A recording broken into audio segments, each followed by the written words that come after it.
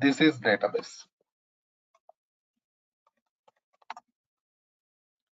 So what is the purpose of databases? See, databases are used to store different types of data. So data storage purpose, we use these databases, right?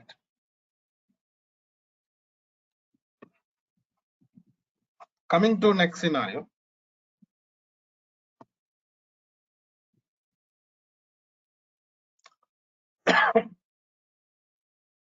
To store data, we can go for files also. Different types of files available in the market. We can use those files for data storage purpose. Why we are going for databases? This is common question. See, when we are working with the databases, security, performance, and storage capacity. These are really important for us.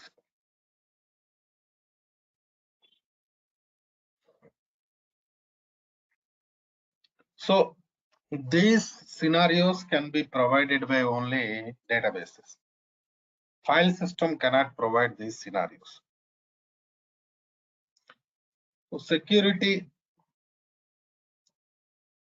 data level security also. For example, you are working with some database. What about data level security?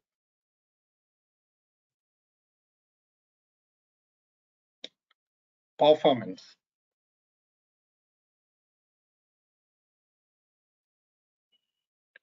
Performance means the speed.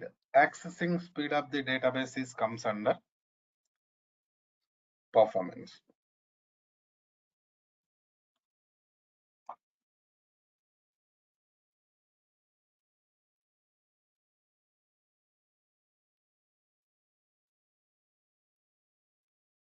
In the same as storage capacity, because in real-time environment, we are going to work with the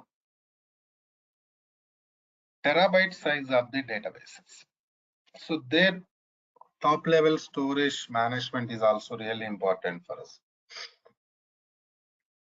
So these are all can be provided by only databases. That's why generally to store data,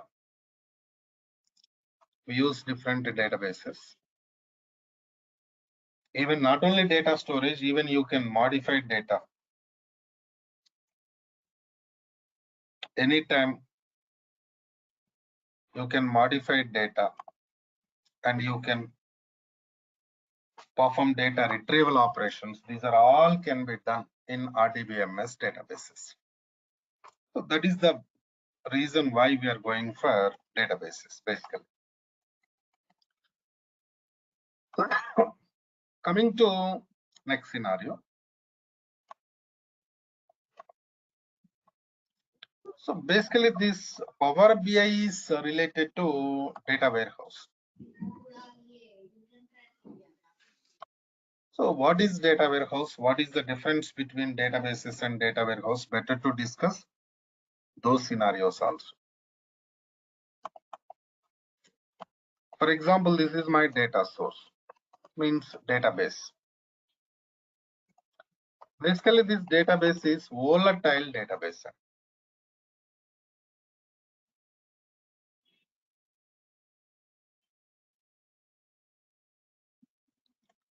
Volatile means anytime you can connect it to database and you can modify. So anytime you can modify data in the database means it contains only current data. Only current data will be there in these databases.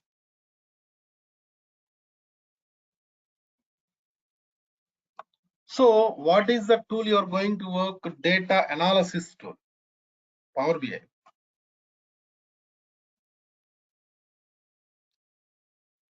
So we cannot use this type of data, current data for data analysis purpose, right? So if you are working with current data to perform data analysis, it is like, time consumption will be there. So this type of issues, performance related issues will be there. That's why we are not going to use that type of data to perform these activities. So we need some other environment which maintains the historical data. Historical means without modifications, non-volatile. Volatile means what? Modifications. We need some environment where we can avoid these modifications. We can maintain historical data. That we call it as a data warehouse database. So this is a non-volatile environment.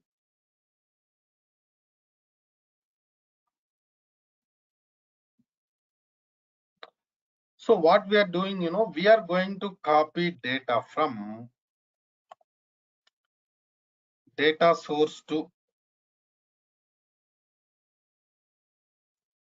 data warehouse environment.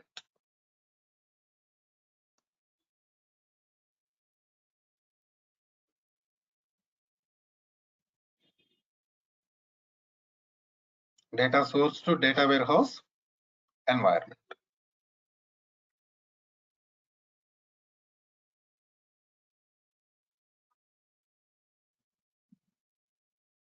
Right. And so the major difference between data source databases, and data warehouse is volatile and non-volatile.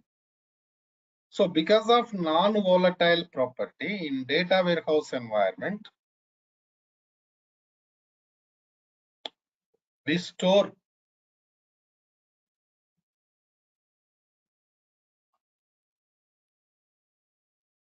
historical data. So that is required for us to perform data analysis. That means suppose you copy data from different data sources to data warehouse environment. After that, you cannot make any changes to data. If data is there in the source, then only you can modify it. If data copied from source to data warehouse environment,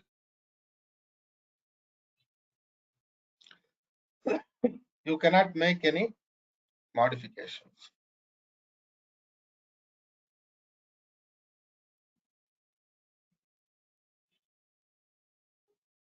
Right?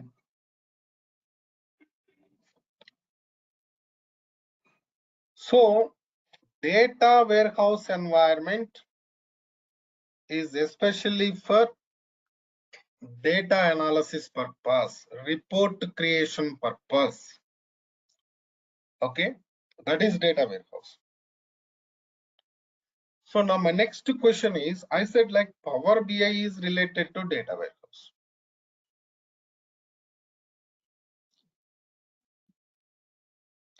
Power BI is related to what? Data warehouse. So how it is related to data warehouse? Let us see that now. See, for example, this is our Power BI environment.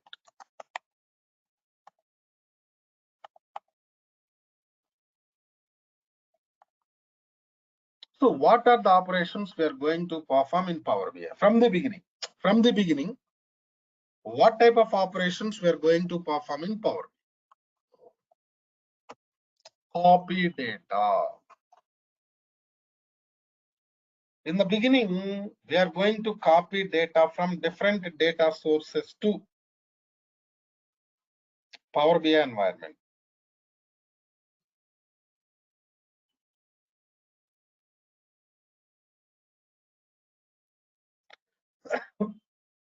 So copy data is not going to modify anything.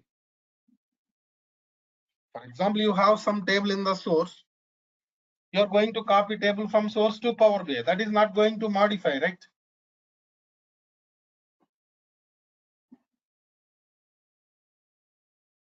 So copy data is not going to make any changes to your database. Non-volatile.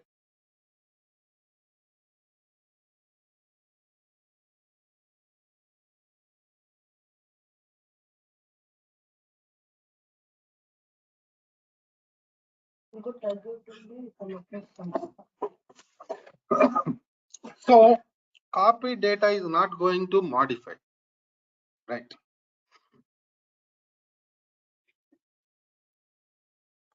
Next scenario.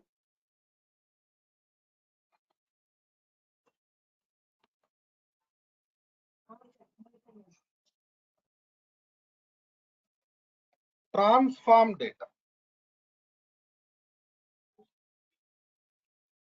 So generally transform data, next DAX, next visualization creation. So generally these are the major operations we are going to perform in Power BI. Okay, fine. But the thing is, Power BI also non-volatile environment only. We are not going to make any changes to data even in Power BI. But when I'm talking about copy data, transform data, DAX data, you feel like data is going to modify. That is not correct. I'll tell you the reason. Copy data I already explained. Transform data. Basically, we use transformations to bring data into required format. See, simple scenario.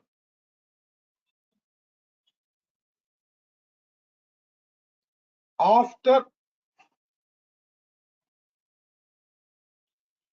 copying data or while copying data, you are going to work with the transformations, right? For example, we have some table products in this source, and this table contains some column sales amount.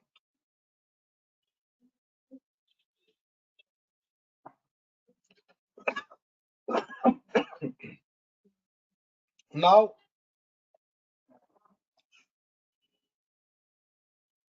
I'm going to copy same table from source to Power BI. Products table with what? Sales amount column.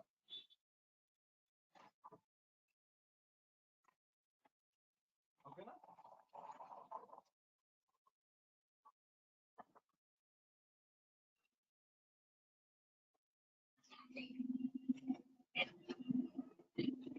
but it is not plain copy. So plain copy directly copy and save. That's all. But it's not. It's not plain copy.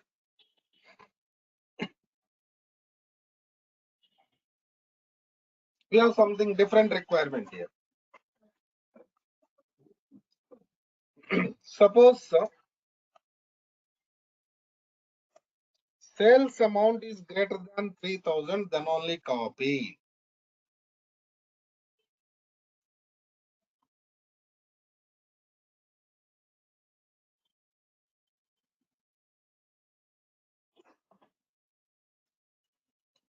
I got my requirement right? Suppose sales amount is greater than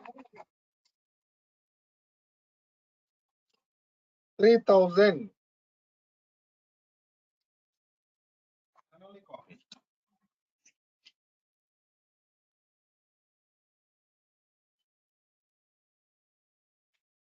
Otherwise, don't copy. Then what to do? I write some condition. See, there we have some condition there. What is the condition? Sales amount is greater than 3,000.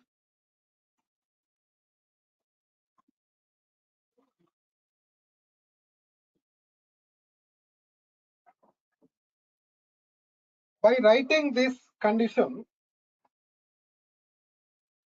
we are going to copy data, required data.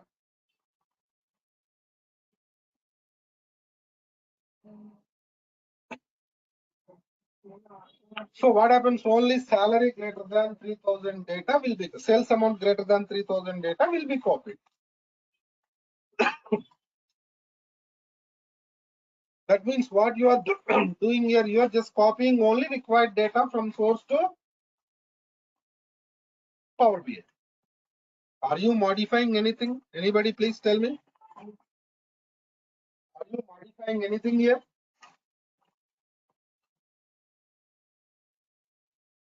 No, we are not modifying anything.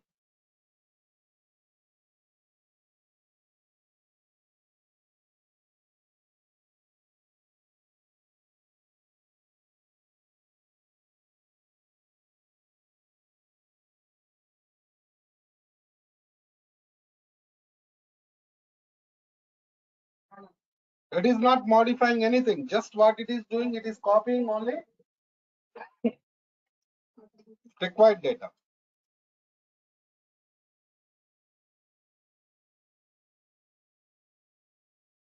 So it is non-volatile operation. So this type of operations are comes under transformations. What it is? Transformation. Right? And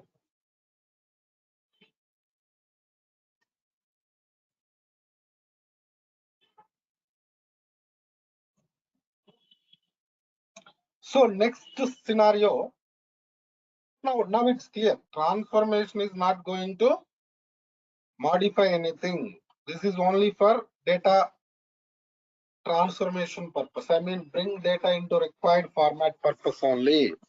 No doubt. Right?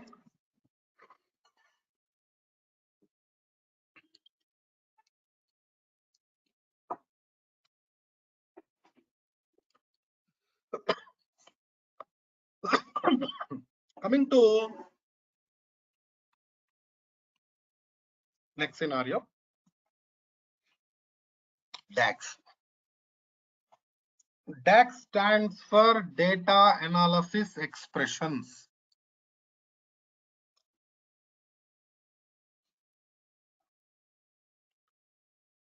Formula language. We use DAX for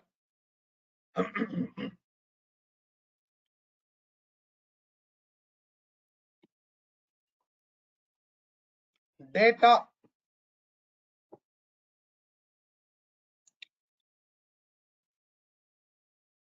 related calculations purpose.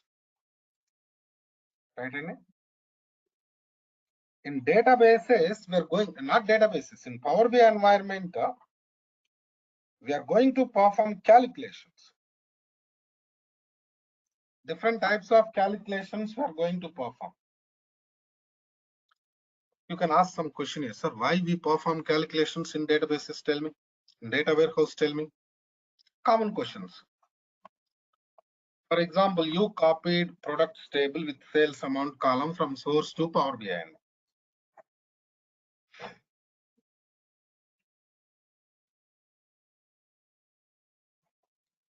So now you are going to create some report. See, what is the final scenario we are doing in Power BI?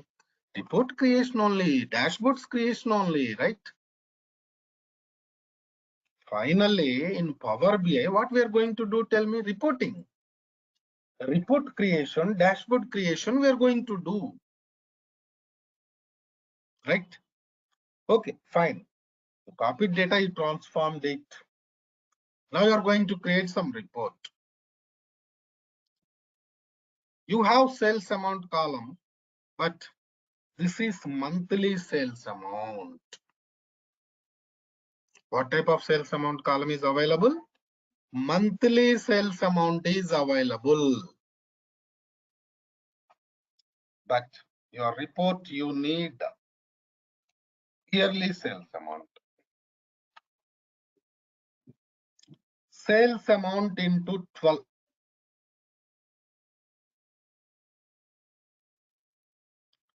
You are doing some calculation here. What's the calculation? Sales amount into 12. Because you need annual sales amount to create report. You don't have annual sales amount in our environment. You have only monthly sales amount. So you have to do some calculation. So doing like this. But we do this calculation by using DAX function. Right? And by using DAX functions only, we are doing these calculations.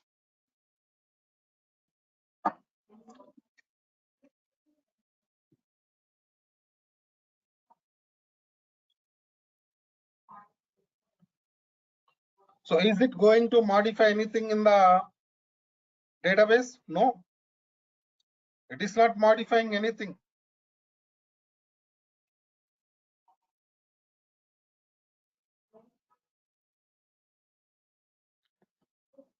So totally what I'm trying to explain, Power BI is pure data warehouse environment. In Power BI, we are not going to perform any data modifications because it is non-volatile environment.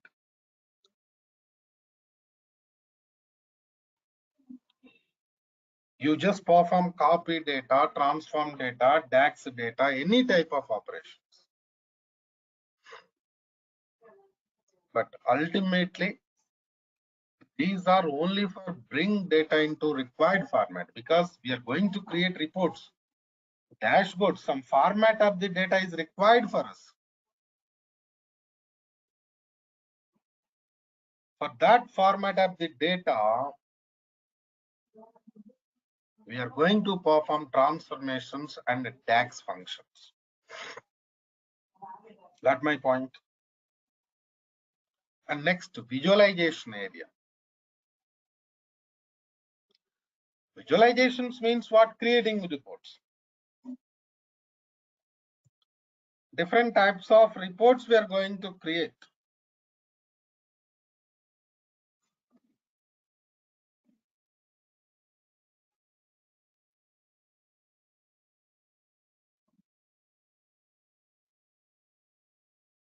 Right?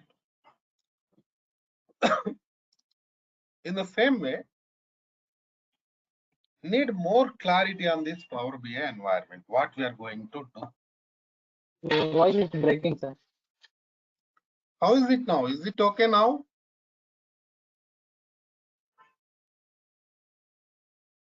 Okay. Yes, sir, it is fine now. Right. So generally in Power BI environment, we are going to work with the different scenarios like this. Right. And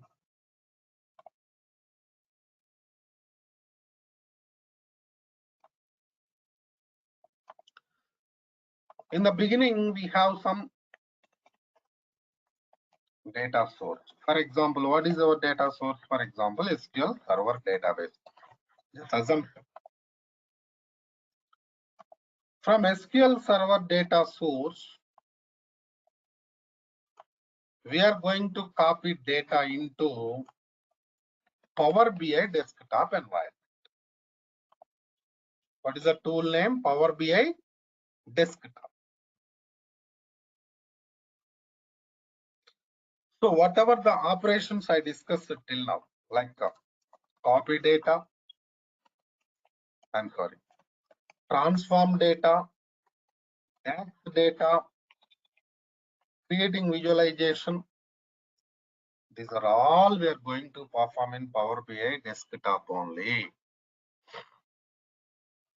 So major development we are going to perform in Power BI by using desktop only.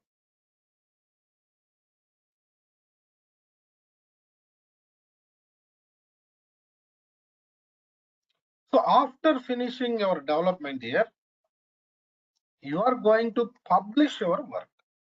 Whatever you developed, you are going to publish. Because why we are developing all these things, tell me? Because of customers. Right? Okay, na?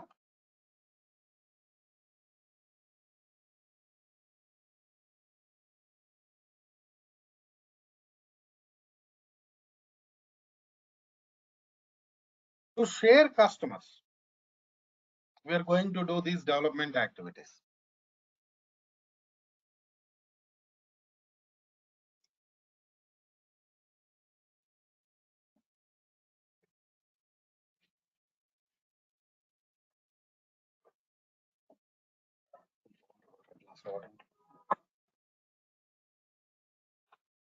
So from Power BI desktop, you cannot share anything to customers.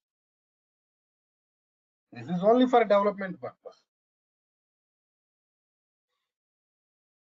So after finishing development, you're going to publish.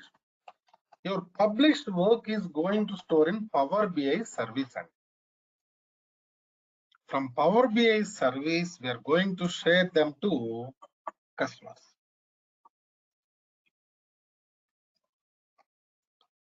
Even we are going to create a dashboard in this service environment only. So dashboard means what? It is collection of different visualizations, related visualizations.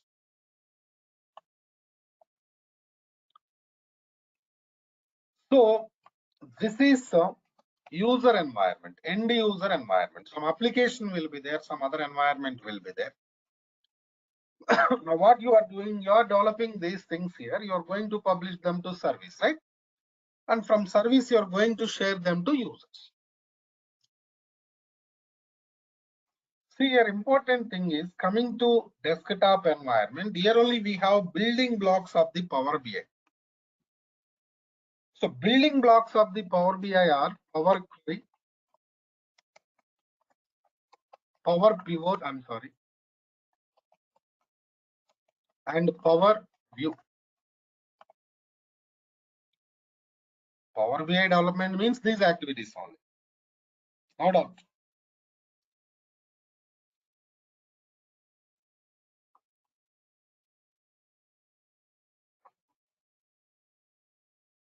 Power Query, Power Pivot, and Power View.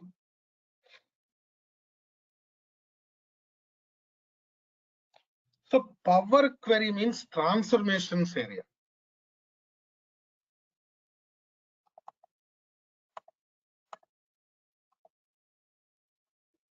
This is transformation area.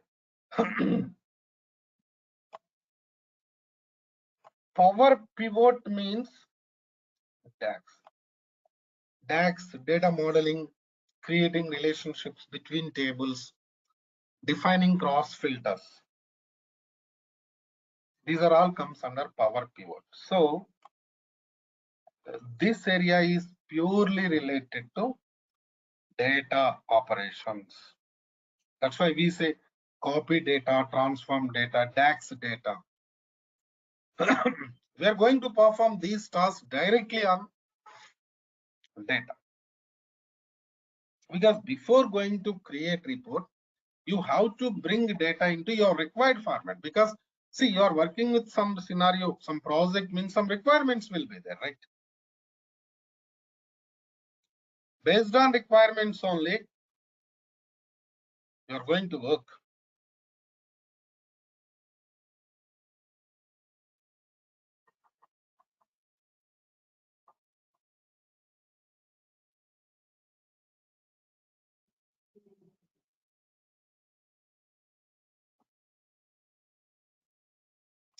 Then we have Power View also. Power View means what? Visualization creation. So Power View concept is different. That means overall Power BI development, we have data related operations and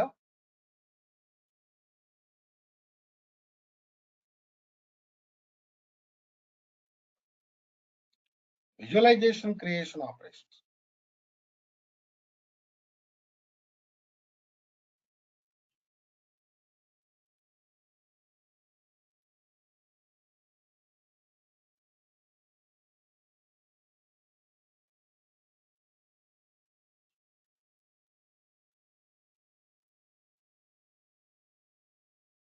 Right?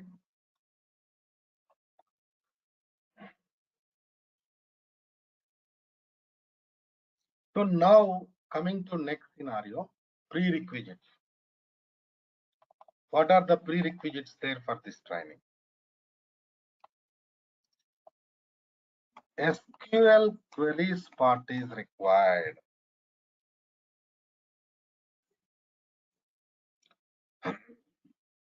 Transformations, DAX, purely coming from SQL queries part. No doubt.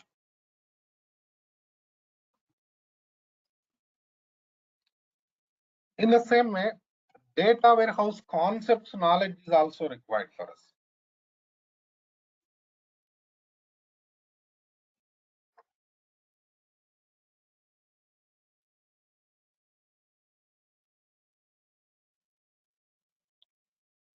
See,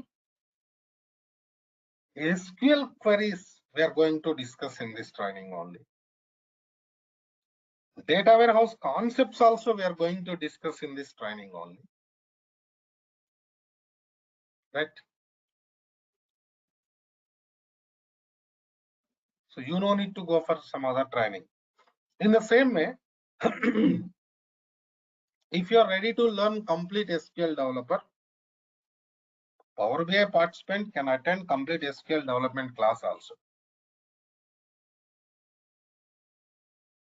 Right, and that is also available in this institute, Durga Sir.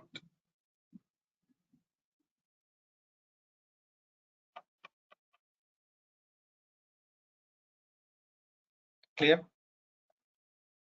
But remember, you go for data warehouse or database related scenarios, whatever it. Database development or data warehouse. SQL queries knowledge is required, no doubt. Some people says that if you know basics of the SQL, you can work. How can you work? You're going to work with real-time environment. Basic knowledge, how can you perform operations still? Am I right or not? Straight question.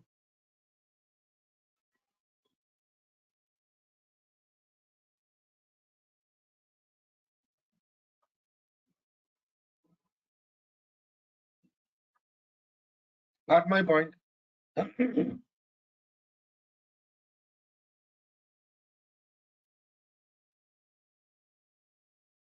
So these are all.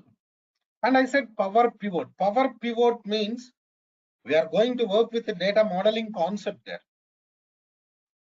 Right, Andy?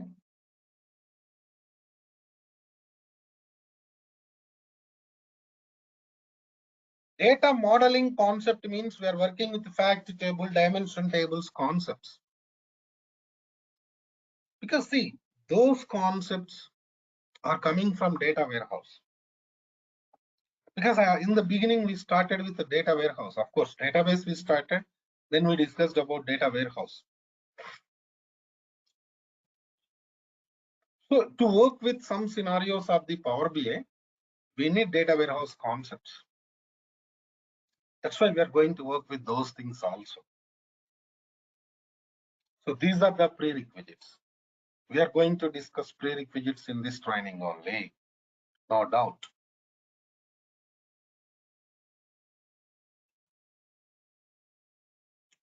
So coming to next scenario, we have to discuss more on process.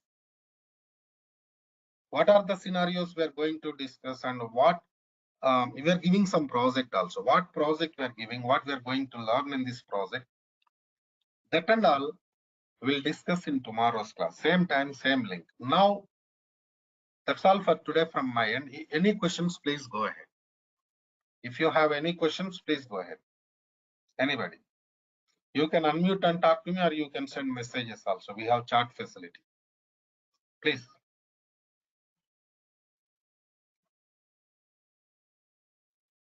Tomorrow's class, I'm going to discuss more on these things. Somewhat related to real-time scenarios also I'm going to discuss in tomorrow's class. Please go ahead. Any questions, please?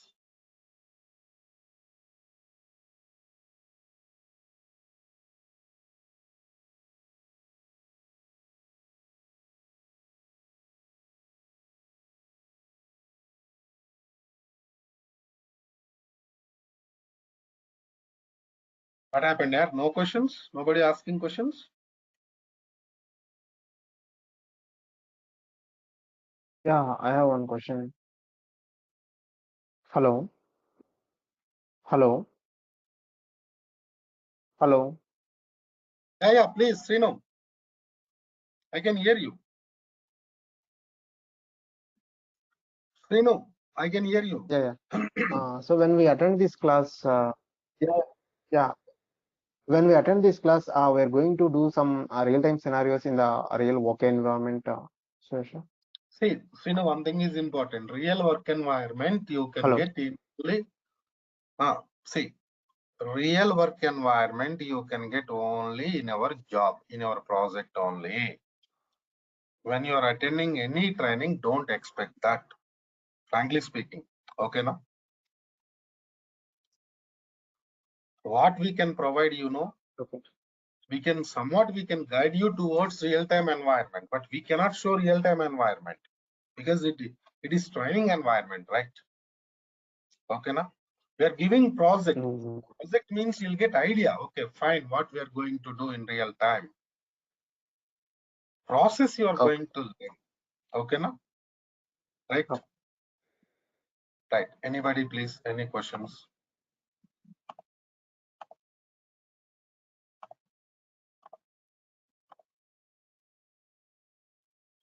Any?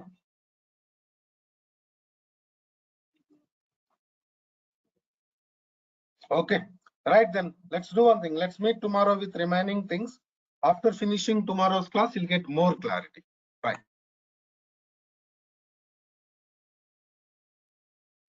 In yesterday's class, we discussed about some scenarios related to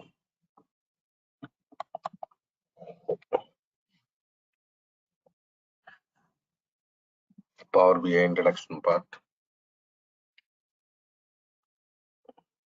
And we discussed what are the things we are going to do in Power BI.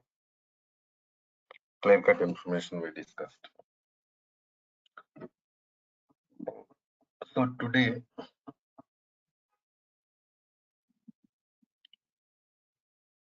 we are going to discuss about more related scenarios here. Suppose you are going to work with some project, right?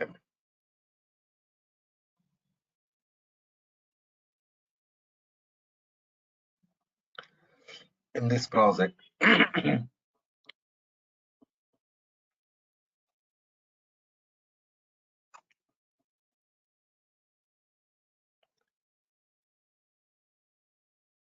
I mean, Power BI related project. I'm talking about Power BI project only.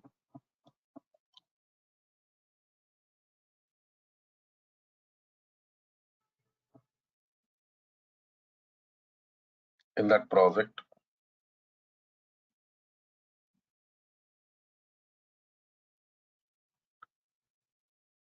what are the different scenarios we're going to do?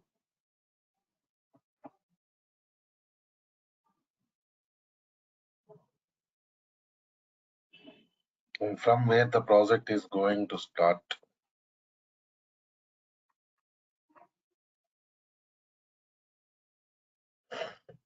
These are all really important.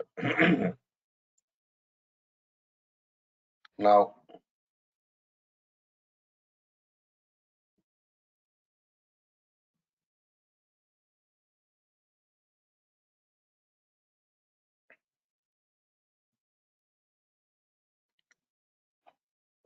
in the beginning, copying data.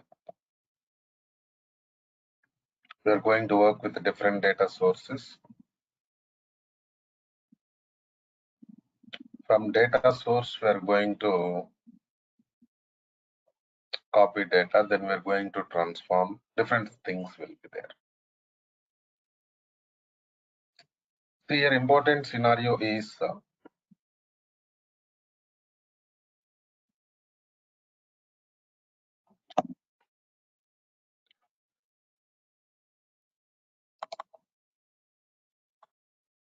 So we have some data source,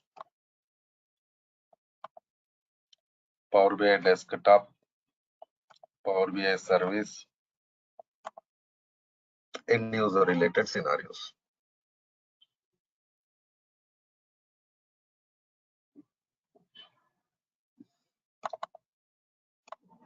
Suppose this is your data source. From this data source, we're going to copy data, right? And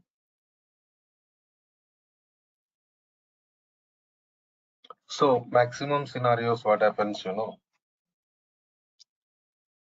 are going to work with some data source means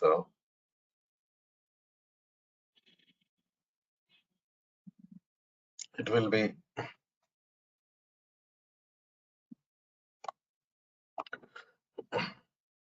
database only.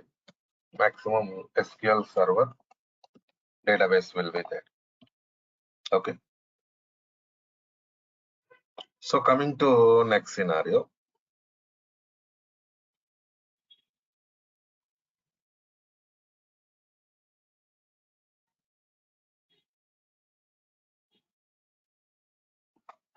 From data source, we are going to copy data into desktop. In this desktop only, we are going to transform, right? And DAX, different scenarios we are doing it.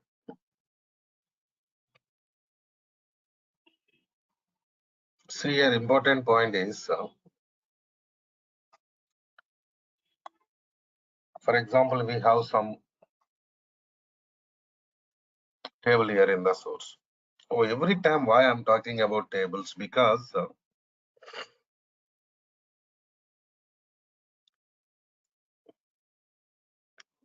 in RDBMS databases, in the same in Power BI, data is going to store in the form of tables only. There is no other facility, right? In the beginning, we are creating tables and we are going to store data in the form of tables only. That is the point. Clear? And so coming to next scenario. Suppose we have some tables here.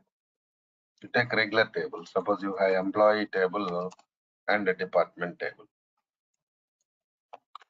So in these tables, we have common column department number. Okay, now listen carefully, please. We are going to copy data from employee table, department table. What is the common column we have in these tables? Department number. So here important point is, if you are working with these two tables individually, lot of burden will be there, right? Suppose you have two tables and you are going to work with two different scenarios, means number of operations will be more and even burden will be more on our server. So that is going to create troubles to us. Okay. That's why what we are doing, here you have different tables copying from source to Power BI, and here you have common column also. So now we can perform some transformation called as merge transformation. So by using this merge transformation, we can combine data from these tables. Suppose here you have two tables, right? You are going to copy data from these two tables. And what we are doing, we are going to combine the data. So how we are going to combine the data here? By using transformation merge. So why we are going to combine the data? See, working with less number of tables always better than working with more number of tables. Remember that point. Okay. So here what's happening? Initially, when the data is there in the source, there are different tables. Right, Andy? When data is there in the source, they are what? They are different tables. So multiple tables. Right? When you're going to copy data, and when you perform this combined transformation, merge transformation, right? They are only single table. Okay. So now what's happening,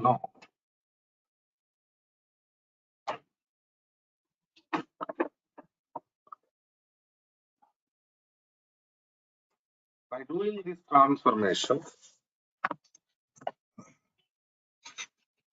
merge transformation, we are going to combine the data. In the same way, we are going to minimize number of tables. Am I right or not?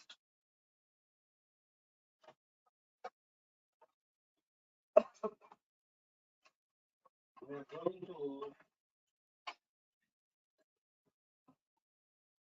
minimize number of tables from 2 to 1.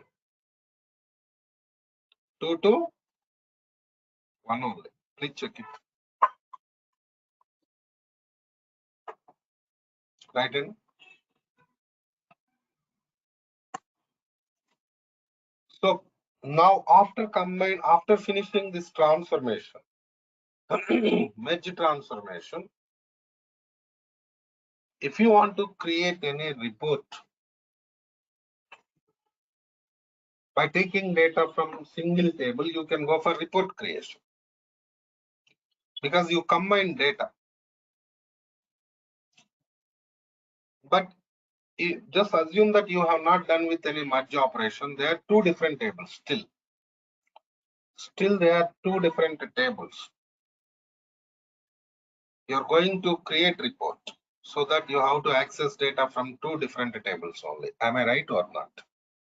Okay, now listen carefully. Very important real-time scenario I'm discussing now. Okay. So an important point is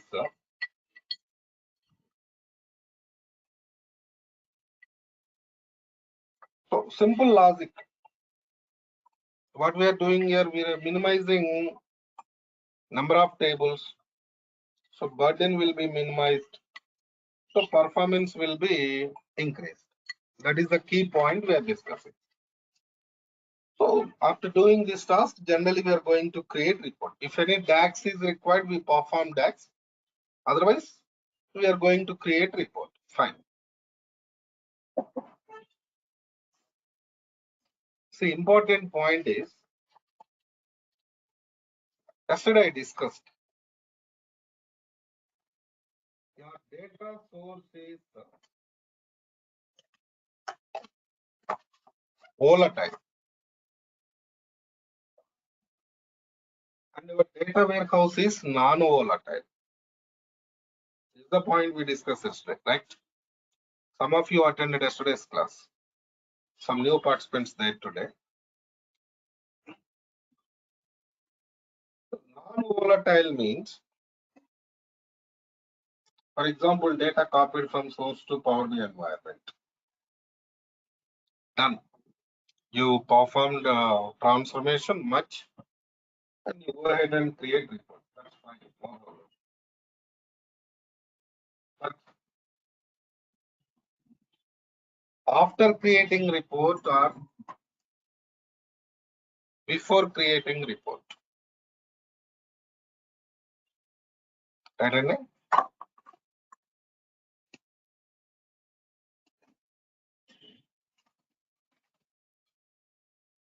after creating report or before creating report.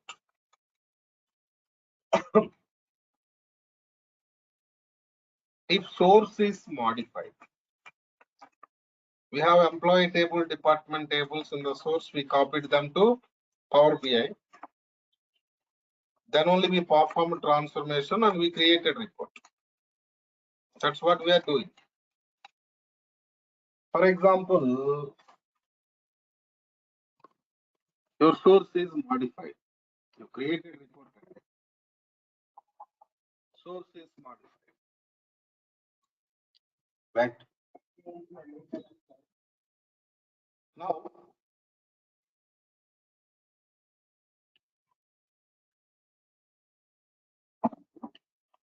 whatever the data modified in the source, that should be copied to Power BI. That should be reflected to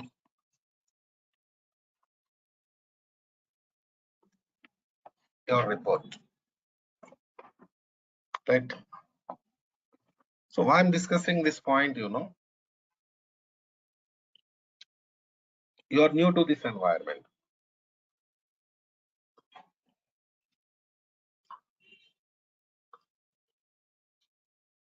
Generally, you feel like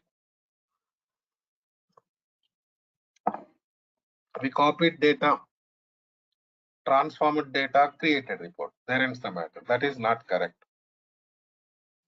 Initially, we are going to take copy of the data from this source. We are creating report. Of course, we are performing transformations, DAX. After that, refresh will be there. So refresh means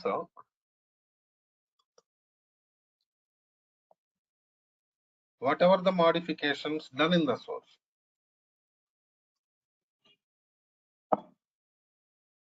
they should be copied into Power BI. They should be reflected into report and visualization and dashboards also. So that is the importance of transformation. Not only merge transformation, we have different types of transformations there.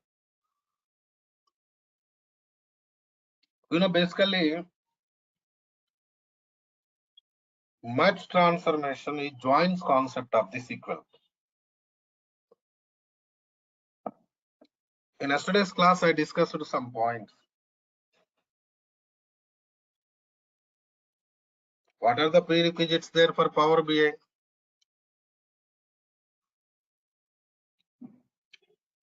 SQL Server queries part and data warehouse concepts.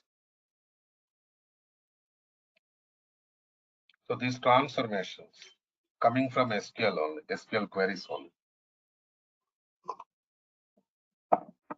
Right. So now we got some idea what we are doing with the transformations. Okay. So after that, we are going to work with some DAX. For example, DAX also I'll give you some scenarios. Suppose you have source here. From source, you have some table employee. Okay.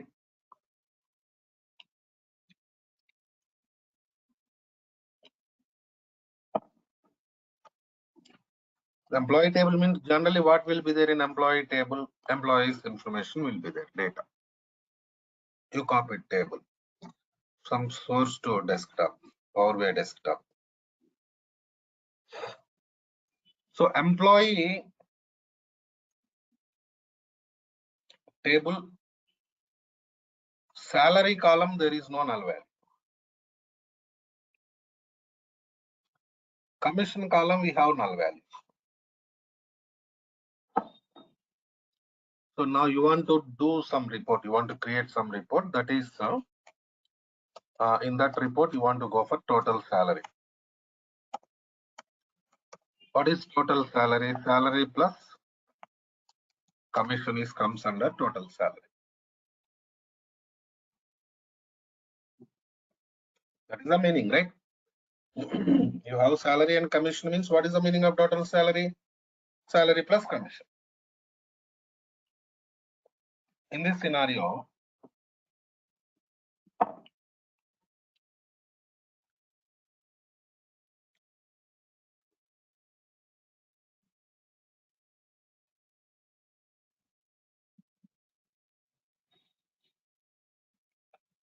so now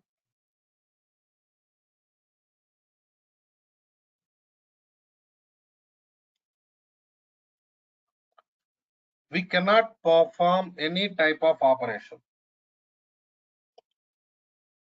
with null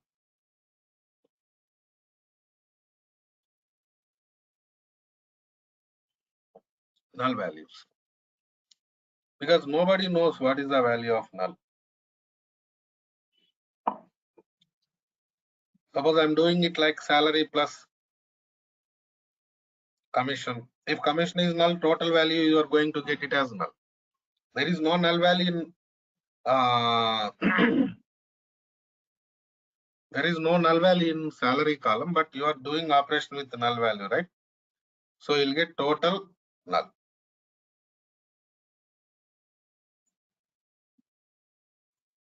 Right? So that is really important for us.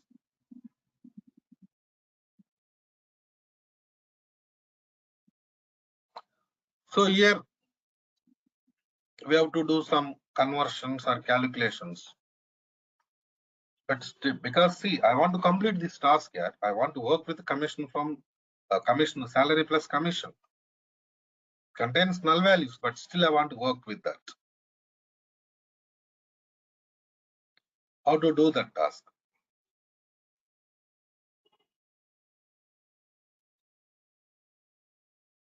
You got my point, right?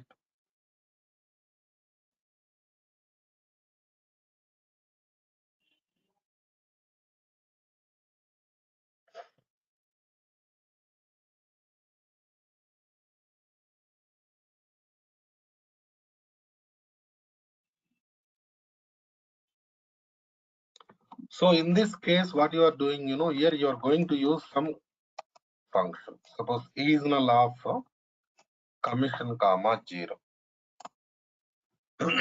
This is null function is going to convert null value into 0. For example, you have null value in the commission column, then it is going to convert. Is null function is going to convert null value into 0 temporarily.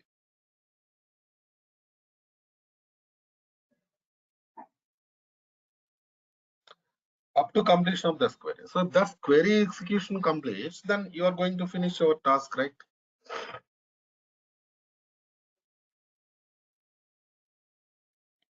For that, we are using DAX, data analysis expressions. DAX functions. What is is null? Is null is functional. Is null is functional. We are working with DAX functions only.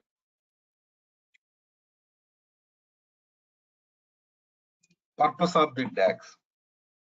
So then you're going to create visualization, report. Even one thing, after completion of this, if any modifications done in the source, those modifications will be copied to Power BI from source. In the same, they'll be copied to DAX, then they'll be copied to report also. That we call it as refresh concept. Tomorrow I'm going to discuss that refresh concept. Refresh data. Refresh data means copy latest modifications done in the source to Power BI environment.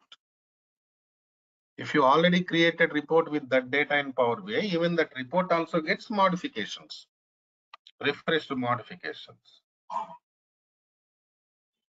Right, Annie? So these are really important.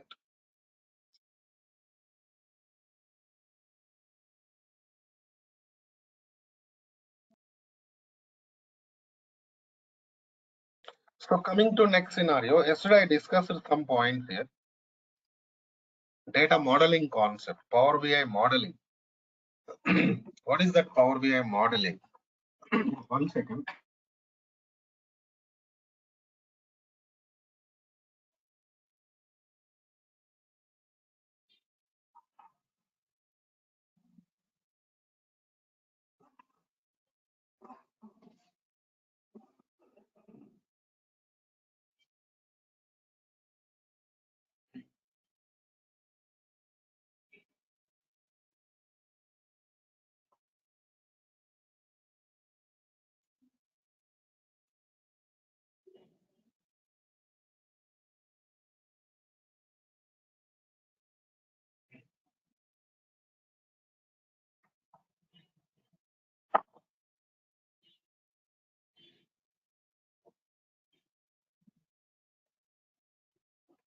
So modeling means relationships between tables. Previously, we discussed about joins, merge. That is not relationship. So different tables data you are going to combine. That's what we did. But now the scenario is different.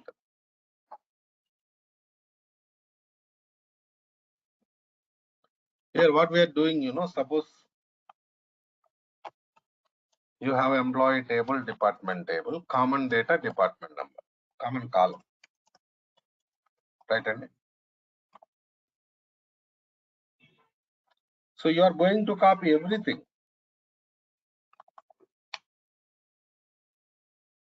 Employee table, department table with common column, you are going to copy.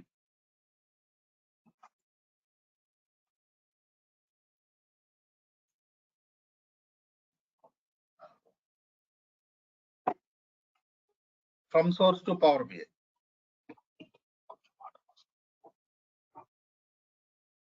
Right? And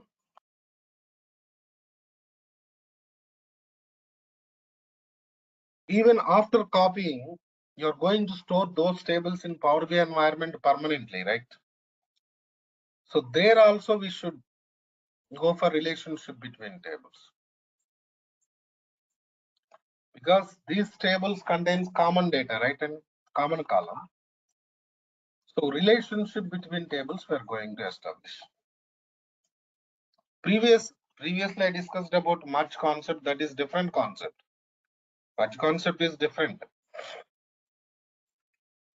Because merge combined data. Now we are not going to combine. They are separate tables, different tables only. Even inside Power BI also, we are going to store them as different tables only. But relationship we are going to establish. What is the advantage of creating relationship between tables? Number of operations are going to minimize. For example, you are creating some report. Generally, in Power BI environment, you are going to create report means you are going to use data from different tables for creating that report. You're going to use data from different tables to create that report, So then these tables are related tables. Then time consumption is going to minimize, right? Easy access will be created, right? So that means performance will be increased.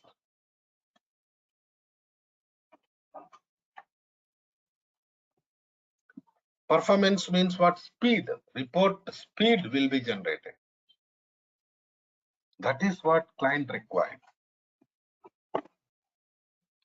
You're creating report. Report creation is not enough. Lot of things you need to provide to that report, especially, security, performance, these things. Security is different thing that we can do, no problem.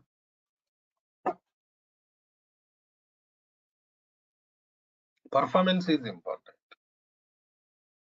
Accessing speed is important.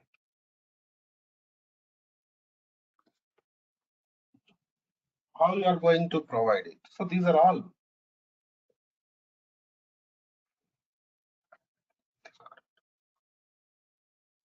There are many ways to improve performance, right? And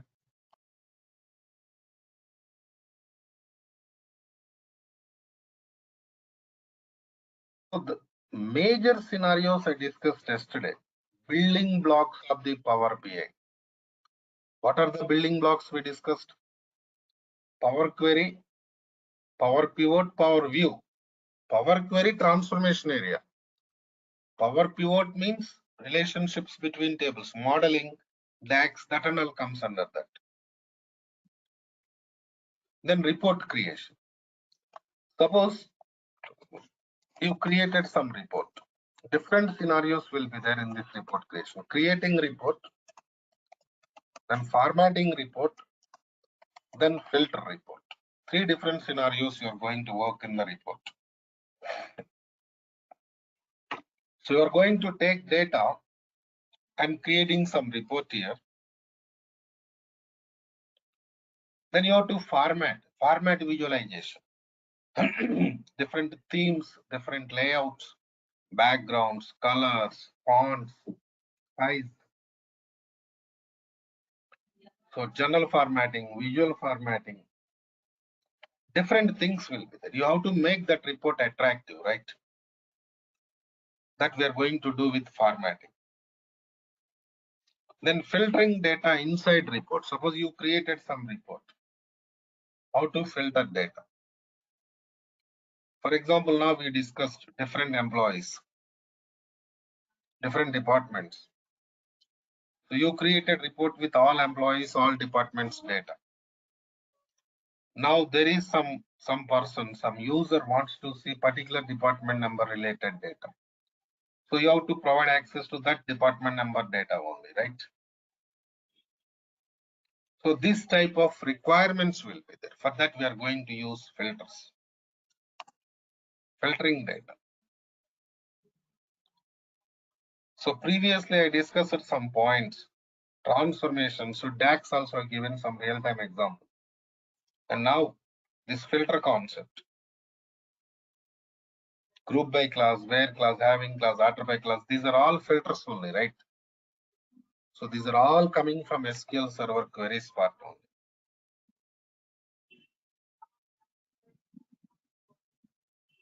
Right? So Power Query, Power Pivot to Power View. Same order we are going to follow. Suppose you created some report, then if you want to make changes to that report, you can edit that report. You can edit and you can make changes to the report. That is also possible, don't worry. In the same way, this is desktop, right? Here, whatever the things up to now I discussed in today's class, we are going to perform them in this desktop environment only. So after finishing your work from here, you're going to publish it into Power BI service environment. This is service.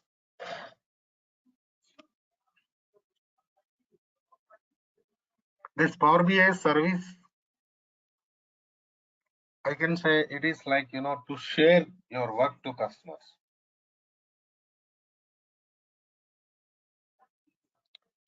To share your work to customers. In the same way, dashboard creation is also really important.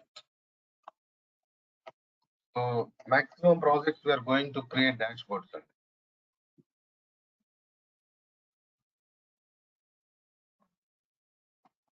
Dashboards we can do in Power BI service only. Here only sometimes we are going to create deployment pipelines. Deployment, what is the deployment pipeline? Development, then testing, then production. So in the beginning, development will be done. Then it goes to test environment. Then it goes to production. So the deployment pipelines creation and creating apps. apps creation is important.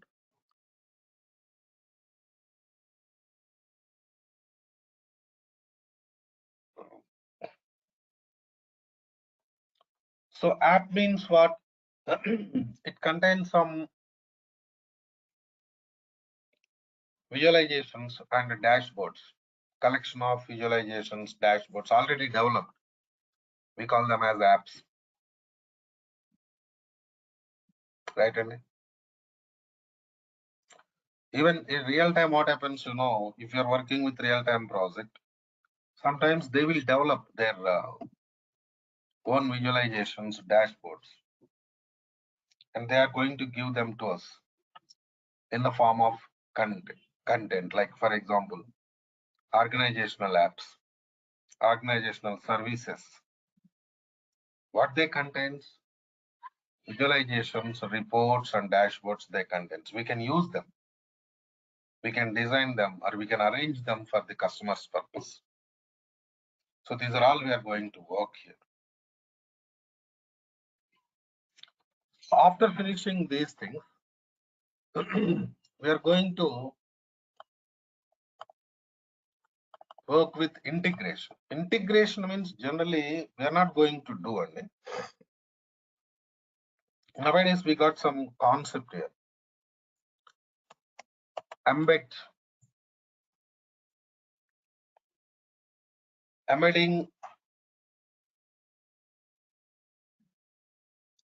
Power BI visualization with some application. For example, I give you a simple example.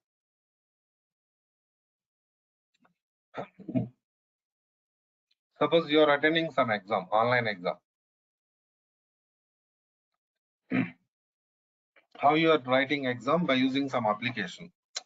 They will give you some user account, you are connecting to their application and you are going to finish your exam. Am I right or not?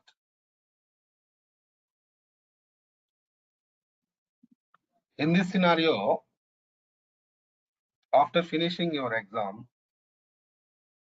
they will give you some report there. So total marks, percentage, where you scored more, where you scored less. This type of graphs kind of visualizations they are going to give you. Where you are accessing those visualizations in the application only. But those visualizations not created in application. Application is just user purpose, user access purpose. Right? And so they are developed in some reporting tool, like for example, Power BI, based on the data. That is really important for us. So how to embed that report? Like just information. Your role is up to service only. Embed is not related to Power BI developer. But still, if you know something extra, that will really good for you, right? So little bit about embedding Power BI reports, Power BI dashboards into applications. Internal users purpose, external users purpose. So what are the licenses required? What are the security scenarios required? Something real-time environment.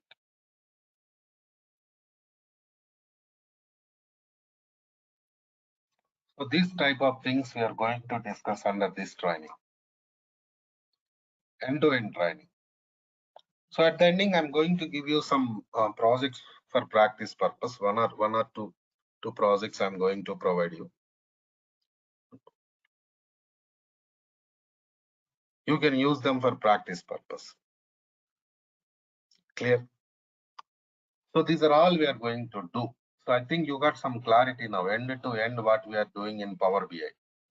The major scenarios of the Power BI development are copy data, transform data, DAX data, and visualization creation, dashboard creation, publishing. These are all comes under major scenarios. So if you know something about app design, creating app, designing means it's not like application development and you don't worry about the coding or kind of nothing. App designing means what? You developed some visualization, some reports, some dashboards. By using them, you're going to create some application, app. We are going to do that. We are going to develop it. So you'll get more knowledge there, more idea about real-time environment. How you are going to work out the things in real-time environment. That is required for us. Subject is okay, no problem. If you're practicing, you'll get subject, no doubt. But scenario is important, right? Even DAX also will go for in-depth of the DAX. We have different types of DAX functions, differences between DAX functions, depth of the DAX. These are all we are going to discuss. So now tell me if you have any questions related to this training, please. Any questions, please? Anybody?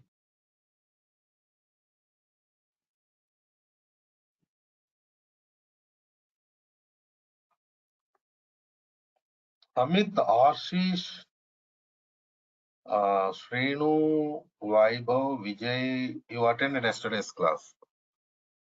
But other participants are new to this. Vinith and Vikas. Vikas, you attended yesterday's class?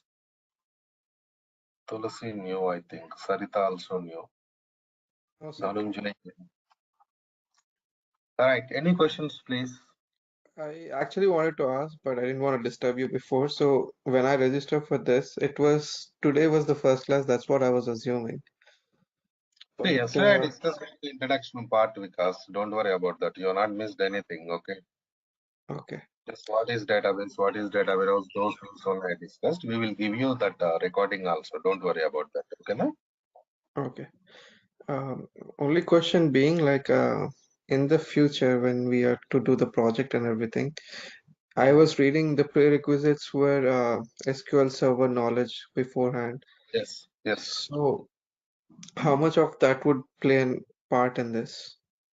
Actually, SQL Server complete queries knowledge is required because we have different types of query concepts in SQL environment. All those query concepts required for us. Because of that reason only, in Power BI class, we are going to discuss SQL. And if you want, you can attend separate SQL class also. Complete SQL Server training you can attend if you have free time. So that we are doing morning 6 o'clock now. SQL Server development class. Complete end-to-end SQL development will be there. And Power BI class at 5 p.m. Okay, no? Right. Okay, thank you. Yeah. Anybody, please? Any questions?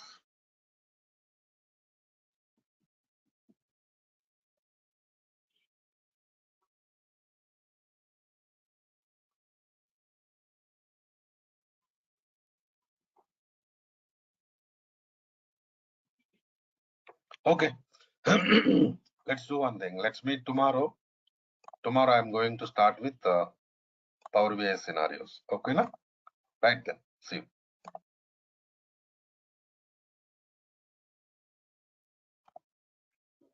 In yesterday's class, we discussed about some scenarios like complete details about the project environment and how it is going to work in real time.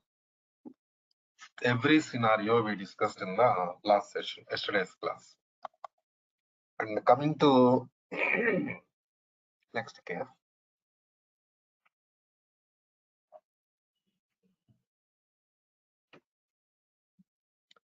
We are going to discuss about the introduction part of the Power BI practical environment. I mean, Power BI desktop. The major tools in Power BI environment we are going to work are Power BI desktop, Power BI service. Okay. So Power BI desktop is for development purpose. Complete development activities of the Power BI we are going to perform in Power BI desktop environment only. Okay. So I'll show you how to install Power BI desktop. Even I'll help you in SQL Server installation also. You don't worry about that. And coming to next scenario. Basically, in Power BI environment, real time we are going to work with licensed software. But now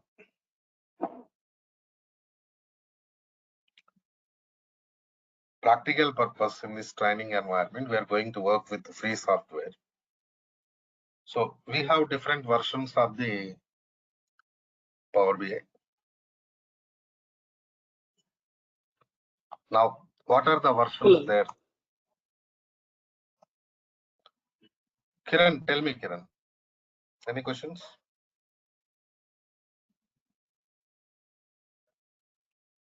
Right. Free version, pro version, and premium version.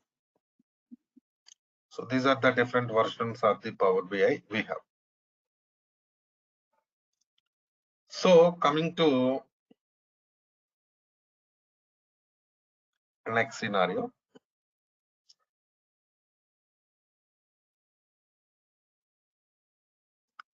Free version, directly we can download it from official website of the Microsoft Corporation, and we can use it for practice purpose. No doubt.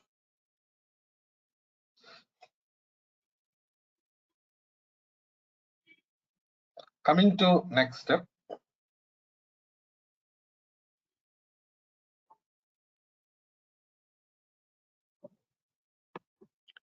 Pro version, premium version. Pro version of the SQL Server, premium version of the SQL Server, they are, licensed softwares. So generally when you are working with real-time environment, real-time project, so we are going to work with the pro version of the SQL and premium version of the SQL. Sorry, Power BI. That's okay. See, pro version, premium version, licensed. That means if you want to work with those versions, you have to purchase license, then only you can work with them. That's fine. But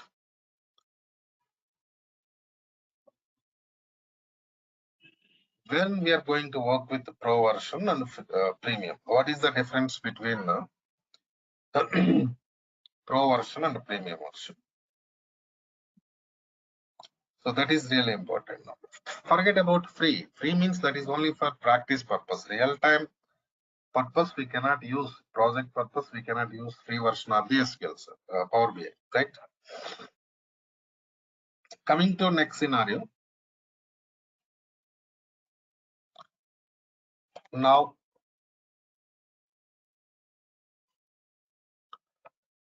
pro version. Generally, what happens, when you are working with the gigabyte size of the data, hundreds of the users, right? And in that scenario, we are going to work with the pro. I mean, middle level cost.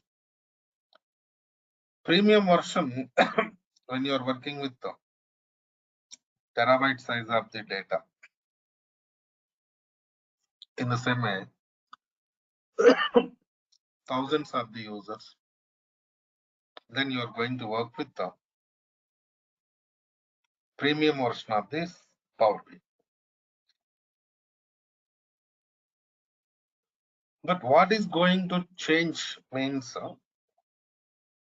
yesterday we discussed about some scenarios. Storage capacity, number of users, that is really important.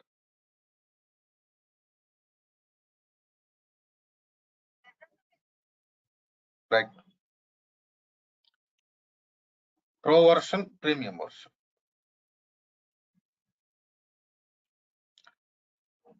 So the only difference is like, storage capacity in the same way. User capacity, number of users. So this point is really important in the beginning. And coming to next scenario. Initially, you're going to create some data set. Data set in the sense of data, whatever the tables that and all you are going to copy from source to Power BI environment, we call it as data set. So now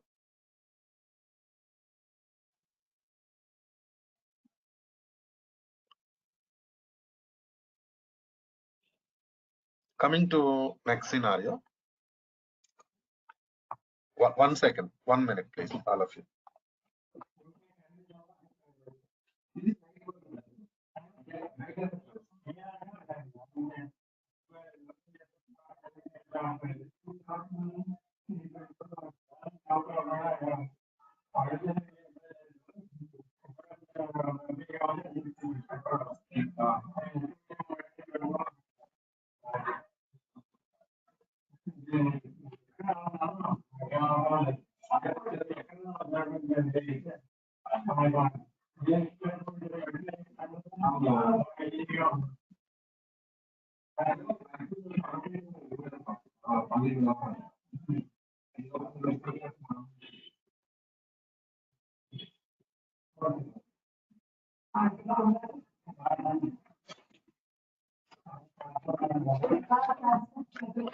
Right, coming to next scenario. Now,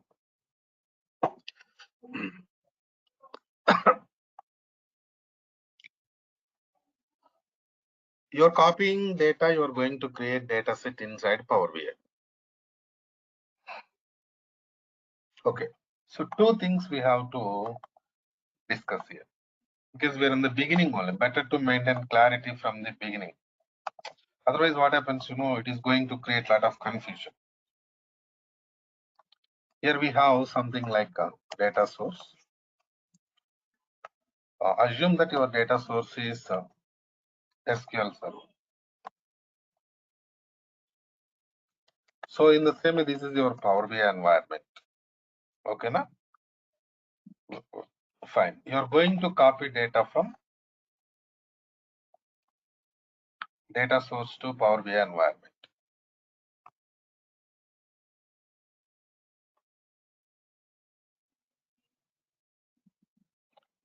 So I said like data source is SQL Server. What is SQL Server? Microsoft RDBMS database. How data is going to store in Microsoft RDBMS database is tables format. Maintain clarity.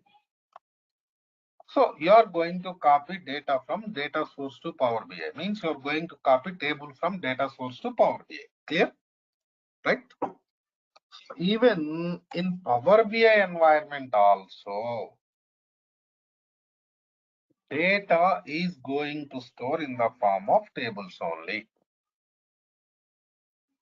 Right? And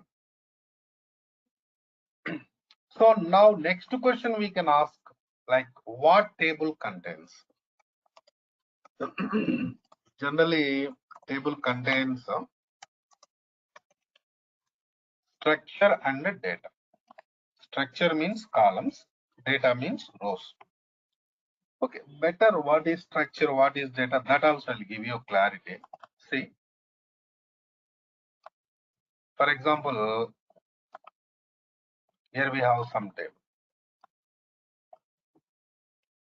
Suppose table name is what? Products.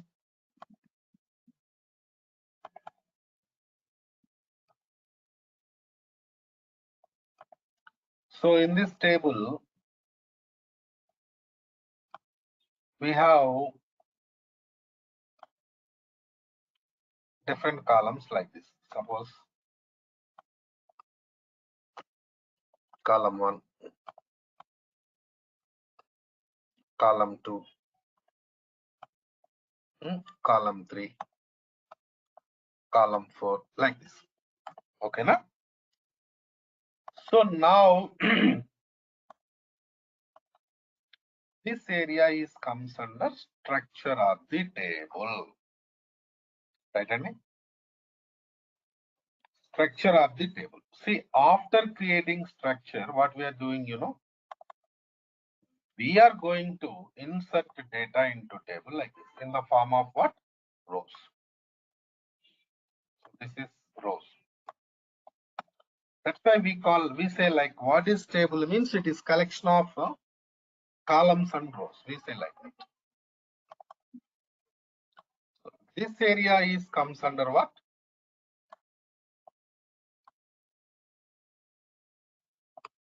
Data. So this is structure of the table. This is data of the table. Structure means what? Columns. Data means what?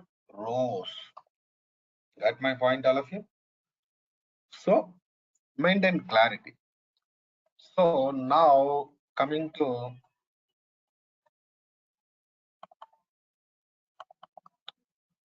next scenario. We have table here. Table contains these things. The same table we are going to copy from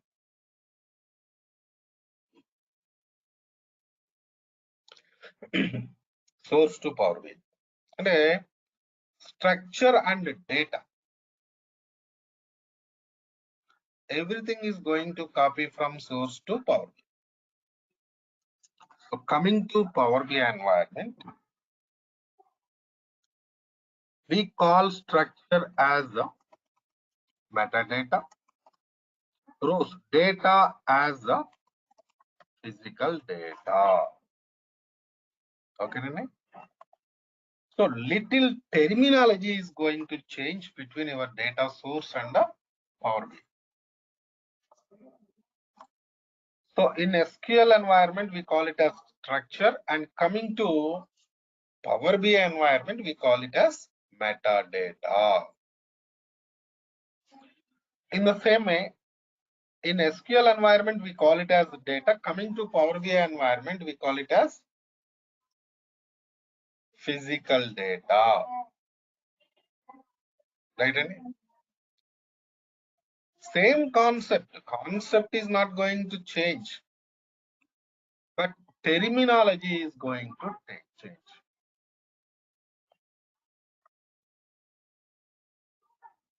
Okay, na? So this is the point. Okay, that's fine. See, next question is, so format of the data. Format of the data is clear. Table only. Table contains metadata, physical data. And one more important point. You have to concentrate on Power BI. SQL is not so important for us. Query is part important because we are not going to develop any SQL environment, right? Just we are going to take data from SQL environment, but we are going to develop everything in Power BI environment. So concentrate on Power BI environment. And coming to next scenario, format of the data is clear. Tables format. Even terminology is also clear. Metadata, physical data, done. Right? And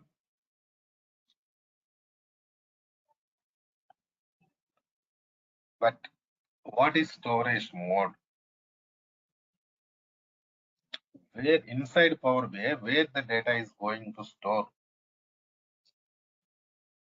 Why I'm asking this question, you know? SQL server is database. Purpose of the SQL server is data storage only, right? And purpose of the SQL server is data storage only.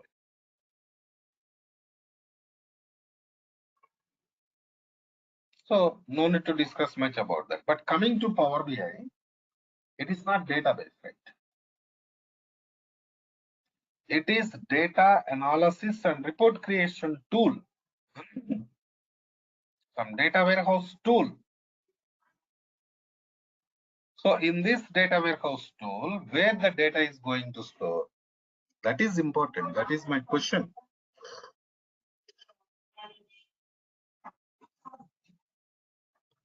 See, we have some cloud environment called as Azure. This is from Microsoft only, Microsoft cloud environment only. Azure cloud, right?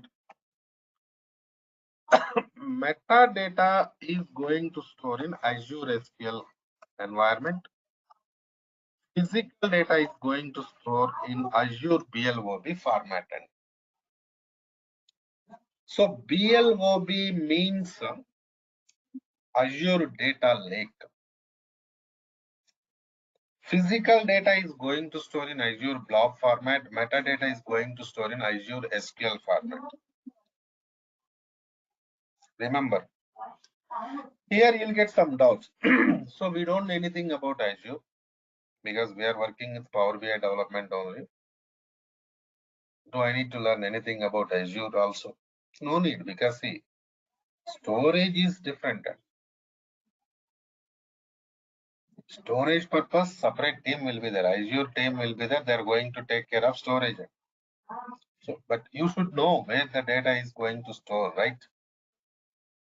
I'll give you some more information about Azure SQL and Azure Blob when we are going to work with the Power BI service environment. Okay, na? Don't worry about that. And coming to the next scenario. So data related, I mean format related, storage related, everything is clear. Now, fine. Coming to next step. Generally, you started database. I mean, Power BI development means database copy only. Without copying data, we cannot perform any operation in Power BI environment. So, Power BI development is going to start with the copy data only. No doubt.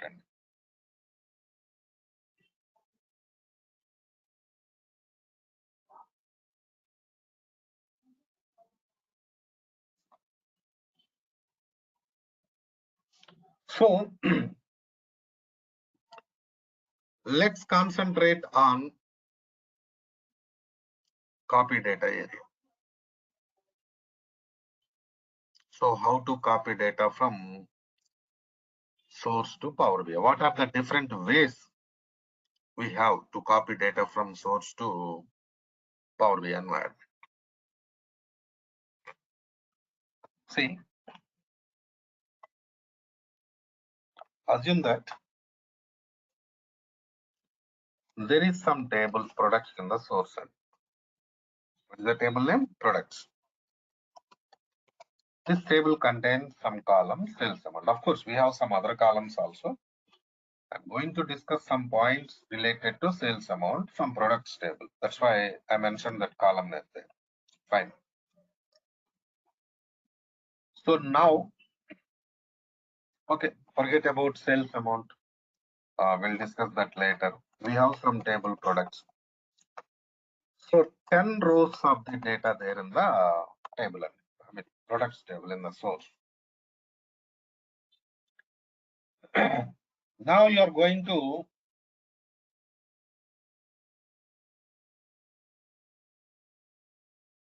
copy products table from source to Power BI.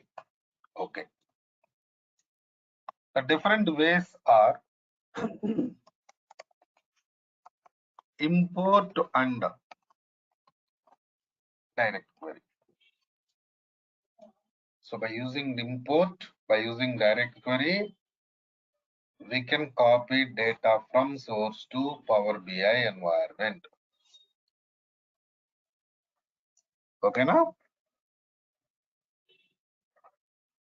we can copy data from source to Power BI environment. Okay, fine. So what is import? Let us see. Suppose you are using import, table structure and data. Everything will be copied. Okay, Nandi? Table structure and data, everything will be copied from source to Power BI environment.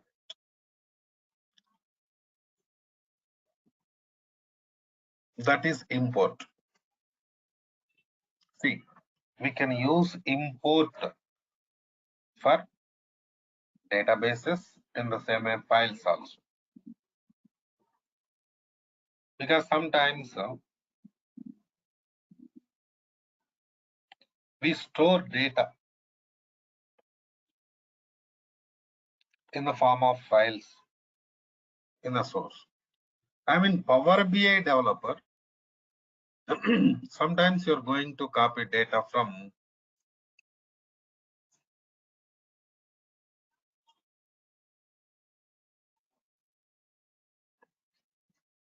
databases. Sometimes you're going to copy data from files also. Excel files, Notepad files, Word files, WordPad files. Like this, we have different types of files. Right, Annie? So whether you are going to retrieve data from databases or files, but you can use, files, you can use import.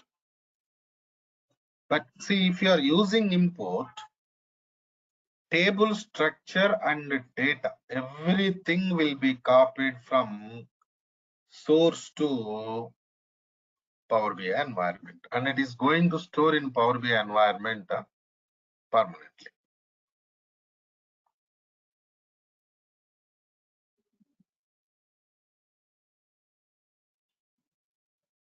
Right? And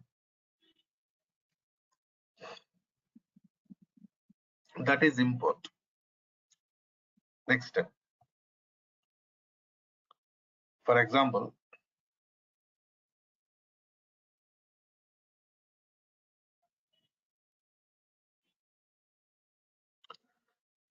we are going to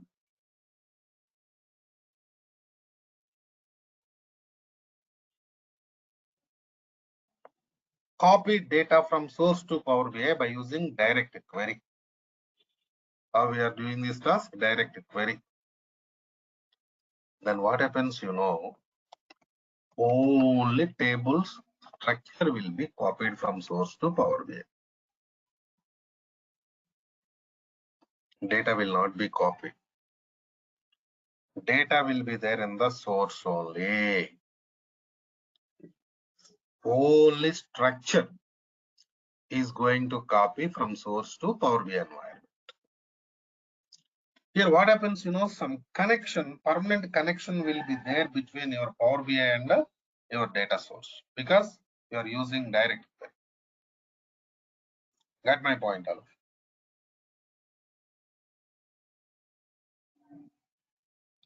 So in this scenario,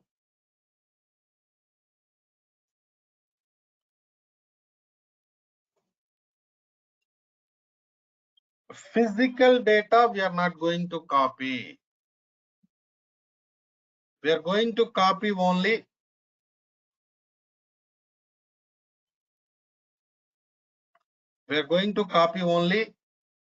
metadata.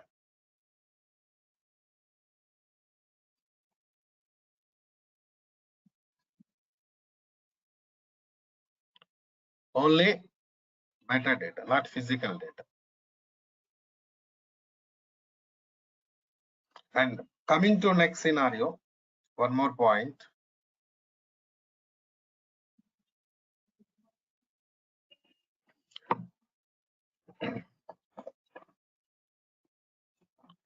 Direct query can be used for only databases.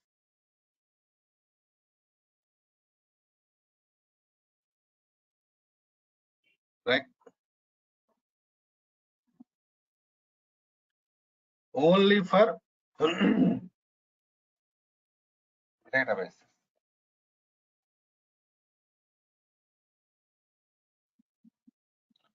Direct query you cannot use it for file.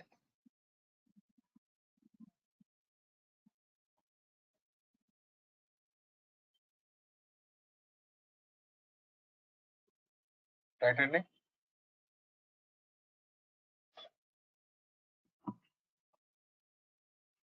So this is what the scenario. Now, okay, fine. Suppose forget about direct query for some time. Right, Andy? Forget about direct query for some time. We used import. So what happened? Table structure, data copied from source to Power BI. Fine. Okay. 10 rows there in the source table. 10 rows copied from source to Power BI environment. Right.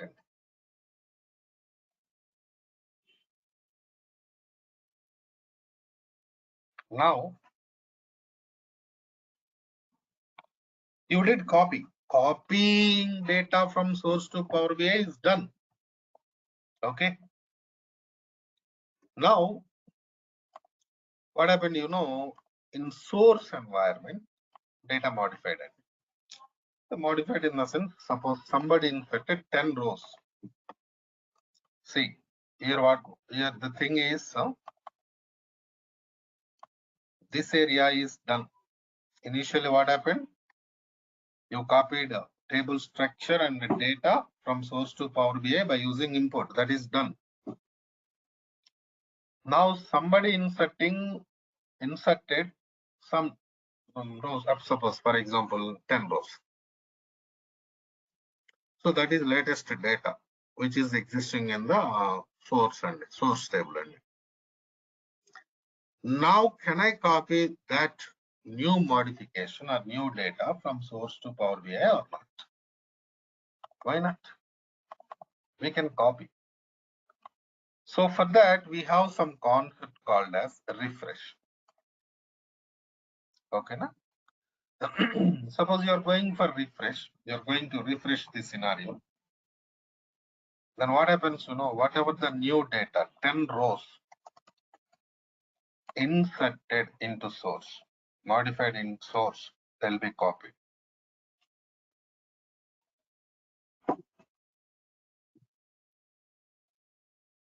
Okay, na? So by using this concept, refresh concept, whatever the modifications done in the source, those modifications will be copied from source to Power BI environment.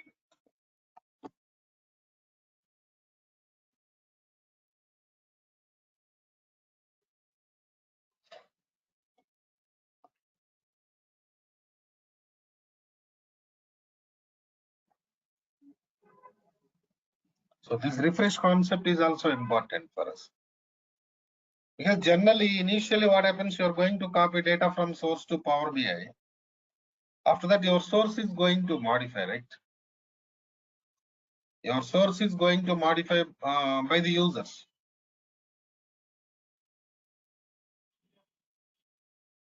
Then you have to copy those modifications from source to Power BI. For that, we are using refresh. Okay, that is fine.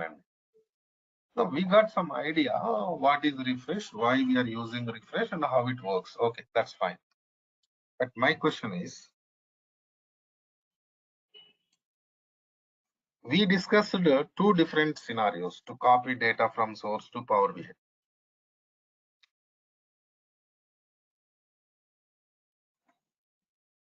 Import and direct query.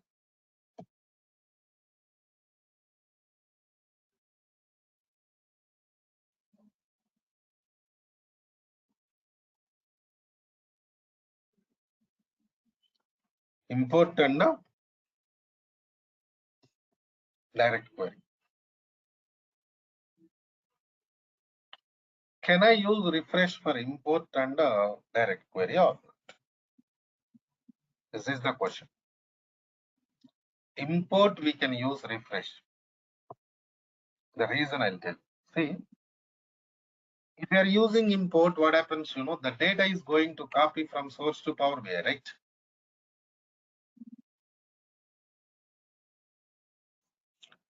Data is going to copy from source to Power BI if you're using import. So then if any modifications done in the source, then you have to copy them from source to Power BI. That is import. So refresh is required.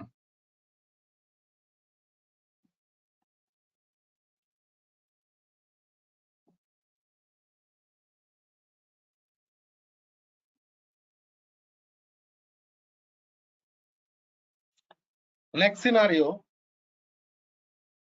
direct query.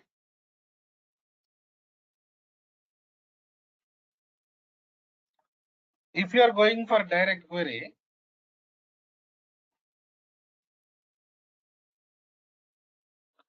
data will not be copied, only structure will be copied. Then why we need to go for refresh, tell me? Got my point, all of you, right? So if data copied, then if any modifications done in the source, then you have to refresh, because you have to copy those modifications from source to Power BI. There you need refresh. But now data not copies when you are working with the direct query, right? Then why you need to go for a refresh? Am I right or not? So refresh we do for import. But if you copy some table by using direct query, direct query, no need to go for refresh. Is it clear, all of you? Clear? What is the difference between import and direct query? And what is refresh concept? Clear, or any questions, please? Any questions, please? Right?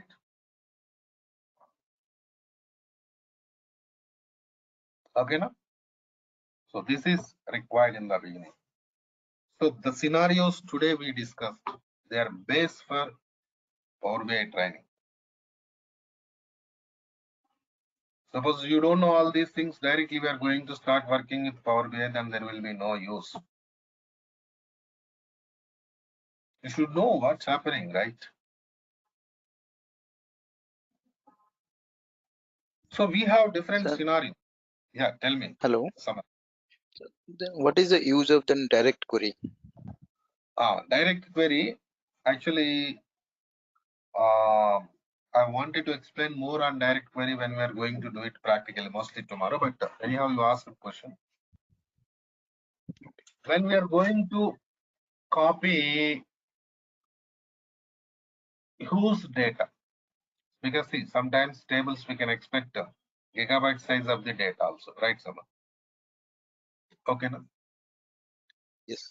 In that case, we use generally direct query, because to avoid space issues in BI environment, Power BI environment.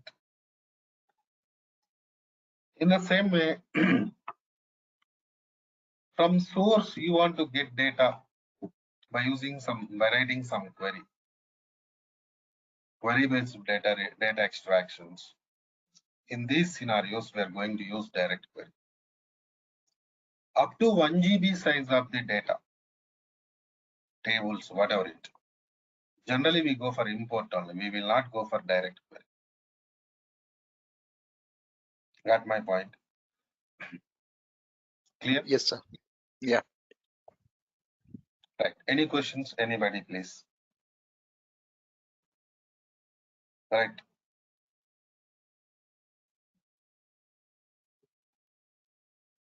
This is the way. So next step, we have to go for Power BI desktop installation and work with remaining things. Let's do one thing. I'll show how to download Power BI desktop and how to go for installation. I'm sorry. In the same way, copying data concepts. And before going to copy data from the source, we have to create some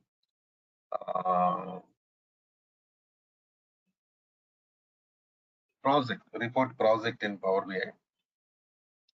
Those are all I'll discuss in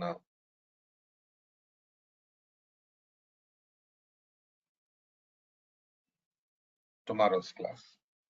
Okay. I think tomorrow's class, they're going to change link and contact training team. In the same way, I have a question. Can I use? Yeah, tell me, Kiran. Only we are using SQL Server only database, or some other database also possible to connect to the Power? We can go for a lot of data sources. Once we start Power BI, I can show you. But not only SQL server, we can work with other data sources also, other databases also. No problem, right? Andy? Okay, thank you. Yeah. Thank you. Thank you. Yeah. So that's the point. And tomorrow morning 6, we are going to start SQL fresh batch. Power BI participants can attend if you have free time. You can attend morning 6 o'clock SQL development class also. Okay, na? Contact training team. Right, Andy? See you tomorrow then. Bye bye.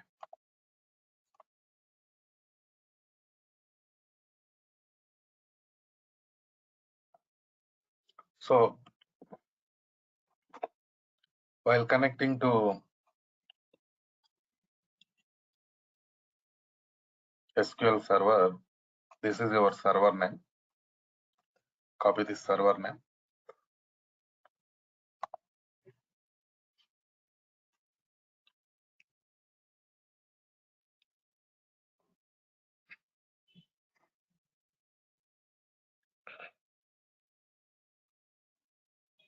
And now I'm going to open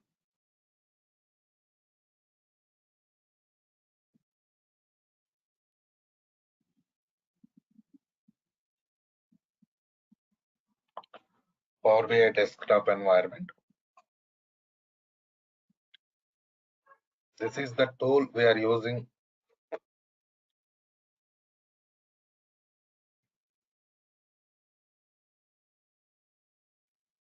to interact with the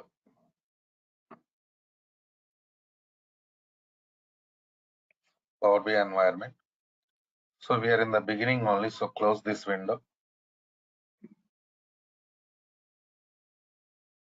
So actually today's session was this one, no? To how to download and install all this, correct? That is, Yeah, that we will do. Wait, okay, na? yeah. So this is the environment.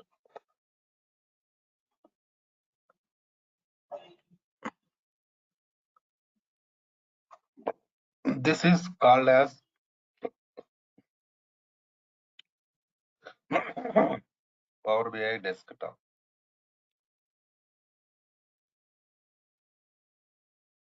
So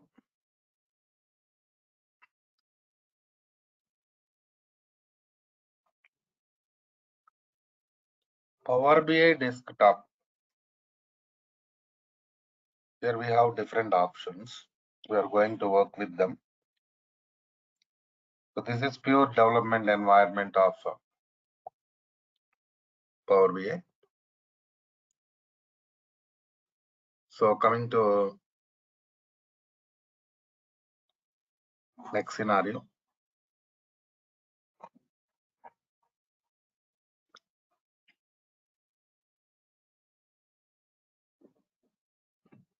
How to get this tool? How to install this tool? Yesterday we discussed about different versions, different editions. Everything we discussed in the last session. Right. So go to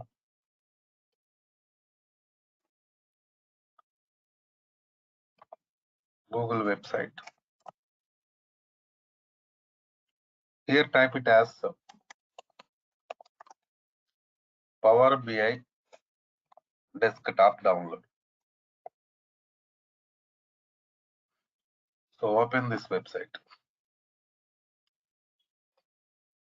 See this, we are recording this website name here. Please check it. Okay, na?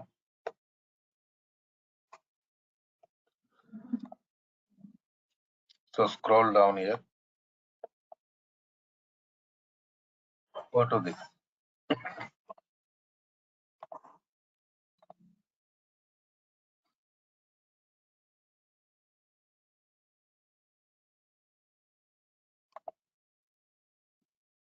Download.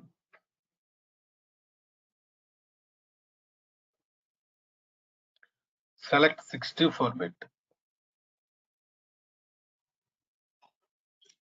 Right,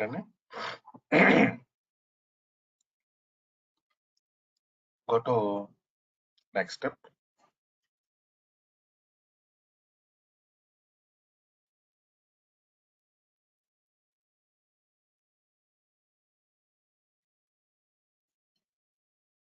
It is downloading now. Please wait. In the same way, you just download and install SQL also. Durga Sub training team will give you SQL Server installation videos. Okay, no? By following them, you can do that. Right.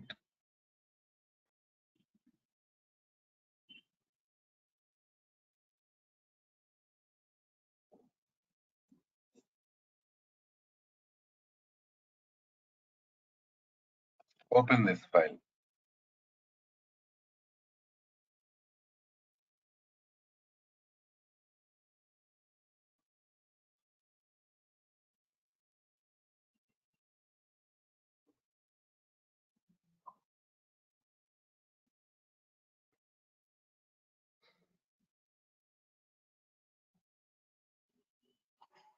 Wait, it will open.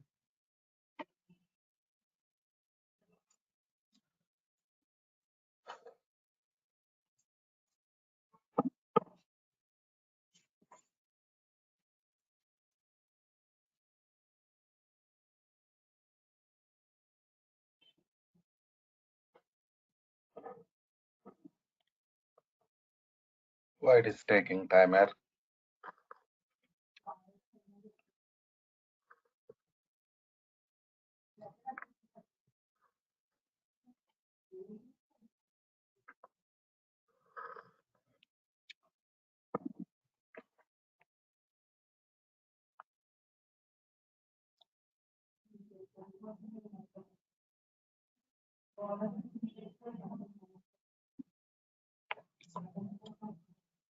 Sir? Yeah. Yeah. So for the SQL Server, what is the timing for this batch actually? What is the For the SQL Server, so class? what is the timing? Yeah. 4 p.m. now. After some time, new batch will start again. Okay. So we have to come to the new batch only, correct? Yeah, because I joined today, so it is already many courses over. I think we are doing the join thing, correct? So wanted the new batch. Okay, no problem. Right, why it's not opening? Let's wait. I'll do it again now. Let's go to Sure. so downloaded, right? Go to downloads, right?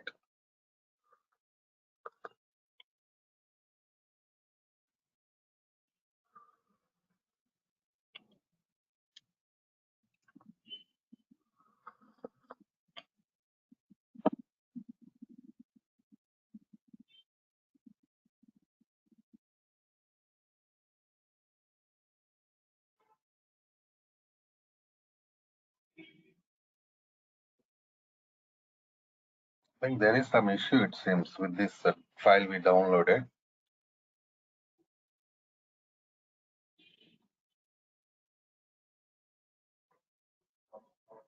Retry is also not working.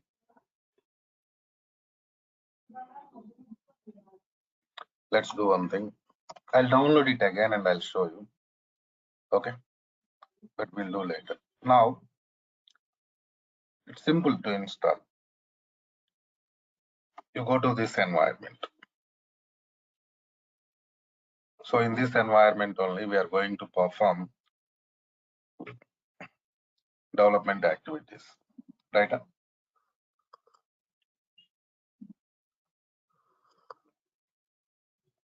So coming to next scenario.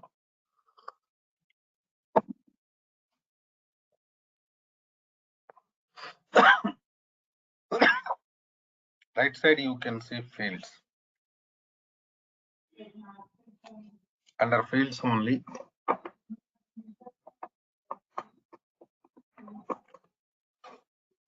we can work with metadata. We can see metadata. For example, You connected to source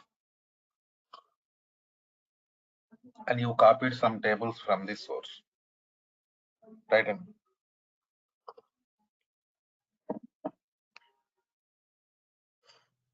you connected to some source and you copied data from some source.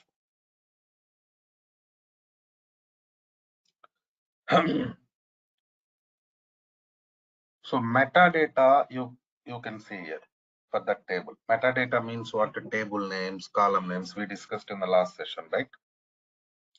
Table names, column names comes here. If you come to left side, you can see report view, data view, and model view. Data will come here, right?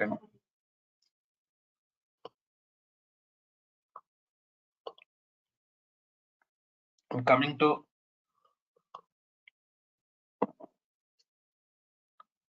next scenario.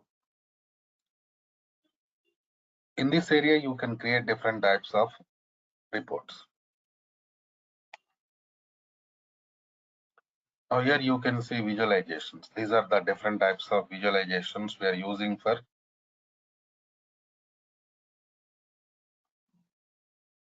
creating this report project. So different types of visualizations available as per your requirement, right?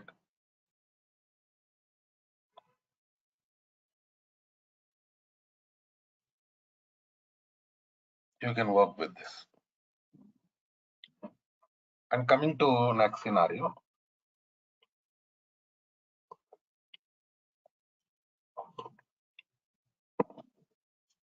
Now,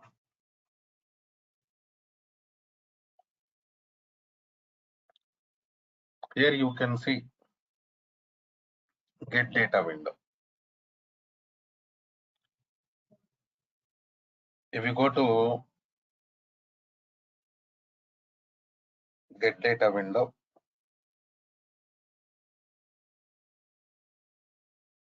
you can see different data sources.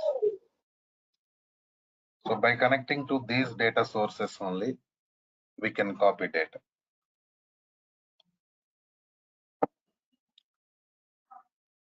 In the same way, before going to copy data from this source,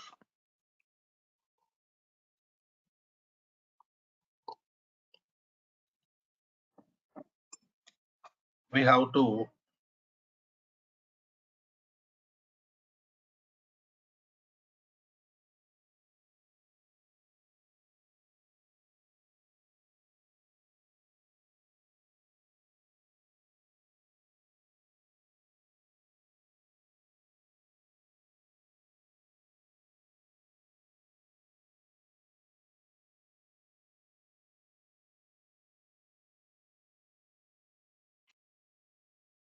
can you hear me now? All of you can hear me? Yes, yeah, we can hear. Right. Before going to copy data from the source, to create a report project. So for that, go to File, Save As. Provide some project name. You just take some location and provide some project name. Suppose I'm giving project name as 5 p.m. How this file is going to store with .pbix extension. What is the extension of this file is going to get? .pbix is the extension, Power BI file, PBI means. Right? And you just can save button.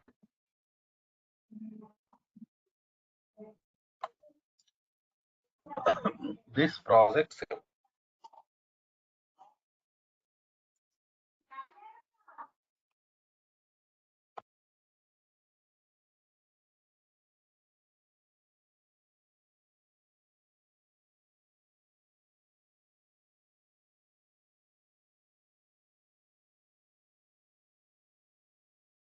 created here now. Okay. So coming to next scenario. In this project only, we are going to perform different types of activities. So if you want to perform any task in this,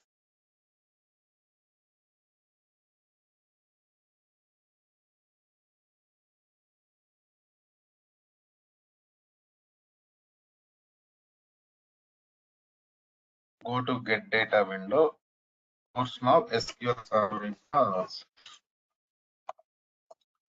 provide a source database name,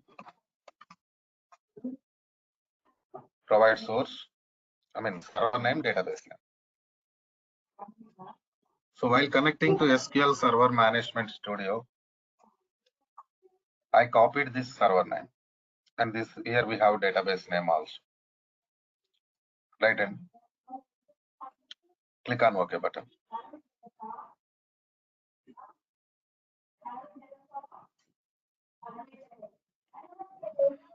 So these are the tables existing in the source.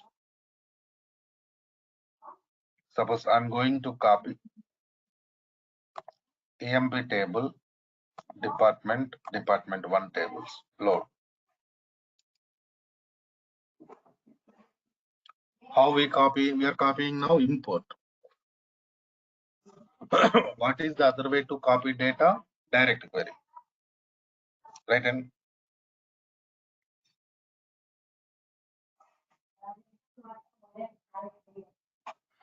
you go to, suppose employee table, expand it.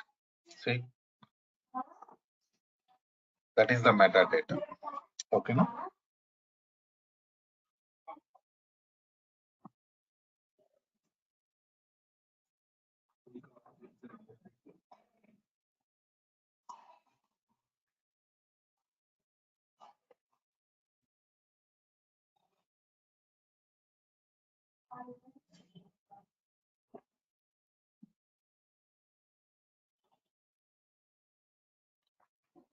So metadata. Metadata means what? Structure. Table structure.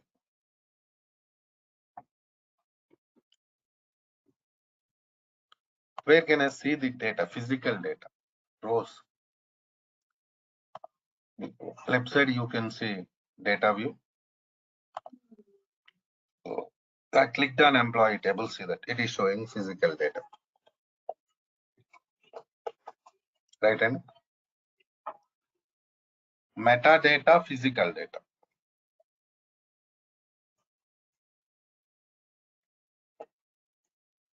So metadata means what? Structure. Physical data means rows. So it is showing clearly. And you place mouse here. It is clearly showing how this table copied import.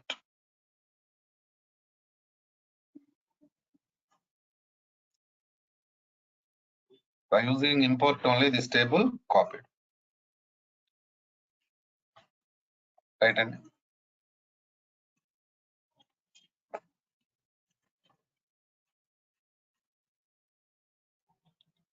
so the other way to copy data from this source is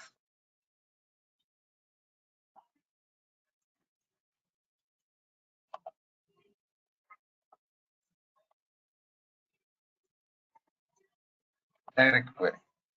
Go to SQL Server source again. Here we have to provide server name and provide database name also.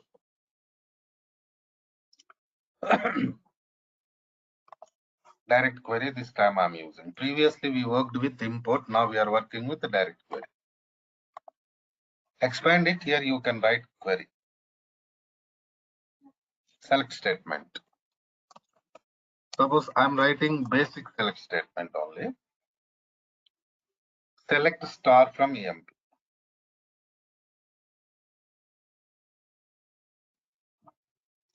So that is retrieving data from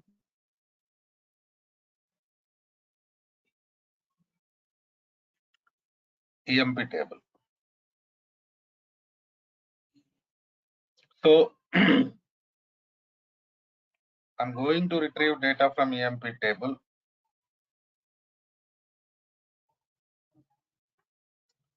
By using it only,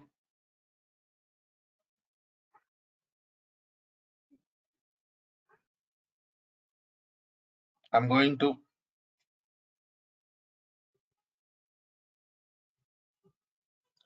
copy data. So, I mean, whether data copies or not, let us see now.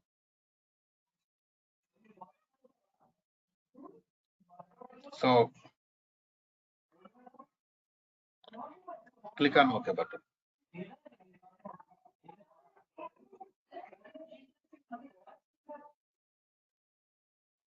So, this is the data coming from the source. Load.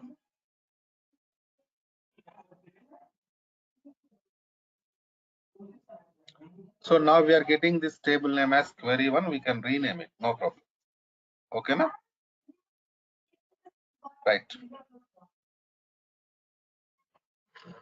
Let's complete this copy. Okay.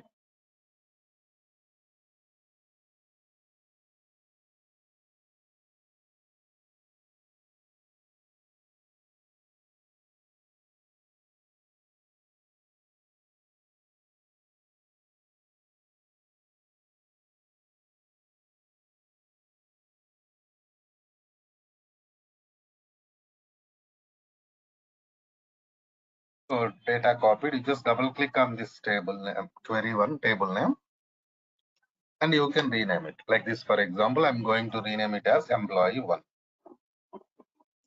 Expand it. See, you can see structure.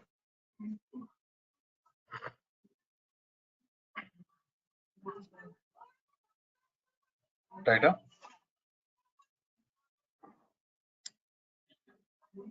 You can see the structure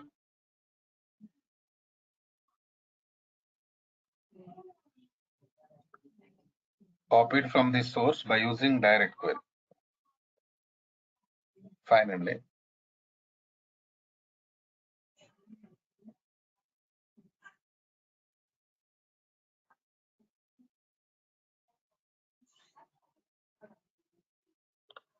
what about data? Please check it here.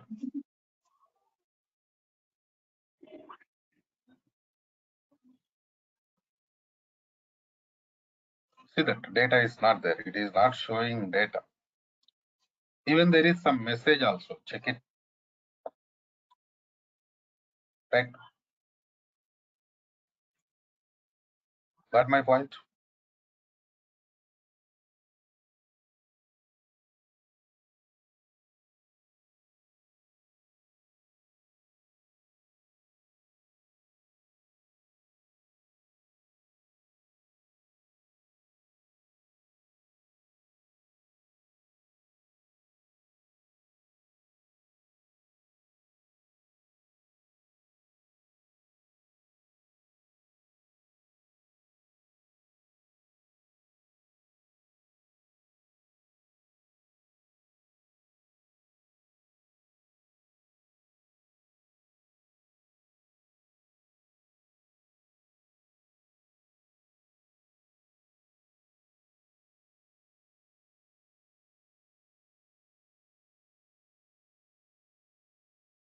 So clear scenarios here we have examples, practical examples we have, like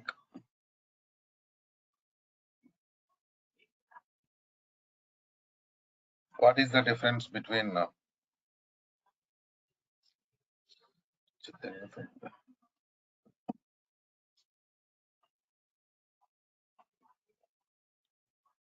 what is the difference between import and direct query? You can see directly.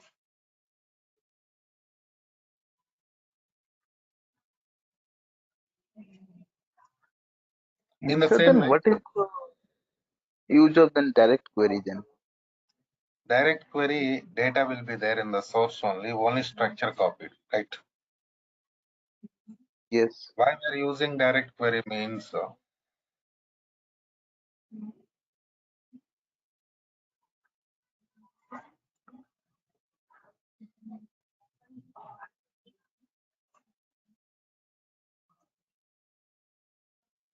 Storage. Generally up to 1 GB size of the data, we are going to use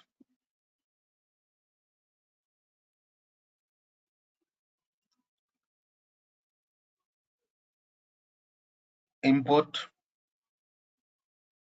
If size is more than that, we are going to work with the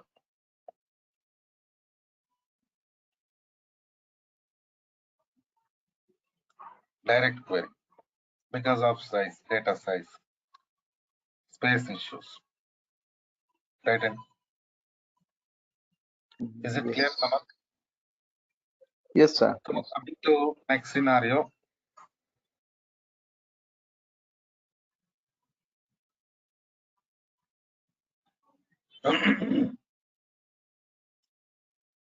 Let's go and copy data from other data sources. Just SQL Server, we copied data now. Not only SQL Server, we have other data sources also. Now let's copy data from other sources. Let's go to Excel files. And let us see how to copy data from Excel file.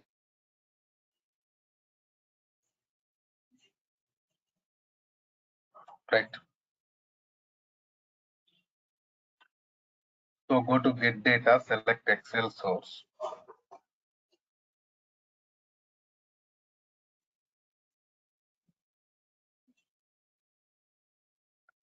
So here we have some file, Excel file.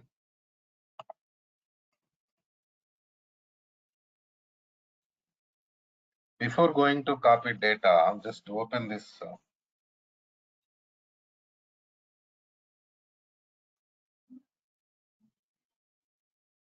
file.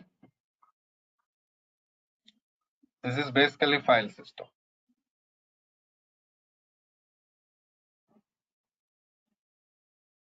How data stored in this file system?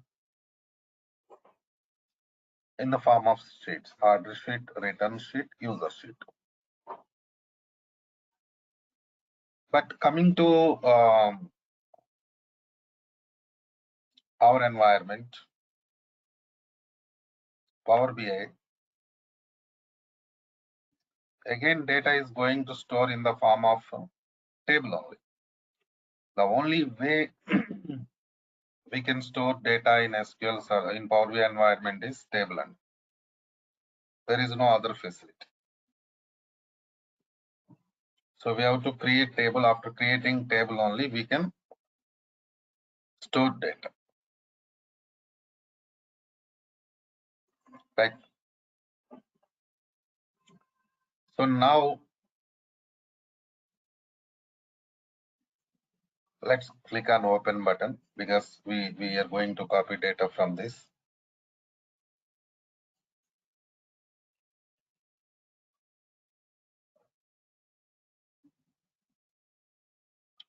Right.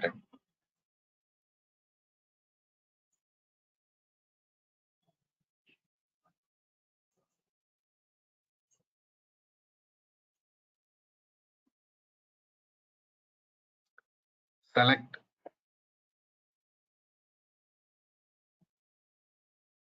like this and load.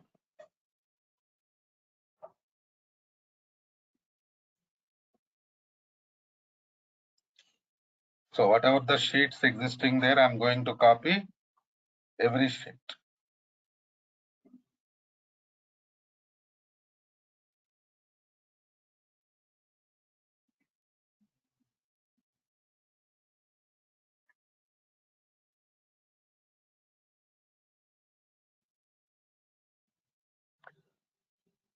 See this.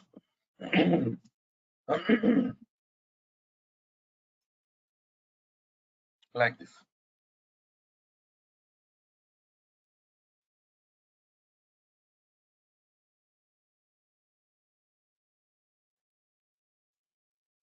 Okay, now.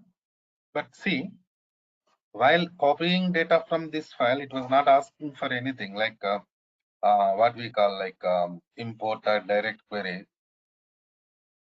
Not asked. So now my question is how you copy it? By using import or direct query, how you copied it? That's what the question now. You just place mouse here. How it is copied? Import. Import only. That means direct query works for only databases. We cannot use direct query for file system. So that is what the scenario. Okay, now. So coming to next step, how to copy data from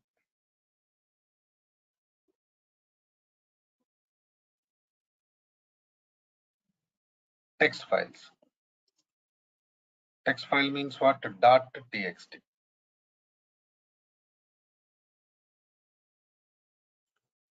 So let's go to get data window. Text file. So here is the file csvmp. Right click and open.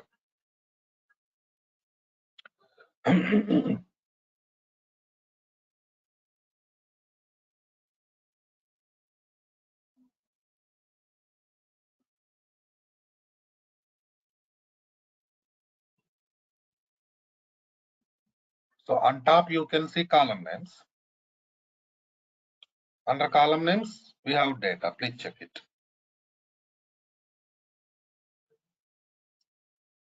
Right, Annie? So now I'm going to copy data. Open.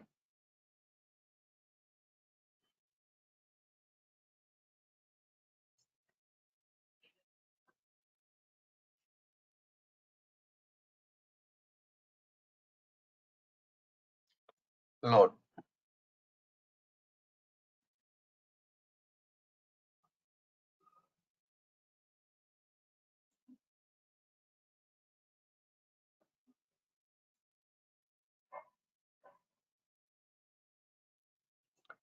Copy it, Annie. Please check it. From where we copied this? Now we copied it from file system. What type of file? Text file. Okay. Now? So if you place mouse here, what it is showing import.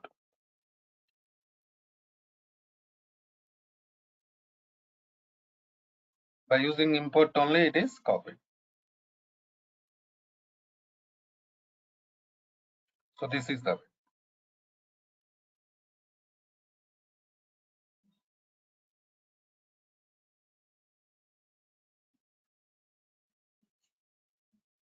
Okay. So file system, how we are going to copy data? By using import only.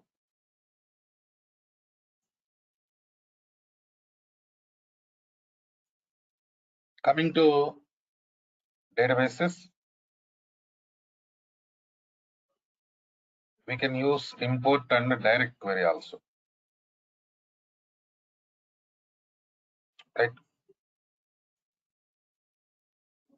You can go to import data and direct query when you are copying data from the databases.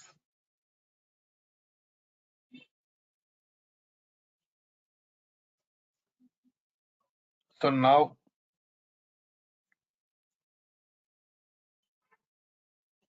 even see after copying data, if you place mouse here, clearly it is shown how it is copied.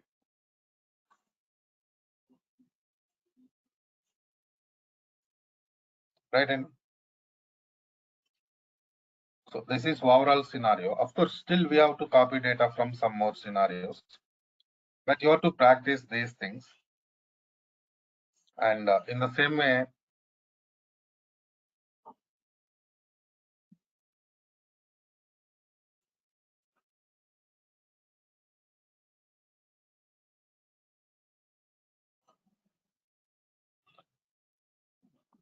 we have to go for SQL installations also.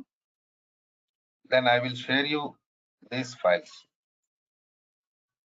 So whatever the files we have, I used now copying data, right? Different files I used now.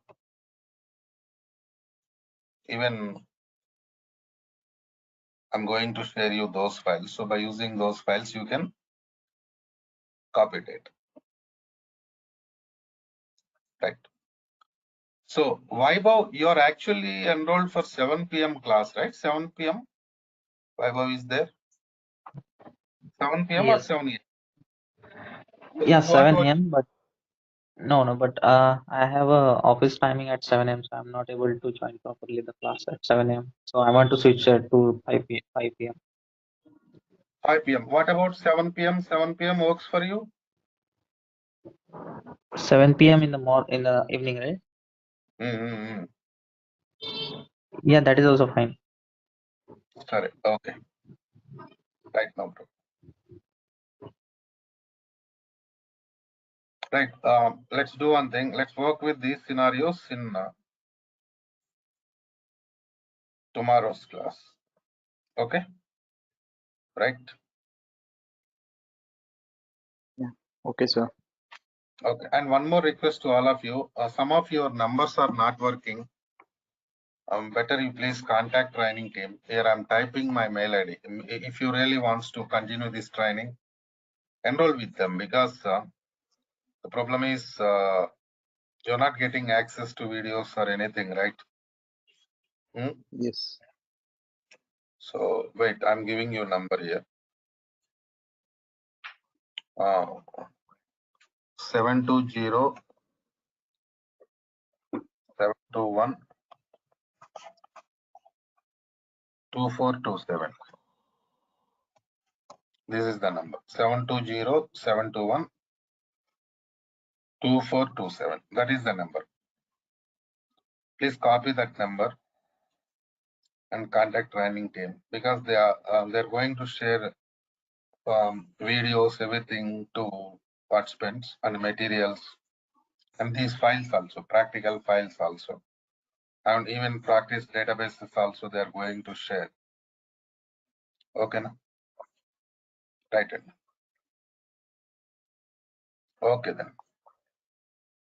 Bye. Okay. Bye, sir. Bye.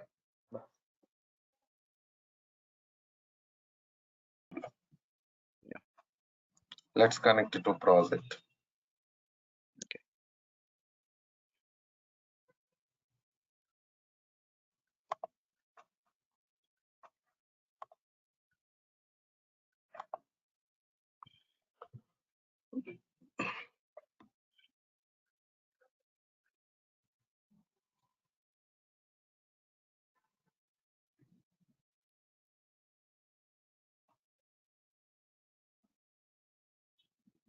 So this is the project we created yesterday.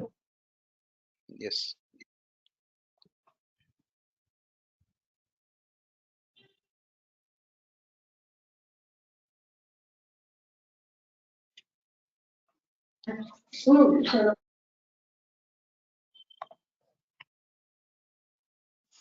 So in this project, we copied data from different tables, and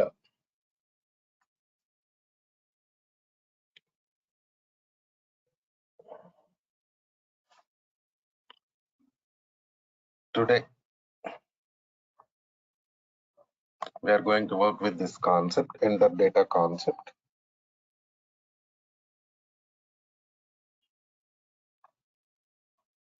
So enter data means like this, directly you can go for input data. Suppose ID, e-name, salary, like this.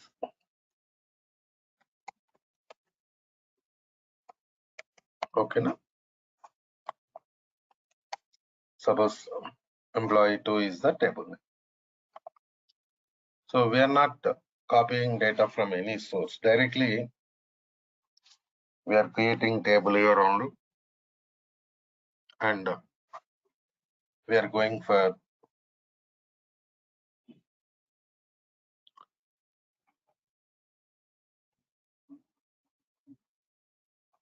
data rate. See this.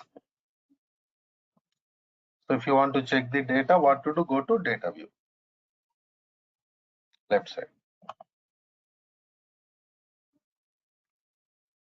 See this.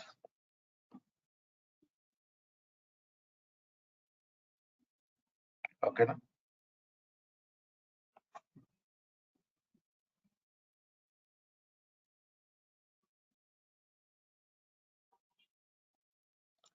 So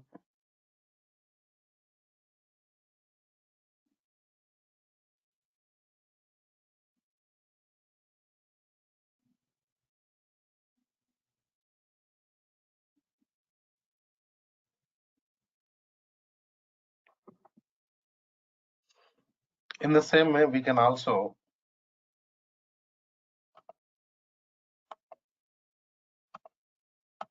copy data from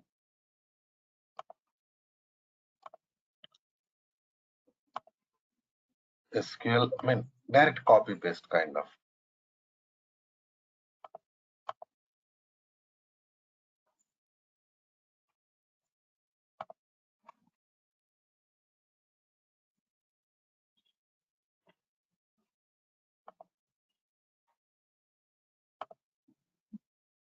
You select database here.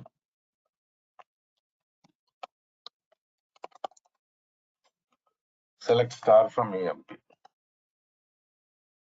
See this. This is the table we have.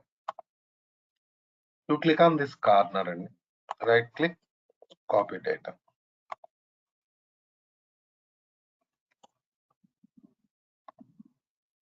Okay, now you can go to this environment. Here, go to home tab, enter data. Right click and paste.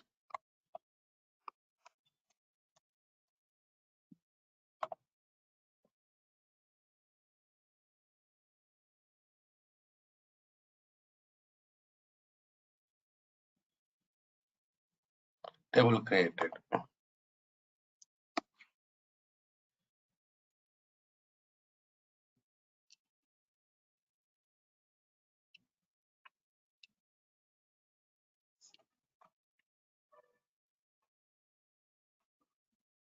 Okay, now even like this also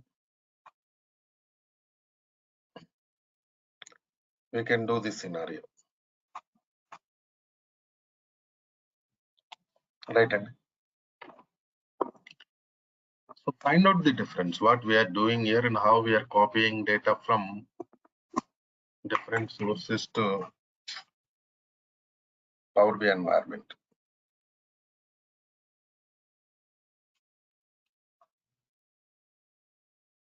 Okay.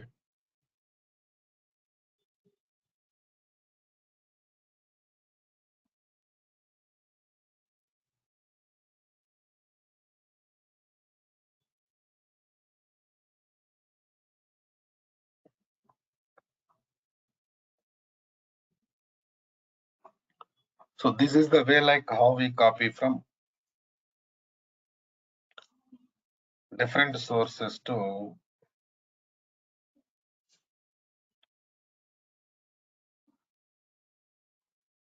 Power BI. In the same way, now we have to discuss about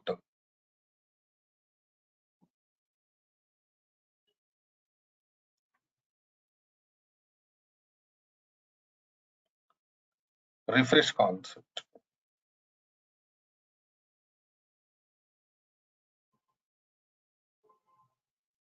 So how to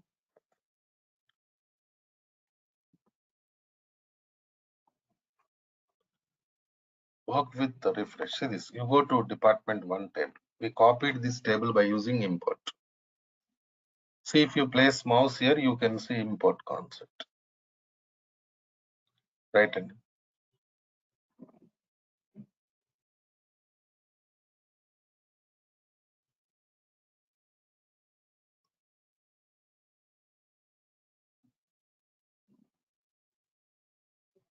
So now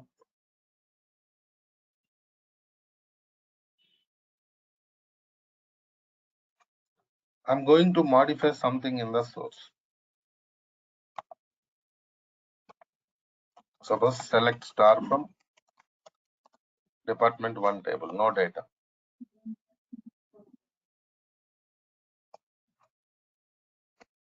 I'm going to insert data into department 1 table. 10 computer science.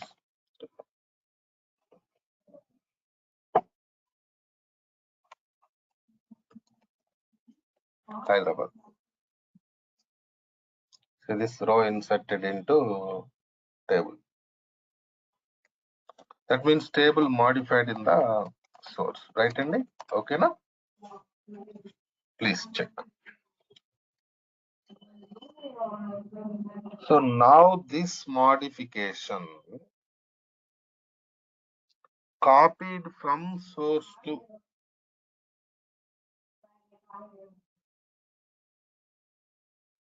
Power BI. Or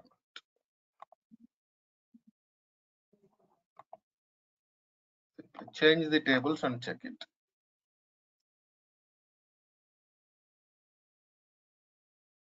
Modification not copied. And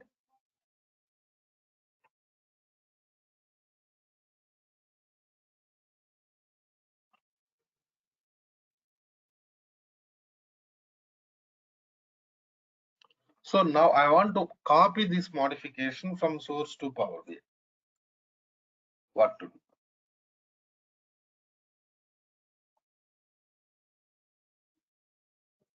That's my point, right?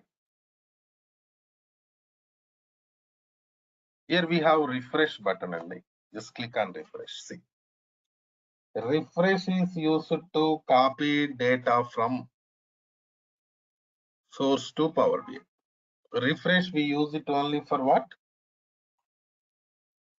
Import. Direct query, no need to use import.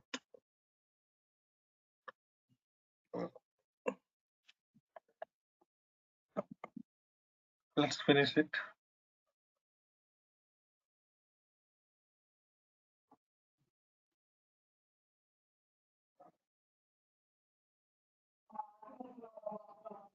See this, copied or not?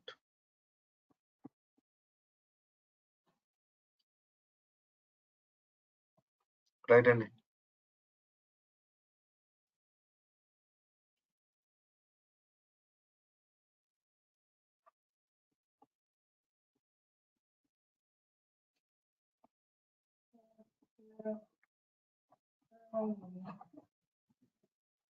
modification copy. That is refresh option. So these are the ways, different ways to copy data from different data sources to Power BI. In the same way, how to copy modifications from source to Power BI. These are all different things. And coming to next scenario. After finishing copy data,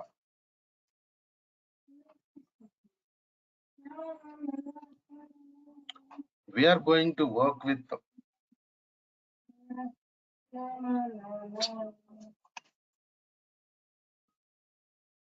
transformations. How to transform data. Let's go to this window, transform data window. Right, and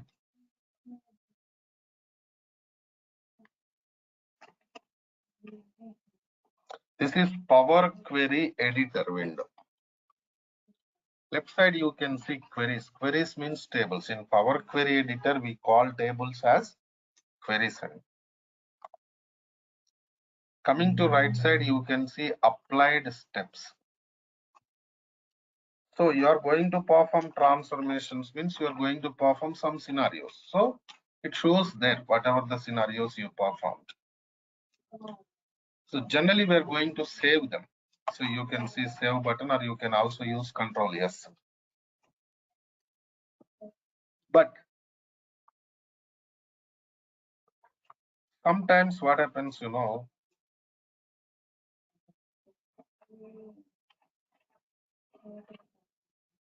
we can cancel. Okay.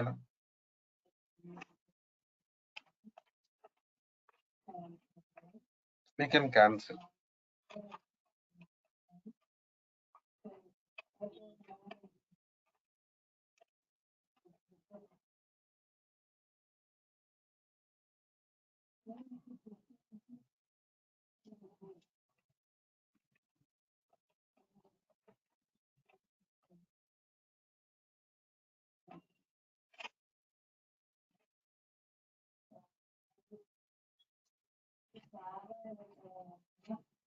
And coming to next scenario.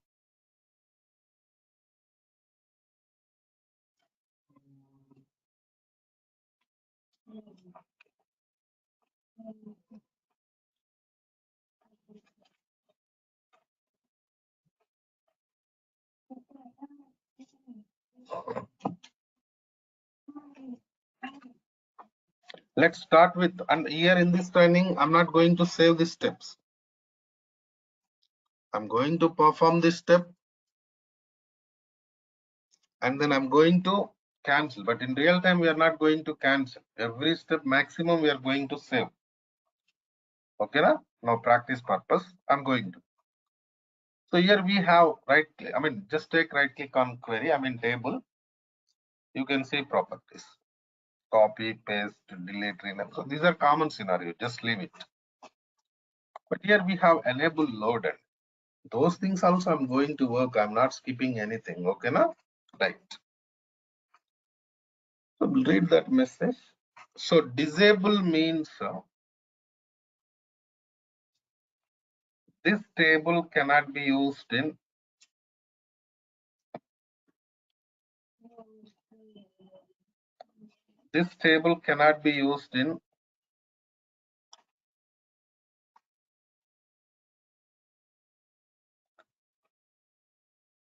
report creation. Suppose there is some table, you don't want to use the table in the report creation, you can disable like this. But my question is different. I'm not going to disable because I'm going to use this table, I think. But now my question is different. My question is,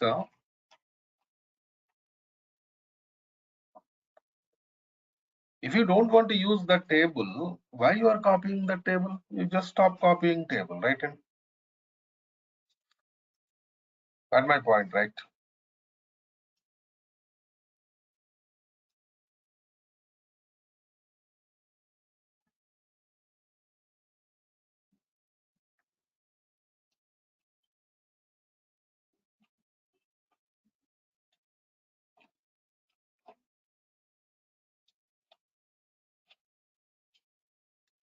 But see, sometimes what happens, I told you in the beginning, we are going to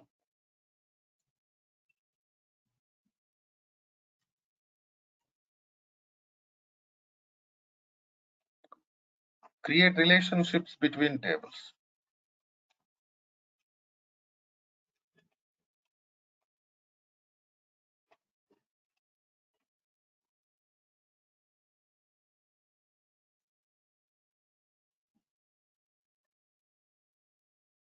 Right? And so some scenarios, what happens, you copied some tables from source to Power BI.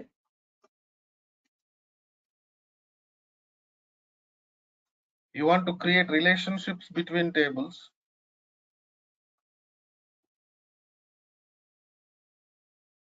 But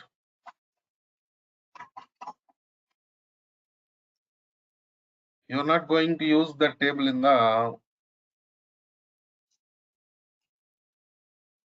report creation.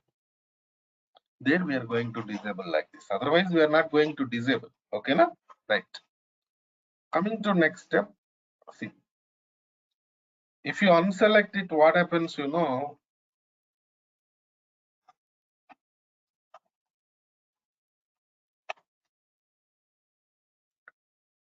This table will not be included in refresh. You just unselect it and click on refresh button. Then this table will not be refreshed.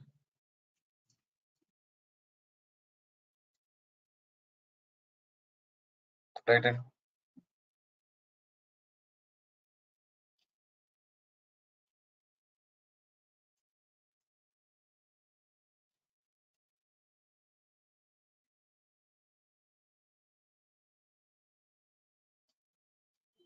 So next, duplicate. Just creating duplicate table. You're working with some table, you can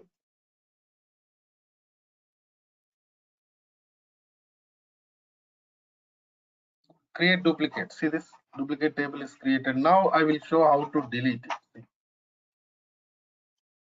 Okay. Now.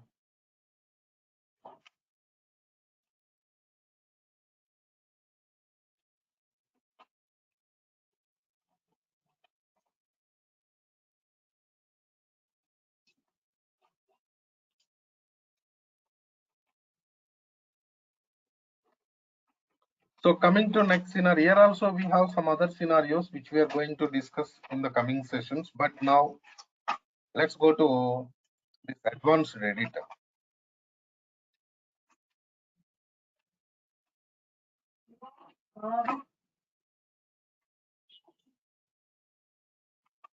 See that this advanced editor is showing source details. Please check it. What is our source server name? What is our source database name? It is showing clearly.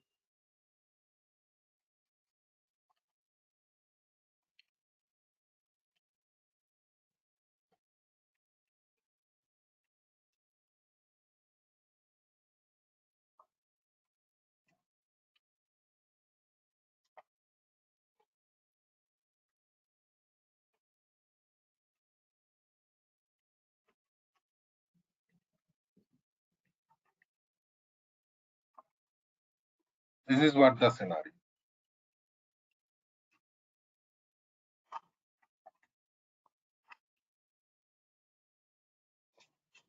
In the same way,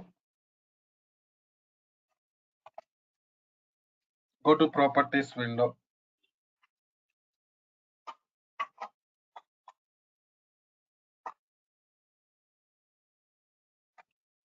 What it is showing, again same scenario it is showing. Properties window also showing same enable, load, refresh. So these things only it is showing. Okay. Na?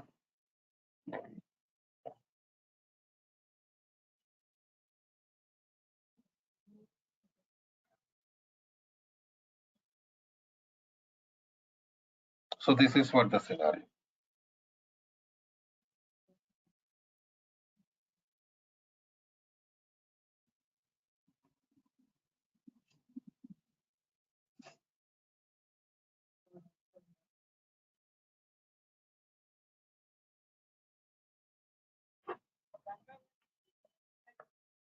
Hello.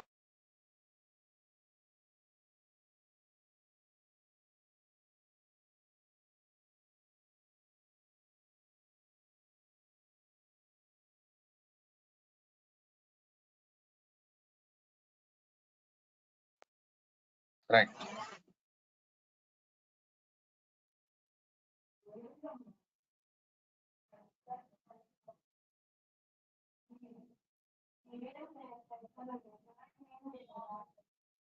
So these are the properties we have for our queries. After that, here we have different columns: employee number, employee name, hire date.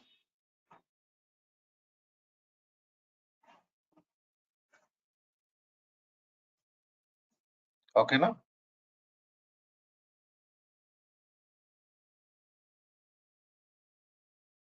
So open this employee number drop down because employee number is number family. You can see some scenarios here.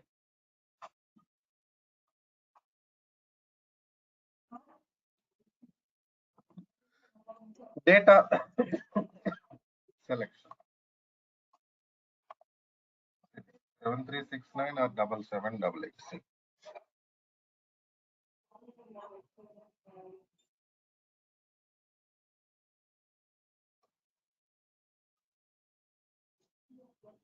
I mean, you can select required data. See, it was showing step, but I cancelled that step. Okay, now next ascending order, descending order.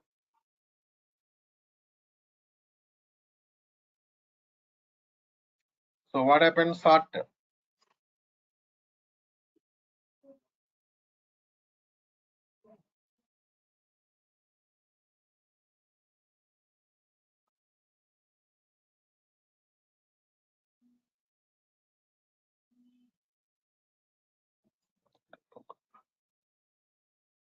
Next step, remove empty.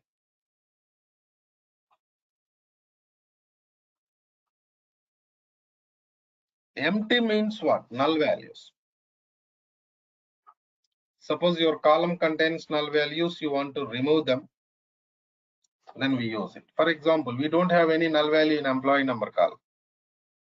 You just go to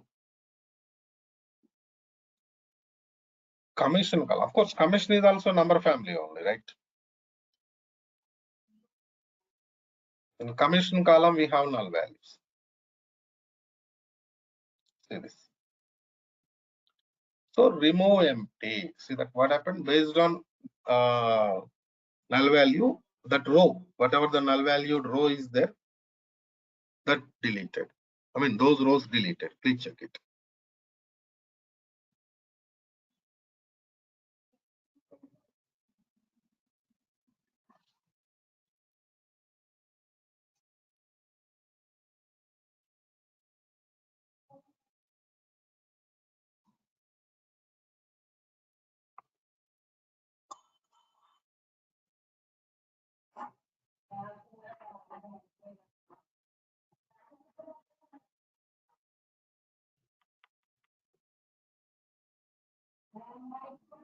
So next,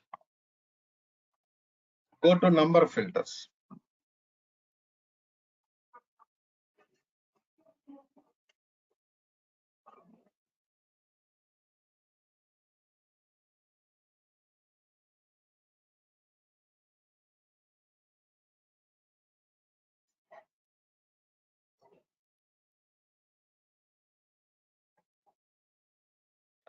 Number filters means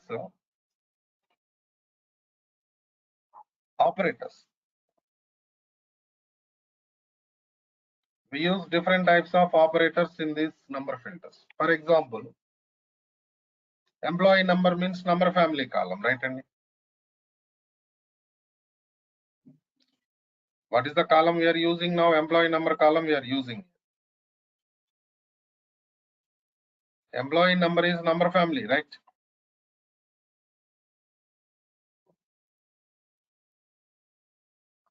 Suppose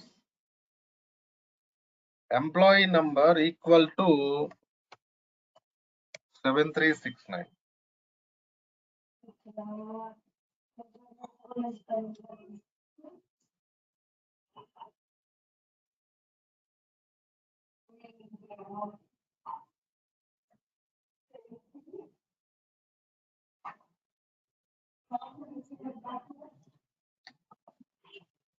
In the same way, suppose equals to 7788. Different employee numbers I'm using. But here important thing is there are some operators and operator or operator.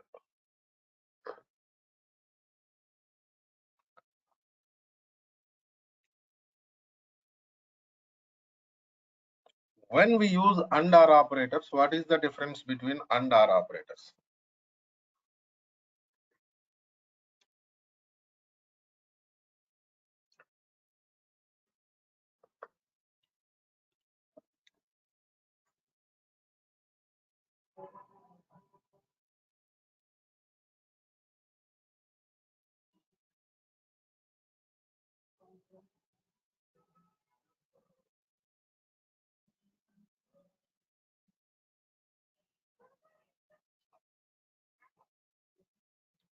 See, we use and or operators when we are working with multiple conditions in the query.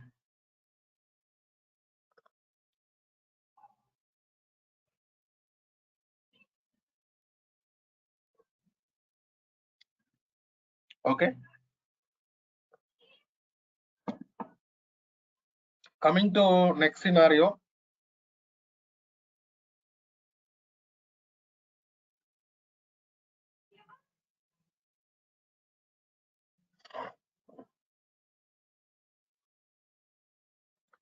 And operator means every condition must be satisfied. Suppose you have different conditions there. Please check it.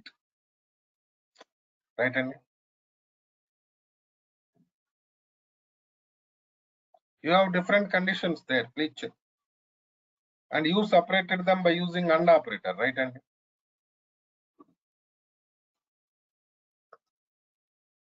that means every condition must be satisfied.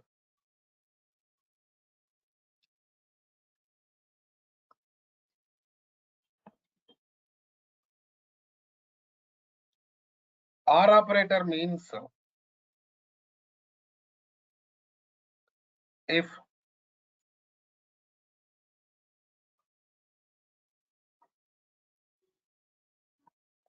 any condition satisfied, then you can complete the task. Now it is not going to complete because I'm using and operator. See that no data is coming. No data is extracted.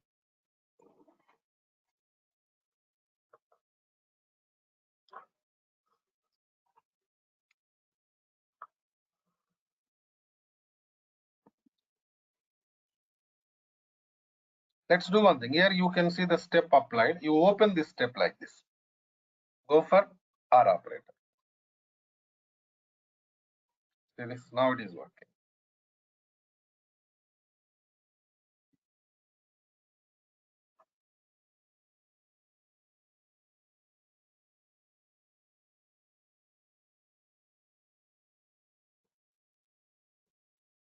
Got my point? So when we are working with multiple conditions in the same scenario, we use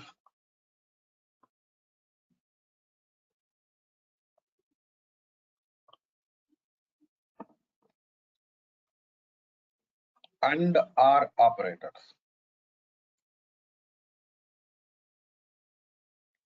And operator means every condition must be satisfied. Or operator means if any condition satisfied, so that you can extract that. That's what happened now. We have seen practically also, right, Andy? So I'm going to cancel this step. But remember, in real time, we are not going to cancel this step. Okay, now?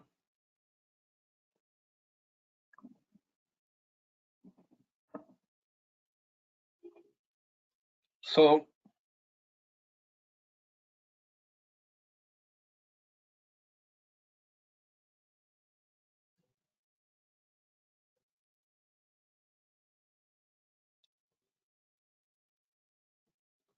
next scenario, you go to character. So I have one doubt. Tell me. Okay. So in the AND operator, so the both the condition what you gave, that 7369 and 7788, so that both were matching, then it should pull the data also. Not matching. And means it must be there in the same column, same value, single attempt. But they are not single attempt, right? They are different department numbers, right? Okay, now? Okay. Got my point? But when you are using R operator, it is working, right? Yes. That's the Yes. reason. Okay, now? Yeah. Yeah. Got it. Right. Thank you. Coming to next scenario. Ename call. Ename means what? Character data. In Power BI, we call it as text data.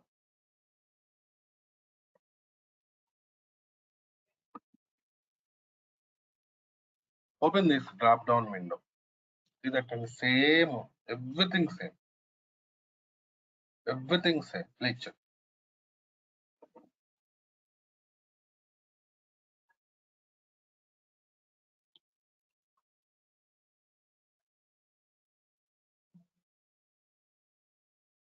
But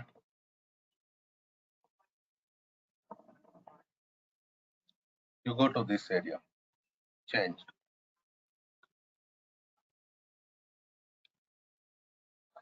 Because based on data type, what's happening here?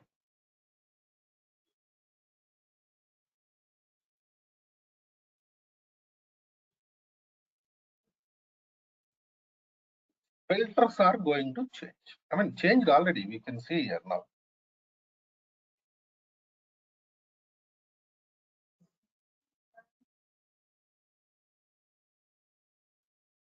So begins with, suppose ename begins with yes and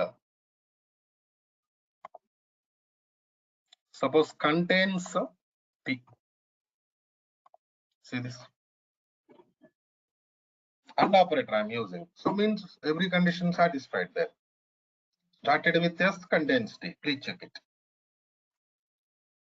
Right hand.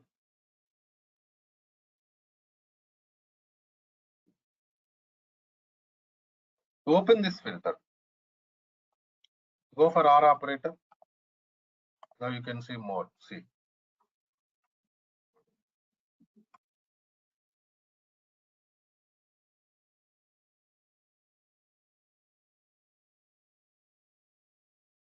That is what the scenario.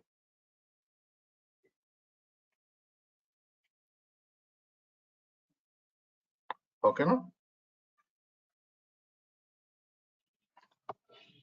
And in the same way, higher a date time data. Because see here we are working with different types of data. Right now it is date time. Everything is same, but filters changed. Only year, only quarter. Suppose quarter one related data. How many quarters there per year? Any idea, please? Anybody? How many quarters per year? 4 quarters. 4 quarters. In the same way, cancel this step and go to month. Suppose I need only June month data. Please check it.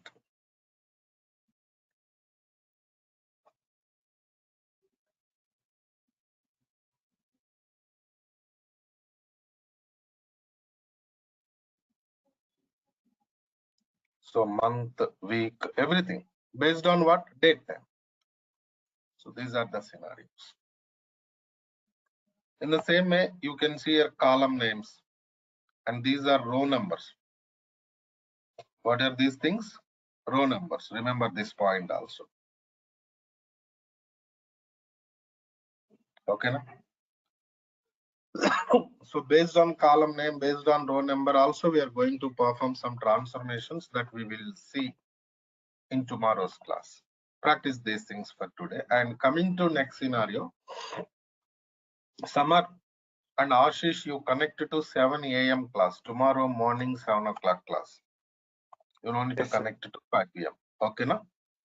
And we will give you access to 7 a.m. class recordings also. I think this guy already got access, Ashish. Samar, you'll get it. Good morning, everyone. Welcome to the session today. Today is our first session. I'm going to give you the demo. What are the course content that we're going to discuss? And the very first thing what I will do is like today, how to create a free tier account in the GCP. That is what is the agenda today. And first, I will also tell you what is the course content that we are going to discuss in our session. Okay, so all the things related to the course content, and after that, I will tell you how to create a free tier account in the GCP. First, let us understand what is a Google Cloud Platform, guys. Okay.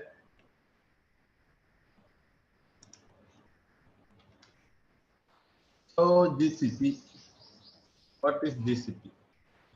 Okay, so we are saying nowadays, cloud platforms become very famous because cloud platforms are mainly responsible for the cloud computing.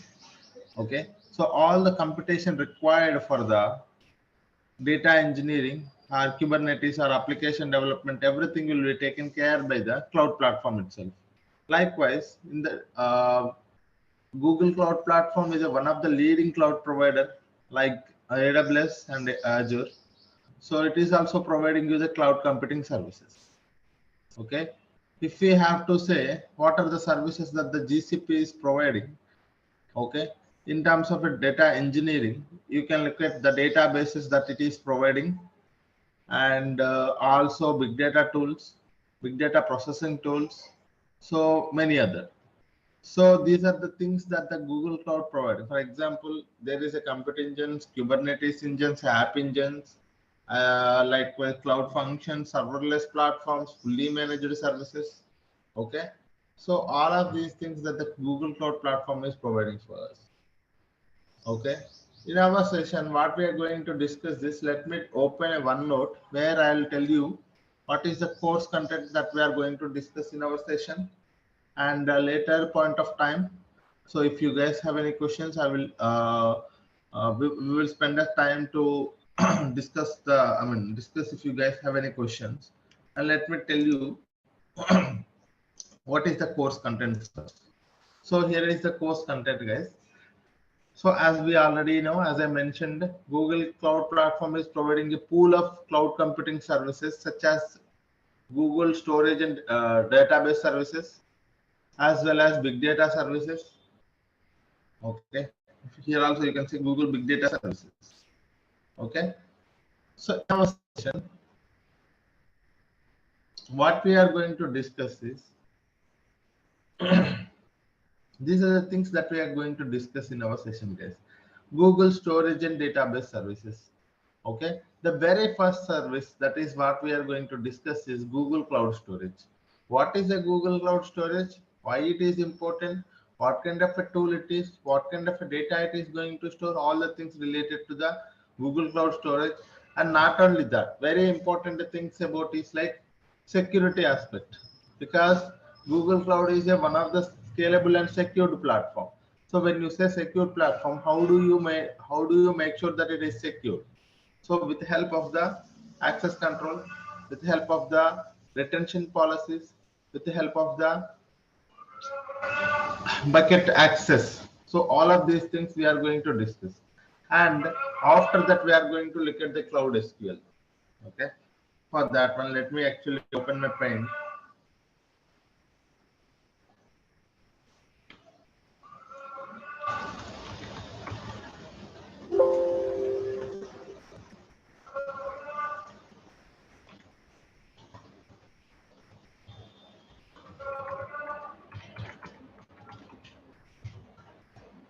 Database services. Okay, this is one point where we will be able to learn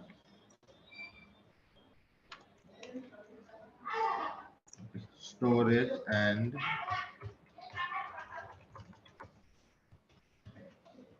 database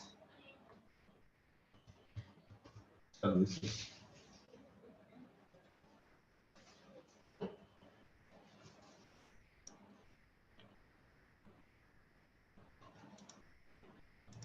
Okay, in this one, we are going to first see Google Cloud Storage. Yes, Google Cloud Storage is acting as a data lake in the GCP. So we are going to learn all the concepts related to the GCP. So it is acting as a data lake. So we will learn what is a data lake, why it is a Google Cloud Storage is having a considered as a data lake here. How much amount of data we can store in the Google Cloud Storage, all of those things we will see. Okay, and we will see practically how to create a bucket and how to upload objects and how to work with the Google Cloud Storage with from the Cloud Shell or Linux commands. So all of those things we will see, guys. And one more thing. So this is a storage perspective. What about the database perspective? So for the RDBMS solutions, RDBMS, we have Cloud SQL and Cloud Spanner, guys. So we have two services which are considered as the RDBMS solutions, Cloud SQL as well as Cloud Spanner. What is this Cloud SQL, guys? Cloud SQL is one of the fully managed services provided by the GCP for running the MySQL database, MySQL engines, as well as PostgreSQL engines, as well as SQL Server. That means if you have a on-premises MySQL, if you wanted to migrate it to the same MySQL with the same version to the cloud, you have these services available, readily available, guys. Okay, so this is a Cloud SQL and Cloud Spanner that we are going to see in our sessions. Instead, I would say here like this.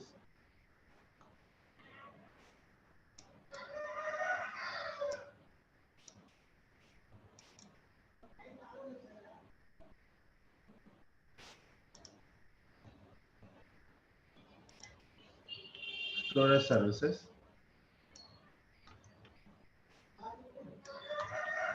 We have here RDBMS. In RDBMS, we have first one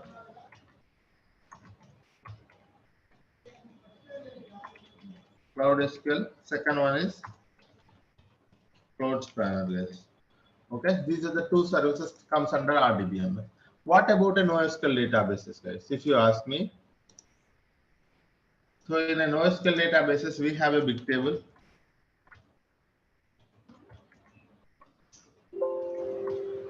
Okay.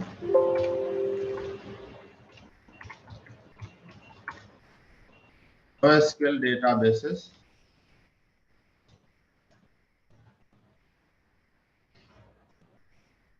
So we have big table, and we have one more thing called data store.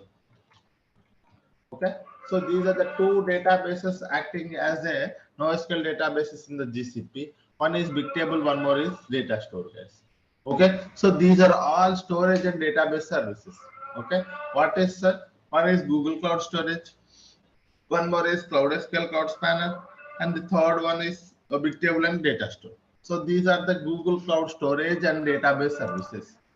Okay. So what about the other big data tools that we are learning, sir? If you ask me, the big data tools that we are learning here is because we do get the data from a multiple data sources, right? We do get the data from multiple data sources. Once the data from a multiple data sources we have, we are going to first send it to the storage layer or a data lake or a staging layer. Once we have the data in the staging layer, we wanted to send the data to where, guys? We wanted to send the data to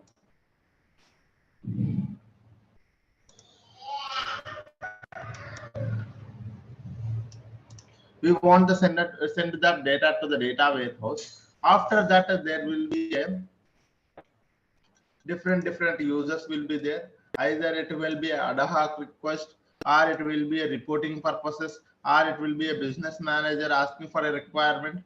So there will be different requirements. So based on those requirements, we are going to create some insight tables on the data warehouse. Those will be used for the reporting purposes, or those will be used for the decision making purpose. Okay, so this is how it looks like this. If I wanted you to understand clearly, so here data will be first ingested into the data lake. So here it can be an RDBMS.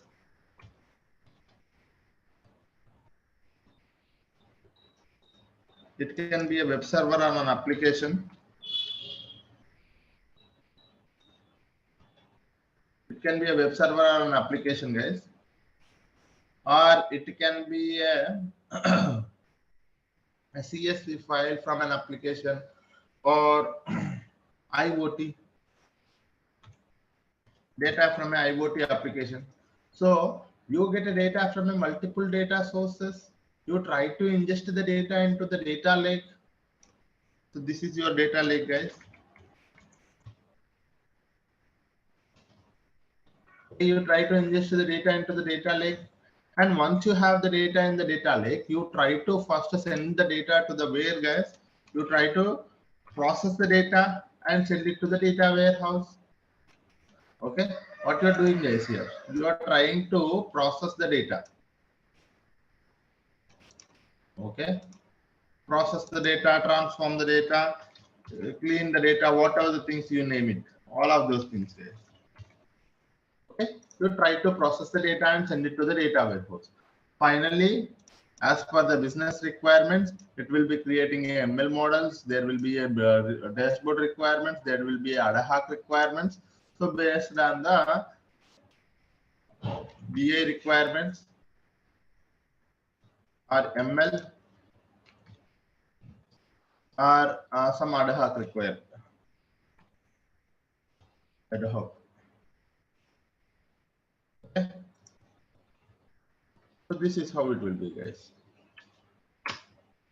Okay, so this is what is a typical architecture of a data world, guys. A data engineering, in a data engineering, what we will do in a high level, if you want you to understand, this is what we do, guys. So we will be working on an ingestion process. Here it is a source, guys. You can think this is a source. Okay, from source to the staging or a data lake. People call it as a storage layer. Okay, and here we are going to do what, guys? Ingestion, right? Ingestion are collecting the data, and what we are doing is we are doing process. What we are doing in a data warehouse, we are trying to analyze the data, transform or analyze, right? Transform, finally analyze. Analysis. So this is what I am calling, what you know, guys. This is what is mean by a data life cycle. In a data life cycle, you're gonna get the data from a source. You do the ingestion into a storage layer, and you do processing on top of it to clean the data, prepare the data.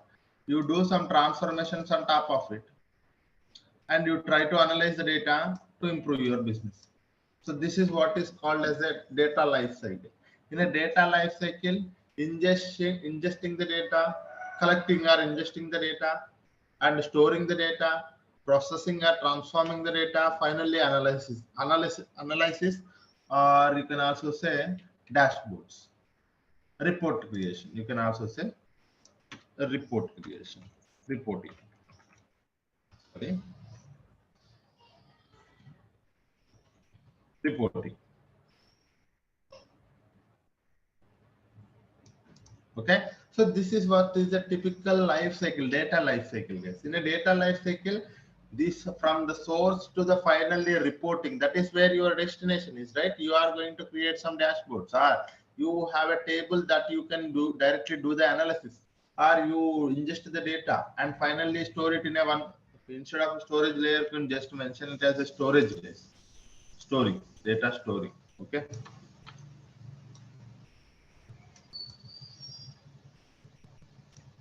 Okay, this is what it is, a typical architecture. In this one, what you are doing, you are having a data sources from here, here, and you are ingesting into the data lake, and from the data lake to the data warehouse. Finally, you will be having a different requests. So based on this one. So in a data life cycle, these are the processes that you are coming up with, guys. In this one, you see, you are having a source, sorry.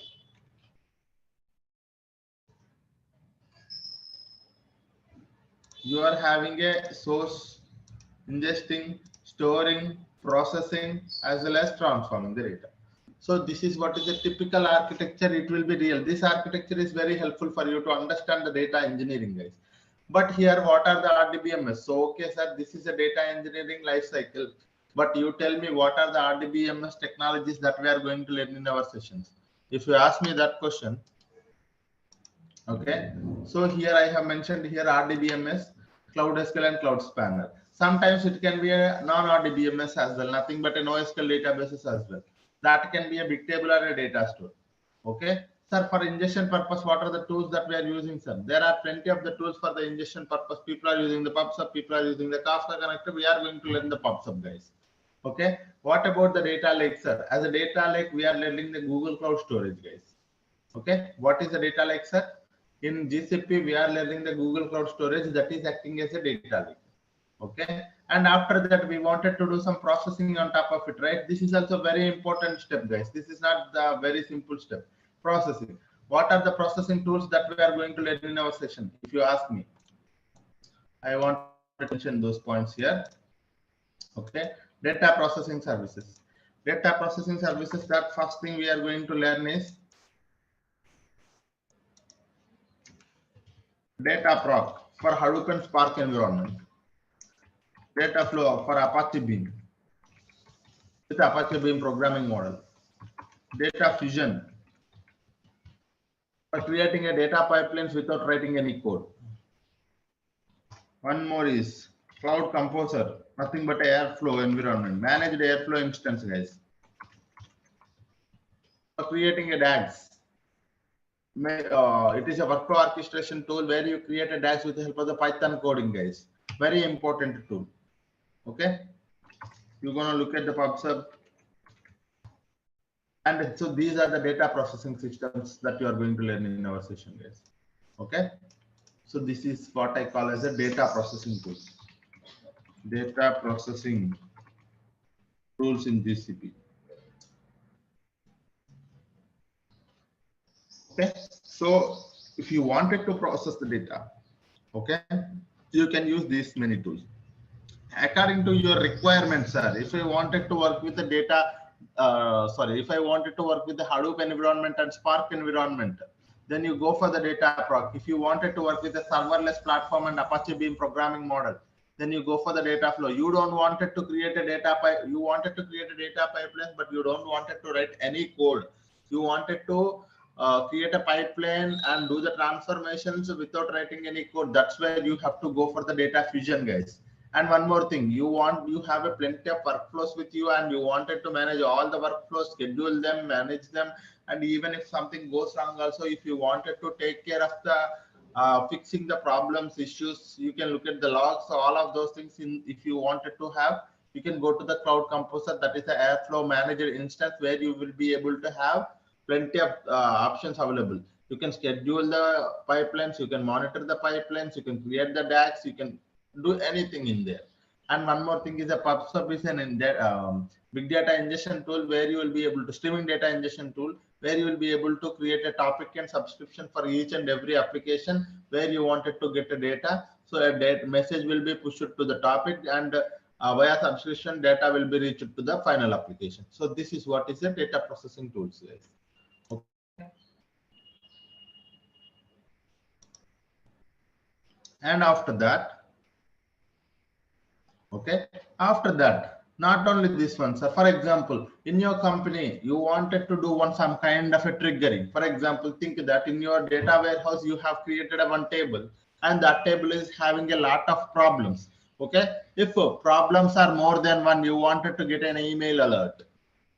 Okay. What do you wanted to do, sir? If a problem has, if the issues are more than one, you wanted to get an email alert. Okay, that is one thing. And one more requirement is like you are creating a data bucket in the Google Cloud Storage, and there will be a file uploaded. As soon as the file is uploaded to the data lake, you wanted to send it to the data warehouse by doing some transformations. Okay, so that is where one more you wanted to trigger an event. So if you wanted to do some kind of event-based things in the GCP, you have a cloud functions readily available, guys. It is a serverless platforms. You can go for event-based things. That is also we are learning, guys. Cloud functions, very important tool. This is also cloud functions also we are learning. And if you wanted to manage the user and access, identity and access management, user and project management. If you wanted to manage your project and user access, that's where you have a very bigger tool. It will be available in all the cloud platforms. That is IAM, guys, very important. In IAM, what is a user, what is a user account, what is a service, what is a service account, and what is the role, what is the permission, everything, each and everything, because this will be very helpful for those who wanted to manage the access. Because as a 3 years, 4 years experience, guys, or more than that, we need to understand at least who should be having access to what. Okay, who should be having access to what, and what kind of actions he can do it in that particular service. Unnecessarily, we don't want it to provide access to anyone, right? So that is where we will be taking care of all the user access as well as the project management with help of the IAM. IAM is a very authorization tool, I would say. Authorization tool in the GCP, not only in the GCP, it will be available in the AWS as well as Azure as well. Okay, identity access management, guys, that is also we are learning. So you will be able to see here data lake, cloud spanner, cloud SQL, cloud spanner, big table, data proc, data flow, data fusion, cloud composer, pubsub, cloud functions, and user and access management with the help of the IAM. So these are all the tools that we are going to learn in a very detailed manner. Okay, data processing is here. And I sorry guys, I actually forgot a very important tool, that is BigQuery. That is our data warehouse, right? That is also comes, actually that is not a data processing tool, that is a data warehouse tool. It is a BigQuery.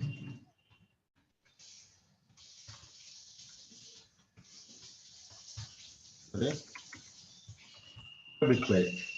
Okay, what is a BigQuery, guys? BigQuery is a modern data warehouse. It is acting as a data warehouse in the GCP.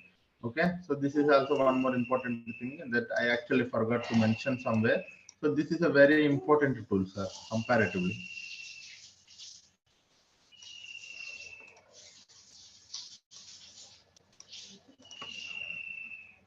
Okay, so this is all about the data warehouse, and if you wanted to connect it to the data warehouse and do some BI activities, we have a data studio and data looker, but we are not just focusing on those data visualization part, but at the end of the session, how people are connecting it to the data warehouse and doing some dashboards on top of our data, how and how it will be helpful for them. So we will see for those things, but it is not too much deeper, guys. This course is only responsible.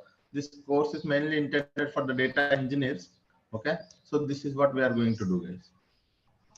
Okay, any questions anyone having so far on the course content?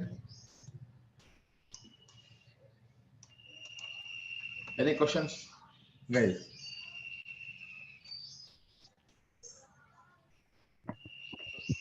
Yeah, hi Sadal, good morning.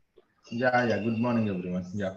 So in this course content, did you cover all kind of like a AD authentication, like Active Directory part is or not? So that is comes under IAM, yes. Okay. Yes. And cloud functions, okay. Yes. So it's a kind of like a developer tool. It's a data engineering. Which one you are asking? Cloud functions is a developer tool? Yeah, no. I'm asking. Basically I'm a .NET developer. So can I consume those services to my intention is to create service with authenticated authorized service, and I can consume that service through .NET. That yeah, you can learn a lot of things here. Yes. Yeah, thank you. Yes. How much frequently will be using SQL? Your voice is very less. I couldn't actually hear. How much frequently will be using SQL queries? Yeah, frequency of SQL queries. So I would like you to understand that SQL and Python becomes very famous here in the data engineering. If you wanted to see Cloud SQL, Cloud Spanner SQL, BigQuery SQL, and even if I go to a data proc and if I wanted to work with the PySpark, I'd be using the Python plus SQL plus Spark. Okay, so again it comes in SQL and data flow SQL, data fusion, no tool, cloud, it's a Python. So this is how it is, guys. If you wanted to understand all the concepts, whatever I am saying, so you would be able to, I am expecting prerequisite for the course is a basic or at least a basic knowledge on, medium knowledge on SQL and little bit of Python. Little bit, at least what is the data type? Okay, all the data types, if you learn it in the Python, that is enough. Okay, but SQL, I would expect a medium knowledge, guys. Okay, so SQL is very important, and as a data engineer, if you wanted to grow, SQL is very much important, and you should be able to understand all the concepts. For example, what are those concepts are? All the data types, or actually how to create a table, how to delete and update table. Those things are DDL commands and DML commands, and aggregations. Okay, so basic, I would say, so the concepts that you can focus on the SQL and Python, I would like to explain here, guys, so that if you are familiar with these concepts, you are well and good. Okay, in SQL.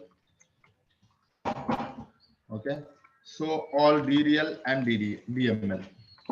So these are the basic things. I know you have to just focus on how to create a table, how to delete a table, how to truncate a table, how to update a table, these things.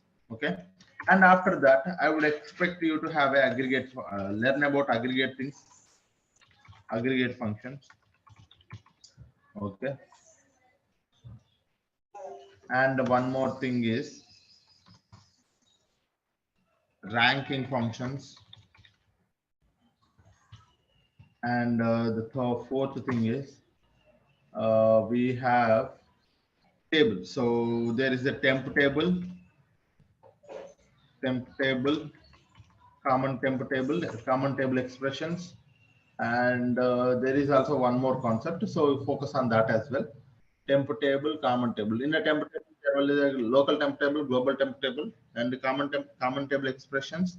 So these things, CTE. And the fifth thing, I forgot one more thing. Yes, mainly, guys. So join. Okay, unions, group by, order by. Okay, group by, order by. I think this is it. If you are just coming up, if you are focusing on these things, that is enough. In aggregate function, min, max, count, all of those things. Ranking, row number, a dense rank, a rank function, all of those things. And temp table and CTE joins. You will be at least inner join, left join, right join. That is enough. Unions, union and union all.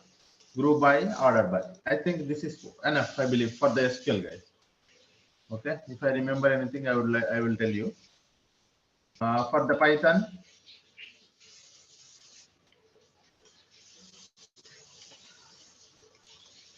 the Python, I would expect you to have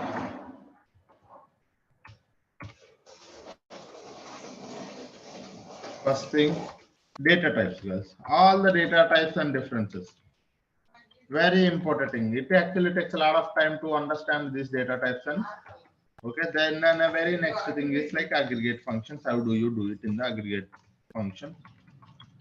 Okay, if you get a time, look at the map and reduce. And if you still get a time, just focus on pandas framework. In a pandas, look at the data frame concept, how to create a data frame concept. That's it. Okay, if you are just focusing on these things, that is enough, I believe. Okay, all the data types, aggregate functions, map and reduce, pandas, data frame concept, if you get it. Okay, but minimum, the basic thing I would expect is this thing, all the data types and their differences. Because if I say list, you should understand what is a list. If I say tuple, if I say a dictionary, if I use some other data type, you should be in a position to understand what is an array. You should not confuse, right? You should not you should not be able to, you should be able to understand each and every term that I'm using in the Python. So that is what I want you to understand. Okay, so these are the concepts that I would expect from you guys. These are very simple concepts. If you sit for like this is for 2 days, this is for 1 day, you'll be able to understand all of these concepts. That's it. And development perspective, what we are going to learn in our session, if you ask me. So these are the prerequisite, right? Sir, what I will be expecting, what kind of a development knowledge that I'm expecting from this course, if you ask me, you can expect, I would directly mention here itself, you can expect SQL development knowledge, and one more is PySpark development. Okay, these are the two things that we are focusing on. Okay, so sometimes we are also using the Python, so Python also you can do. Okay, so this is what it is. So I will also tell you how you can actually go for the Java also. So that is also fine. Sometimes one of the code or two of the codes I will also include the Java, but that is more for you to understand. Okay, this code, the code will also be there in the Java. But the thing is like our main focus is on SQL and Python for the data engineering, guys, because it will be really helpful for you if you wanted to grow your career in a data scientist level or a machine learning mode. Because as a data engineer, if you work for the next 2-3 years, you will be able to easily enter into the data scientist roles, or you can also go for the machine learning roles, because it is actually one another linked, guys. Okay, so this is what is a prerequisite that I would expect from you guys. Okay, this is the thing that I would if you wanted to, sir, what are the concepts that I have to go for before coming to attending these sessions? What are the sessions? What are the things that I have to recapitulate? If you ask me, these are the things you recapitulate, guys. Okay, go for recap. And we will be learning SQL development, Python, PySpark, all of these things. No worries, because SQL will be used in most places. Python will also be used in most places. Okay, so that is one more thing. And we will also be looking at different formats, guys, CSV, Parquet, and big data formats. So I will also be telling you what are the difference between the big data formats. So because in the interviews, some people are asking me if you are working on a big data development, so did you work on the Parquet, and what is the main advantage of using the Parquet? Those kind of things also we will discuss in our sessions. That is not a problem. And I think that is enough, guys. If I missed any questions, okay, I think, yeah, roles and roles offered after this course. Like once I have completed this course, what are the roles I am eligible? If you ask me, you can go for the data engineering roles. You can go for the Google Cloud platform and GCP engineer, GCP data engineer, as well as big data developer, PySpark development. You can able to work in the PySpark, because we are not just working in only one area, guys, right? So you can see each and every tool itself, it is a one project, guys. So data project will be there, data flow, data fusion, composer. So these are all roles itself. Okay, so some data engineer working on a data proc, some data engineer working on a BigQuery, some data engineer working data fusion, some data engineer solely working on creating a data. So this is how it will be. And some people working on RDBMS data migration projects. Okay, data lake projects. So these are all things are related to the data projects only, guys. And after this, all the concepts are covered. Okay, during our course also we are going to cover many projects. So few projects are covered. I mean, once for example, if I am talking about a data proc, while I am doing the data proc, I will be able to cover the project as well. So what are how many projects that we are covering? If you ask me, guys, we are going to cover almost 4 to 5 projects, real-time projects. And one more thing is like these are real-time projects you can able to put in your resume. That is one point. And one more thing I want you to understand is like, okay, so whenever we talk about a one service, I would go to the Google Cloud platform and I will try to explain all the things about that service theoretically and practically, and I will implement a solution there itself. So what you have to do is like you take some time in the day and you have to practice the same thing so that you will be able to understand, because practice gives you a lot of knowledge, guys.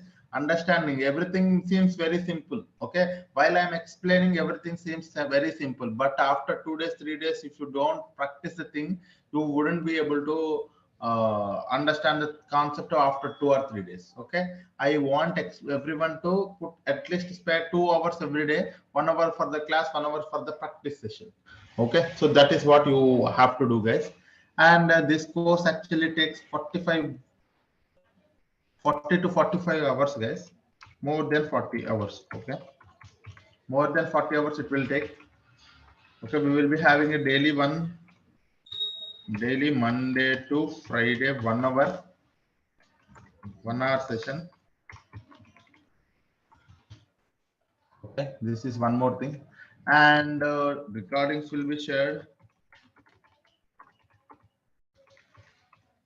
to your emails. You will get a recording, guys. And one more thing is like what I actually forgot.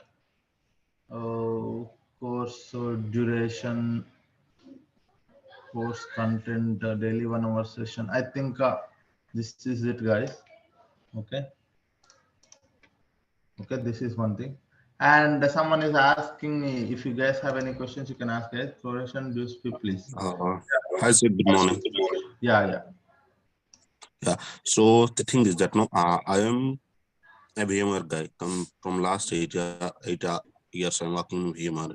So this platform is completely new to me. So is that a good decision to go for that this course? Yeah, it will be really helpful for you guys for going to this course. It will really helpful for you. And because why I'm saying is like a data engineering is a foundational course. And one more thing, in our course, I will be starting from very basic to the advanced.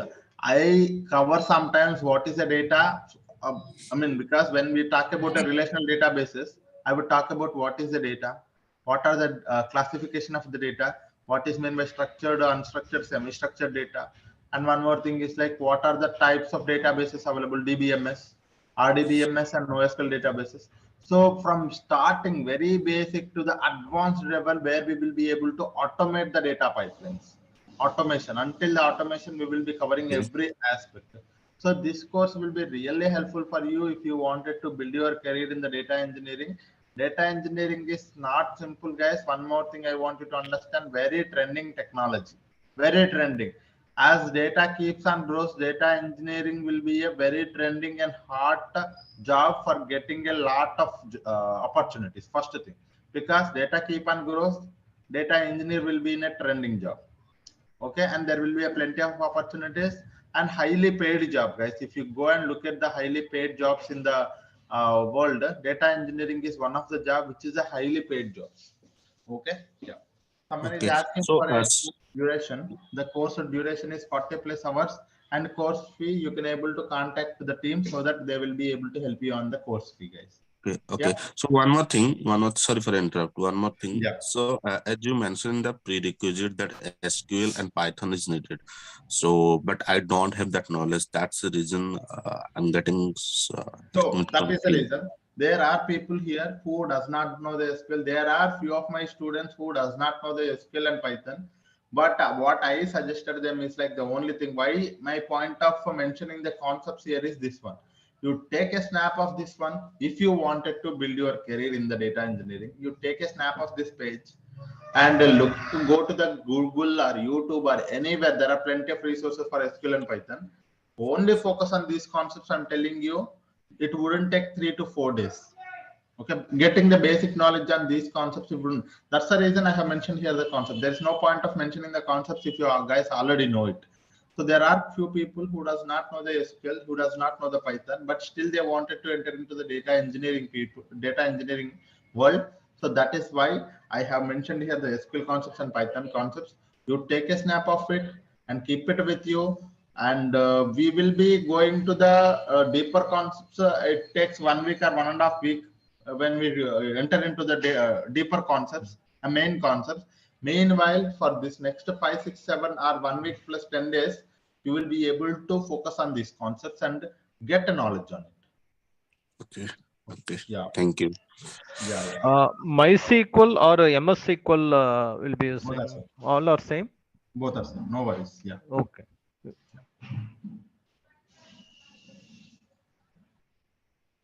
So someone is asking me, I'm planning to make a move in the data engineering. I'm having a 10 years of experience in the Oracle database. How it's helpful for me?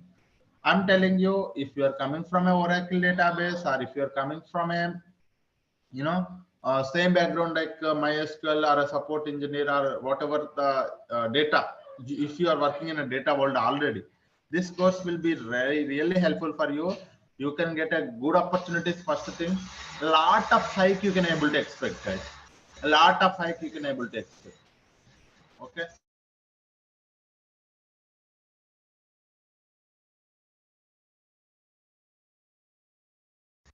Okay, so you can expect a good opportunities, and you, if you wanted to be in a trending job, this role really help you.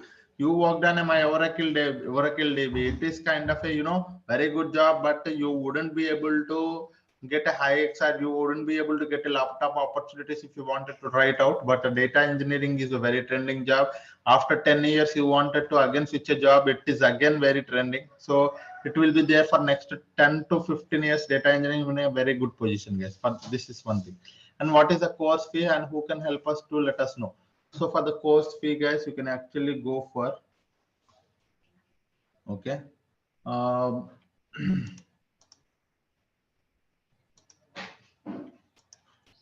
you can contact the IT team. Okay, so they will help you on this thing. Yeah. Any questions anyone having? Some people, okay, sorry guys, there are plenty of questions in the chat. I would try to explain one by one. Okay. And so is this course specially catering the data engineering with GCP and generic cloud computing with Google Cloud? Both. Okay, that is both, guys. Any project included in this course? Of course, guys.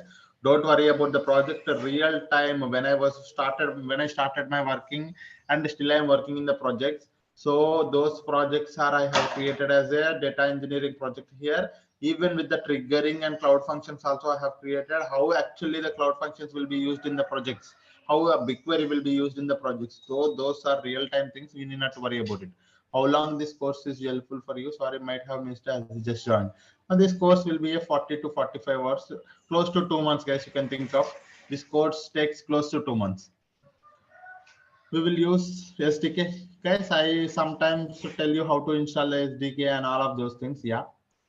Did you cover cloud computing engine? Yes, cloud computing engine. What is a cloud computing engine? What is a Kubernetes engine? What is the app engine?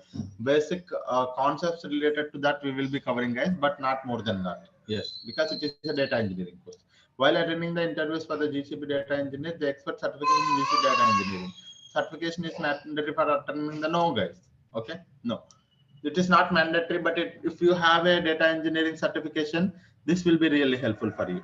Okay, that actually gives a lot of, if there are 100 points, out of that 10 points or 15 points will be added to you by with help of the data engineering certification. But that's not directly get you the job, land you a job, but the concepts that we are going to cover, if you are having a good knowledge on all of these concepts, this will be really helpful for you to get a job. Yes. So one more thing I want you to understand, whenever I was talking about a one concept, let us just say, okay, let's just say data lake. When we are talking about a data lake or a BigQuery, so for a data lake, I'll try to give you some assignments, guys. Okay. And whenever talking about a BigQuery, I will try to give you 2 to 3 data sets for your assignment. Okay. You have to, what you can do is like you spare your time and focus on the answering those questions. Okay, so that you will be able to, when you try to complete those assignments, you will get a lot of knowledge and creating a lot of knowledge and using that particular solution. Okay, that is one more thing. And the data engineering is not all about the development, it is also about architecture, guys. So you have to focus on, it's not that I should use the BigQuery in a very good way. It's not like that. You should understand that how the BigQuery is, how we can use the BigQuery for a very efficient manner, and how BigQuery helps in a GCP, and how it is different from the other cloud tools and other on-prem tools like Hive as well as Redshift and Synapse. So you have to understand that concept as well. So our main aim of the course is to get a development skills as well as the architecture points, because architecture also very important for us to understand. Every data engineer should go to the data architecture and machine learning solutions. Okay, so this is what we have to understand. Any other questions anyone having? Okay, so you can expect this thing from our course, guys, both actual development plus architecting. So these are the two things that we can expect. And I have mentioned here the all the course details on the chart, guys. You can also go through it. Okay. So time of the timings, I actually forgot to mention the timings, guys. The timings are same timings, guys. 7:30 to 8:30 a.m. Okay, same timings every day. Okay, so these are the timings. Yes. Yeah. Any questions? Anyone having? Yeah, Saidalo, I have one question. So I'm Yeah. expecting just I have to created one sample web application. Then how I want to deploy that application in the cloud? Is it possible to cover in this session? I mean, in this course content or not? Actually, for the deploying the pipelines and deploying the things that we are going to discuss, but application, because we are not an application developer, so that thing is not covered. Okay. Thank you. But creating a data pipelines, deploying those data pipelines, because that is where we are focusing on as a data engineer. Yeah. Okay. Thank you. Yes. Yeah. Someone is asking a batch time that I have mentioned here, guys. On premises to the cloud. Yes. Data migration on premises to the cloud that we are covering. Yeah. Any other questions, guys? Anyone?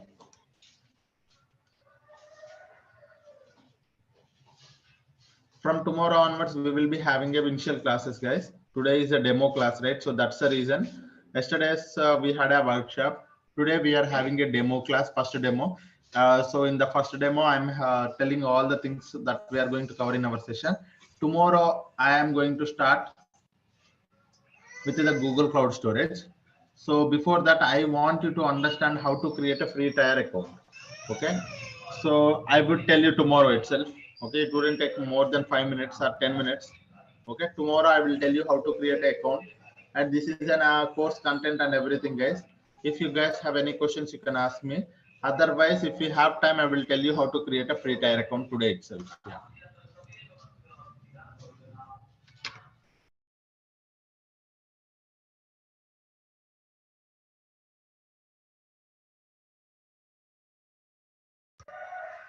Okay, guys. So this is it for today. So hope I have given you a good understanding of what are the services that we are going to cover in our sessions, and hope you got some idea about a data engineering and a prerequisites, as well as what kind of things that we have to focus on before entering into the data engineering, and what kind of learnings that we can expect out of this course. Okay.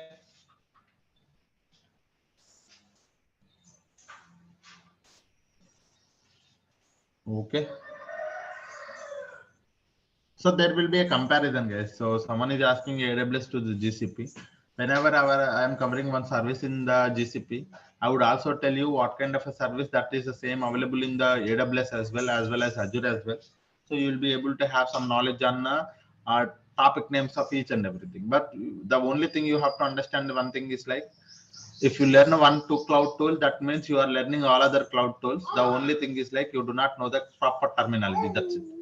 Okay, so if you are learning one tool, that means one cloud tool means you are learning other clouds as well. Okay, so don't think that if I learn what could be a thing, that if I go to the company, if they're asking me to work on AWS, it's the same thing. You need not worry about it. The technology is same. The only thing is like a platform is different. That's it. Okay, any GCP support job roles. So all these things, development plus support plus big data developer plus admin plus, this course will be for all of the things, guys, because we are covering the IAM for the admins. We are covering the if you are wanted to go for a support, you need to know the services first. So you should know the development plus support. This course is for the development. If someone wanted to go for a data engineer, a developer, or a support developer, support engineer, or admin, so this course will be helpful for all of you guys. Yeah.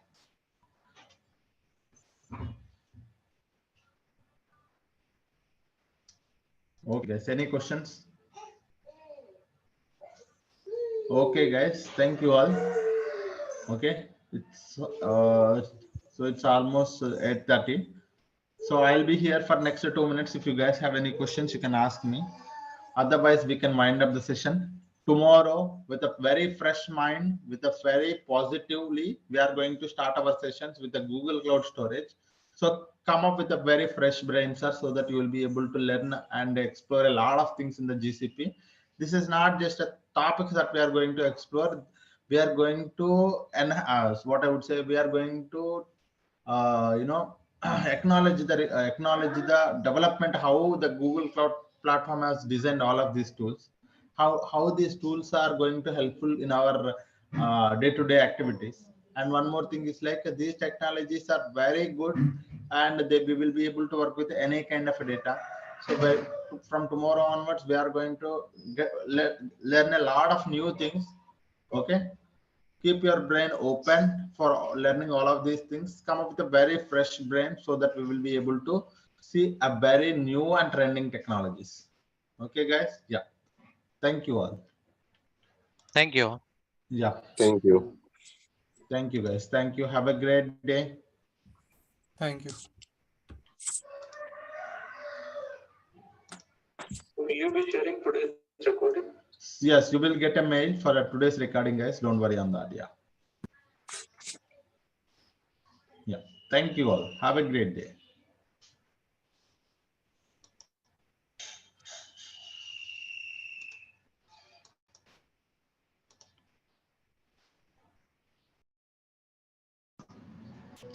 Hello, everyone. Good morning. Welcome to the session today. Hope you guys are doing good. So, yesterday we had discussed what is the course content and everything. Recording in progress. Right? From today onwards, we're going to discuss the very first topic, that is in a GCP, we have a GCP database landscape and big data landscape. So one by one, we are going to start with. So in a first half, I'm going to explain few concepts related to the databases, that is our Google Cloud Storage. And after that, we're going to start with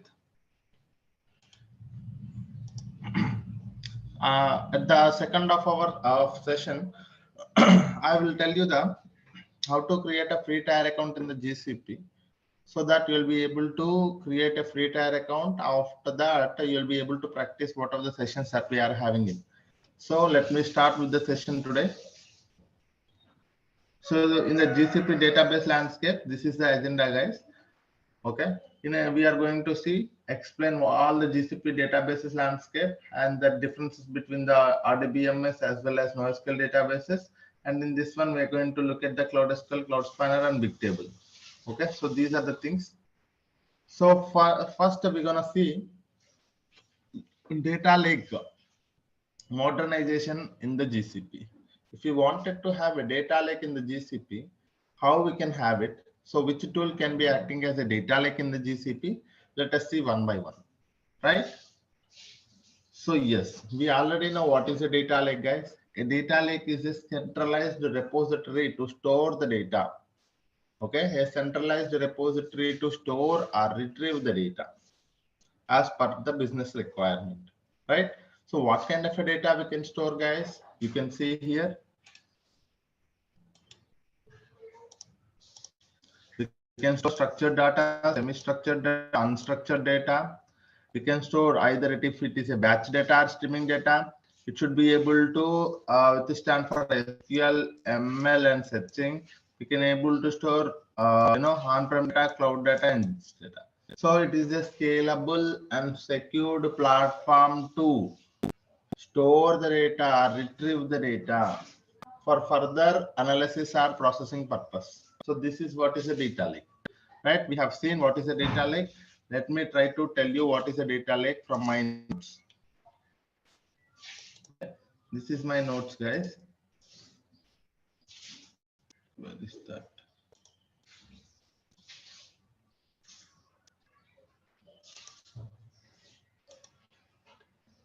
Okay, basics. Yeah. So this is what it is, a data lake. I hope you guys can see my screen clearly. Okay. So usually you get a data from a multiple data sources. So in a data lake, the data lake should be withstand to store any amount of data that is coming from a multiple data sources, and it should not restrict any data format. It should allow any data format to be stored, any amount of data to be stored, and it should be scalable platform and also secured platform. Okay, so that is what is a data lake. A data lake is a centralized repository to store or retrieve the data. And what kind of a data we can store, guys? Any kind of a data we can store here. Okay, and do we have any restriction on the number of files that we can store here? No, there is no restriction on the number of files that we can store in the data lake. Okay, and it is a scalable and secured platform, right? So this is what is the definition of a data lake. Now let us see data lakes using a GCS. In a Google Cloud platform, we have Google Cloud Storage is acting as a data lake. What is that? Let us see now. Okay, so this is Google Cloud Storage is as a data lake in the GCP. So what is a Google Cloud Storage, guys? So let me go to the print and try to explain you guys one by one.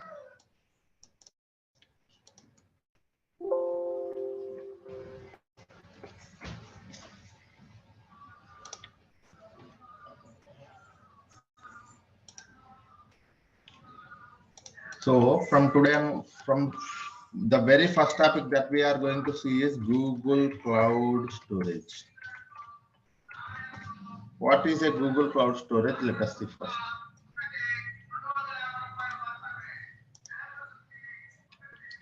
Okay, so Google Cloud Storage is one of the fully managed services in the GCP. What is this one, sir? One of the fully managed services in the GCP. What do you mean by that, sir? What is mean by fully managed service? Sir, I want you to understand what is mean by fully managed. For very first thing, I will try to tell you. Sir, if you go to any cloud platform, okay, if you go to any cloud platform, the services in the cloud platform are categorized into two things. One is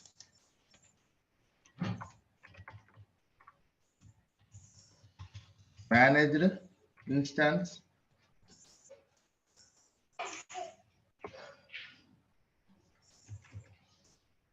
okay, not managed, virtual machine. Second one is managed instance, and third one is serverless. Okay, sir, VM based. People call it as a VM based. Okay, these are the three categories. If you go to any cloud platform, the services in the cloud platform are categorized into three. One is VM based services. One more is managed services or fully managed services, and third one is serverless. What do you mean by that, sir? In a VM based services, okay, for example, look at your laptop. In your laptop, if you wanted to work with any of the Python coding, or if you wanted to develop one application, what do you do, sir?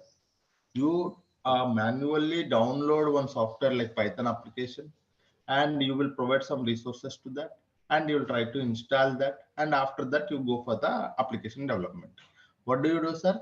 Whatever the requirements, whatever the resources, whatever the infrastructure required for your entire application development, you as a person taking care of it, taking considering from the laptop itself. So you need a laptop. That laptop needs to have some kind of resources, and that laptop will have its own configuration. And on top of that, you will again download an application and install on top of your laptop, and again you try to develop an application. Likewise, in a VM based, an entire virtual machine will be given to you, so that an entire virtual machine will be given to you. 1 minute, guys. Sorry, I'm getting a call. 1 minute.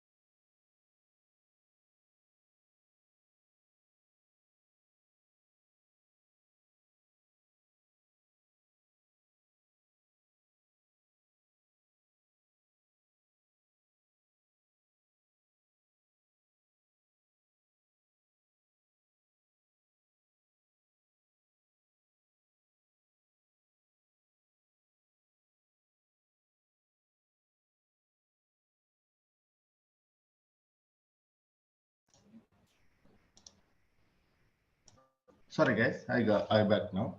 So there are three categories in the cloud platforms. One is VM based, managed, and serverless. But before this one, if you wanted to understand, there is a one more category which is not a cloud platform. That is non-cloud platform. That is, we call it as an on-premises, right? So we have a one more thing is also there, that is on-premises. It is not a cloud. In on-premises, if you wanted to work with any of the application development, you have to manage your physical infrastructure. Okay. Physical infrastructure you have to manage. Again, if you need to have a separate environment, you have to manage your virtual machine. Manage the virtual machines. Manage the VM. And again, if you wanted to work with an application, you have to manage your application. Okay, because you have to download, install, all of those things. Again, you are the person need to develop the solution. Okay, so in a typical architecture, this is the things happening is in any company. If someone wanted to work with the any application development, first thing there will be a resources part. One is infrastructure. So as a person, we have to take care of the physical infrastructure. Again, if we have to have a development environment separated for each application, we need to go for a virtual machines. And again, we have to manage the application configuration. And finally, we can develop the solution on top of the service. So this is what it is. So in on-premises, you as a person have to manage all of these things. Yes. Okay. In a on-premises, we have to manage all of these things. Okay. But if you go to the cloud platform, what is the main advantage? Let us see one by one. Okay, very important thing, guys. No one will tell this point, but you have to understand, because somewhere you are seeing a VM based services, somewhere you are using a managed services, somewhere you are using a fully managed serverless platforms. So now you will be able to understand the concept of this one. Okay, in a VM based, you need not to manage the physical infrastructure, because the physical infrastructure will be provided to you in the form of a virtual machine to you. In the cloud platform, you need not to manage the physical infrastructure, but you have to manage your configuration for the virtual machine. You have to manage your application platform as well as development. Okay, in a VM based services are hosted. People also call it as a hosted, guys. VM based are hosted services. In this one, you need not to manage the infrastructure here, because infrastructure will be provided to you in the form of a virtual machine. And after that, managing the virtual machine, managing the application, and developing a solution is on you. Okay. But who will be taking care of the physical architecture? The cloud platform will be taking care of it. And if you go to the second category, that is managed services, the physical infrastructure will be taken care by the cloud platform, and managing the virtual machines also taken care by the virtual platform, and only the application and development will be taken care by you. Managing the application, managing the developing a solution will be based on you. Okay, you have to manage it, you have to take care of it. Okay, and if you go to the serverless platforms, the name itself it is saying, you need not to worry about a physical infrastructure, you need not to worry about a virtual machines, you need not to worry about a platform. Managing application, nothing but managing the platform, guys. Okay, you need not to worry about a platform, you can directly go for the development. Okay, this is what the cloud platforms are doing a best thing for us. Okay, because they are taking care of a lot of burden from us. If you go to the virtual machine based, an entire virtual machine will be provided to you. When they have given a virtual machine to you, all the configuration will be given to you, guys. If you need this much of, if you need 500 GB, 1 TB, 10 TB, 100 TB of storage, networking properties, as well as the RAM, if you need to have a lot of CPU, you can select it. Okay, so a highly robust virtual machine, you can select it. If you go to your laptop is a small machine which will be having only small configuration. But if you wanted to have a very heavy machine with a large properties, you can select it. Okay, that properties will be, that management of the virtual physical infrastructure will be taken care by the cloud platform. How, sir? We already seeing some data centers, right? Google have its Google data center, Amazon having its Amazon, and that's where they are managing the physical infrastructure and managing the virtual machine, managing the application and developing an application will be on you when you go to the VM based services. If you go to the managed services, physical infrastructure as well as managing the virtual machine will be taken care by them. Only the application development, application and its development will be upon you. Okay. And if you go to the serverless, only the development part you are talking about. Because we will see in our upcoming classes what is the fully managed, what is the serverless. So if you go to the VM managed, you can look at the compute engines. Okay, compute engines are there. Kubernetes engines are there. GCA, GKE. So these are all comes under VM based services. Guys. If you look at the managed services, we are every day looking at managed or fully managed. You can see that. So managed services are like managed services, Dataproc you can think of. Very good example, Dataproc, managed services. And for the serverless, BigQuery is the best example. Dataflow is one more example. So you need to categorize the services in such a way that it will be very helpful for you to understand it. Because in a company, if a client asks you whether what kind of because we are looking for a serverless platform, you should be in a position to understand what is the serverless platform. If they are looking for a semi-serverless platform or a managed services, you should be in a position, because serverless platforms provide you a lot of benefit when you are when you talk about a cost. Okay, when you talk about a managed services, the cost will be okay, and you have to manage some amount of things like managing the application. So there is some burden on you managing the application. So you have to take care. Your team has to take care about managing the application. But when you go to the serverless, your team need not to worry about application management, because you can directly go for the development. All other things like physical infrastructure, managing the virtual machine, managing the application will be taken care by the cloud platform itself. If I talk about a GCP, the same thing. Okay, we have a cloud platforms. When I say a cloud platform, we have a GCP is there, we have AWS is there, we have Azure is there. It is common for all of these things, sir. It is not only this concept is similar, this concept is same for all of it. Is in general concept. Okay, now you got it. What is a VM based, what is a managed, what is a serverless. Now if I go to Google Cloud Storage, it is managed or fully managed. Fully managed is also called as a serverless, sir, sometimes. Okay. If you go to the Google Cloud Storage is a fully managed service. Okay, what is that, sir? It is a fully managed service. What does that mean? It is all the infrastructure required for the, okay, all the, you can also say it is actually a managed service or fully managed. Actually, I can't. This one. Okay, so a managed service. When I say a managed service, all the infrastructure, physical infrastructure, as well as the virtual machines will be taken care by the GCP. Okay, what are the rest, guys? You have to create your own application.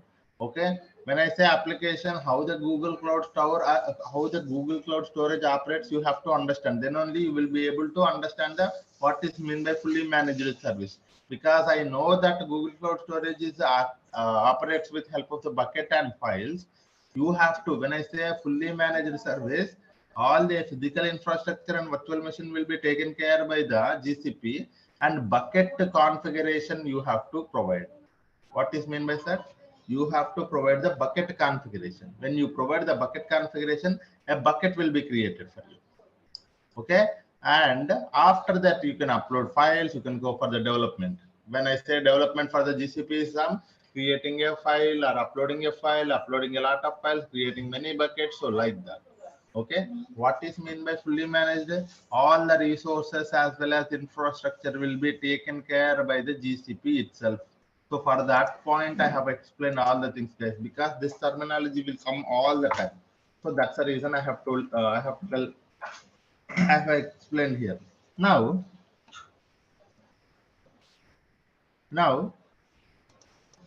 sir, it is now I understand that it is a fully managed services. So the infrastructure will be taken care by the GCP. That is fine.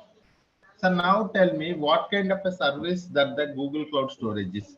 What is the main intention of having a Google Cloud Storage in the GCP? So if you ask me, it is a service for storing and retrieving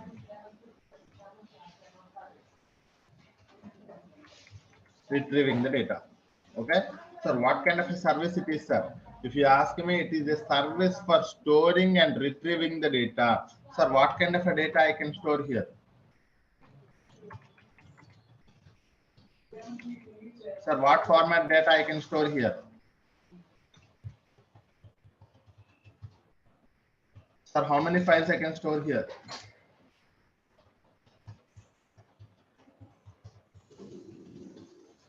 Okay, sir, how much amount of data I can store here?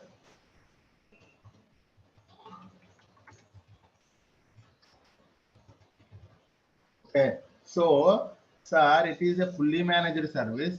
It is a service, I would say. It is instead of that, a service for storing and retrieving the data. So when I say talking about storing and retrieving the data, how much data I can store, any amount of data, any number of files, any format data, any kind of a data, we can able to store in the GCS, guys. Okay. So this is what is the main intention. What is the purpose of a Google Cloud Storage? If you ask me, it is a storage and retrieving tool. You can store any amount of data, any number of files, and if you wanted and need to have if you wanted to have the data to be retrieved at some point of time, you can also retrieve this data. Okay. So this is what it is. And one more thing. So how the Google Cloud Storage operates? Okay, sir, it is a fully managed, that is fine, and the purpose of the service is also fine, but how it operates? Okay, how it operates? Sir, it operates via bucket and files.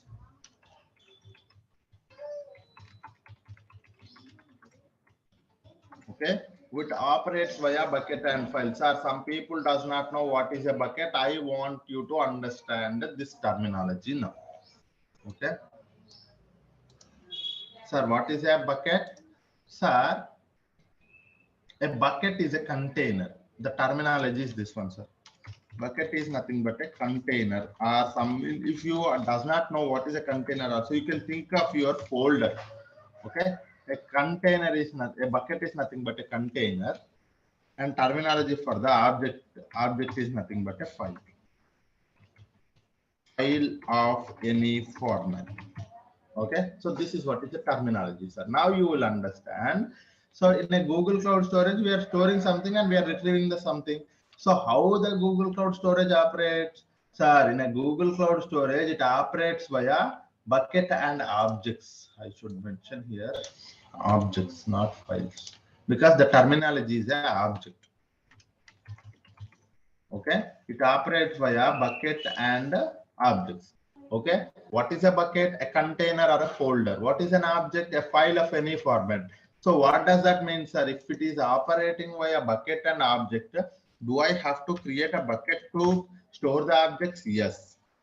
So you have to create, we have to create to store the objects. Okay, we have to create a bucket. To create a bucket.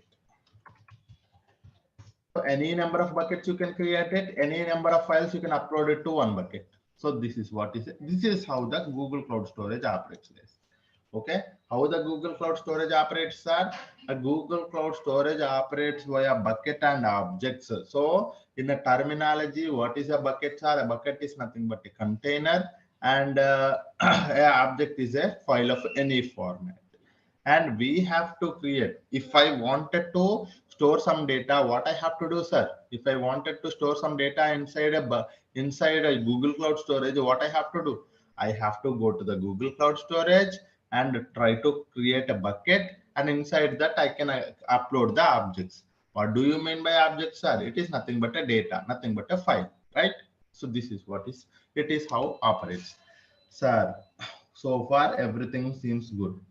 The fourth point I want you to understand that it allows, Google Cloud Storage allows worldwide storage and retrieval. Okay, that means, what does that mean, sir? I do not know. One more basic concept it is coming, sir. You have to understand there is a concept of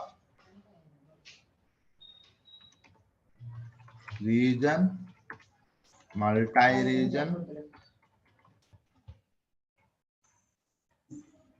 multi-region, and one more thing is a region, multi-region, dual region. Okay, so this is what, if it is allowing a worldwide storage and retrieval, what does that mean, sir? At any location you can able to store the data, at any from any other location you will be able to retrieve the data, but you have to select a proper region and multi-region and dual region. According to that, if you wanted to store and retrieve the data within the region, you can go for the within the region option. And if you go to the multi-region, the data will be retrieved across all the regions. And dual region means within two regions. Okay, we will see this difference. Okay, this is actually takes some time, so we will see this difference tomorrow. Okay, what is the main intention of having a regional service, regional storage and multi-regional storage and dual region storage? Because there is a difference between them, and there is an advantage also there, and there is a cost in terms of a cost also. You can look at it, guys. If I go to the region, the cost will be little lesser. When I say dual region, the cost will be little higher. If I go to a multi-region, the cost will be little more higher. And we will see that tomorrow, the main difference, why it is. So that is one thing that we will see tomorrow, guys. The fifth point is, as I told you, scalable and secured platform. What does that service, sir? It is a one more final point, sir. It is a scalable and secured platform. So we will see what is meant by secured platform. And I just want you to give you an overall heads up to the Google Cloud Storage. Now you got it. What is a Google Cloud Storage? The only thing you have to understand today is that what is a Google Cloud Storage, and what is the main purpose of having it, who will be taking care of the resources here, and how it operates, how the Google Cloud Storage operates, and what kind of a tool it is, whether it is a storage, worldwide storage or a retrieval service, and whether can we go for a secured, whether it is a secured platform and scalable platform or not. This is the only point you have to understand, guys. Tomorrow we will see how to create a bucket. Inside that, all these things, like when I say secured platform, right? So we can able to say access control, and very basic concepts we are going to see tomorrow. Object versioning. What is mean by all of this terminology? We will see retention policy. Okay. Okay. And one more thing is also there, storage classes. Okay, we can also go for the storage classes. While you are creating a bucket, there is also a storage classes. So tomorrow we will see all of these things, sir. Whenever you wanted to create a bucket, so you can select a proper bucket name and the location where you wanted to. So when you wanted to create a bucket, you have to give a proper name to the bucket. Okay, you have to give a proper name to the bucket, and you have to select the location of the bucket, and you have to select the proper storage class for the bucket, and we have to select the access control, and we have to select the object versioning and retention policy. retention policy. Okay, tomorrow we will see in while we are creating a bucket, all of these concepts we will see because these are the practical concepts. Okay, so what are these? How we have to give a proper name to the bucket, because it is not directly, sir, I can give any name. Okay, it is not like that. It has to be a globally unique name. How to select a location? When I say select a location, we know that we have a region option is there, we have a dual region option is there, we have a multi-region option is also there. And storage classes, there are 4 storage classes like standard, nearline, cold line, and archive. Access control also we have 2 options. Access control at rate bucket level, access control at rate object level is also there. So we have to see all of these things while we are creating a bucket. Okay, today hope you got some idea about a Google Cloud Storage as well as the different varieties of the services in the cloud platforms. Okay, yeah, any questions so far on the Google Cloud platform, guys?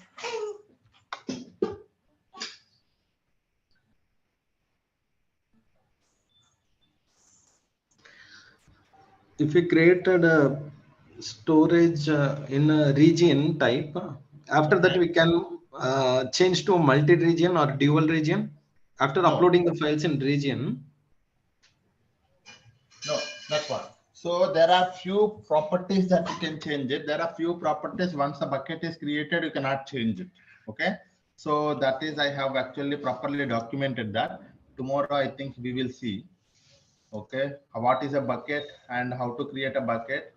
So bucket configuration. See, when you look at the bucket configuration here the location, you see for the location, this is we have selected a US West 1 and it is not editable. Okay, so when you create a bucket, you cannot, once you have selected a proper location to that bucket, you cannot later edit it. If you wanted to edit it, you just have to delete your entire bucket and you have to create your bucket with that particular location. Okay, that location is a region, multi-region, dual region as per your question, right? But there are few things, as you selected a storage class standard as well as access control fine grained, so labels if you wanted to add. So these are the editable properties. Okay, so this is a metadata of the bucket. There will be a metadata for the object will also be there, guys. There are 2 things: metadata about object, metadata about bucket. So in a metadata about bucket, you will be able to understand which properties can be changeable even after the bucket is created, and which properties cannot be able to change later after the creation of the bucket. Okay, so as we're talking about, once a location is selected, location type region is selected, you cannot change it later. Hope I have answered your question. Yeah. So one question. Yeah. So in terms of suppose we create a bucket and we have it in one region, and suppose we don't want to delete that bucket, we just want to replicate that bucket and keep a duplicate of that, and with added functionality in terms of adding location as well. So can we do that? Yes. So this is for, it's a one scenario that what you wanted to do is like you have 2 buckets, right? It's 2 buckets, right? It's not only 1 bucket, right? So as I told you, because I'll tell you why I said 2 buckets, because when you wanted to create a bucket, the name of the bucket is globally unique name. Okay, you cannot give a same name to the 2 buckets. First thing. Okay, so when you give it 2 names, that means they are two buckets, right? So what do you wanted to do is like whenever I upload a one file to one bucket, you wanted to have that same file in one more bucket also, because you wanted to copy the data. So that kind of scenarios that we can see in our upcoming topics, because I have such kind of scenarios we can easily have with help of the cloud functions. I will create a one cloud function code. That cloud function code will be doing is like, it is a serverless platform. In the backend, what it will do, it will try to copy whatever the data that you are uploading to the one bucket, and it will copy it to the one more bucket, so that whenever you do that activity, it will be backend, it will be doing this activity as well, so that there is a copy of your data. Okay. Okay, got it. Yeah, Thank you. this can be done. Yes, we will be having such kind of scenarios, plenty of practical scenarios. We are seeing, and I want you to, if you are coming across such kind of a scenarios in your company also, you tell me, we will implement that solution. Okay, so that we will do, guys. Okay, I just don't want you to tell you a course and stop it here. I just want you to, if you guys have such kind of a scenario, sir, I am facing this kind of a problem, so can we implement such kind of a solution, or can we at least see an architecture for this solution? So that kind of scenarios we will see if you are coming across. So please let me know, that's not a problem. And someone is asking a question, can you teach how to create a bucket via SDK? Sir, yes, we will create a bucket with the help of the Cloud Shell. Yes, of course. So I will tell you how to create a bucket two ways, sir. You can also see here. So because each and every, I want you to understand this point. I think I might not have told you this point.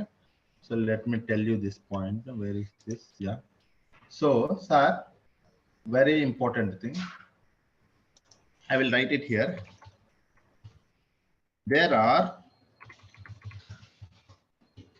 two ways. There are more ways, but mainly two ways for me. Two ways to interact with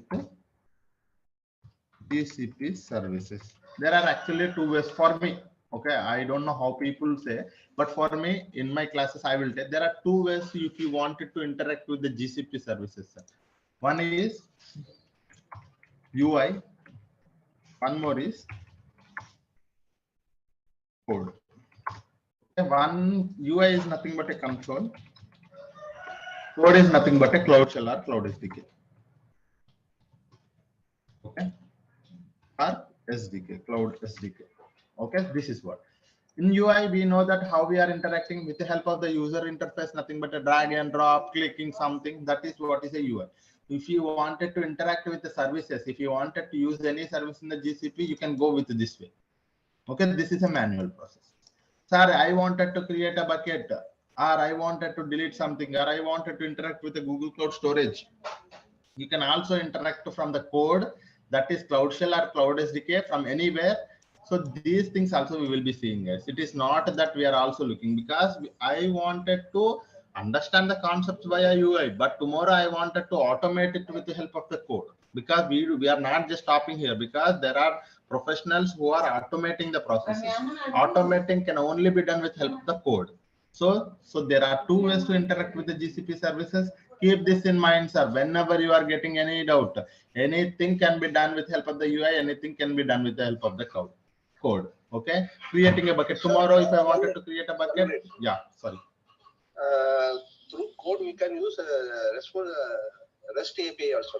Yeah, through REST APIs also we can use it, but most of the people using these things. So even I am covering these two only. That is the reason I have mentioned REST API is also there, and there is also one more thing is also there, mobile application also. But most of the times we will be using this thing only. Even in the companies also, people use UI as well as Cloud SDK or Cloud Shell. Yeah. Okay. And one more question: any Terraform Ansible tools required for automation? Sir, no. Any Terraform and Ansible tools required for automation? No, sir. Our main intention is to have a data to be created and automated with the help of the pipeline. So that is what we are going to do. That is SQL plus Python is enough for this course. Yeah. Okay. Yeah. In real time, we will be creating the bucket, or admin team, they will create the bucket and hand over to us. No. So there are two ways. So if you go to, there are two, it depends upon your company, guys. If you go to the MNC companies, you will be having a dedicated team for the admin. So they will be doing the admin activities. Admin, I would not say admin. So there are two, admin, or you can also DevOps. Okay. They will be taking care of the resources, infra related things. They are taking care of it. Okay. But if you go to the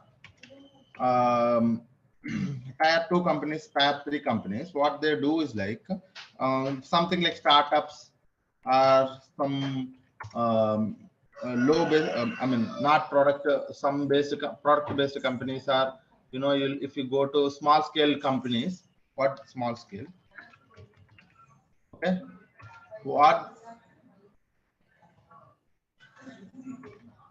what they do is like they will provide an entire, because it is a small startup company and you have to do everything on your own. In that case, you will be getting a chance to work on the UI. You will be getting a chance to creating a bucket, anything. You yourself have to work with the admin activities as well. That means IAM, all of those things, and permissions, roles. You yourself have to create a bucket.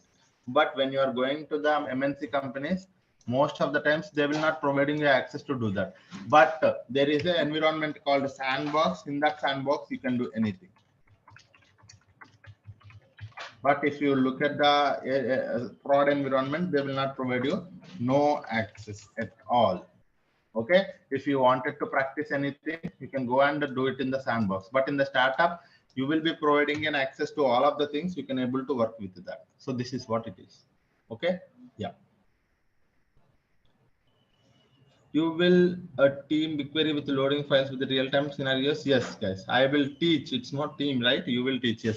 So you will teach BigQuery with loading files with the real-time scenarios. Don't worry about that. We will be having a plenty of such scenarios. Data proc, data flow, everywhere we are using the BigQuery. And I will take some CSV files. I'll upload it to the. I'll upload them as a. I will upload it to. Sorry, I will create a tables on top of those CSV files. And one more thing also. What we will do is like we will automate that process. Okay, as I told you, I don't want it to manually do it tomorrow. Okay, if a file CSV file available in the GCS bucket, what I wanted to do, sir, automatically it has to create a table inside the BigQuery. Okay, that automatic scenarios we will see.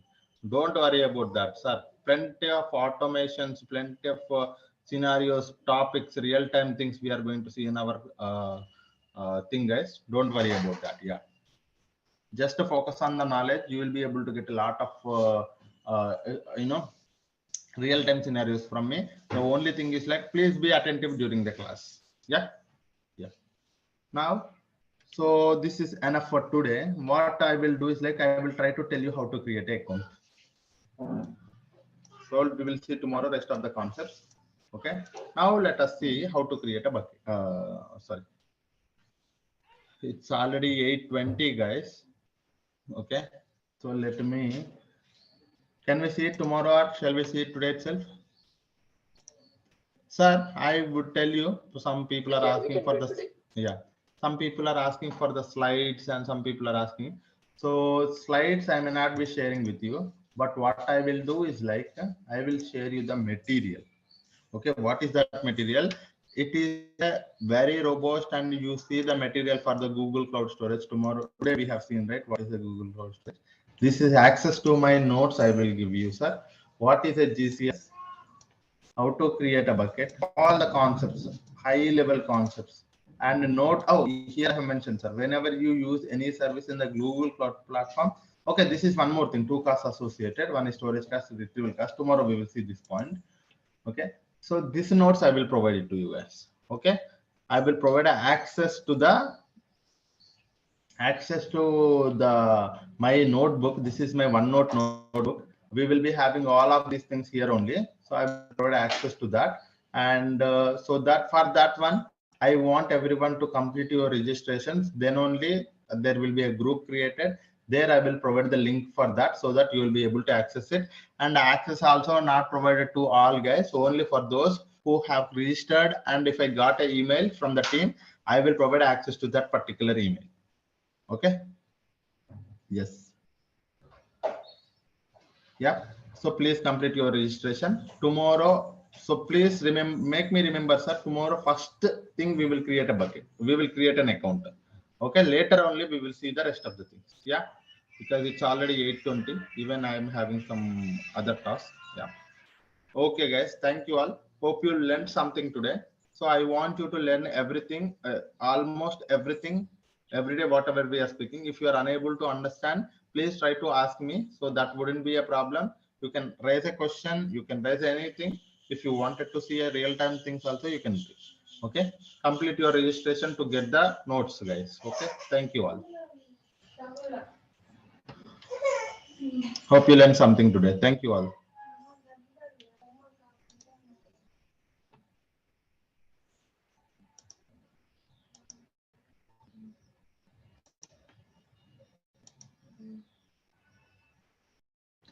Hello guys, very good morning everyone. Hope you guys are doing good. Welcome to the session today. So let us start the session. If you remember, yesterday we had discussed about the introduction of the Google Cloud Storage, right? What is a Google Cloud Storage, guys? Google Cloud Storage is one of the fully managed service. What does that mean? One of the fully managed means fully managed is nothing but all the resources required for the managing the files as well as storing the files and retrieving will be taken care by the GCP itself. We need not to worry about that thing. The only thing we have to worry about is like how to create a bucket and how to upload a file. And after that, how to make sure the data is controlled and need not to worry about the resources required to build this GCS. And one more thing, we have to worry about what are the storage classes we need to take care of it, and the location as well as object version. And what kind of a tool it is, guys? If you ask me, Google Cloud Storage is a service for storing your any type of a data, any kind of a data, any number of files we can store here. And how the Google Cloud Storage operates? Google Cloud Storage operates via bucket, okay, and objects. What is a bucket, guys? A bucket is nothing but a container to store your objects. And what is your file object, guys? Object is nothing but a file. Okay, it allows worldwide storage and retrieval. It is a scalable and secured platform. So this is all about a introduction to the Google Cloud Storage. Now the question is how to create a bucket. Sir, as I told you, if I wanted to work with any of the service in the GCP, there are two ways. One is via console, one more is via command line tool. Okay, so let me open. Okay. So if I wanted to work with a interactive,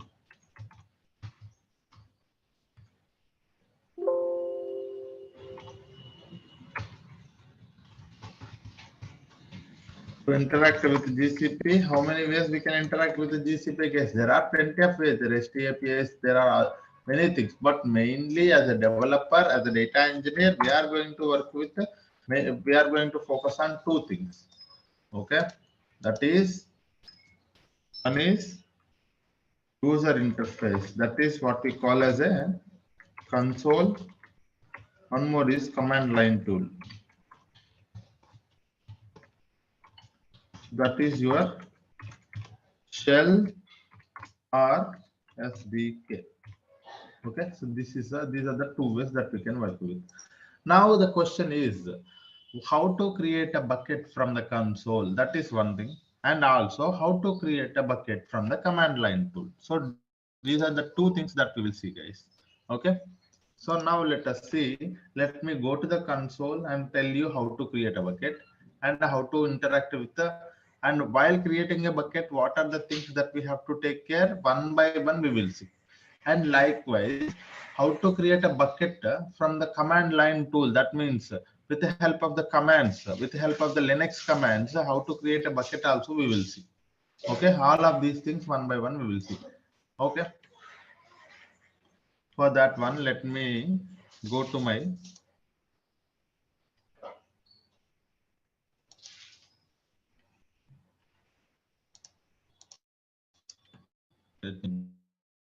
go the console.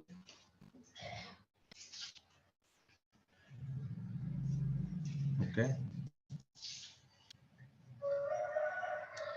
login in. I am logging into my console, guys. Google Cloud.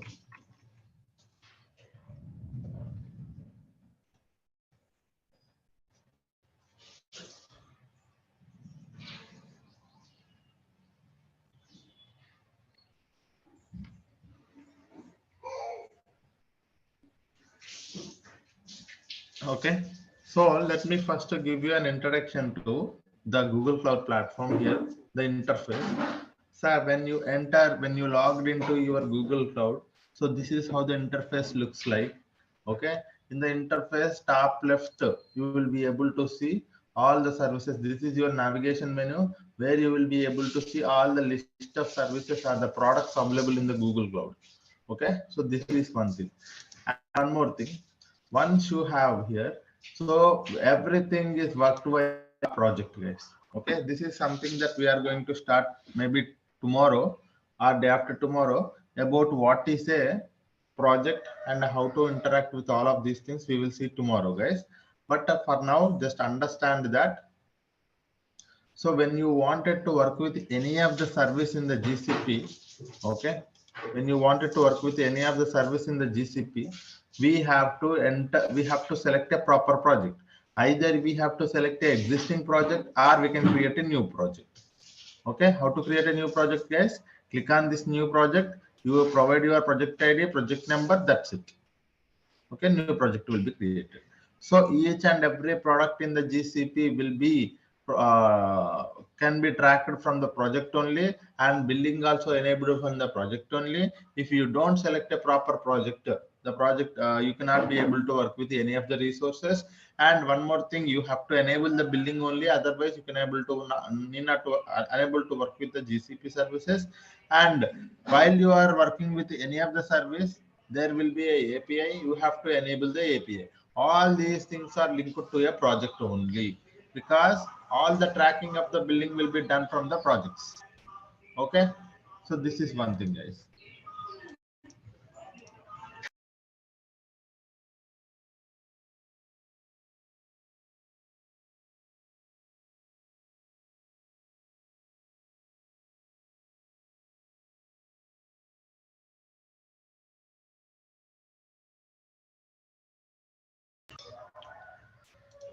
Okay, now once you have here, sir, if you wanted to work with any of the service in the GCP, either you can go to the left navigation menu, select that service. Like if you are working with the Google Cloud Storage, you can select here.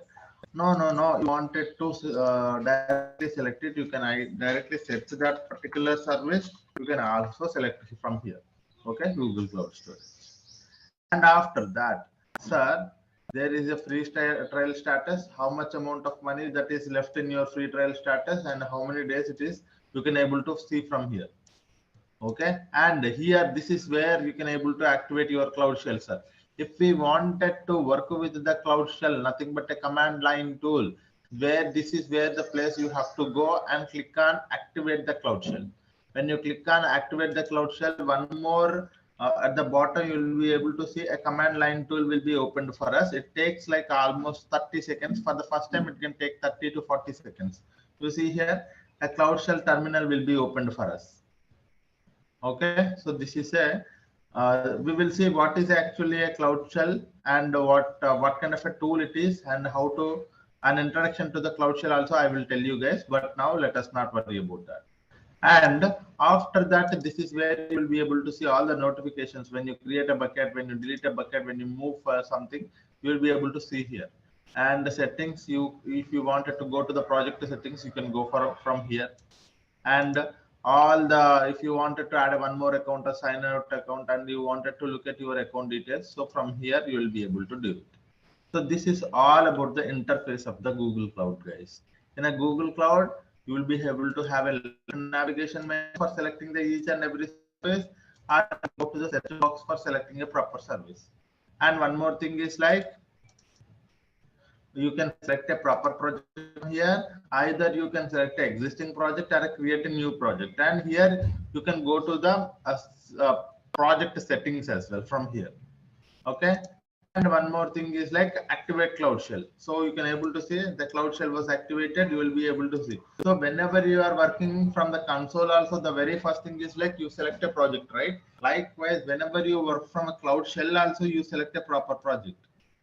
Okay, so this project by default the this project is selected. How I know every project is tracked with the help of their project ID, guys. So this is your project ID, arboreal avatar, right? Here you see arboreal avatar. So this is your project ID. And if you wanted to select one more project from the Cloud Shell, so the thing here is like you have to mention this one, Google Cloud config set project, and that project ID you have to mention, so that you will be able to enter one more project.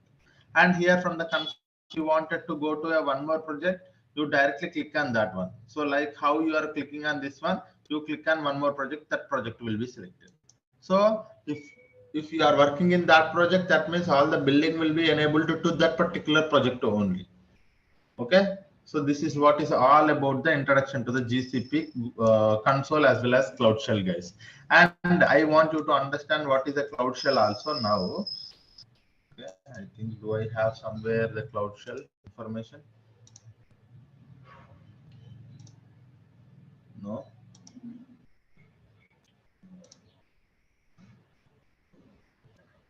No. Yeah, here it is. Yes. Okay, so what is a cloud? As I told you guys, if anyone wanted to interact with the GCP services, there are two ways. Okay, the very first thing is web user interface. Then the very next thing is command line tool, that either Cloud Shell terminal or an editor. Cloud Shell terminal or SDK. So these are the two ways that we can work with. And one more thing, what is a Cloud Shell? Because we know that console is a web interface. We know how the web interface works. But what does this Cloud Shell, sir? A Cloud Shell is a very small Linux operating system, guys. It is a command line tool. It has a 5 GB storage. Storage size is 5 GB, and it has a language support to SQL, Python, Go, Java, all of these things. If we wanted to work with the shell, we first activate it. After that, we select a proper project and use shell commands and Linux commands to interact with the each and every services. Okay, so this is what is a Cloud Shell, guys. You should not you should understand that the Cloud Shell is a very small machine. When I say a very small machine, it does have a Linux operating system, and it is having only 5 GB persistent disk storage, and it has a language support to SQL, Python, Go, Java.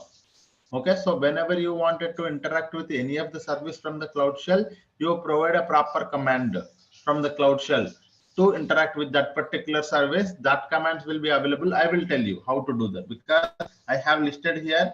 Okay, one by one we will see. We need not to, hurry. We are not in a hurry, guys. So what we will do, so whenever I interact with any of the services, there are two ways I will tell you. For example, today I am working about a Google Cloud Storage. I will tell how to create a bucket from the console. I will also tell you how to interact with the Cloud Shell, how to interact with the Google Cloud Storage from the Cloud Shell also. Okay, two ways we will see. Now we understood that the interface, there are two ways that we can interact. One is console and via Cloud Shell. Now we will go to the Google Cloud Storage and try to create a bucket in the console.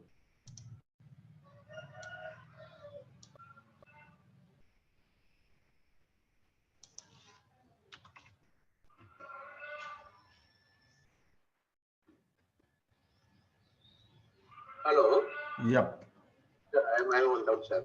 Yeah. So what is the difference between this Cloud Shell, which are working with the Linux operating system, you told, no? Yes. What is the difference between this Cloud Shell and the SSH? During the computer engine we are creating now, so there we are getting into the SSH. The same screen is getting what different is there? Where we will be able to interact with each and every service in GCP. And one more, this SSH terminal is only for that particular virtual machine, right? So you cannot interact with all the GCP services. If you want to interact with that particular virtual machine, what you provide some commands. You wanted to upload some file, you wanted to delete some file, you wanted to see some information, you wanted to access some information, you wanted to provide some permission. So all of those things are related to that particular virtual machine. Okay, there also you will be using a Linux commands, and those commands are also similar. But the thing is, like, it is only specific to that virtual machine. But here, Cloud Shell is a overall service or in general service or a primitive service where you can able to interact with each and every service in the GCP. All the resources, all the permissions, everything can be done from the Cloud Shell as well. So that is the main difference, guys. Okay. Okay, sir. Then what is the purpose of SSH? We can directly interact with what are the comments we are giving in SSH? The No, same no, command no. we can So you have to understand that one more thing is like if I wanted to interact, because see a virtual machine, as I told you, you have to understand this thing as well. A cloud shell is a small machine. When I mention a small machine, it have only the 5 GB persistent disk storage. And when you go to the virtual machine will be having a lot of storage. Sir, I wanted to move a file from a file of 10 GB to a virtual machine. That I can do, but I cannot load it to the Google Cloud Shell, right? Because it has only 5 GB. When I say 5 GB, you can only store until 4.5 GB of storage only. So it's not possible. But when I say virtual machine, you can able to store any amount of data as per your storage requirements. If you have given a configuration of storage like 500 GB, you can store 500 GB also. You can store 1 TB also. According to your requirement, you create a virtual machine. But it is not. It is just a small machine to interact with this and that. But it is not for running a heavy things. Okay, even you go for a heavy complex things, it will not. It will struck because it's a very small machine. But SSH terminal is a very.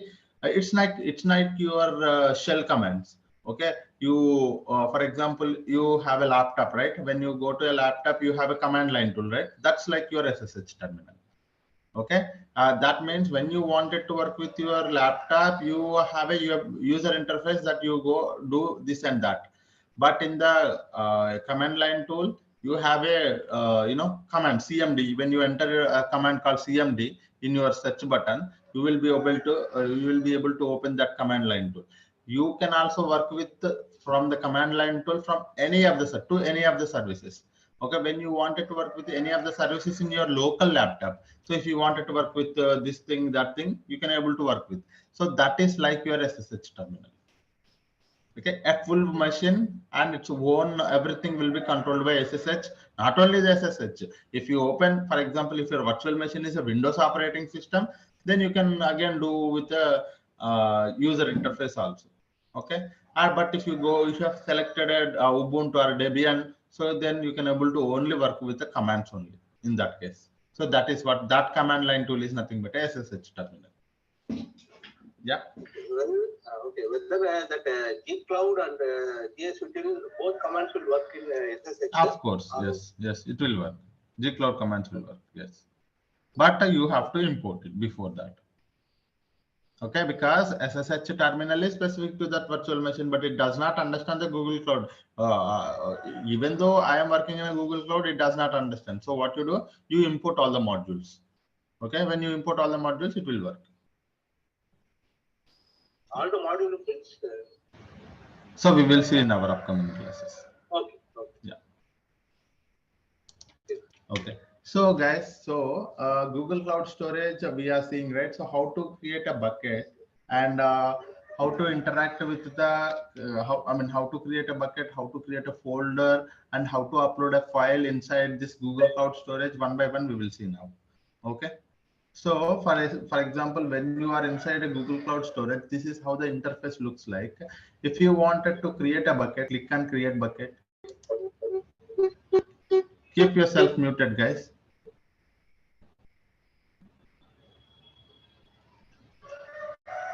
Okay, when you click on a create bucket, so as I told you, there are few things that we have to remember while creating a bucket. Okay, first thing, while providing a name of your bucket, we have to pick a proper globally unique name. When I say globally unique name, no one has used so far this particular name as a Google Cloud Storage bucket. Okay, so some disturbance, 1 minute.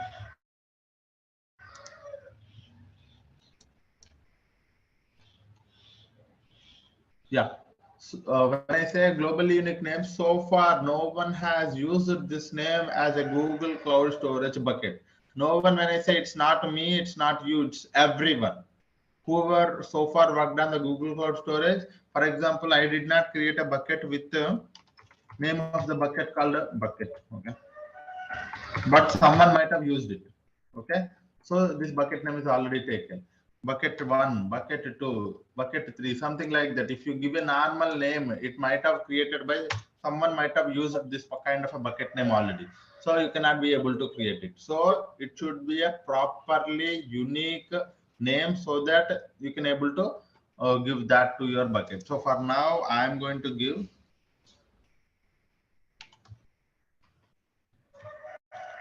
storage underscore bucket underscore resources. Okay, so this is the bucket. I have given a proper bucket name, which will not, I believe that which will not be used by anyone so far. Even though if still this is the 10102, I will give. Okay, so this name no one has used so far. It is a globally unique name. Now, after that, once you have given a proper name to the bucket, click on continue. And this is where we have to worry about a location. So I want you to understand about a location, sir. While you are creating a bucket, the very important thing you have to remember is one of the important thing is location, guys. Okay, I'm hearing a lot of noise. 1 minute.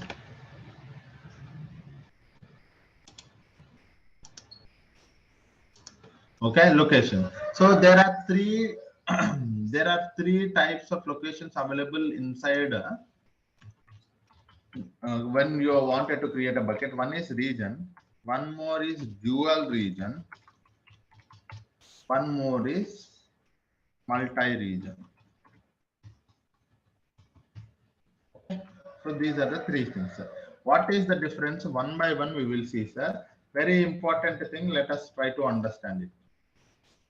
Sir, you select a region. Sir, this is your bucket. You selected one region and you created a bucket. Inside a bucket, you have one file. Okay, that file is sales.csv. You have uploaded this file. Okay. Now tell me, you selected a region called some US. Okay. Instead of that name, instead of names, I will say region 1. Okay. You selected one region 1. You selected one region, and inside you have created a bucket, and inside the bucket you have uploaded a file. Okay. So what happens if this region crashes? What happens? Think about it like this, guys. What happens if this region has a failover? All the data related to whatever the bucket, the data inside the bucket will lose, right? So this may happen for the single region. When you select a single region, if we do not know, there can be no failovers, but in any case, if there is a failover happen at that particular region, all the data inside your bucket will be gone. Okay, so that is the problem with the region. So that is the reason it has a, and one more thing is like a latency will be there, and data loss may happen. Data loss may happen because you have only selected, there is no replication. I would say instead of that one, no replication. Instead of that one, I will say no replication. Okay. So these are the two things. There will be a latency. When I say latency, you wanted to see here. You wanted to get the data from this particular bucket. There are plenty of the people need to have the data from this bucket. But the thing is, like many people are accessing. That is the reason there is a latency because of a single region. So there will be a latency and there is no replication. When I say a replication, we will see in a dual region, guys. Okay. Now, if the failure happens, the data will be losing. So I don't want it to go such scenarios. What I will do is like, I will go to the dual region. In a dual region, what happens is like, whatever the data that you have uploaded, right? It will be replicated to the one more region, sir. What it will do, sir? It will be replicated to the one more region. Okay, in a dual region, you have created a bucket with a region 1 and you have selected a dual region. So whatever the file you uploaded, sales.csv, that data, say similar data, the same data will be replicated. One more copy of the same data will be available in the region 2 because it is a dual region. So one more region will also be there the data will be copied or replicated to the one more region. Okay, it is replicated to the one more region. What is the advantage, sir? If region 1 failover happens, or if the region 1 crashes, your data will be available all the time. Your data will be available from this region too. Okay, so this is what is an advantage. Okay, this is what I am calling as a replication. Yeah, sorry. If we delete region 1, data will be deleted in region 2. Both, yes, yeah, region 2 as well. It's if you intentionally delete a data, that means you don't need it, right? So that means data will be deleted in both the regions, because unnecessarily you don't want it to pay the extra charge, right? You intentionally delete it means both the places it will be deleted. But if you wanted to recover it, that there's a chance. Okay, but if you upload one file and at any cost you don't want it to lose the data, you go for a dual region. And what is the advantage? Here it is less available, but here less latency,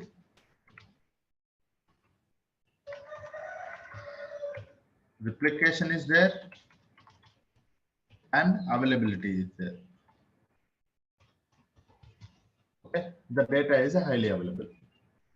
And one more thing, sir, again, one more thing. When I say dual region, I am getting these kind of benefits from the dual region. What if I go to the multi-region?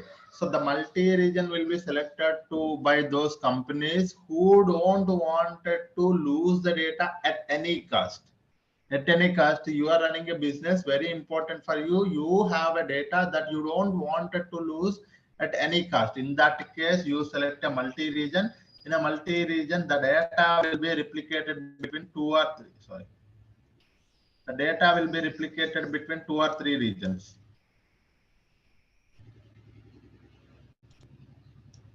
The data will be replicated between what, sir? 2 or 3 regions.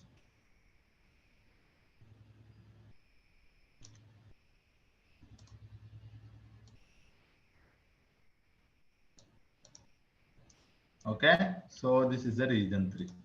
More than 2 regions, sir. So this is an advantage. What is this one, sir? At any cost. The requirement is very simple. At any cost, because the cost will be increasing from the region to the multi-region. Because I will tell you, because when you get a lot of benefits, the cost will also be there like that, right? So when you go to a multi-region, the data will be replicated to the multiple regions, and the data will be highly available. Okay, the data will be highly available. There is no latency at all. We can say minimal latency. The latency is very minimal. Okay, comparatively very less. Very less latency, sir.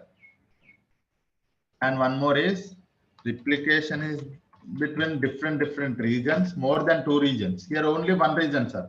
There replication is only 1 region, but replication between more than 2 regions, and data will be highly available. So this is a question in the interviews also. How do you make your data will be highly available? So I select a multi-region option so that my data will be highly available all the time. Okay. Here So also in any even though also in any region, if you delete data, it will replicate to all the region in multi-region. In a multi-region also, it's only about, sir, intentionally you wanted to delete it, it will be deleted every place, sir. First thing. Okay, intentionally you delete it in one location, it will be deleted everywhere. But if you upload a file, but you thought that if for example if there a failover happens to this region, that was nothing but unintentionally the data is not available. In that case, your application will be connected to this data. Even though this region is also not available, your application or your data processing system will be connected to this one. That's the reason data can be highly available. Okay, so this is what it happens. For example, when your application is running or when your data pipeline is running, you have connected to this one. Okay, you have connected to this one, your application or a pipeline, whatever it is. When you connected to this one, if this region in a multi-region, this bucket is not, the data inside this, the file is not available, or this region is not available, automatically it will be connecting to this one, because it is a multi-region. Automatically it will be connecting. This is the reason all the time the data will be highly available. Okay, but in this one, if this region is not available, it will be connected to this one. If this is not available, it will not be connected to that one. That is the reason the data is less available here. Yeah. Any questions, sir? So if any changes made in region 1, it will be applicable to other. Of course. Yes. Yes. So it is just a replication, sir. Whatever you do the changes in the region 1, it will be replicated. Okay, you cannot see it. Okay, sir, where I can see my replication, you cannot see it. Okay, automatically backend GCP will be taking care of it. This is a concept. So what do you have to understand from this concept, sir? What I can get from this concept, if you ask me, I will say like this. So if you wanted to, the cost will be less here, less cost. Okay, I will say L. Here medium cost, it is a high cost. Not high, but the cost will also be lesser, but comparatively. Okay. Sir, if I am accidentally updated any files and I want to reverse that one, whether it is possible. You wanted to revert the changes? You can go for the object version. We will come to that topic. Yeah. Yeah. So what is the concept, that what is the thing that you have to get from this location is that, so according to your requirements, sir, I wanted to, it's okay for me if it is less available also, that is fine. I don't need a replication. I want a less cost. You can go for region. No, at any cost I don't want it to lose the data, or at any cost the data to be available all the time. In that case you can go for this one. Okay, so this is what is all about the location, sir. Now you understand that what is the mean by the multi-region, dual region, single region. Dual region highly available across largest area. Dual region highly available across 2 regions only. And lowest latency with a single region. So this is what it is. Okay. Now if I select a multi-region, the cost will be, you'll be able to see here, guys. Okay. And if I select a dual region, I will select 2 regions, and the cost will be like this. And if I select a multi-region, the cost will be little less. There is no replication cost here. Okay, so this is how it works. So as per my business, I don't want it to lose the data at any cost, so I will go with the multi-region, and inside that I select Europe or Asia specific or this one. For now, I am going with the US multiple regions. So this is the region I have selected. Inside that US, the data will be replicated to the multiple regions. Okay, so this is all about a location type. Once you have selected a proper location, click on continue. And this is where is your storage class. Sir, what does that mean by storage classes? You set here, you look at here. In a storage classes, we have 4: standard, nearline, cold line, and archive. Okay, let us see what is this. Okay, storage classes.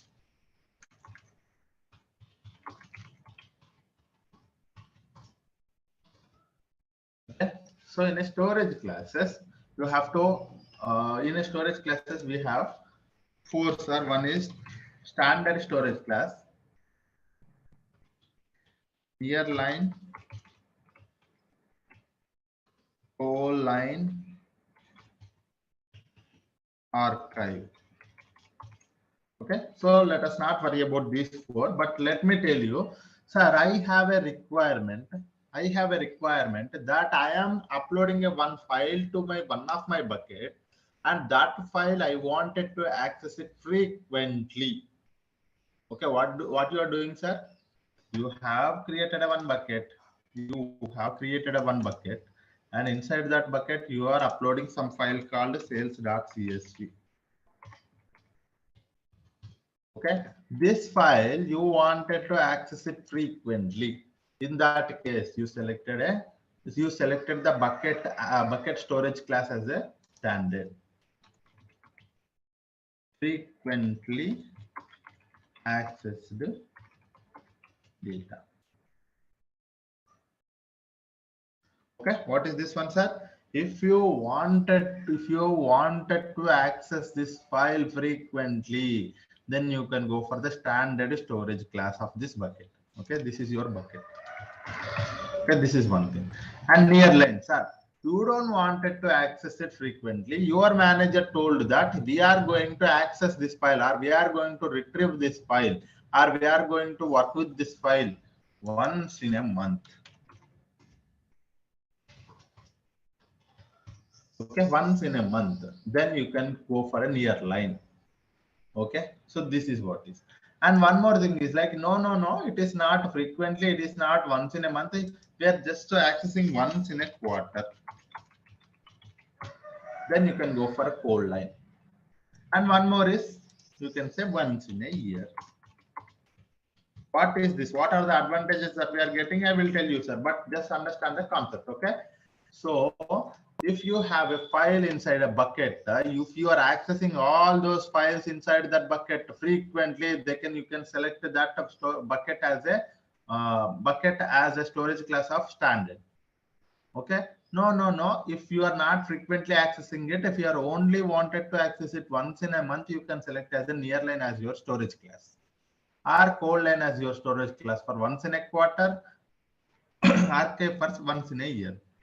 Okay, so this is all about storage classes, guys. Let me show you one advantage diagram. You will be able to understand it. 1 minute, let me open that. Somewhere I got it.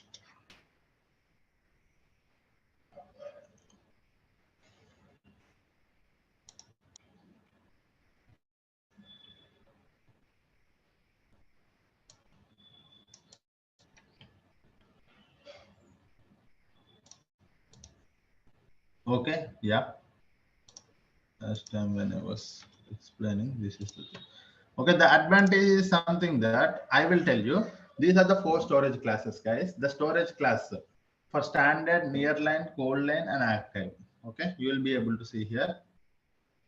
As I told you, see the advantage is that, so when you are accessing frequently, the transaction cost is very less and the storage cost is very high. Okay, and when you are accessing it once in a year, the transaction cost is very high, the storage cost is very less. So this is the advantage that you are getting. Okay, what does that mean, sir? You have to be very smart when you are selecting a storage class. Okay, unnecessarily you don't want it to pay extra money here. Okay, there is a cost associated. I want you to understand one more point. Where is my paint? There are 2 costs associated.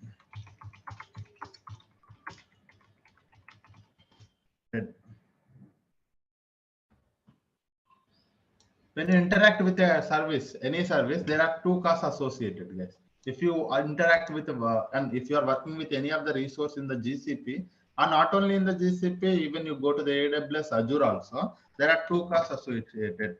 One is storage cost. One more is compute or retrieval cost. Okay, these are the 2 costs associated. Okay, one is storage cost, one more is retrieval or compute cost. For Google Cloud Storage, it is a storage cost will be there, retrieval cost will also be there. Storage cost is nothing but for storing this particular data inside a bucket, that is a storage cost.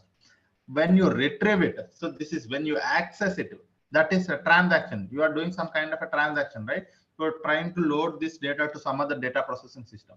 That a transaction cost or that retrieval cost will also be there. So that is what we are talking about. So for the standard storage class, so like this one, the transaction cost is high. The standard transaction cost will be increased here.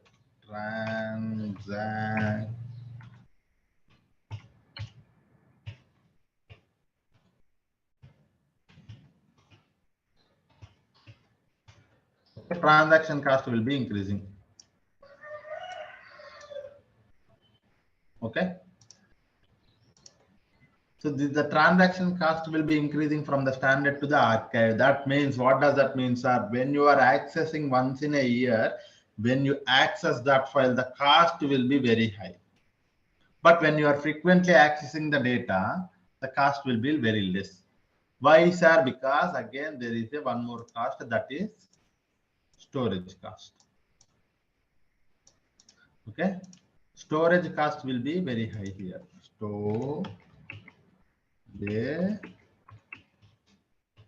Storage cost is very high here. Okay, so the storage cost is for frequently accessed data. You have to, the data to be available all the time when you frequently access it. That means the storage cost for that particular storage class is higher, because when you frequently accessing it, the data to be highly available, to make the data to be highly available all the time, the storage cost is increases. Okay, and one more thing, archive. When I say once in a year only, because when I am retrieving it once in a year, the data need not to be available all the time. So for the making not available all the time, I don't need to pay extra money. The storage cost is very lesser here, but the transaction cost is, after a very few many days, you are trying to retrieve the data, retrieve the entire data. That means the transaction cost is very high. Okay, so this is how the benefit that you are going to get it, guys. Okay, one is transaction cost, one more is storage cost. Okay, transaction cost will be very high for the archival storage class, and storage cost will be very high for the standard storage class. Okay, this is something that you have to understand. Okay, any questions are on this one?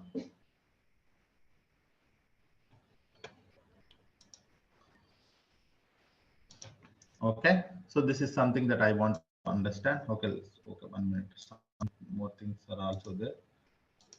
Okay, storage classes, I think that's it. Yeah. Okay, so this is what is about storage classes. Now you understand that what is a storage class, guys.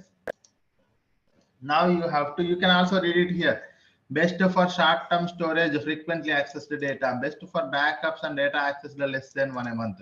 And best for disaster recovery, less than once in a quarter. Best for long-term digital preservation data accessed once in a year. Okay, so according to your requirements, sir, you are creating a bucket. That bucket is only for the disaster recovery. That means you are only accessing the data once in a quarter. You go for this code line. Sir, I am creating a bucket. I wanted to use that bucket files inside a bucket all the time. You go for the standard. Sir, I wanted to be create a bucket for the backup purpose. Then you can go for the near line. Okay, so this is what you have to do, sir. Okay, so this is all about storage classes. Now I wanted to access the data frequently. For that reason, I am selecting a standard as my storage class. Okay. Sir? Yes. At initial stage, if we have chosen a chain, immediately we want to choose the data. Correct. Will it be very good question? Yeah, very good question. So initially you have selected as an archive as your default storage class, but you later some point of time you understood that this is not going to be an archive. You wanted to be access the data very frequently. That's your question, right? So you can make it. You can convert a storage class from one to the another according to your requirement. Later also you can edit the bucket. So this is a editable option. So if we edit also, we can pay in the middle also. We can, sorry, the cost will be until that time. For example, you for 1 month you have mentioned it as an archive. The cost will for 1 month will be only for that particular archive storage class. And after next month you have selected as a standard as your storage class. The cost will be from there. Whenever you select the standard, from there the storage cost will be according to the standard storage class. And our Google will be Google Cloud is very smart enough to understand that how you are selecting the storage classes. Not only that, how the computing and how the resources you are using, how much data. Even though you create a bucket, you don't upload anything. Google Cloud will understand that you just created a bucket, you have not uploaded anything. That means you are not using any resources. There won't be any cost. And you selected a storage class, this one, that one, this one, that one, but you don't uploaded anything. There is no cost at all. But if you uploaded one file inside a bucket and you selected a standard for 1 month, and after second month you selected archive, the cost will be according to that standard. The cost will be standard into some 10 rupees or some 100 rupees, standard into 10 plus archive into some 150 rupees is total equals to for 2 months. That is a charge of that. So that is how it is. Okay. Okay. So do it require downtime to change that class of the storage? There is no downtime. Yes, I mean there will be a little latency, but it is very less. Yeah. Okay. When you select a one storage class from one that to that, how much time it wouldn't take much time. But if it is a lot of data, even though a lot of data also it wouldn't take much time. In the back end, if there can be like 1 or 2 seconds, it would be in milliseconds, guys. It would be in milliseconds. The downtime will be. Okay. Yeah. Okay, that is one thing. That's those two questions are very good questions, guys. Even I wanted to cover that. Yeah. So that is one thing. And we have selected, now I have selected a standard because I wanted to frequently access the data. So that is something that I have selected. Now, this is where is a very important thing because I wanted to control the files inside my bucket. Very important thing because everyone wanted to worry about the security, right? So this is where we are securing our buckets and files. So very important topic. Please be focused on this one, guys. Okay. So the thing here is,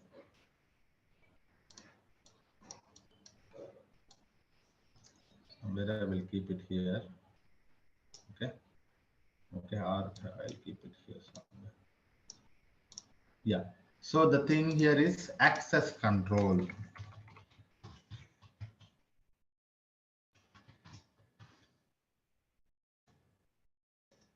What is this access control? I want you to focus on this point now. Sir, I have created one bucket.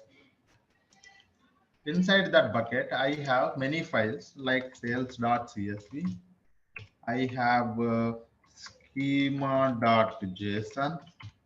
Sir, I have a project confidential file, confidential dot some text file, and there are plenty of other confidential or some what I would say sensitive data, some customer sensitive data, sensitive underscore data dot some word file or whatever it is, sir, word file. Okay, so these are the files inside my bucket. Consider that this is your bucket. Okay, you have created a bucket, and while after you created a bucket, you have uploaded these many files inside the bucket. Okay, there is a one project manager, or there is a client. Okay, think that there is a client, there's a data engineer. So we should understand that the client has to access what kind of objects inside a bucket, and we should understand the data engineer has to access what kind of files inside a bucket. So that is what Sir, told. yes. Yeah. Yes, sir. Here I have one question. Yeah. That storage class you explained last time. Yes. Yes. So that storage class is applicable for each and every file in the bucket, or it is applicable as the whole for a bucket? It's to the bucket. So we are not worried about a file, and it's only for the entire bucket. Okay. So when you select that file, when you select the bucket as your storage as standard storage class, all the files inside that bucket are applicable to the bucket. I mean, it follows the bucket level. So that means that means if it is a standard, the file is also a standard storage class. Okay, so there is proper word for that. So I forgot that. Inherited. Okay, so inherited. So when you select a storage class for the bucket as a standard, it inherits. All the files will also inherit it from the bucket permissions. That means standard, it will get from the files also. So if it is a bucket is a standard, all the files inside the bucket is also a standard. Yes. Yeah. Okay. Yeah. So now back to the access control, guys. So in access control, so we are talking about two things, but now let me create a context for that. So I have created a bucket, but that bucket will have these many files. Okay, these many files inside it. Now we have to understand there is a client and there is a data engineer. So the data engineer has to access only sales.csv, schema.json, and it should not have access to the project confidential files and sensitive data. He should only access these two files. Okay, he should only access this file and this file.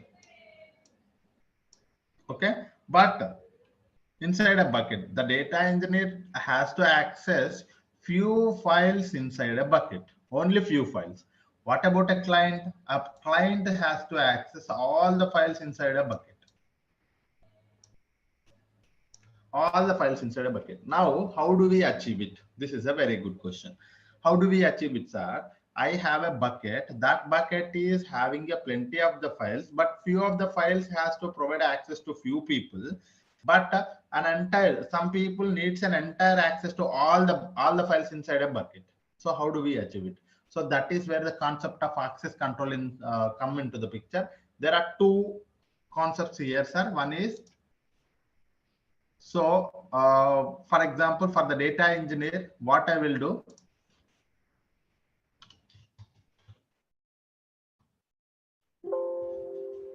I will provide access at rate object level. Okay, what I'm doing, sir, for this data engineer, he should only access few files. So that's the reason I will provide him access to the object level. So I will go to this file, I will select his username and provide access to him. I will go to this particular file, I will select his username, again I will provide access. So object level permissions I will provide to him. Okay, so that he will be having access to that objects, whoever has provided a permission. Okay, and what about this one? So this one is access at rate bucket level. So when I provide a bucket level access, he can able to access anything inside that bucket. Okay, when I say a bucket level access, so I am providing access to the entire bucket. That means whatever the files inside that bucket, he will be having access. So these are the two concepts, sir. Okay, access at rate bucket level, access at rate object level. So this is what in other terms access control called as a uniform as this is fine grained. Okay, the name it is saying that uniform access to the entire files inside a bucket. That is nothing but a access at a bucket level. Fine grained, the access will be a granular access to the specific objects inside a bucket. So this is what is nothing but a access control, sir. Any questions? So this is a client need to have. I have given two specific names as a client and data engineer. Tomorrow in your project, when you're working in a Google Cloud project, you have to understand who needs to have a what kind of access. If a project manager is there, he should have access to the entire project. If the data engineer one is there, he should only access a sales.csv. There is a data engineer too, he should access a schema.csv. So you should provide a access control according to your business requirement or according to your access permissions. Okay, so this is how you are going to achieve access at rate bucket level, access at rate object level. That can be achieved with the help of what concepts are uniform as well as fine grained. Okay. Yeah. Once the object is created, it will have which type of access, sir? By default, if you provide a if you provide a bucket level access, that means it's not like that. It's not that the question is not like that, but it can be like this. So for example, you created a bucket and while you are creating a bucket, you will select something. Okay, you see here, while you are creating a bucket, you will select here whether it is the access control needs to be uniform or fine grained. Okay, you select here. According to that, if you select a uniform, it ensures the uniform access to all the objects inside a bucket. Okay, if you select a fine grained, specific access to the individual objects by using object level permissions. Okay, so this is how. So sir, for example, if I upload a file to a bucket, what is the access? By default, there is no default. You select here. Okay, when you select uniform access to all the entire files. You select a fine grained access to the specific objects. Okay, so this is how it is. Okay. Then what is the difference between the ACL and the IAM? Yes, that is where. But the concept is something that this is a concept. A concept wise, controlling a bucket level access will be done with the help of the uniform, and controlling object level permissions with the help of the fine grained. But how to achieve it? That is a very good question, right? So how to achieve it, sir? That can be achieved with the help of the IAM. For uniform, IAM, and fine grained is ACLS. So we will see this in action. Okay, what is this object level? ACL is nothing but an access control list. Okay, so let me tell you here also. Let me mention here somewhere we are writing. At any point of time, we can edit now. We can edit the. Yeah, we can edit it. That's not a problem. You selected today as a fine grained, but tomorrow you wanted to make it as a uniform. That is fine. You can do it. Okay, so this can be achieved. Uniform can be achieved with the help of the IAM, sir, and this can be achieved with IAM plus ACLS. Sorry. Okay, so when I say fine grained, you can actually provide an entire bucket access as well as object access, guys. This is not, so it is a next level. Fine grained is a next level to the uniform. So when I say you can provide both bucket level access, you can provide with help of the IAM, and ACLS, nothing but an access control list. So object level permissions also you can provide it here. Okay, so we will see in action how it is in next 2 minutes. Okay, I think we are up to time, but so shall we continue tomorrow, guys? But you understood the concept here, right? The concept is something that the access control, there are two concepts. One is uniform, one is fine grained. In a uniform, you provide access at rate bucket level. In a fine grained, you provide access to a specific objects to a specific person. Okay, you have to understand specific object to a specific person, because if you understand that specific, when I select that file tomorrow, and when I click on the permissions, I can just enter his email ID and provide access, whether that is a editor access or a browser access, whether it is a viewer access, I can able to select it tomorrow. Okay, what kind of access we need it. But concept wise, bucket level access, object level access. Uniform can be achieved with help of the IAM. Fine grained can be achieved with help of the ACLS. Nothing but an access control list. Okay, so these are the two concepts, sir. Tomorrow we will continue from here. Yeah, any questions anyone having?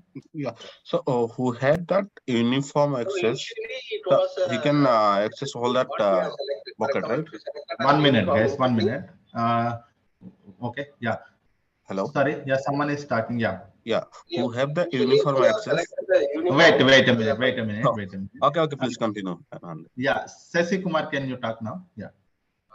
Initially, if you are selected as the uniform, so whatever object we are creating for a particular fine grained also, it will first created as a uniform only. That time using IAM and ACL, we have to change it to fine grained. Is it correct? Correct. That is correct. So the question here is very simple. He has asked a very good question that I wanted to tomorrow also explain, but now I will tell you.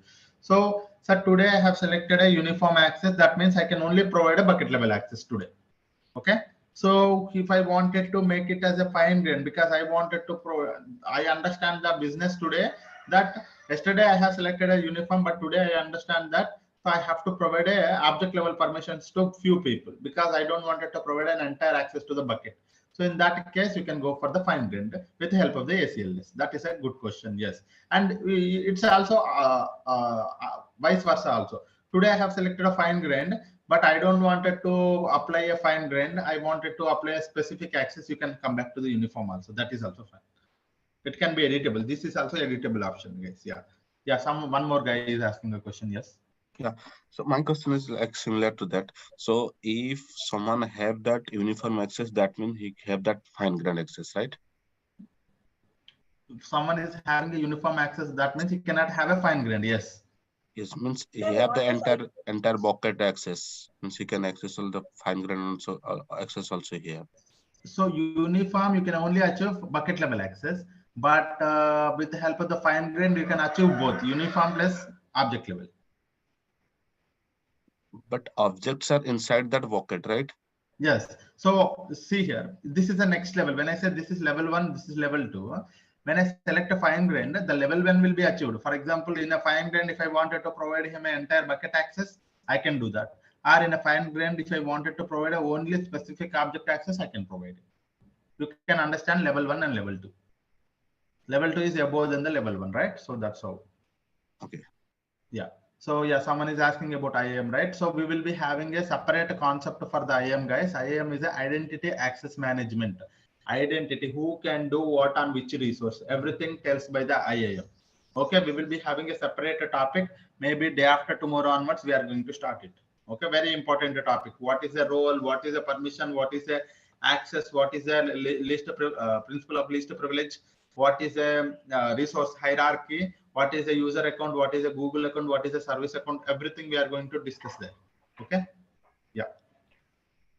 If you're providing any access, it will go for approval, uniform access or fine-grained anything. One more doubt, sir. Yeah, when you apply 1 minute, guys, when you apply one particular access control to a uniform, you can only do that when you are an admin or when you are an owner to that project. Okay, it's not that, sir, I wanted to provide access to some, I'm a data engineer, I wanted to provide access to one more person. It's not like that. But you create a bucket. When you are creating a bucket and when you have access to create a bucket, you can do whatever you want. That means you are the owner of that particular bucket. Then I say that, sir, I am the owner of the particular bucket. I am creating a bucket now. So I selected uniform today. You can provide access to the any number of people as a bucket level. And you can make it fine-grained also. You can provide a specific object level of access also to the specific people. Yeah. Yes. Yeah. Someone is asking a question. Yeah. Yeah, sir. Sir, here I am having doubt whether these 4 files which is there won't follow parent-child architecture, sir. It is not inherited, sir. Because if you are giving us a bucket level, it can override the object level now, sir. No, I did not get the question. This is not a resource hierarchical relationship. There is no. These are the individual files. Okay, these are the individual files. Okay. So it is. So you wanted to provide access bucket level, you provide it. You want a specific object to the specific user, you provide it. Okay, so that is how. Yes, guys. I think I wanted to talk to you, sir. That's why I'm asking your phone. Okay, what about auto class? So no, sir, I am not going to share my contacts here. It's not a correct way to share my contacts. So you can connect with our team if you guys have any questions. Cloud Shell and Cloud SDK, and how is data synchronization done across the regions? We will see that how, yeah, data synchronization will be done in the backend. We are not going to be a part of it. When you select a proper storage, a proper location, that will be done.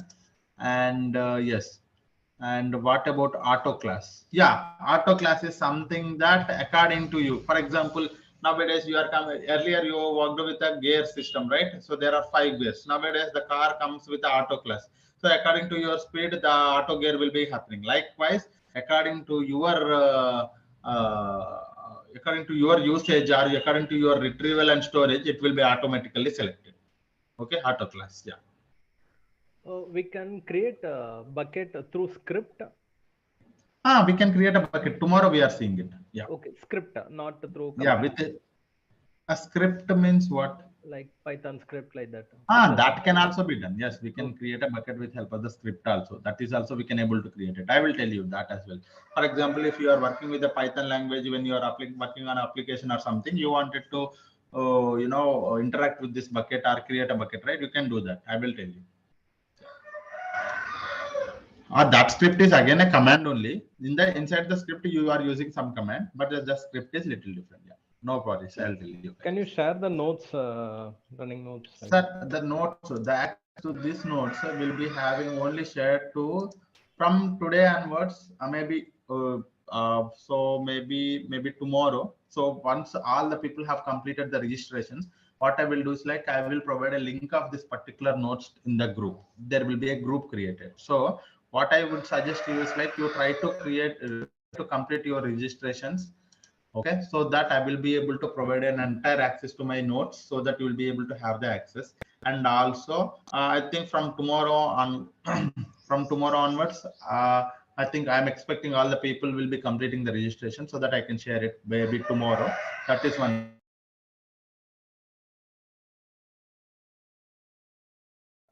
Your voice is breaking. Okay, yeah, try to complete your registrations. I will surely share it with you guys. There are plenty of information here. And one, for example, whenever I do like this also, I will take this snap and keep it there. Okay. I will take the snap and keep it there, so we'll be able to have that information here as well. I'll just copy it here. Okay. So for a later point of time, if you wanted to refer, you can also refer from here. Okay. Yeah. Yeah. Okay, guys. Thank you all. Complete your registrations with for any other to avoid the interruption. Yeah. Thank you all. Have a great day. We will continue from here tomorrow. Thank you. Yeah.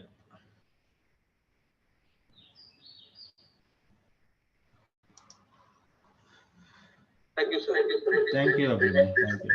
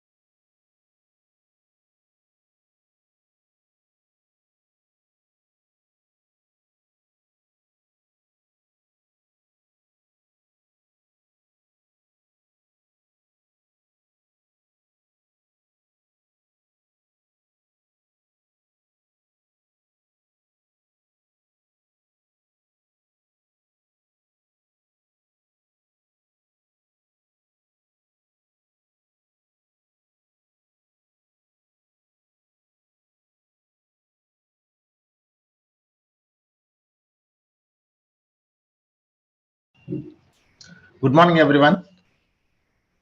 Welcome to the session today. Hope you guys are doing good. Let us start the session. Okay. So if you remember, yesterday we were discussing about how to create a Google Cloud storage bucket. Recording in progress. Right. So let us pick it from there.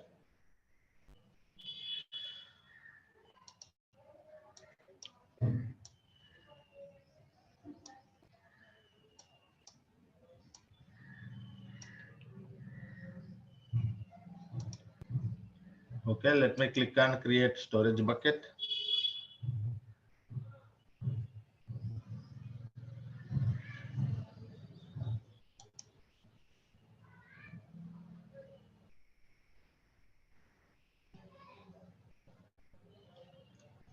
So we should first give a proper name to the bucket, guys. So I'm going to give a name like this.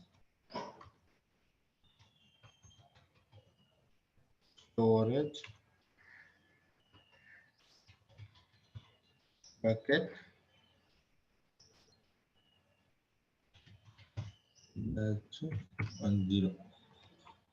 Okay, so this is the name that I have given, and that name is available. This is where we have to select a proper location. We now know that there are three types of locations. One is region, dual region, and multi-region. there is no replication in the region. There will be replication in the dual region to the across two regions, and in a multi-region there will be a replication in multiple regions, and which is having a high availability, sir. In multi-regions you will be having a high availability, guys. So that is also we can see. Okay, so I am for now the location type I am selecting as a multi-region and clicking on continue, and here we have to select a proper storage class. There are 4 storage classes you can see here, guys. Okay, so one is standard, nearline, cold line, and archive. We now know how to select a proper storage class also. We have seen yesterday, right? So this is what it is. So if you are accessing the file frequently, then you can go for the standard. If you wanted to access a file once in a month, you can go for the nearline, and once in a quarter for cold line, once in a year for the archive. And the cost, and there are 2 costs associated for the each service, right? For this one, there will be a transactional cost, there will be a storage cost. Transactional cost will be very high for the archival storage class, and storage cost will be very high for the standard storage cost. Why? It is because if you wanted to frequently access the data to be highly available, that is the reason the storage cost will be very high. Likewise, if you are accessing once in a year, the data has to be available once in a year. So that is when, that is the reason the storage cost is less. But when you are retrieving the data, so the data transaction cost will be very high. So this is the main difference between the storage classes. So we now know how to select a proper storage class as well. So for now I am selecting a standard, guys, because I wanted to create this bucket for what purpose? Frequently accessed data. So that is the reason I am selecting this. Okay, I am clicking on continue, and this is where we are. This is the place where we are controlling the data inside the buckets, right? When you create a bucket, so you are going to upload some objects inside it. So how to control the access to those objects? This is where we are defining that. So there are 2 things. One is access control with the help of the uniform, access control fine grained. Uniform means there will be a uniform access to all the buckets. Uniform access to all the objects inside a bucket, and fine grained access to each object inside a bucket. Okay, so uniform means access at bucket level. That will be achieved with help of the IAM, identity access management. And one more thing is access at object level. Each object you are going to provide access, that can be achieved with the help of the IAM plus ACLS, nothing but the access control list.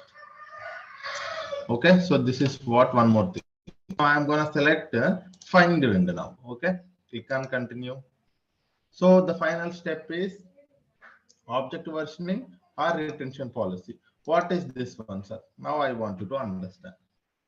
Okay, very simple again.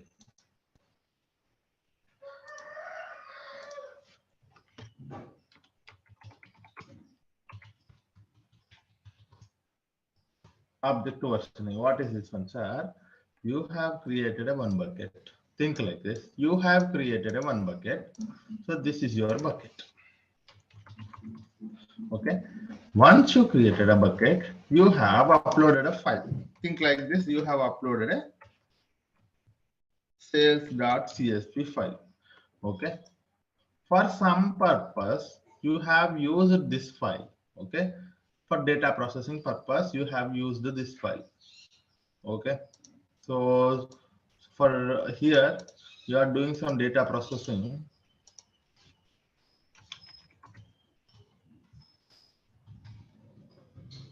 Okay. Here you are doing data processing. For that, you need this file. You took this file from here. Okay. And you are doing some activity on it. Okay. Okay. What you have done, sir? You wanted to do some data processing, data cleaning on this sales.csv from this bucket. So you have loaded that file sales.csv from the bucket, nothing but a Google Cloud storage, to data processing system, and here it is. Okay, once you have removed null values, something like this, you have cleaned something like removed null values, removed duplicate values. After that, where you have to store? Again, I wanted to store here, guys. Okay, when you wanted to again store here, now understand, sir. When you wanted to again store here, now tell me what are the options to you. What are the options? Either you can overwrite this object, okay, because it is the same file. Either you can overwrite this object, or you can create a one more version of this object. Understand this point, sir? Either you can overwrite this object, okay, like this. For example, you keep this file here and keep it here. That means the file was overwritten. That means what happened, sir? The original file is gone. The new file with the clean data is there. So this is one way of doing it. So this is a object versioning. For this point of time, you don't need to be object versioning. Okay, you don't need to select the object versioning. But sir, I don't want that. What I want is like whenever I do some kind of activity on my file, I wanted to create a one more version of it. What I wanted to do, sir, I wanted to have a one more version of it. Now, if I store this file here, it should be a one more file, one more version, and one more object like this. Sales.csv, it is a 01.csv. Okay, so this is how I can go for the version. So when you enable the object versioning, it will not overwrite the existing object, the original object. It will create a one more object, sir. Okay, sales. Okay, what is this one, sir? Sales 01. 01 is your version of next version of your original file. Okay, what is the main difference between the sales.csv to the sales 01.csv? So you have done some processing on top of it. Likewise, if you have taken sales.01 and CSV, okay, what happened is like you have taken this file again and you done a one more versioning and you have created a one more file. Okay, if you done one more versioning, that means sales_02.csv. So this is a third version. Likewise, you can go for, if you do any times of a activity on this file, you can go for any number of versions. Okay, so this is what is nothing but object versioning. Okay, what is the main advantage of the object versioning? You can keep your original files along with the newer versions of this file. Okay, so objective versioning enables you to keep the original file as well as processed files. Okay, modified files. So this is the original file. From this one, this is a modified file, and from this one, this is a one more modified file. From this one more modified file. This is how this was original and this is modified. This is original and this is modified. This is original and this is modified.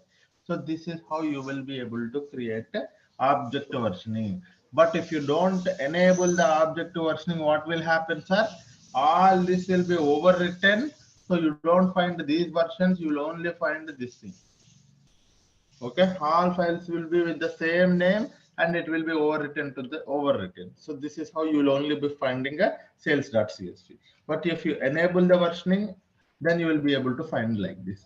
But the question is, how many levels of object versioning I can have? Sir, I can go, for example, 1, 2, 3, 4, 5, 6, 7, 8, 9, 10. How many versions I can enable? Or how many levels of object versioning I can have? So that thing you can actually select in your here. Okay. So what happens? So when you enable the object versioning, what will happen, sir? For restoring deleted or overwritten objects, to minimize the cost of storing the versions, we recommended to limit the number of non-current versions. So, for example, if you enable the objective versioning, that means the versioning will already enabled. So, maximum versions per object is 1. Okay, or you can select 2, or you can select 5, or you can select anything. And non-concurrent, expire non-concurrent versions after this many days. For example, sir, you select 7. Okay, so for example, what happened? Sorry, you select 4, sir. Okay, you select 4. What happened is like, so 1, this is a 1, 2, 3, and 4. One next the 5 will come, this first original file will be gone, because what will be, you select only 4 versions. Okay, so again there will be only 4 versions for that particular object. Older versions will be deleted. Again, if a new more version comes, and the very original file will be deleted. Likewise, you will be able to have. Sir, when it will be deleted? After 7 days. After 7 days. Like this, for example, if you select here 3, sir. Okay, 3 versions. If you select, what will happen is like, so you selected 3, and this is your first version. This is your second version. Third version will be there. Third version, when the third version came, this file is gone. Okay, when the fourth version came,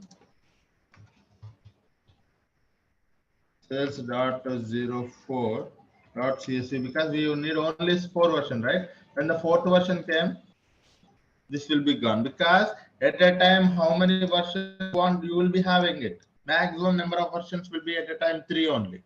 So how it will be enabling it? The existing, the very older version will be removed. The recent last 3 versions will be available. So this is how it is going to be managing, guys. Okay, so this is what is called as objective versioning. What is meant by objective versioning, sir? Instead of overwriting the objects, you are going to enable the objective versioning for tracking purpose. Whatever the activity you are doing, right? So for that activity, you can able to track your what kind of activity you have done it. So this is what is the main advantage of objective versioning. Okay, hope you got it. Okay, and one more thing is, final thing is, what was that, sir? Retention policy. Okay, this is either objective versioning or retention policy. Let me tell you now.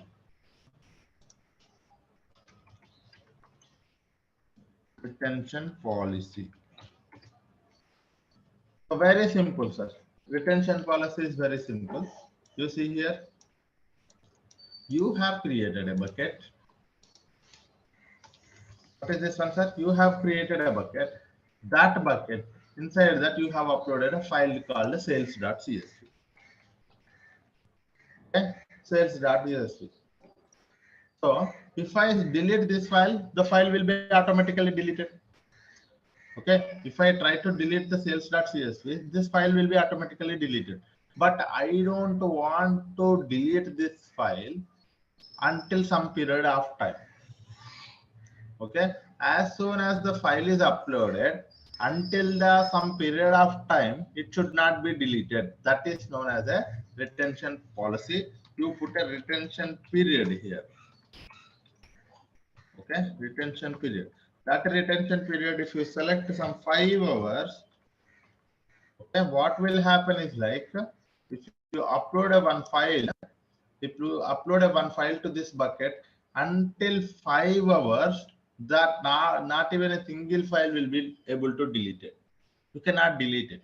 Okay, this is your requirement in the companies, right? For example, if someone is uploading a file, no one will be able to delete the file until some period of time. So this is what is known as the retention policy, sir. You put some retention policy on top of your bucket. So as soon as you uploaded a file to the particular bucket, that cannot be deleted. If the retention period is over, you can able to delete it.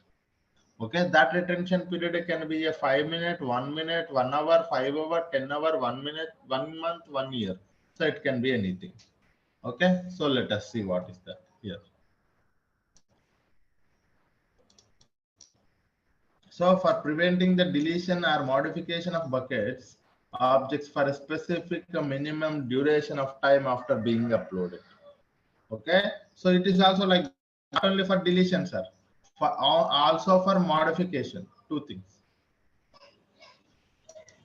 Okay, you cannot delete it, you cannot modify it. You don't have a right access here on this file until retention period is over. So you cannot do two things. You cannot delete the file, you cannot modify the file until the retention period is over.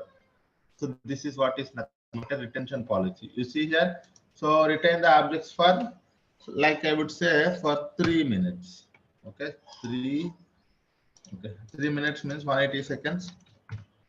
Okay, so I have selected for 3 minutes, sir. Okay, so now I have selected all the things. Object versioning, I don't wanted to go for object versioning, I wanted to go for retention policy. Okay, I have selected that one.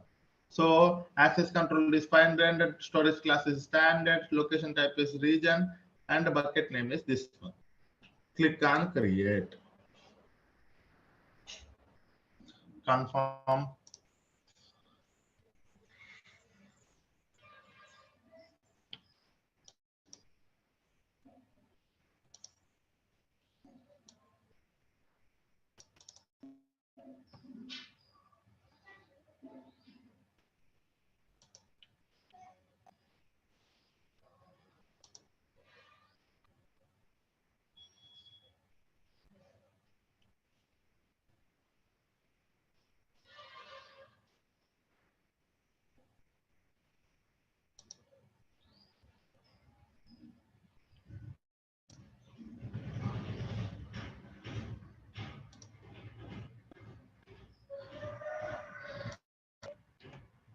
Okay, now you see here, sir, bucket storage bucket batch 10 is created.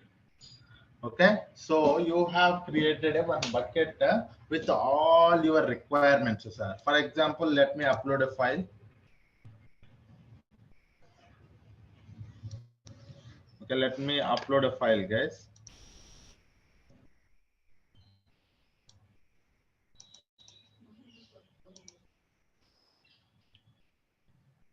Okay, so I am uploading a CSV file, that is customers.csv.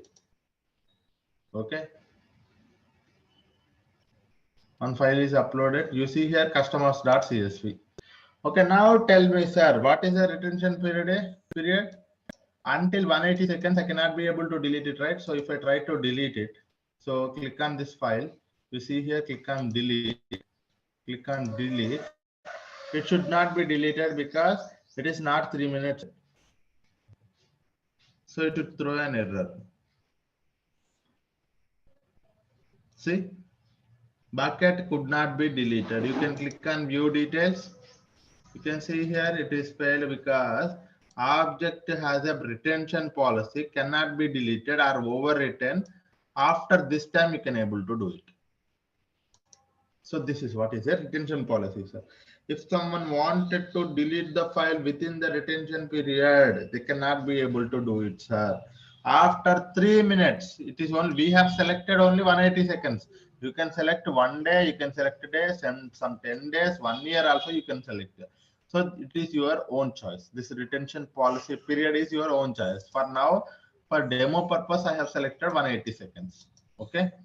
And location region is this one, storage class is this one, and public access is no public access. Sir, what is the main advantage of the Google Cloud Storage? For storing the bucket as well as retrieving the data. Okay, for example, tomorrow, yeah. After retention period is over, the file will be automatically deleted. No. It will not be deleted. You can, if you wanted to delete it, you can delete it. Okay, retention policy is something that retention, my retention policy, the name itself, it is say that this file for sure will be available for this much time. Okay, for sure it will be available. Later point of time, if someone is deleted, it will not be available. If someone is not deleting it, it will be available again. But retention policy, for sure that file will be available, but for that period of time. Okay, after some time, if someone wanted to delete it, it can be able, they can able to delete it. But within the retention, even though if someone try to delete it, they don't have access. Even though someone try to overwrite it, also they cannot have, they cannot do it. Okay, so this is something. Okay, And change yeah, that retention period, right? sorry. We can change the retention period, right? If you want to delete now. Yes, we can change it. We can change it. For example, we can go to the protection and we can edit it. Okay, I can edit it. Now it is 180 seconds, right? You can change it to 120 seconds, or you can change it to some days. Okay, 2 days. Okay, anything. Or I don't want it to remove it at all. I don't want a retention policy at all. This you can delete it. Entire retention policy. I don't want a retention policy at all. Okay. You can delete it. Yeah. Okay, retention policy is gone. You see here, there is no retention policy option here. For example, if I try to delete it, it will be deleted.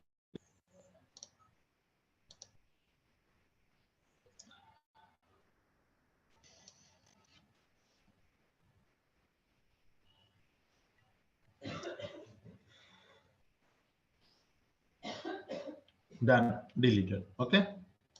So this is how. If you wanted to have a retention policy, you can go. If you don't wanted to have a retention policy, you can remove it. Okay. Now I have uploaded one more file, sir. It can be deleted automatically because it's easy, because there is no retention policy. That's one thing. And sir, now in our Google Cloud Storage, the main activity that we are doing is like storing the data. And one more thing is retrieving the data. Sir, how I can retrieve this file? Okay, how to retrieve the file? I mean, how I can access this file from some other service?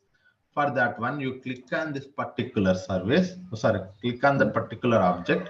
You see here, this is the metadata of the object, guys. For that particular object, which object you have selected here? You see region underscore country list.csv. This CSV file, this is the metadata of that particular file. Okay, that file is a type is text, size is this one, when it is created, last created, what is the storage class, and public URL is not allowed for authenticated URL. This can be an authenticated URL, sir. This is a GS util URL. So what is the difference between this one and this one? Sir, authenticated URL, if someone wanted to access this CSV file from outside the Google Cloud platform, then they can go for this link. If someone wanted to access this particular file from the inside a Google Cloud Platform services, they can go for this path. Okay, so accessing is very important, sir. It is not that I wanted to store the data. It's not my intention to store the data. My intention is to do some processing on top of it. Tomorrow I want to do some processing. So main intention is, it's not our main idea to just to store the data. Tomorrow we need to access the file. How to access the file? This is the link of that. Inside the Google Cloud, you can use this link. Outside the Google Cloud, you can use this link. Okay, so these are the accessing. Now, sir, the very good question we have think about is like, okay, I wanted to provide a access to each person. Okay, object level. Anyway, we selected this as a what's a fine grained, right?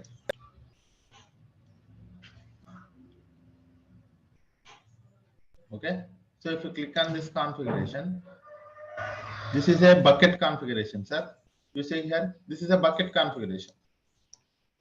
Okay, inside a bucket configuration, this is a metadata of the bucket. So when it is created, when it is updated, what is the location? You cannot edit the location later. Replication, you cannot edit it. But storage classes, if you wanted to change it to today, you can change it to anything. Okay, you can edit the class. Okay, sir, this is your bucket if you wanted to access it outside the GCP, inside the GCP. Okay, access control is fine-grained. Tomorrow, if you wanted to make it as a uniform, also you make it. So now the bucket is what, sir? It is a fine-grained access, the control via fine-grained. Now, I wanted to provide a permission to this bucket. Okay, so the access control is what, sir? Fine-grained access. So access to objects can be granted through object access control list. So this is what is this. So now there are two things that I can do. One is grant access at a object entire bucket level. So I will select some account here. Okay.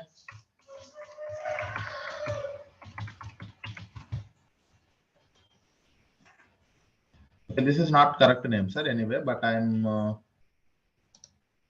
sorry. Okay, it seems like it is correct only. I didn't create it, but yeah, you go to the Google Cloud Storage, you select a storage admin or storage object admin, creator or viewer. You select one thing, save it. So bucket level, you have provided an access to that particular person. Who is that person? Somewhere here it is. For this person, you have selected object admin. Bucket level storage object admin. That means he is an object admin of this particular bucket from now on. No, sir. I don't want it to provide a bucket level permissions because I don't want it to provide a bucket level because he is a data engineer. He should be only have access to only this file. Okay.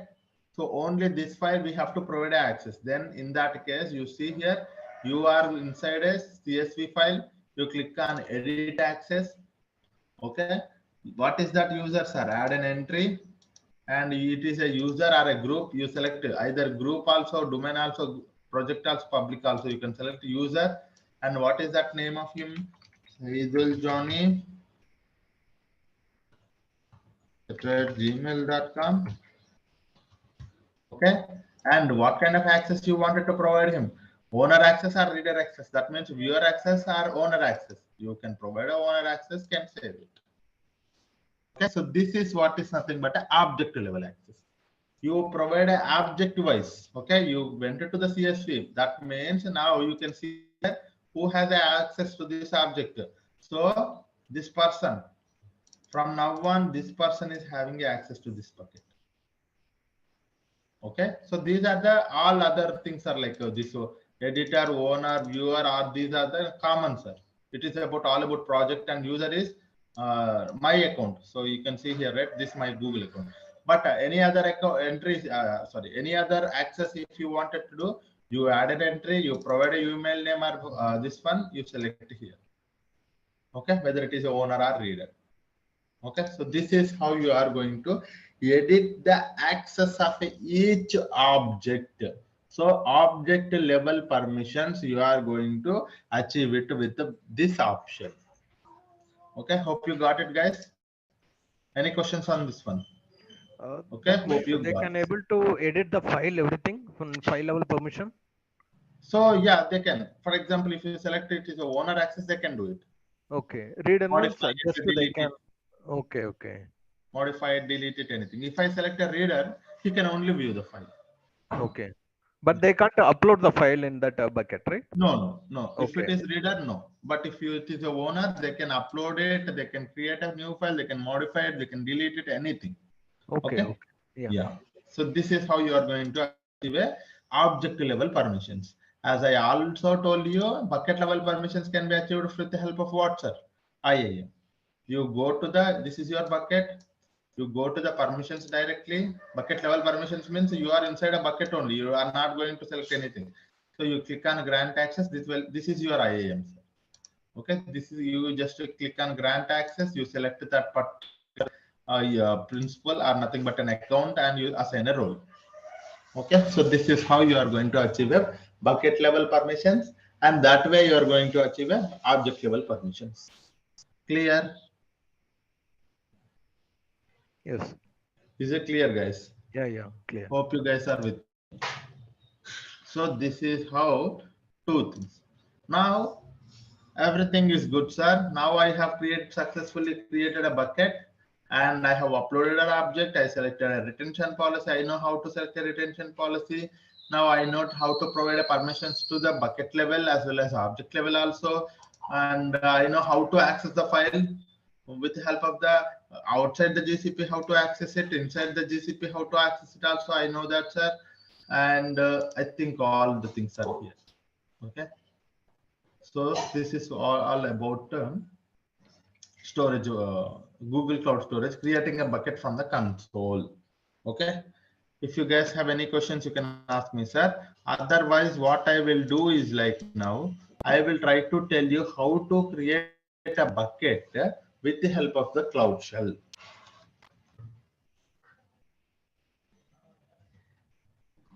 Okay, that is very simple, sir. You don't go to this thing if I say that thing, because code is very simple.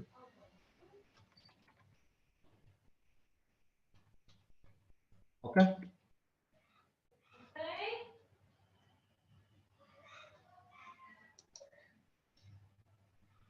Yeah, I think no one is having any questions, sir.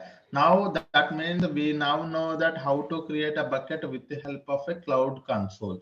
Now let me activate the cloud shell. Sir, we now know how to activate the cloud shell also. We go to the top right corner and we click on this activate cloud shell. Yeah, someone is asking a question. Sir, can you just give me one example for ACL? ACL, how you are creating, sir? Through ACL?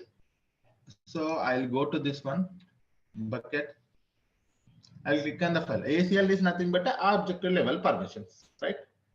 So object level permissions. What does that mean, sir? I have to first select my object. I will select my object. Permission means access right. Click on one. Add an entry. Add a entry, username, and whether it is a reader or owner. Click on show. That's it. Done. Only two permissions, a reader or a owner? Ah, yeah, there are only two permissions. Yes. Okay. Yeah. Okay. Thank you, sir. Yeah. Okay, guys. So now we will see how to create a bucket with the help of the with the help of the command line tool. Okay, let me activate. So let me go to this first page. Sorry. Okay, this first page. You see here, I can activate the Cloud Shell, right? Okay, click on this activate button. So Cloud Shell will be activated here, sir.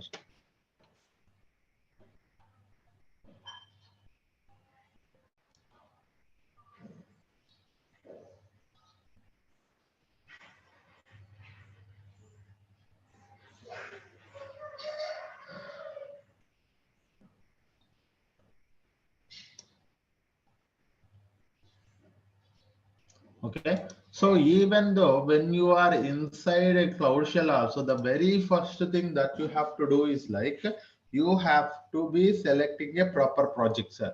Okay, first thing, G Cloud config set, sorry, config set project. Okay, the project you see here, the same code. I have not done anything, sir. The same code I copied and pasted here. Okay, I don't want it to do so. So I copied and pasted here. What is my project ID? I select my this one project. I select my project ID from here, copy it and paste it here. Click enter. That means it is going to we are going to authorize it. So that means the project will be changed now. Okay, updated property. So from now on, this is the project will be shown here. Okay, this is our project ID where we are working. Okay, so once you selected a proper project, now you have to create a bucket. Sir, very simply, if you wanted to create a bucket, you don't want to worry about all of those things, then just click on commands are gsutil commands, sir. Okay, why they are calling gsutil commands, I will tell you.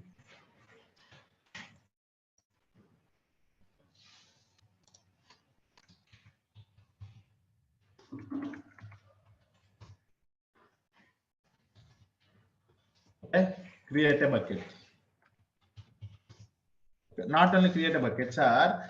So if you wanted to interact with the command line tool and wanted to create a bucket or object or whatever the thing inside a Google Cloud Storage, all those commands are starting with a gsutil, sir. All the commands will start with the gsutil. That's the reason they're going to call it as a gsutil commands. Okay, all the commands will start with the gsutil. So that's the reason gsutil commands. So what does this gsutil commands imply? Gsutil commands are nothing but a GCS to interact with the GCS. Okay. interact with the GCS from the Cloud Shell. So the GSUtil commands, all the commands will begin with the GSUtil, sir. So that's the reason. Now, if I wanted to create a bucket, no worries about that, sir. I do not know about the commands I have already listed here. You have my notes, you see here. So how to create a bucket and bucket properties in the shell? Select a proper project first thing, and after that GSUtil commands. Okay, we already know what is the GSUtil commands now. GSUtil commands are the ones, when I say GSUtil, you are going to interact with the Google Cloud Storage from the Cloud Shell. So that is what is GSUtil commands. Now you see here, sir, if I wanted to create a bucket, somewhere there will be a create a bucket. You see here at the end, create a bucket. What is this command, sir? Okay, GSUtil MB GS slash colon slash slash bucket name, we have to provide it. Okay, I will go here, GSUtil MB GS slash bucket name, I have to provide it, right? It should be a very unique name. We already know. If I, for example, if I give bucket slash one, do you think it will be creating? Because the bucket name is already taking, right? So you see here, bucket one is already exist. Someone has, because it should not, it should be a globally unique name. So far, no one has used this name. So that's the reason bucket one might have been taken by some other people in the Google Cloud Storage, right? So that's the reason you cannot able to create it. For that one, now I will come up with a very unique name, that is demo bucket resources. Okay, so this is the bucket name I have given, sir. You see here, if I, as soon as I click on enter, you will be able to see at the top the bucket is started creating. You will be able to see here. Okay, so if I refresh it here, see here, sir, demo bucket resources created just now. Okay, very simple. By default, it will take by default location type, by default storage class. Okay, by default public access are subjected to ACLS. By default, fine grained access. Protection is none. All of these things. So by default options, it will take it. No, no, no, sir. I don't want it to take a default actions. I wanted to create with a different options, right? So for example, I wanted to select a proper storage class. Sir, I wanted to provide a bucket location also. Sir, I want to provide a what I would say retention policy also. You can also create a bucket like that. Okay, so this is something like this. GSUtil MB. Okay, you hyphen mention P, the project ID you mention here. Okay, all the things if you wanted to mention. So this is one thing. And the storage class. So hyphen C, you mention the storage class. So the storage class you wanted to do is like a nearline.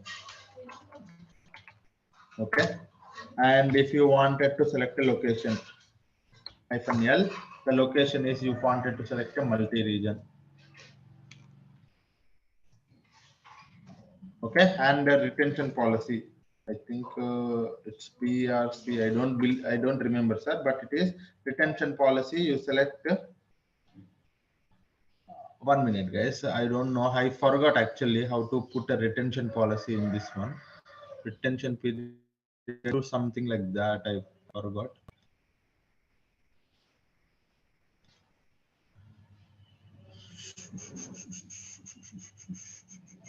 One minute, guys. Somewhere I forgot.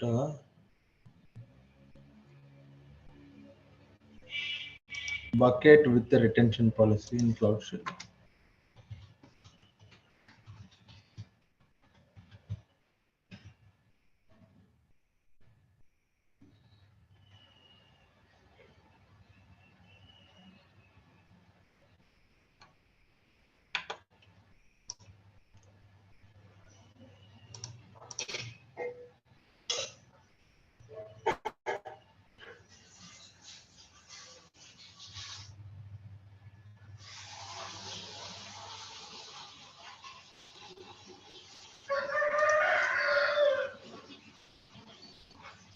Okay, that I will tell you, sir. Okay, that is fine. And if you wanted to go for uniform bucket level access or fine grained bucket level access, that is also you can say. So if it is a uniform, you can just mention uniform. Okay, why it's not coming? Hyphen uniform bucket level access. So this is one. Sir, if you don't understand this L, you can also mention like location. So that is also fine. Okay, so if you don't understand, sir, I don't understand this one, hyphen location also you can mention. Location, or if it is you don't understand the storage class, then you can also mention hyphen storage class. Okay, is equals to, you have, I think we have to mention equals to. Whenever we mention hyphen, we have to mention equals to. Equal to. Likewise, we mention project, right? So we will also mention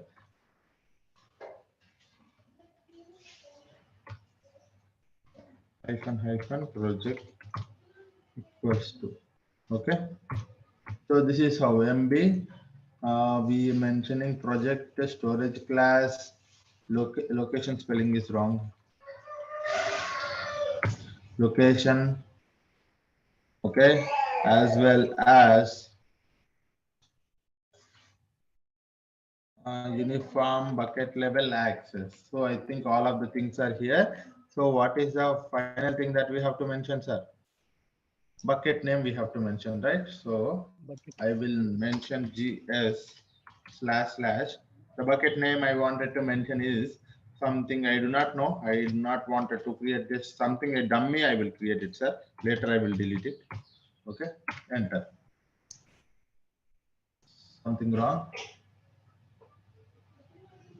Okay.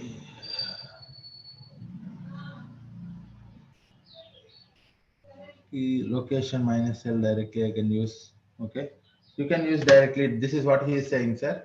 You can directly mention like this. Okay, instead of selecting all of these things. So let me just copy this thing and I will go to my notepad and we will try to write here and come here and try to do the same thing, right? Okay, if I wanted to create a full-fledged bucket, okay, let me increase the size so that you will be able to see here, guys. Okay, 16. Now, so instead of mentioning the entire bucket, he is saying that use only -p. Okay, -p, that is project ID. Storage class -c, that is nearline.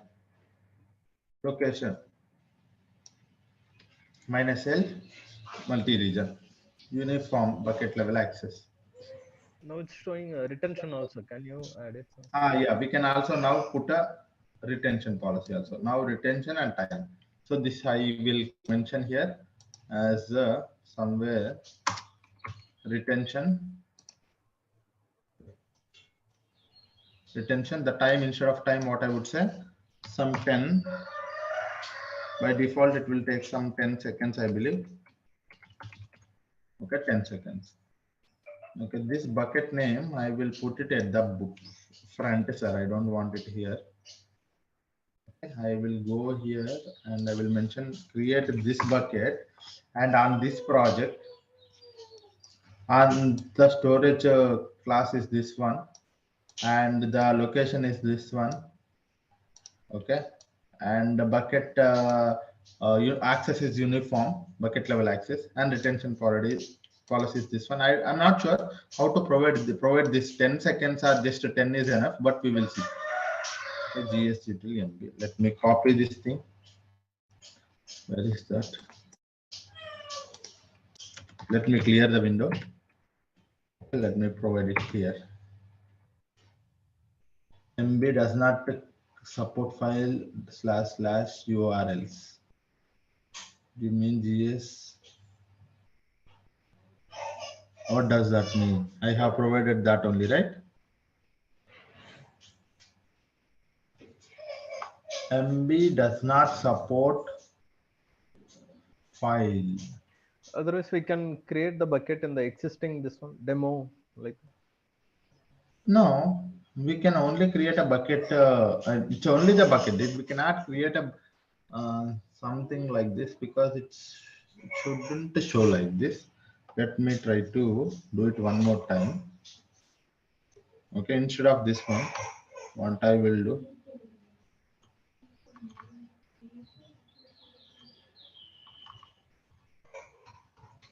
We can also use one more command also, but I will also try that G cloud storage buckets create.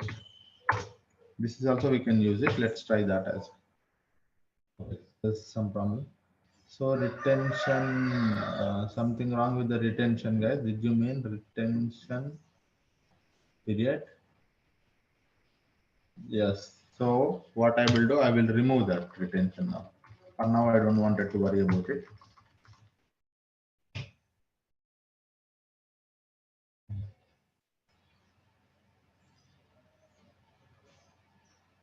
Okay, 1 minute, guys. Let me create a bucket which very simply. I don't want to worry about these things.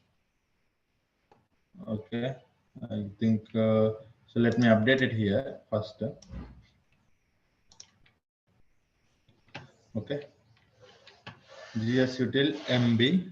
I have given a project ID. So this is my project ID. -p. I have given project ID. -c. I have given storage class.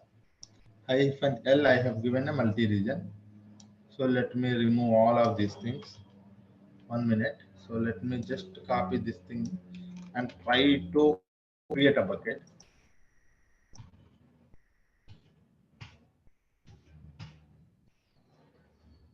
MB does not exist. I don't know what's wrong with it. You mean to use a //URL?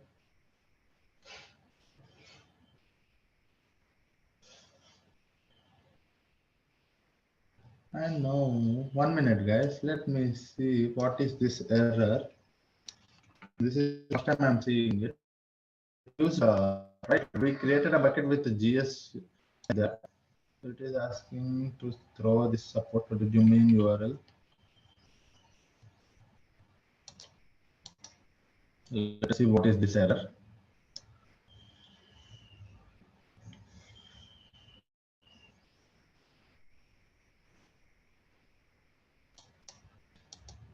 Okay. So in that case, I will do like this. He's saying that you use this at the end. We actually created at the end only first.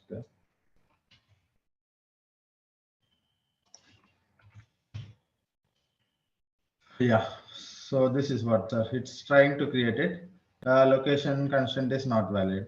Okay. So the location what we have mentioned is multi-region. In that case, I can select any location. That is also fine. So, but now this is how we create it. Okay, got it right. So let me show you one more time.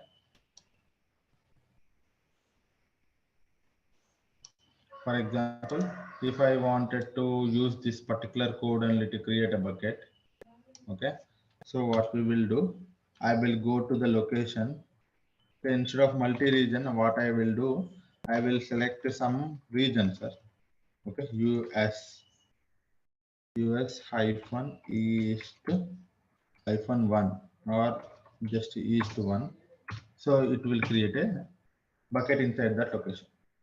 That. So if I refresh it, it will be created here. Okay, see here, something like we have created a bucket name. This is our bucket name, right? Some query, something like this. So this is what is a bucket. It is created inside a region. This is a region. Okay, so this is how you can able to create a bucket from the Cloud Shell as well. Okay, so you have created a bucket from the Cloud Shell. So this is not our just creating a bucket, right? Sir, for example, if I wanted to delete a bucket, what I can do, sir? Okay, for that all the activity thing you wanted to do, I have listed out all the commands here, sir. Creating a bucket, this is how you create a bucket. Sir, if you wanted to delete a bucket also somewhere, delete rm, and you can just mention delete means rm. Okay, you can just mention gsutil, sorry, gsutil rm. If you wanted to delete this particular bucket, right, copy this thing. gs// this is the one. So enter. The bucket will be deleted. Or else matched. Did you mean to rm minus r? Yes, sorry. Rm minus r whenever you wanted to create it.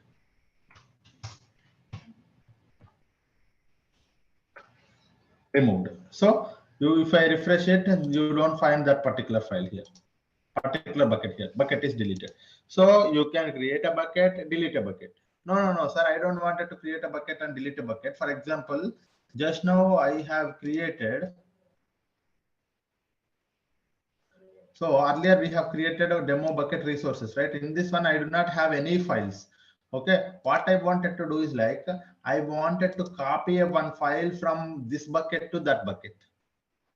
Okay, what I wanted to do, sir, I wanted to copy one file from this bucket to that bucket. For example, it is this file, sir. Okay, java file.csv.js. This file I wanted to copy from this bucket to that bucket. Okay, for that one, I'll just go here. Okay, first thing I want you to understand is like copying a file. Okay, copy file. So somewhere there will be a copy. So this is cp gs util cp. You wanted to use the existing path and new path, right? Gs util cp. What is the path of that existing and the new path? Okay, I'm going to do what, right? So gs util copy. I wanted to copy. Which files are you wanted to copy? This is a file. So this file, right? gs util inside this bucket. This is a file I wanted to copy. Copy this path. Okay. To where you wanted to copy, sir?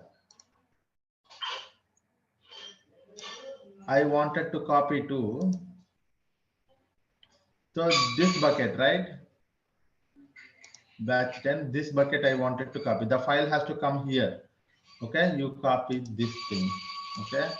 Now you see here ds//v. Enter this one. And while copying also, I wanted to create one file. So it is a Java folder. I wanted to create one folder. So I created one Java folder. Inside that, it has to create that Java file.js has to be moved. Okay. In that case, you see here, sir, it is moved. Operation completed. Copying this file to the mentioned bucket. So this file. So if I go here, and now I do not have anything. If I refresh it, I'll be able to see one folder here, Java folder. So Java folder I will see. Inside that I should see the file name. Okay, Java file.cs. Okay, so this is how you can also copy, move a file, delete a file. You can also, sir, I don't want this file now. If you wanted to delete it, you can also delete a file. So any activity, whatever the thing you wanted to do, you can able to do from the Google Cloud Storage, Google Cloud Shell as well. Okay. Okay, guys. Any questions? Sir, in one bucket we can store as many yes. Any number of files you can store. Yes. Sorry. Yeah. While creating a bucket, it will take automatically, right, sir? That multi-region like and all.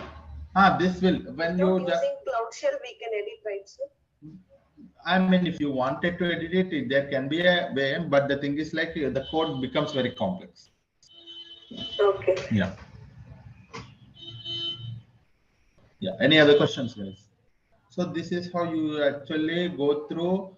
I mean, you actually wanted to interact with the Google Cloud Storage from the Cloud Shell. There is a command for each and everything, guys. There will be a command for each and everything. What you just have to do is like you just have to make yourself comfortable with the commands. That's it. Okay. The common commands I have listed. List all the buckets. For example, if I wanted to list all the buckets, okay, gs util ls. So it will list out all the buckets inside my Google Cloud Storage. You see here, these are the buckets. These are the buckets. If I wanted to list all the files inside a bucket, ls, inside a bucket, for example, I will take this bucket. Okay, it will list out all the files inside that bucket. You see here, This is one, and there is a folder. Okay, this is a folder.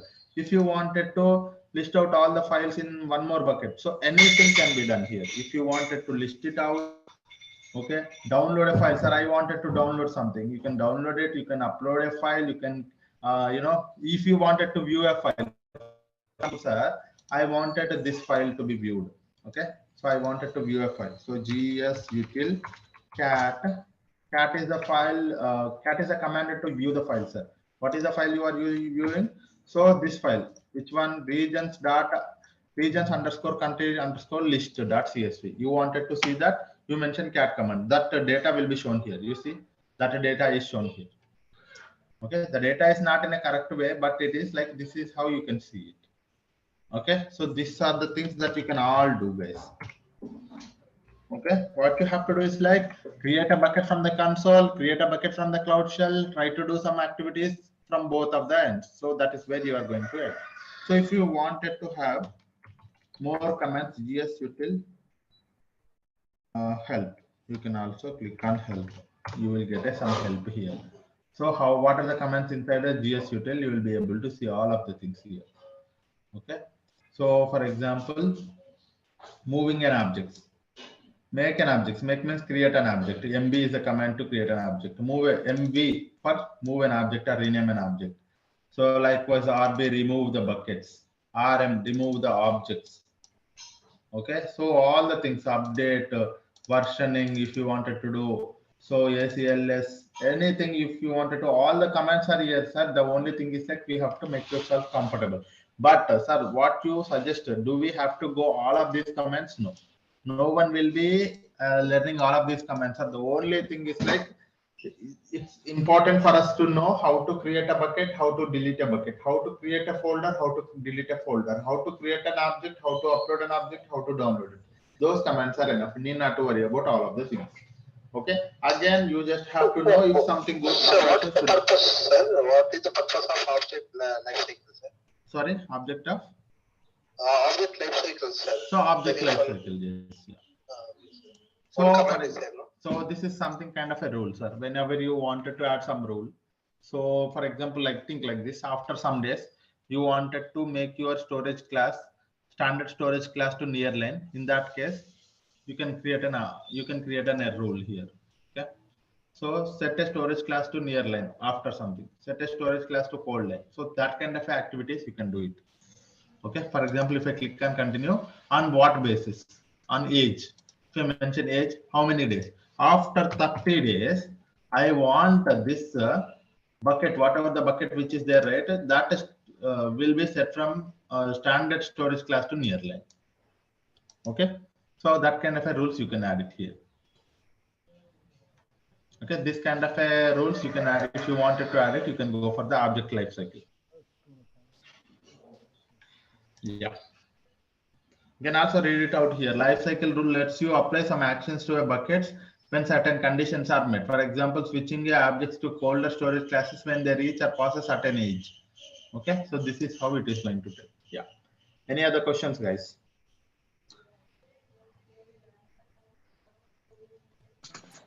Hello. Yeah. Yeah. Hi, sir. Good morning. Actually, today is my first session. So may I know the duration and all for this course details? Yes, the course duration will be 45 hours, sir. It's going to take up to close to 2 months. And the course content we have already explained. If you need a course content, you can connect with the team. The course content is already displayed. We are going to high level if you wanted to understand. Sir, if you wanted to understand high level course content, I would like to tell you here. These are the topics that we are covering, sir. Data lakes, Google Cloud Storage, RDBMS solutions, Cloud SQL and Cloud Spanner, data warehousing, BigQuery, NoSQL databases, Bigtable, ingestion tool, PubSub, streaming data ingestion, data processing. We have a Dataproc, Dataflow, Data Fusion. We are covering all of these things. Workflow orchestration tool. We are covering the Airflow and IAM as well as Cloud Functions, Cloud Scheduler. So all of these concepts we are covering high level. Okay. So topic wise, if you wanted to see the details, you can see here. BigQuery will be deep dive or just this one after loading the files? No, no, no. It's almost a deep dive only, sir. Almost all the things like nested fields, how to work with the data processing concept. Queries by Some, using the SQL queries also we can check it. Huh? yeah, yes. From SQL queries, some loops also I will try to help you on that as well. Okay, okay. Yeah. Okay. So this one, and at the end we are not at the end, guys. Whenever we are talking about Airflow, I will be talking about Airflow project itself. Okay. Orchestration with help of this. So we will be having a real-time project as well. So whenever we are talking about that particular tool, we will be having a scenario-based projects as well as real-time projects as well. I am going to explain it here. Yeah. Looker So is these coming. are the main concepts that we are covering. Yeah. Sorry. Looker or Studio, like. No, no, sir. This is we are not covering the visualization components here. Okay, okay. Yeah. Can you Okay. share Any the other? notes? We got the recordings, but we don't have notes. Sorry. We didn't receive any notes. Only the recordings has been shared. Yes, yes, yes. So I have not shared the notes. It's because I want everyone to be registered. Once everyone is registered, I will directly just send a link so that you will be able to access it. Maybe from Monday onwards, I will be able to provide you access, sir. Okay. Okay. Okay. Yeah. Thank you. Yeah. Any other Yes, questions? sir. Yeah, one question. Is this all this covered in big data? Means it's a part of data engineer or what? It's a part of big data course, sir. It's a whatever the thing that we are focusing on is a big data. That means a data engineer, big data developer, all of these things. Okay. It's more of a big data. And what all things comes under data engineer? Means all this comes. Yes, all of this comes as a data engineer. You are going to cover all of these things only. Yeah. So when you are working in a big data projects, in a flow, you will be working in almost all of these things. When you are working in a data engineering, either you will be working on only BigQuery or only one cloud SQL, something like that. But when you are working in an entire big data projects, all this almost will come into the picture. Yep. Any other questions, everyone?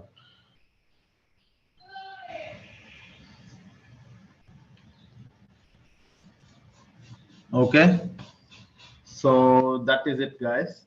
If you guys have any questions, you can ask me. Otherwise, we can wind up the session. So tomorrow we will meet and we will try to see all. I will try to tell you how to, recapitulate all the Google Cloud storage, and I will tell you how to create an account. That's we will end this week, guys. Hope you are learning something from this week. Yeah. Yeah. Thank you all. Yeah, someone is asking how to copy multiple files from one bucket to another bucket. That can be possible, sir. I will tell you. Okay, tomorrow you make me remember this question, so I will tell you. That's very simple. Yeah. Okay, guys. Thank you all.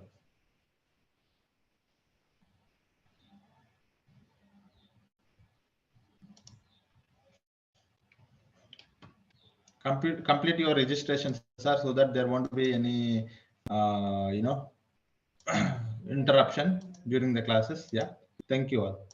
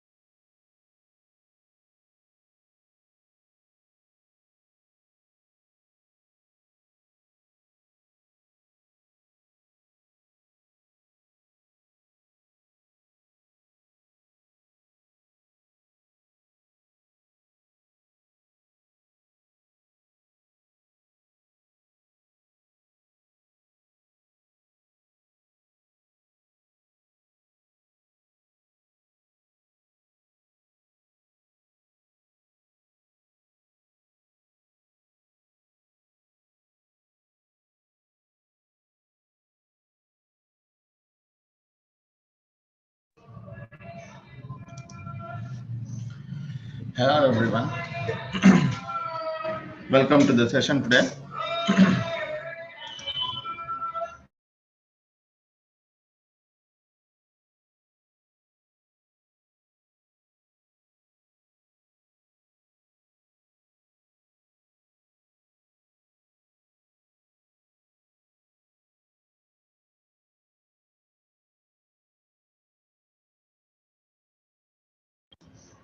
Yes. Hello everyone. Good morning. Welcome to the session today. Hope you guys are doing good. So let me just recapitulate what we have discussed in the Google Cloud Storage, and we will see the next topic. Okay. So if you remember, if you can see my screen, I have shared my screen, guys. Hope you guys all can see my screen clearly. Okay. So we now know that what is a Google Cloud Storage. Google Cloud Storage is one of the data lake available in the GCP. And what we can do here, sir, what is this actually? It is an elastic object storage service. Elastic means it is the elastic name suggests that it is a scalability. Okay. So any amount of data you can store, that is what is meant by elastic. A service for storing your objects in the Google Cloud. Object is an immutable piece of data consisting of any file of any format. Okay.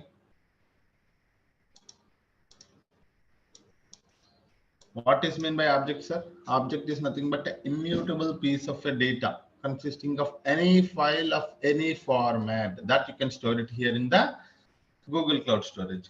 And you store these objects. You store these objects in the containers. What is meant by a container here?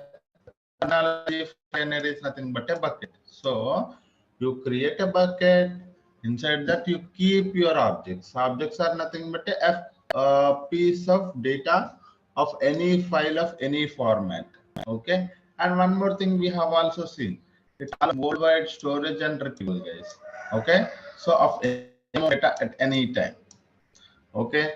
And these are the use case scenarios that the Google Cloud Storage is usually used in the companies. So serving website content, for example, if there is a website content is there, it is going to be stored in the Google Cloud Storage, and storing the data for archival and disaster recovery, distributed data, large data objects used in via direct download. For example, usually Google Cloud Storage, for example, nowadays you might have seen Netflix and all of those things, right? Most of the movies are usually stored in the data lakes only, but Netflix is actually using the Amazon S3 buckets. Yes, Amazon S3 bucket is very similar to the GCS case. So if you wanted to see a similar service, for example, GCP, we have a GCS, Google Cloud Storage as a data lake. Okay, if you go to the AWS, okay, they have 3 buckets. It is acting as a data lake there. And if you go to Azure,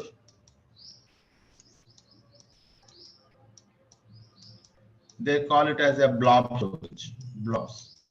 What is meant by blobs? A blob is nothing but again file. The terminology itself it is like that, sir. Okay. Here in the GCP we call it as a object. Here in the Azure they call it as a blob. Blob is nothing but a file of any format. S3 they usually call it as a files only. Okay. So this is how if you go on premises. What is that, sir? HDFS, Hadoop distributed file system. Okay, so this is one thing. So these are all acting as a data lakes in different environments. Okay, earlier we used to use on-premises HDFS is a data lake, but nowadays the cloud platform we are using cloud platforms and GCS S3 buckets blob storage is a data lake. So what are these data lakes? Data lakes are mainly responsible for storing the data and retrieving the data at any time, at any cost, at any amount of data we can store here.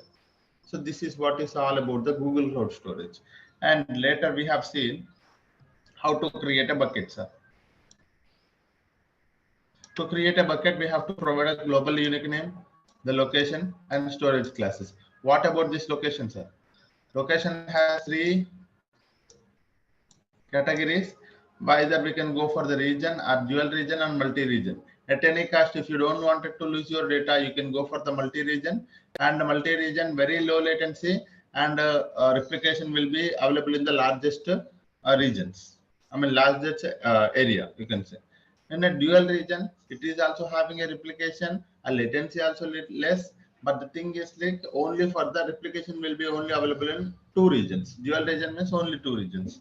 But if you go to the region, there is no replication at all. The data will be only available in one single region. If the failover happens in this region, then there is a data loss will be happening. So this is what about region, dual region, and multi-region. And we have also seen the 4 storage classes. One is standard, nearline, cold line, and archive. Okay. So when we are using the standard for frequently accessing data, and nearline for access once in a month, a cold line once in a quarter, and the archive once in a year. What is the advantage of using the storage classes? In terms of a pricing, you can see here, if you don't select a proper storage class, you are misusing the storage classes. So we select a proper storage class. Standard is for frequently accessed data, so that you can able to, even though the storage cost is higher, but the transaction cost is less. Okay, frequently accessing, and the data will be highly available. Okay, so you will be getting some discount here. Like that for the archive, for accessing the data once in a quarter, the transaction cost is very high, but the storage cost is very less. Again, you get an advantage of storage cost here. So that is how we have to select a proper storage class. Okay, and the storage class is an editable option. Even though once you have created a bucket, you can even change it later as well. So that is also we have seen.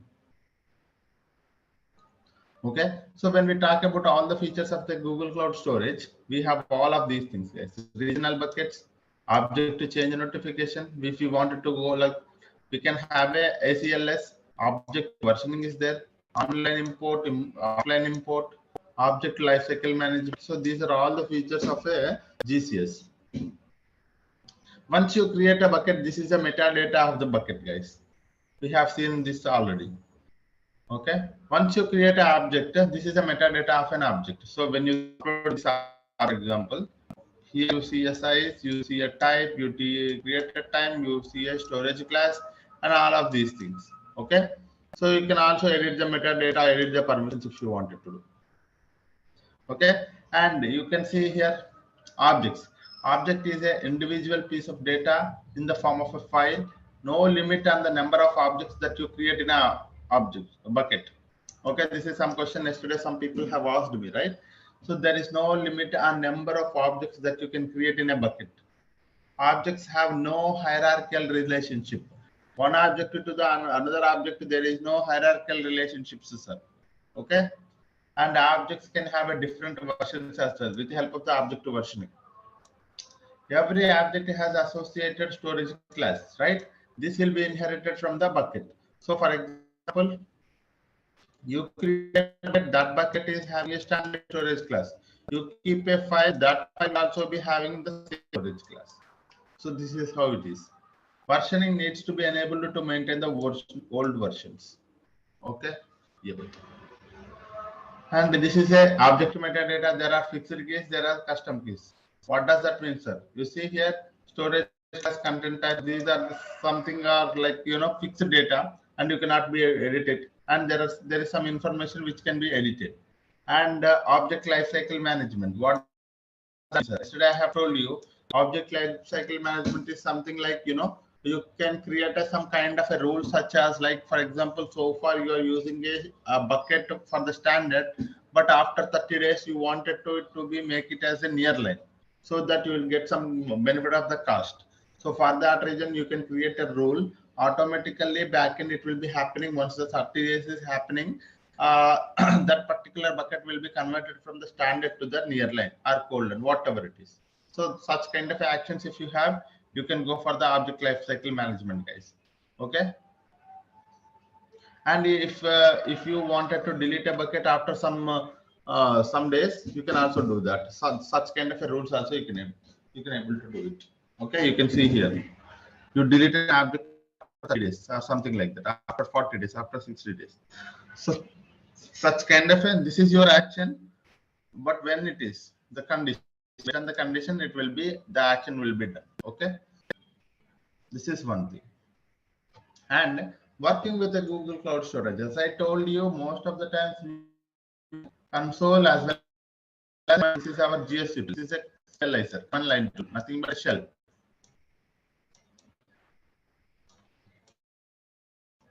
Okay, and people also can be used work with the client libraries to interact with the Google Cloud Storage. Okay, and REST API also we can able to use to work with the, to interact with the Google Cloud Storage. Okay, so these are the options that we have. We have seen how to create a bucket from the console. We have also seen how to create a bucket from the Cloud Shell, right? Cloud Shell is what? It's a command line tool. Your console is nothing but a web interface. Okay, so these are the common commands, simple commands that I have given. So for the bucket, if you wanted, these are the bucket commands.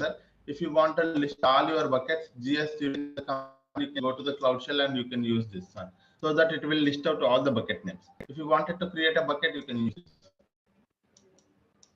Okay, MB, and this is a location. This is your bucket name. If you wanted to provide access to your bucket, so this is a IAM policy that you, IAM granting access to one of the user, that is google.com. So what kind of access? We are providing a role to them.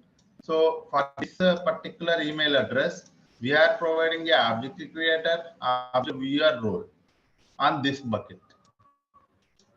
Okay, so this kind of things also we can able to do from the Cloud Shell, guys. So you wanted to provide a roles, or you wanted to assign a roles to one of the user and on some bucket, you can also do that with the help of the IAM. If you wanted to delete a bucket, you go and use this particular thing. Okay, normally if you wanted to create a bucket using a project ID, storage class, bucket location, retention policies, and you at the end you mention the bucket name. So this is a code for entire thing. Okay. And after that, for we will see also few commands related to the object as well, sir. If you wanted to upload an object from your machine to the bucket, so this is something. This is from desktop to your storage bucket. You can also download objects from your bucket, from bucket to your desktop, and a list of the all contents in the bucket. You can also use gsutil and the particular bucket name, so that it will provide all the list of the files inside that bucket. If you wanted to make your objects publicly available, you can also apply a rule, IAM rule on top of it. If you wanted to delete an object, you use this one. Okay, so these are the commonly used bucket commands as well as object commands that we have seen here. This is a commonly used bucket command. These are the commonly used object commands, guys. Okay, so these are the general guidelines, sir. General guidelines. Every new, so you can say best practices. You can also think of like that. Every new object inherits a storage class of a bucket. Okay, so whenever you create a file inside a bucket, that bucket will follow the storage class of an whenever you create a one file in a bucket, that file will inherit the storage class of a bucket. That means we have seen this already. Okay, for example, you have this bucket. Okay, and if you upload a one file to this bucket, this file will follow the storage class of this bucket. This is what is that mean. Okay, and the bucket storage class can be changed. Editable option. Cannot change the location, multi-regional, regional, or vice versa. So this is something that we cannot change it. Once you create a bucket with the help of one location type, after that you cannot edit this option. This is not an editable option. Okay, when a storage class of a bucket is changed, the existing objects keep their storage class. This is one important point, sir. Okay, so you have this bucket. So far you are using this bucket as standard. Inside that you have file 1. Okay, this file 1 be standard only. Okay, but tomorrow you change this option, bucket option, from storage to the nearline. This will not change, but from tomorrow, if you upload one more file to, that will be having a nearline. So this is how it is. When a storage class of a bucket is changed, the existing objects keep their storage class. Existing object. File 1 is your existing object here, sir. That will keep their storage class, existing storage class. But a new files from now on will have a new storage class. So that is how the answer of that question. Okay. So this is a question in one of the, yes interviews, not interview, yes exam, associate cloud engineer exam. They have asked this question. Okay. So please be attentive on this thing, guys. When a storage class of a bucket is changed, does the existing buckets or does the existing objects keep their storage class or not? Yes. Existing objects will keep their original existing storage class. From now on, whatever the new file you are uploading, that will be having new storage class. So this is how one thing. And there is a per project rate limit to bucket creation and deletion approximately per request every 2 seconds. So in every 2 seconds, for example, in a 2 seconds, you can only create one bucket, you can only delete one bucket. After 2 seconds, you can do anything. So this is kind of a limitation you can think of, sir. In a 1 second, I wanted to create a bucket and delete a bucket, that cannot be happening. At a 1 second, every 2 seconds, there is only one request. Okay. Maximum size file for individual objects to be stored in the Google Cloud is GB. This is one of the yes question again. Okay. Associate cloud engineer exam, they have asked this question. So far we have seen any number of files, any amount of data we can store. Yes, any amount of data we can store in a bucket. But when you create it, if you are seeing this file, one particular file inside a bucket can maximum having a 5 TB. A file of maximum having 5 TB. It should be less than 5 TB, sir. One more file also can be 5 TB. But again, that file should also be 5 TB, lesser than the 5 TB. Any number of files you can store here of less than 5 TB, sir. This is one limitation that we have in the Google Cloud Storage buckets. A file cannot be more than 5 TB storage. Okay. Any number of files you can store here. But a file, if I talk about, yeah. What about bucket size, sir? Bucket sizes, there is no restriction. Yeah. Only the file is having a restriction, that is 5 TB, less than 5 TB. Okay. So built-in caching is available already in the Google Cloud Storage. We need to worry about it. While creating a bucket, put retry logic in your code to handle name collision. So, okay. So this is something that when you wanted to create a bucket from your client libraries, okay. So you have to put a retry logic so that your bucket will not be having a problem, because whenever we try to create a bucket with the help of one name, if that name is not available, what we will do, sir? We will try to give up one more name. But when the client library, like one Python code or a Java code, wanted to create a bucket, so what happens is, like, if that particular name of the bucket is already available, the Java code or Python code will fail. So you put a retry logic so that it will try to create one more name and create one more bucket with that name. So that is how it works. Okay, so this is something that I have come up from my experience.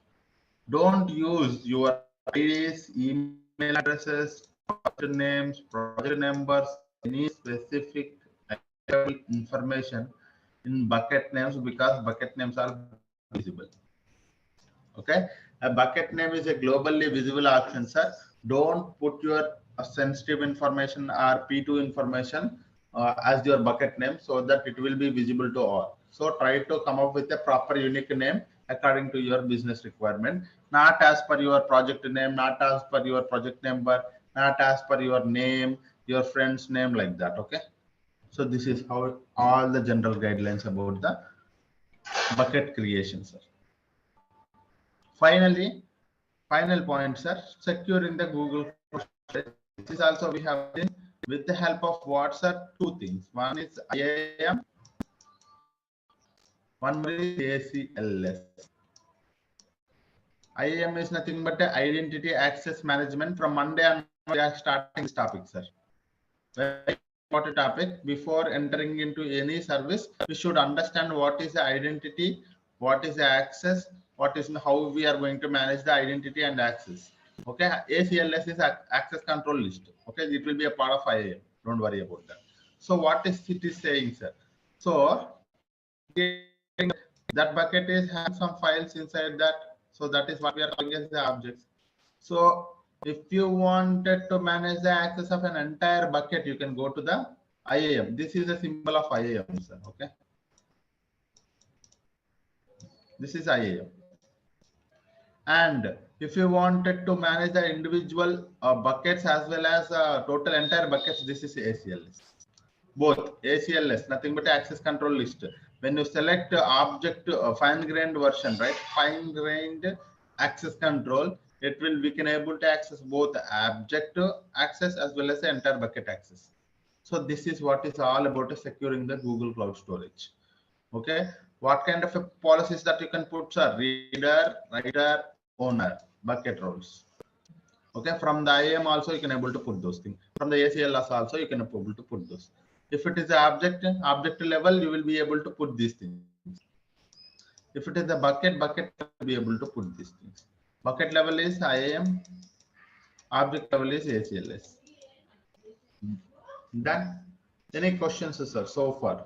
So with this one, we have completed our Google Cloud Storage from end to end, sir, with even with the practical things as well, I believe. If you guys have any questions on the Google Cloud Storage, you can ask me.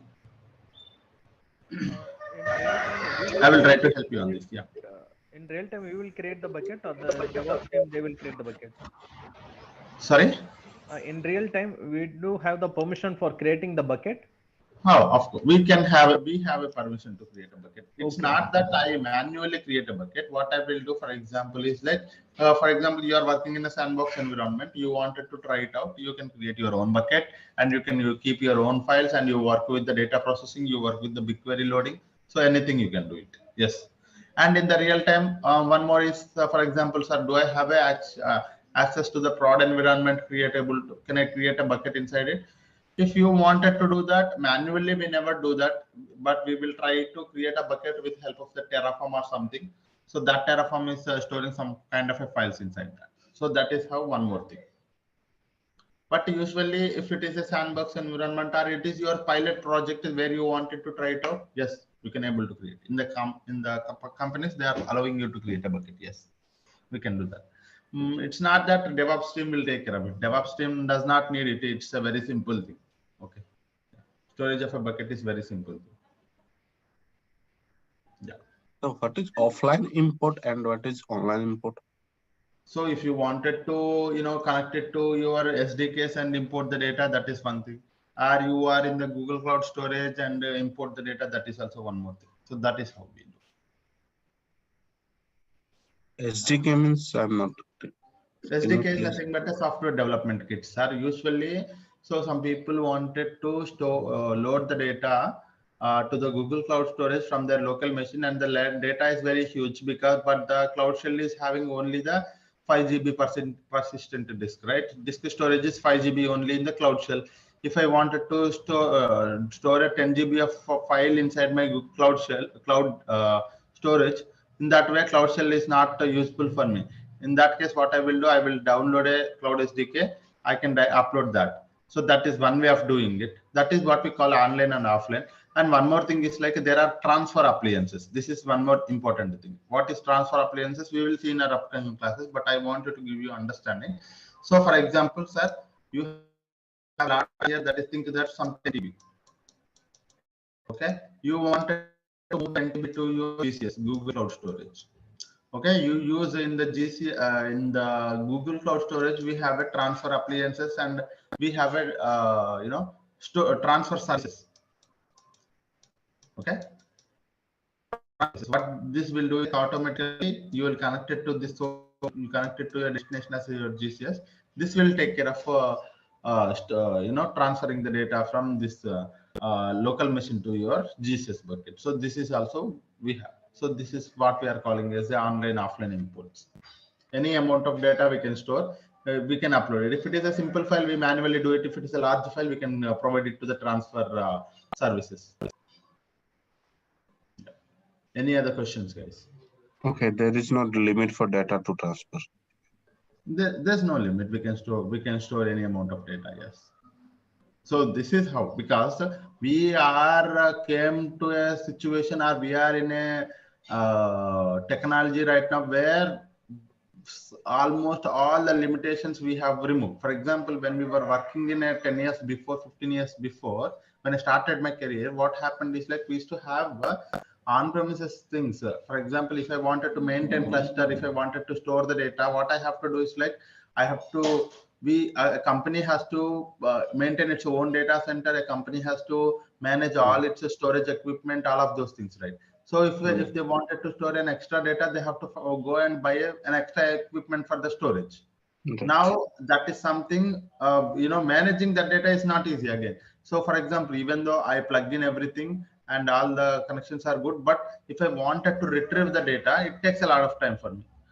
Okay. And loading the data from one storage device to one more storage device also, it was taking a lot of time at that time. Now from that situation we came to a situation that with even very less time, we can able to even store some petabytes of the data in the Google Cloud storage as well. So that's how we are in a situation. Okay. So there is no point of talking about that's where, because why we are using the cloud is because scalability. Okay, any amount of data I wanted to store, because I don't want to worry about the storage. I don't want to worry about my networking. I don't want to worry about my CPU, RAM, all of these things. All these things are scalable, sir. When I say scalable, today you use some amount of storage today, tomorrow you wanted to use almost 10 types of today's. Okay, in that case also it is fine. You can store it, you can use it. Even the RAM also. Today you have selected some some 4 GB of RAM, but tomorrow you need it like 20 GB of RAM or 40 GB of RAM. So that is also available. Power, machine power is also available. So that is where we are now. That's the main reason that we are using a Google Cloud platforms. Yeah. Any other questions, guys? Do we have any script? Through script also we can create a bucket? Yes, like through Python script also we can create a bucket. So what we will do, while we were talking about this one, sir, data proc, or while we were talking about data flow, cloud composer, anyway, at that time we are using a Python. Okay, so in the we will see how we are creating a bucket from the Python and how we are storing the data, so that we will see from there. Okay. Okay. Yeah. So I want us to understand now. We now know what is a Google Cloud Storage, and we got some idea about, okay, this is what we talked about, a data lake and all, right? So let me tell you how to create an account today. We have time. Of course, yeah, one offline file can be stored in different buckets. Yes, we can store it. So you have a one file you wanted to store in a multiple buckets, that can be stored. And also I will tell you guys, this is not the thing. Okay, I just want you to understand that in the companies how they are using, I will tell you. Okay, so this is a requirement. For example, this is your bucket one, sir. Okay. You can think of this bucket one is your transactional bucket.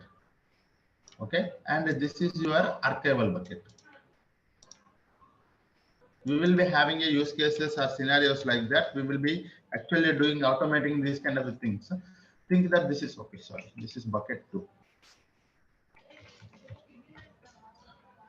Okay, in this bucket, so usually, sir, I am going. What I will have to do is like I have to send this data from the bucket to the BigQuery, a data warehouse. You can think of data warehouse.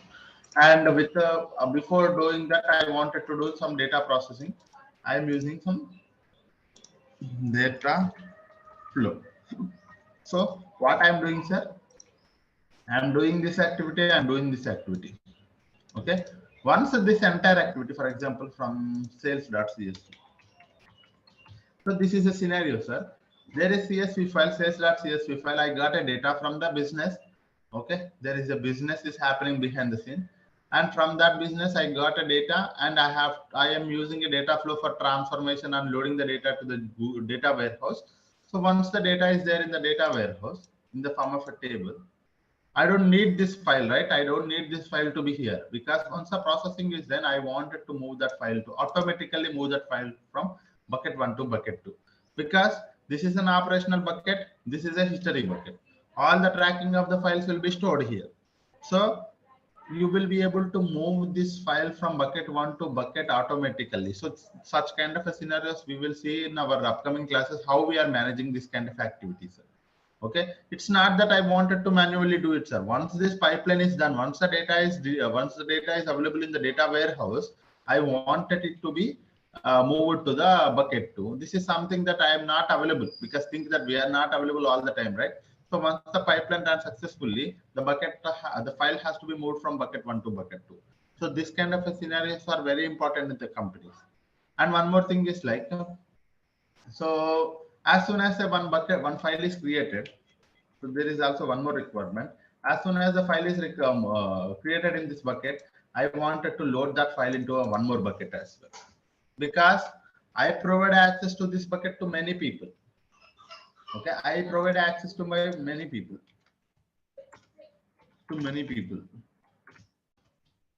But I don't want anyone to touch this bucket, because I don't want anyone to touch this bucket. So if I provide access to many people, they may do some kind of activities on the file. So the file may be corrupt, or the file may be modified, the file may be deleted. Okay, so this is a bucket 2. As soon as the file is created, it should be copied to the bucket 2 as well. Okay, and whatever the files I created here, automatically it should be copied to the bucket 2. This bucket 2 I will provide access to many people, but this bucket I never provide access to anyone. The only thing that I do is like, I just copy it from this bucket 1 to bucket 2, so that different teams can have these files. Whatever the files that were, different teams can follow, because there will be a machine learning team, there will be a data lake team, there will be a data warehousing team, there will be an analytics team, there will be a looker team. So what they will do is like, they take this file for a sample purpose, or they will take this file as their input, and they will try to do some kind of activity on top of it, right? So for that purpose, I will provide him access to different teams. But this file I wanted it to be keep myself, because if I even because if I lost the files from here, I don't have any location where I can retrieve it. So that's where I will be keeping my bucket 1 as my main repository. This is my secondary repository. So this is how I am planning in companies. Okay, so for this scenarios also, we will be seeing in our upcoming classes how we are planning this kind of things with the cloud functions. Okay. Yeah. So let me try to create them. Let me try to tell you how to create an account, sir, in the GCP.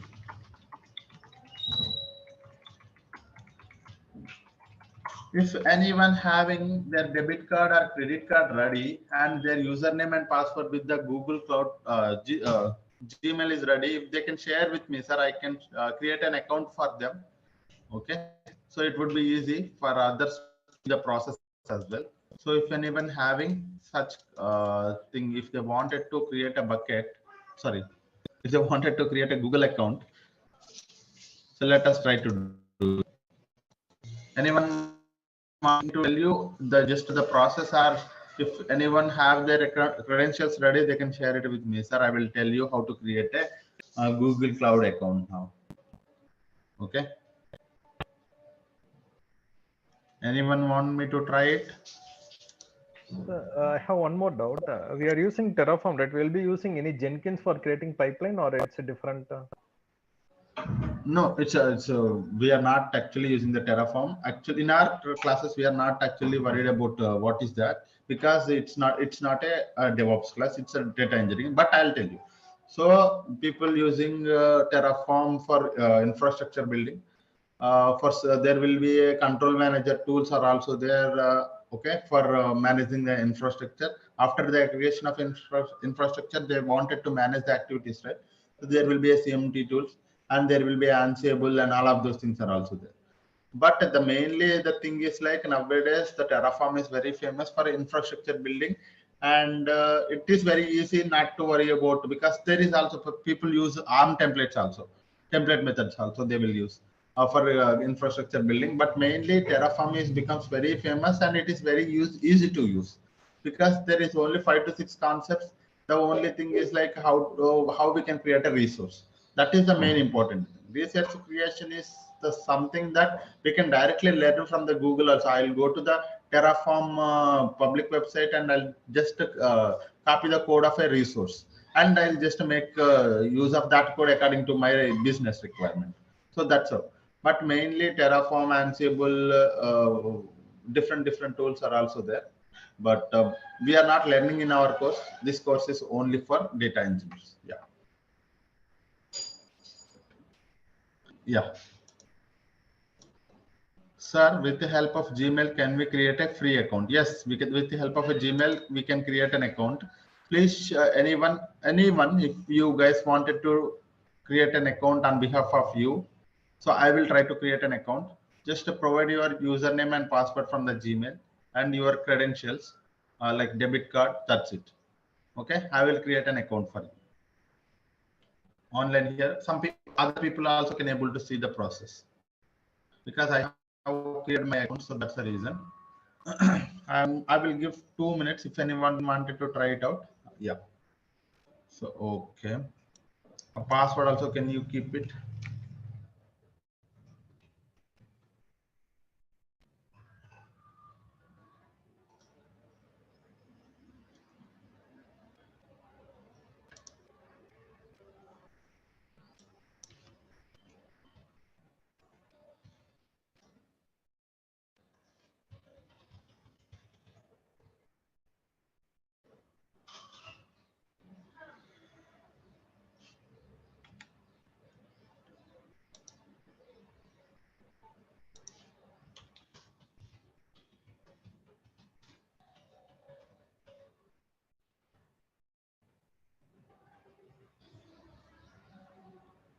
Can you approve this one?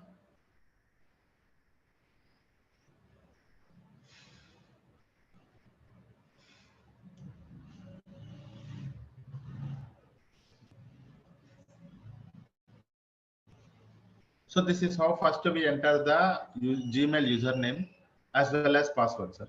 Once we enter the Gmail username and password, we are inside the Google Cloud platform. We just logged into the Google Cloud platform. Once we have logged into the Google Cloud platform, this is how the first page looks like. Okay. So this is how the first page looks like, guys.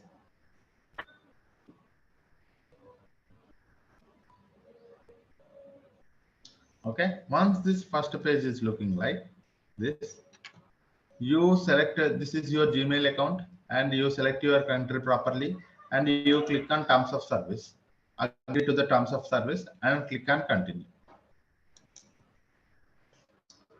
Okay. Once you have clicked on continue, so this is the place where you wanted to activate. You see here at the top, you will be able to see. So this is something that you have to understand. Once you have entered into the Google Cloud, you have to activate your free trial status.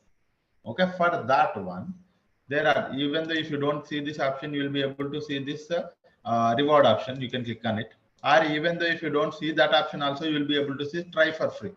Okay, you can click on this activate button. You can click on this try for free, any option. Click on this thing. Once you clicked on this thing, you will be going to the next page where you have to enter your details. Okay. There are 2 steps. I will tell you one by one. There are actually 2 steps here, guys. Okay. So you enter your country and what is your main need of creating this account. Main need of creating this account. This account I am creating it for startup idea. I'll click on terms and service. I agree to the terms and service and click on continue. What I have done, sir, I have selected a proper country and I have selected my business idea and startup idea as my need, and I will click on continue.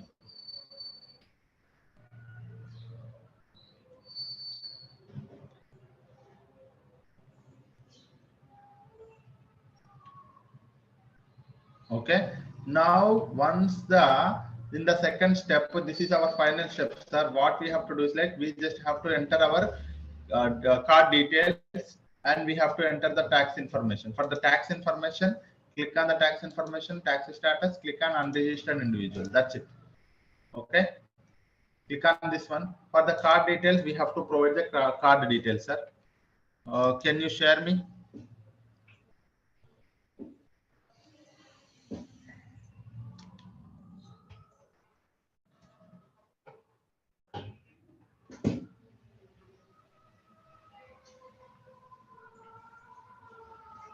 So are you sharing your details, Vijay Lakshmi?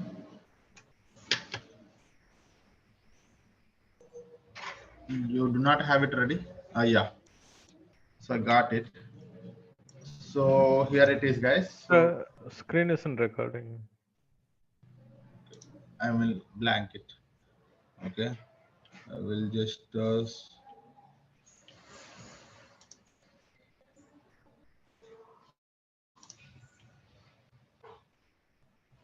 okay. Yeah. So you provide your card details, guys. No one will be able to see my screen now. So let's wait because I will try to enter the card details properly.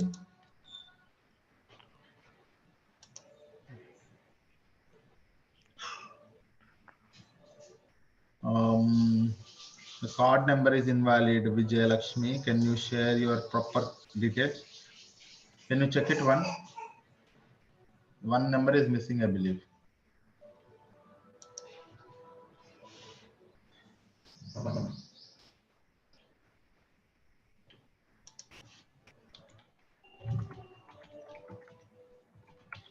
Everything is right, sir. Everything is right. 3611. There will be two numbers are missing, right? If you can see, there will be 16 numbers, right, for any card. 14 is there. Credit card, sir. Oh, but why it is saying invalid?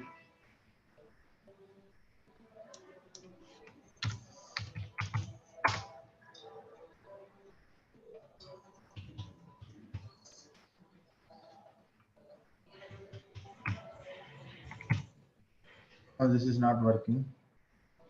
I know why.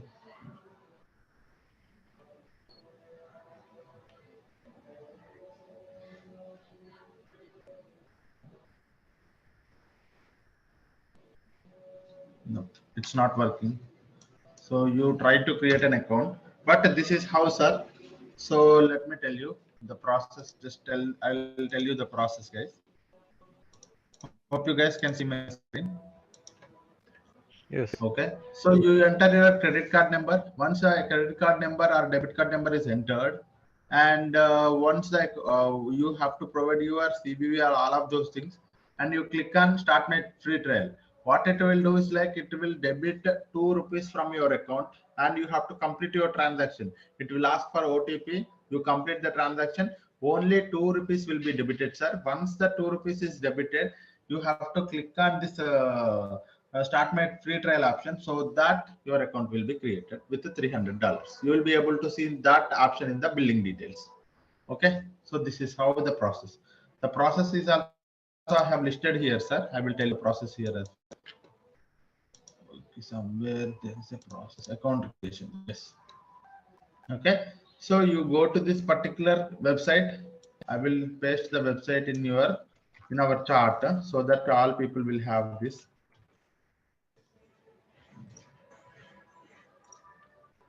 Okay, I have pasted the website in the chart, guys. Okay, and some people, sorry. Okay, so you go to that particular website, you provide your Google username and password. Okay, once you log in is successful, your account is created. So welcome to the console. Choose your country and agree and continue. Okay, so at the top you will be able to see this option. Click on activate. So you have to enter two things. One is your country name, one is your business idea. You enter, and after that continue. You enter your payment details. You add your payment details. Click on start your free trial. That's it, guys. Okay, once you have entered your payment details, there will be a page opens for your transaction of that payment. That transaction debits only 2 rupees, guys. Once that transaction is successful, your account with the free trial status is created. So that is what is a very simple thing, guys. Only 2 steps. First step is very simple. In the second step, you have to enter your card details and complete the transaction. Once the transaction is completed successfully, you will be able to do it simply. Your account will be created with a free trial status of 300 credits. Where I can see that if you ask me, sir, if you go to,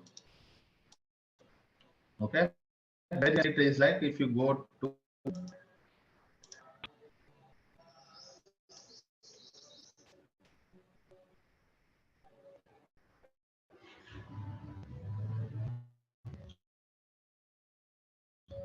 so that I will be able to show you how it be.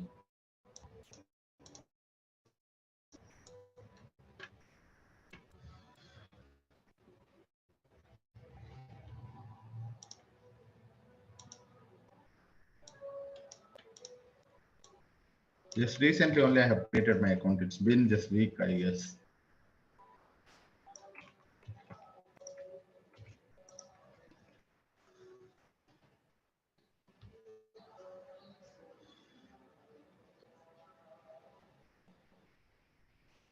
So once your account is created, guys, if you what you can do is like you can just directly go to the billing, click on the billing on the left navigation.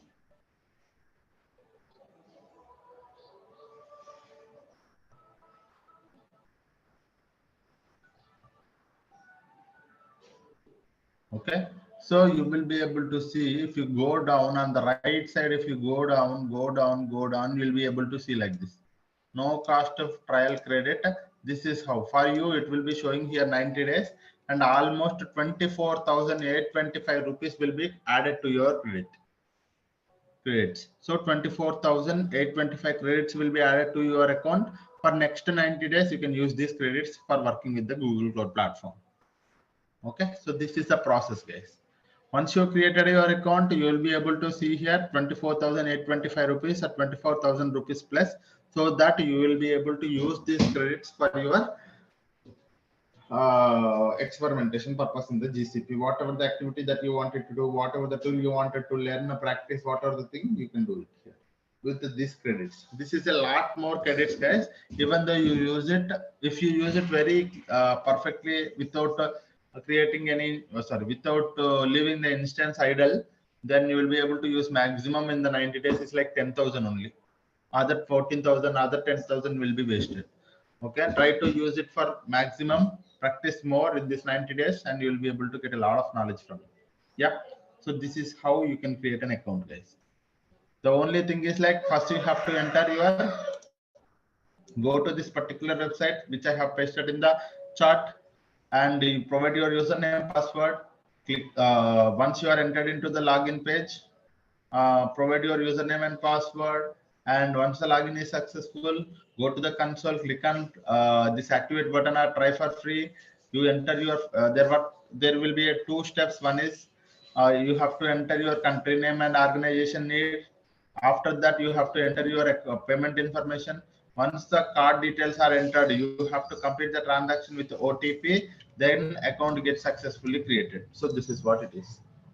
Okay, so this is okay. Once the, if you wanted to use any service, you go to the GCP, select your project, proper project, or create a new project, enable the billing, choose a service which you wanted to do, which you wanted to practice, and enable the API of that service and start using the service. That's it. Okay. In free period, can we create a new project? We can create any number of projects. I think for free trial status, we can create maximum 10 projects. Okay. There is no bill for that. There is no billing cycle for there that. Won't be any bills, sir. All the bills will be debited from our free trial status only. All that, whatever the thing that you are doing, all will be debited from your free trial status. For creating a new project, there won't be any bill. If you use any resources, that's where the cost will be tracked.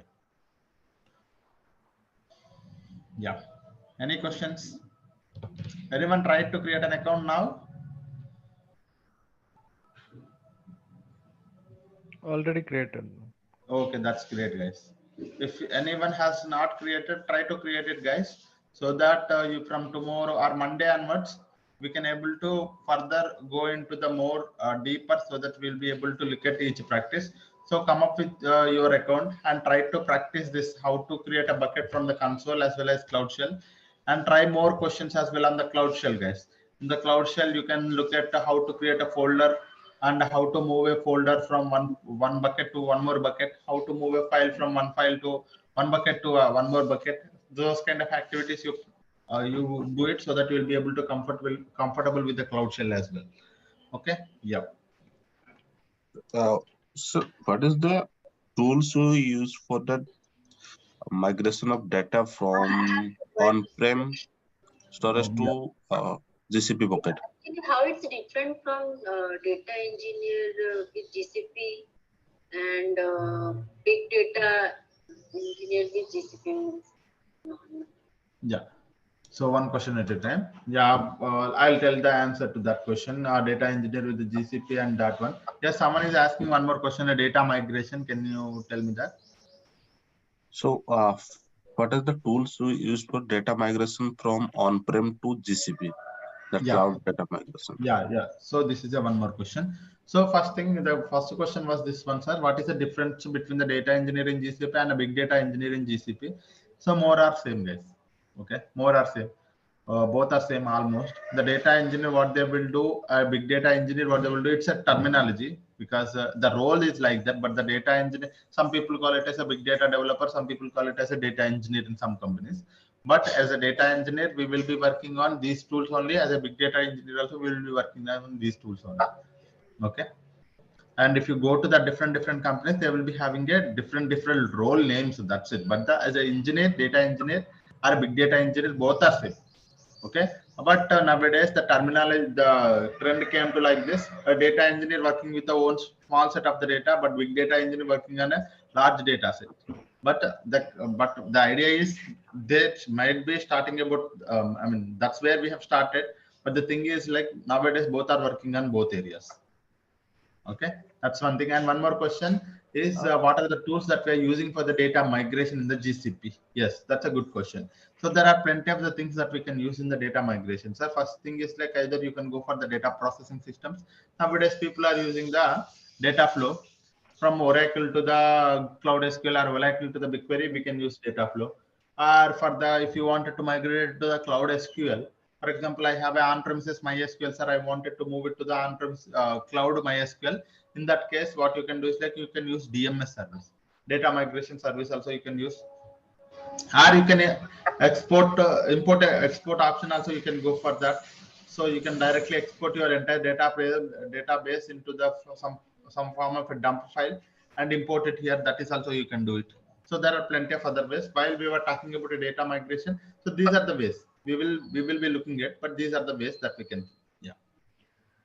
In real time, we will be working on all the tools like that. There are many questions I'm having at the time. Yeah, can you guys actually ask one at a time? Actually, there are different people on this meeting, so that's the reason.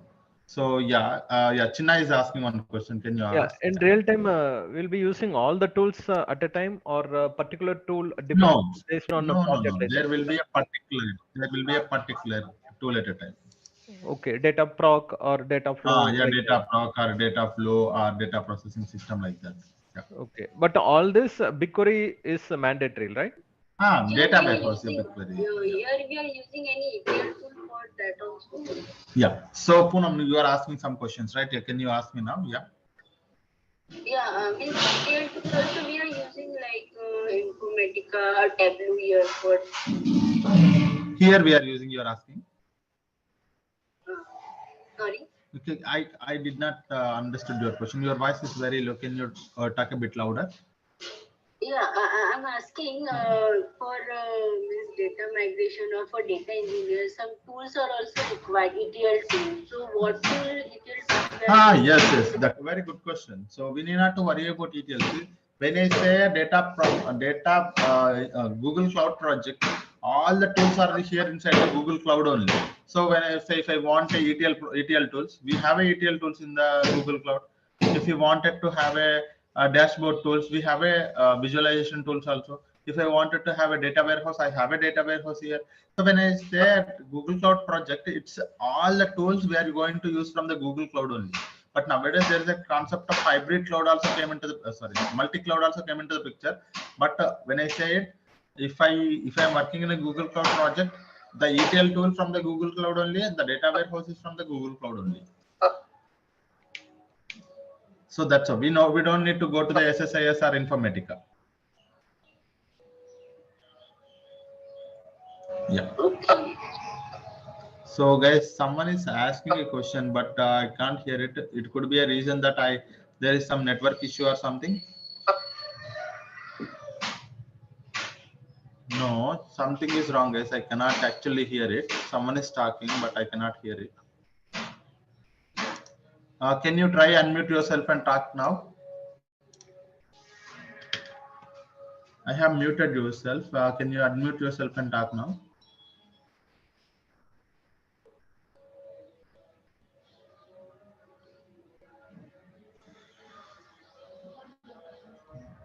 Okay, I believe no one is having any questions.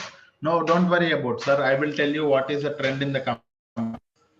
And with this, we will try to close our session today. So, for example, for the data ingestion, we need not to go anywhere because in the GCP we have a GCP tools are there. Okay. One more is data processing. We need not to go to any other tool in the for the data processing. We have a GCP. Okay. And for data warehousing,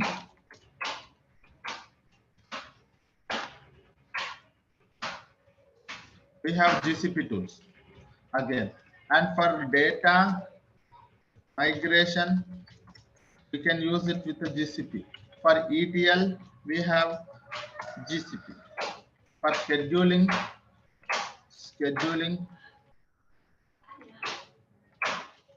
for scheduling also we have a GCP.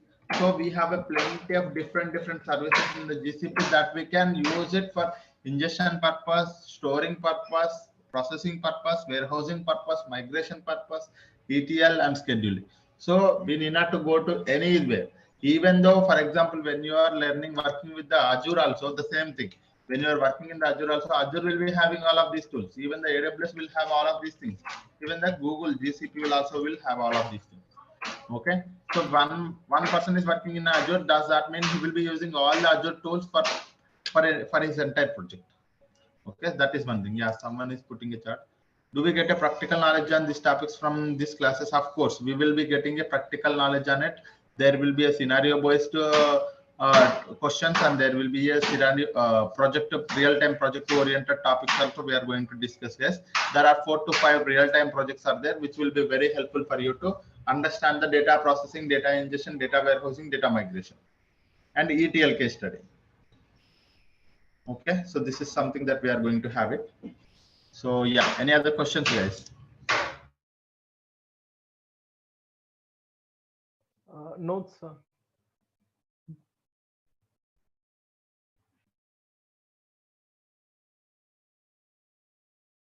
Can I have the Okay, PPT, guys. sir, to this PPT that?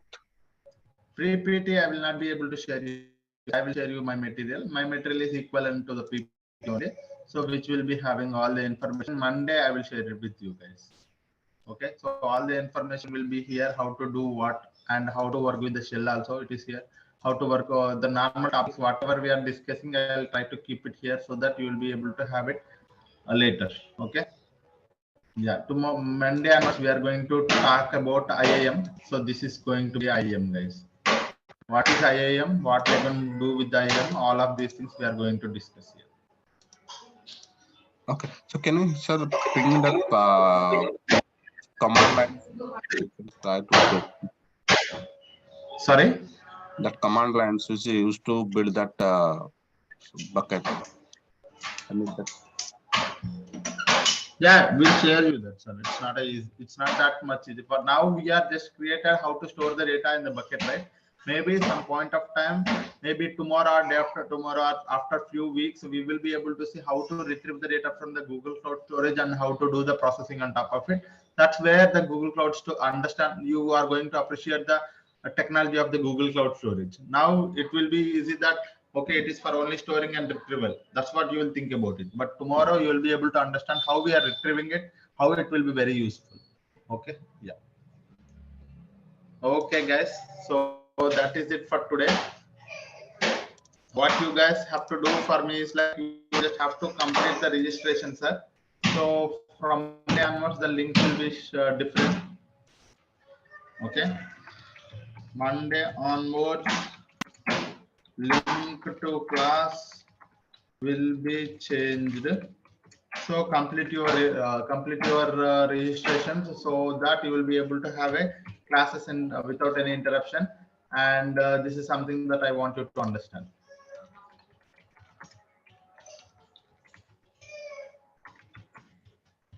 Okay. Enroll to this course so that we will be able to have a classes regularly. Yeah. Thank you all. If anyone have not completed their enrollment, just please try to complete it. Okay. Our team try to call you, and based on that, you will be able to complete your registration. Thank you all. Yeah, thank you. Yeah. Thank you. Thank you for your time. Have a great day.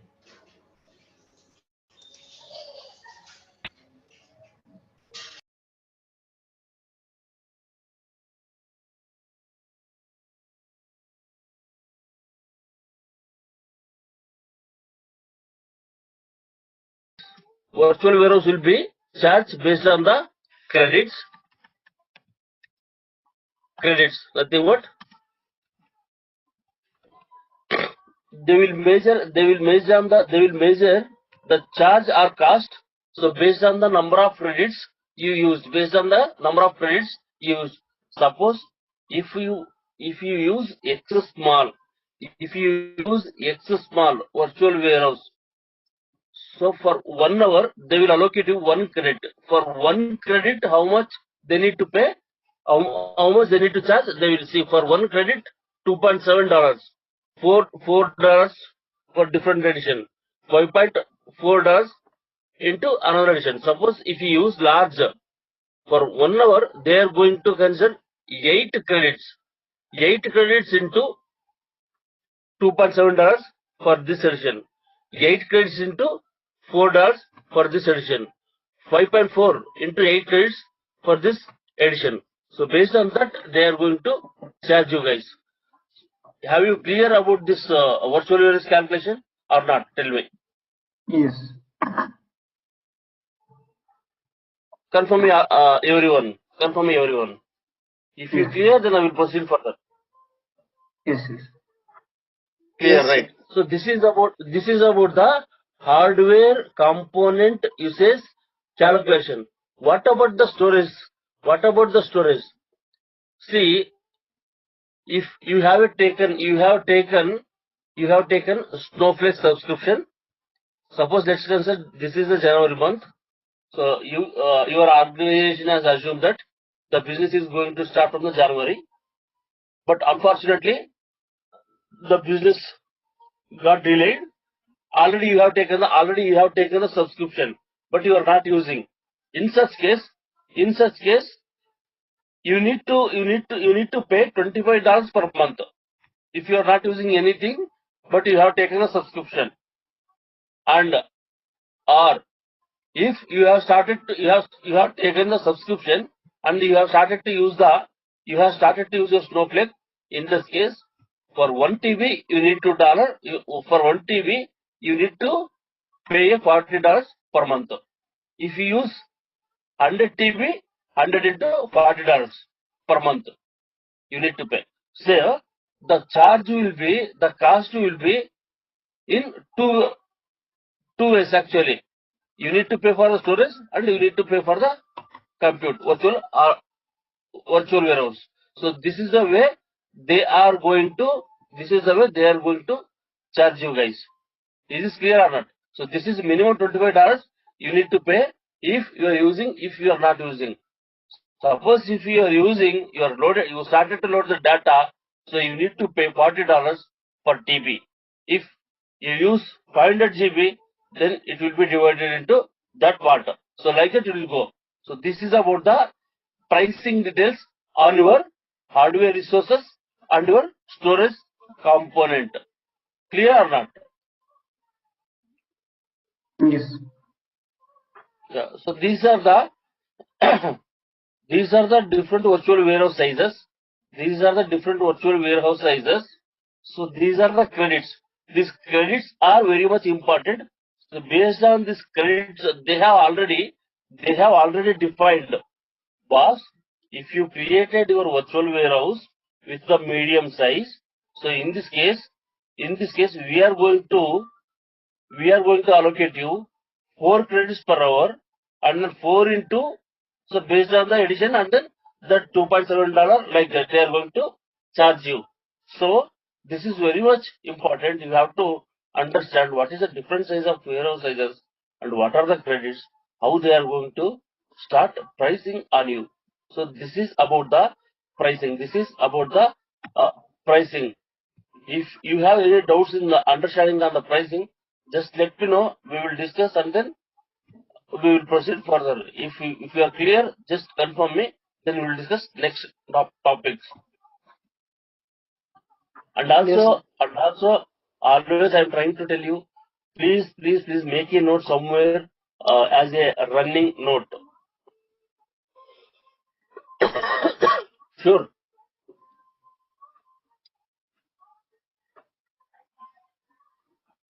Yes, sir. Guys, clear or not clear? Yes, sir. Okay, fine. Then we'll go to discuss that different editions are available in the Snowflake. Different editions. We have 4 editions actually: standard, enterprise, business critical, virtual private. So I'm repeating once again.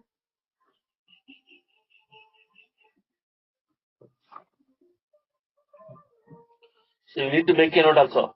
So we have a standard edition, we have an enterprise edition, we have a business critical edition, we have a virtual private edition. So these are the 4 types of editions we have in Snowflake. In general or in projects, we are using this business critical. We are using this business critical edition for our business purpose. We are using this business critical for our business purpose in our companies. Then we'll see what are the options are available. What are the different benefits or great features are available in the each editions. The standard is very basic edition. Very basic edition.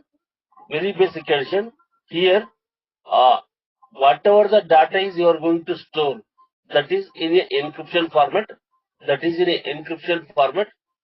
Time travel is up to 1 day. Now, the time travel is one of the great feature in Snowflake. What is the meaning of the time travel? Time travel means, suppose already I have explained in very first class, but let me repeat that one. Time travel nothing but if the data is modified from the table, so after modification of the data from the table, so you came to know that, so this is not the whatever you have done the modification, then that is not that is not a good modification. You need to restore the original data into your table.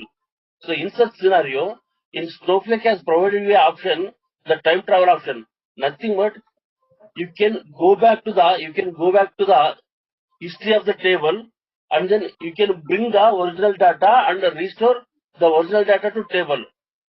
So in the standard edition, this history will be available for only 1 day. So suppose if you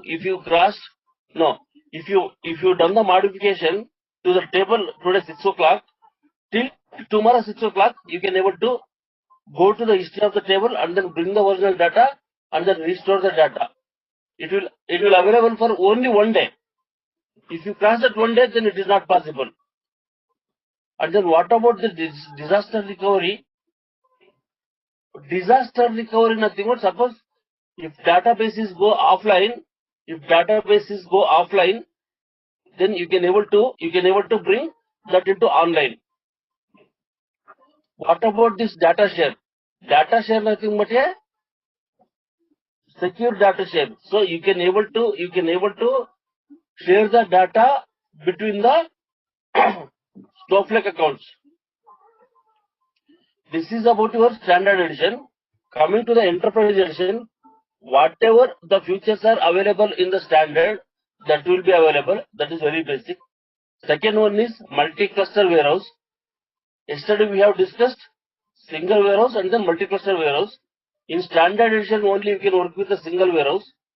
This enterprise edition will be supporting the multi-cluster warehouse also.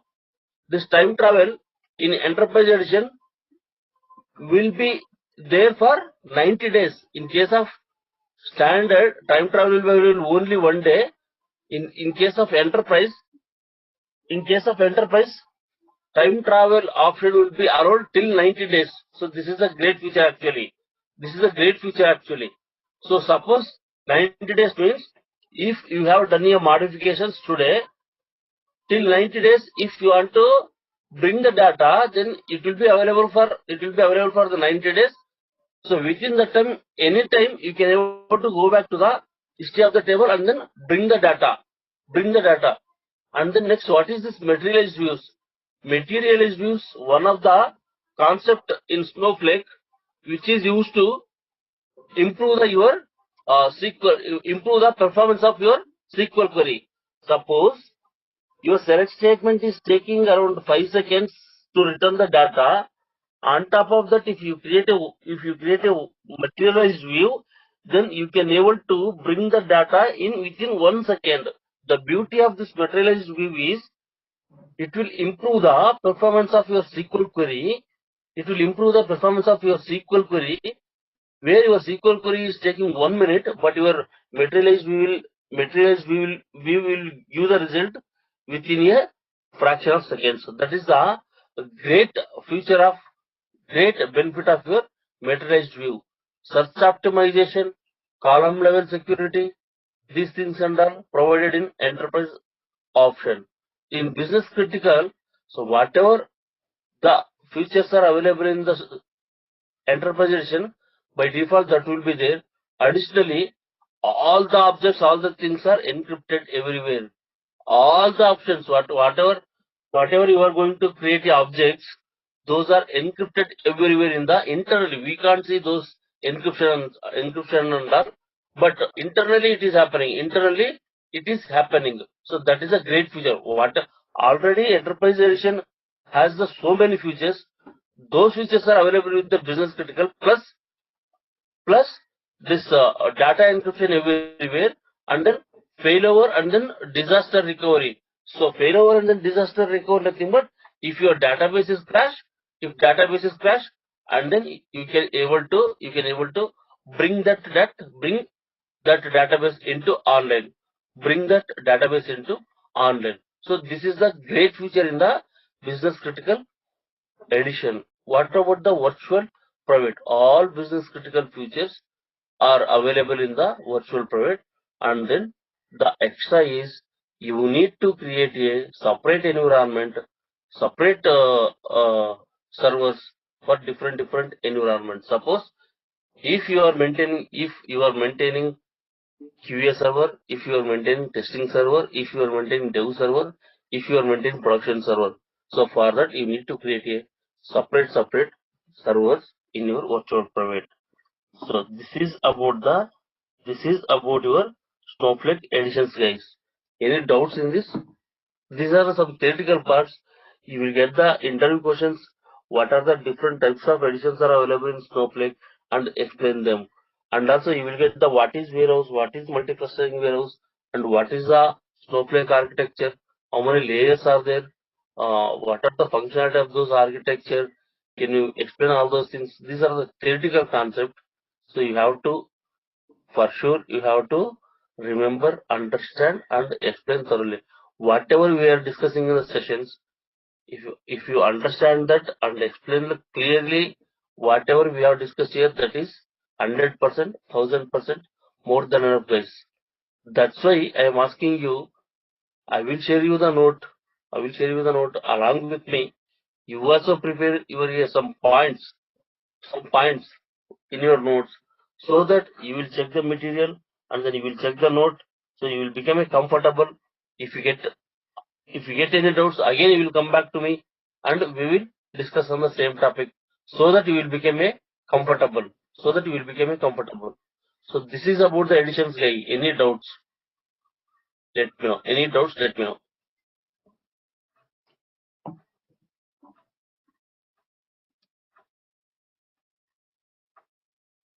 Just open your mouth, guys.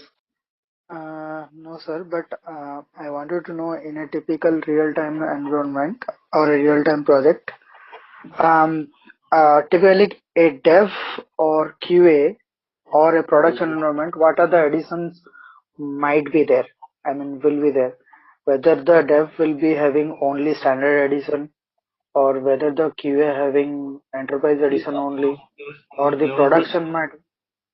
Usually in our real scenarios in our organization, we all are using business critical for all the requirements. Okay.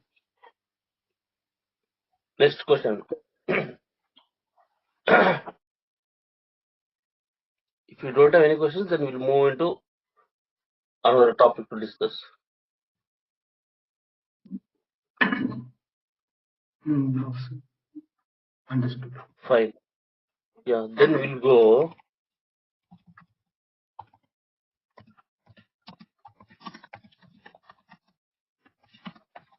How to connect to Snowflake.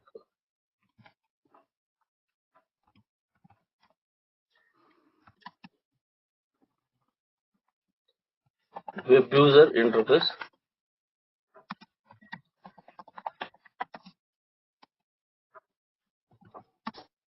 Second one is NoSQL through the DOS command.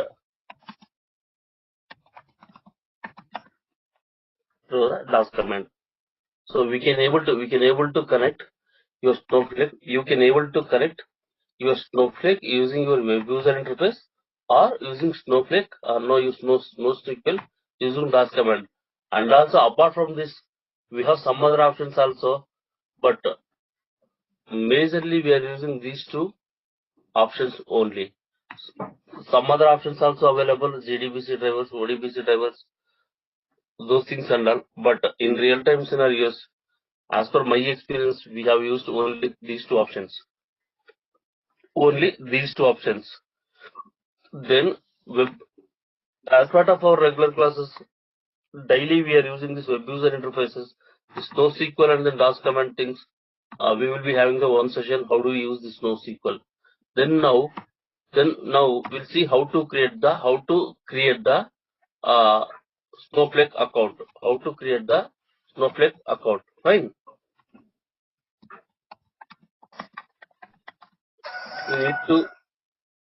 You need to follow the steps and create yourself.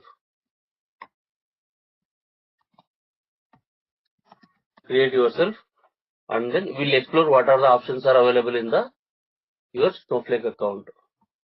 Then go to Google. So here, make a note somewhere. Snowflake.com.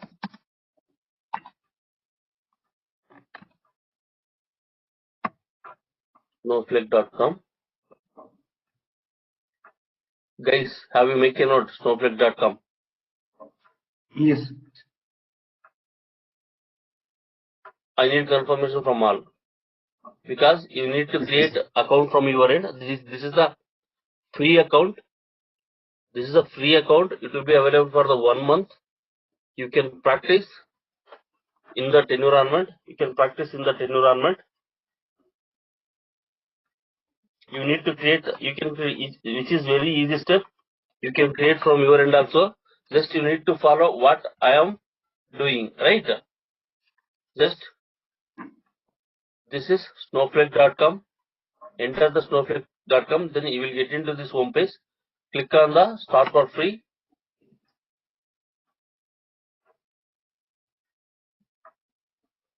Click on the start for free.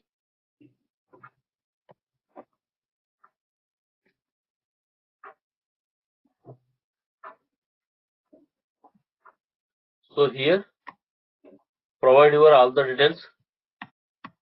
First name, I will give the Durga Soft.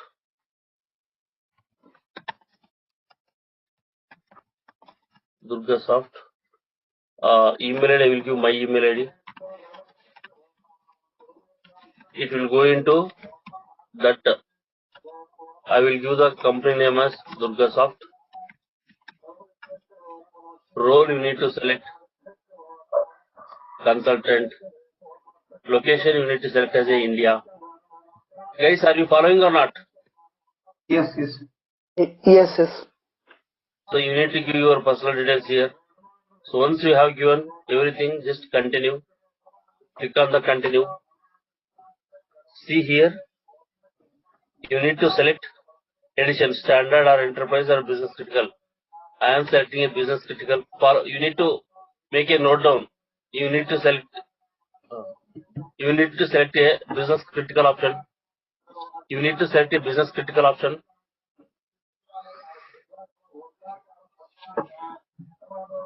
This is the option to select the edition. Once you select the business critical, this is the option to provide the select the cloud provider. You need to select the AWS. Guys, you are following or not? Yes, yes. Super. Super. So you need to select the AWS. See here, it is asking continental information. So as we have selected India, just select this Asia specific Singapore. Then click on the get started. Click on the get started.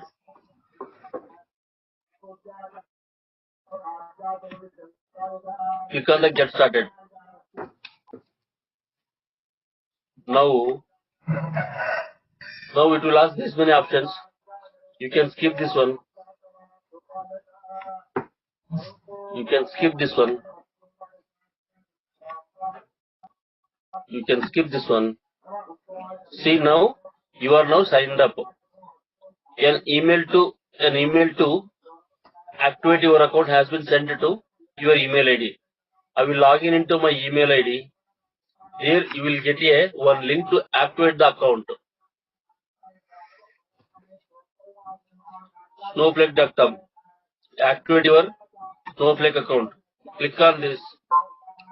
Click to activate. Click to activate. Then it will navigate to this page. Now give the username and then password. So this is the key here. You need to make a note this username and then password. I will give the Durga Soft user 11.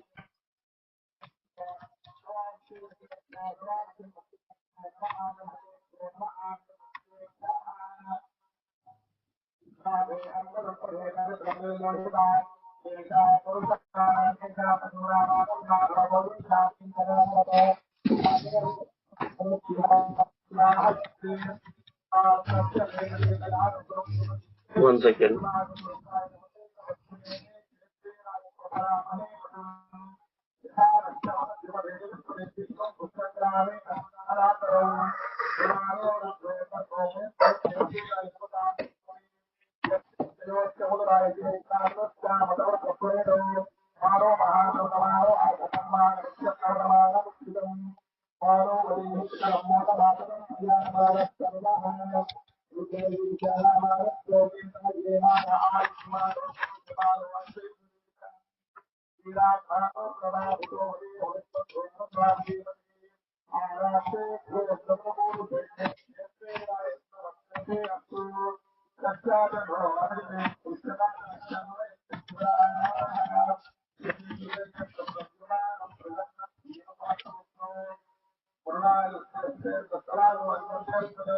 So you need to give the username and you need to give the password and confirm password and then get started.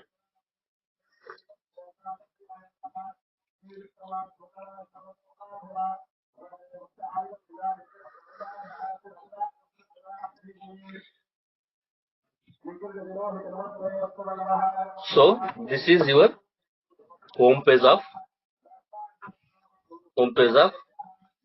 this is your home page of your Snowflake account. You need to make a note down like this. This is your account URL. This is username. This is password for your account. You need to save somewhere so that you can able to log in daily and then work. So this is the your when you create a account, then you will get this page at very first. Have you make a note down all the steps, guys? Yes, sir. See, when you get here this option, first option is worksheets. If you click on this worksheet, see here, you will have a plus worksheet. If you click on this, so from this option, from here you can able to query your SQL queries in this area. So this is one of the option. So worksheets where you are going to write your SQL queries. Next, data. So here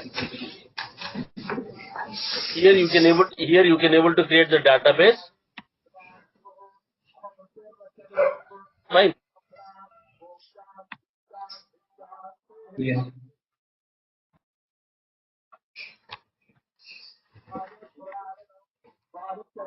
So here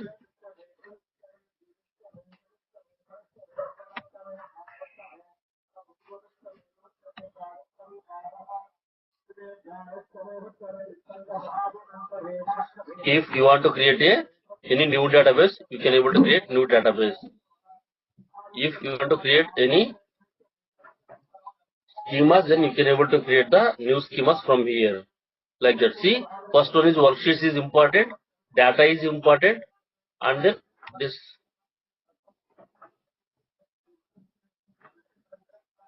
in admin. Here we have warehouse option. Here you need to create your warehouse.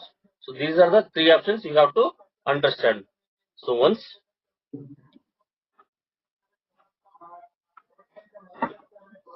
go into your worksheet, then click on this latest one.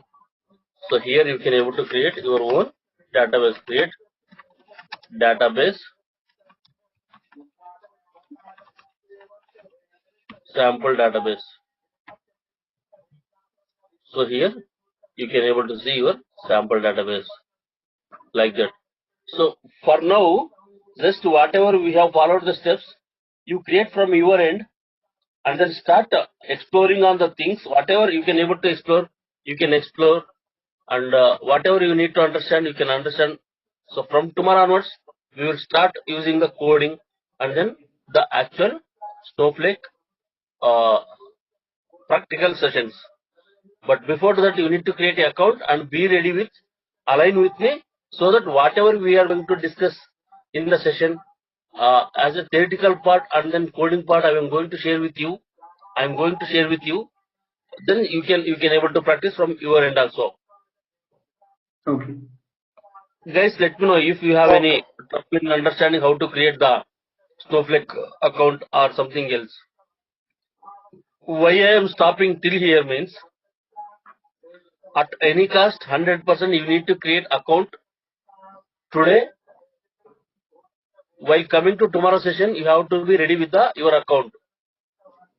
So only after completion of the tomorrow session, I am going to share with you all the code, all the things, so that right immediately you can able to do the practice.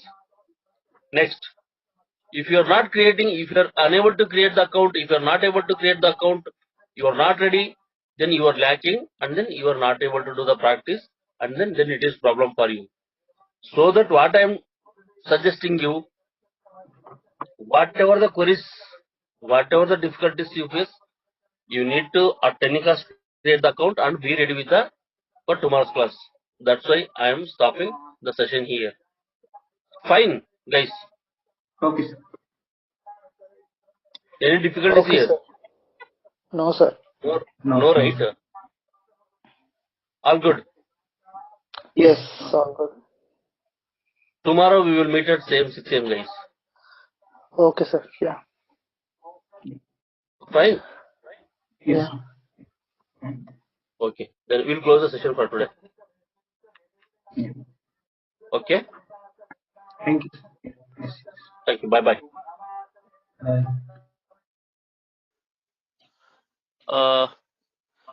Just as before going to proceed, just let me know if you have any doubts. Jayant, Manohar, Nitesh, Raju, you all guys are in yesterday's part of yesterday's class, right? Yes, sir. Yes. Yes, sir. Just yes, any doubts in understanding of the definition of snowflake? No, sir. So we have discussed basic level of information yesterday. Yes. Any doubts? No. No, no. No. Okay, super. One second. So we will discuss today uh, architecture of the snowflake.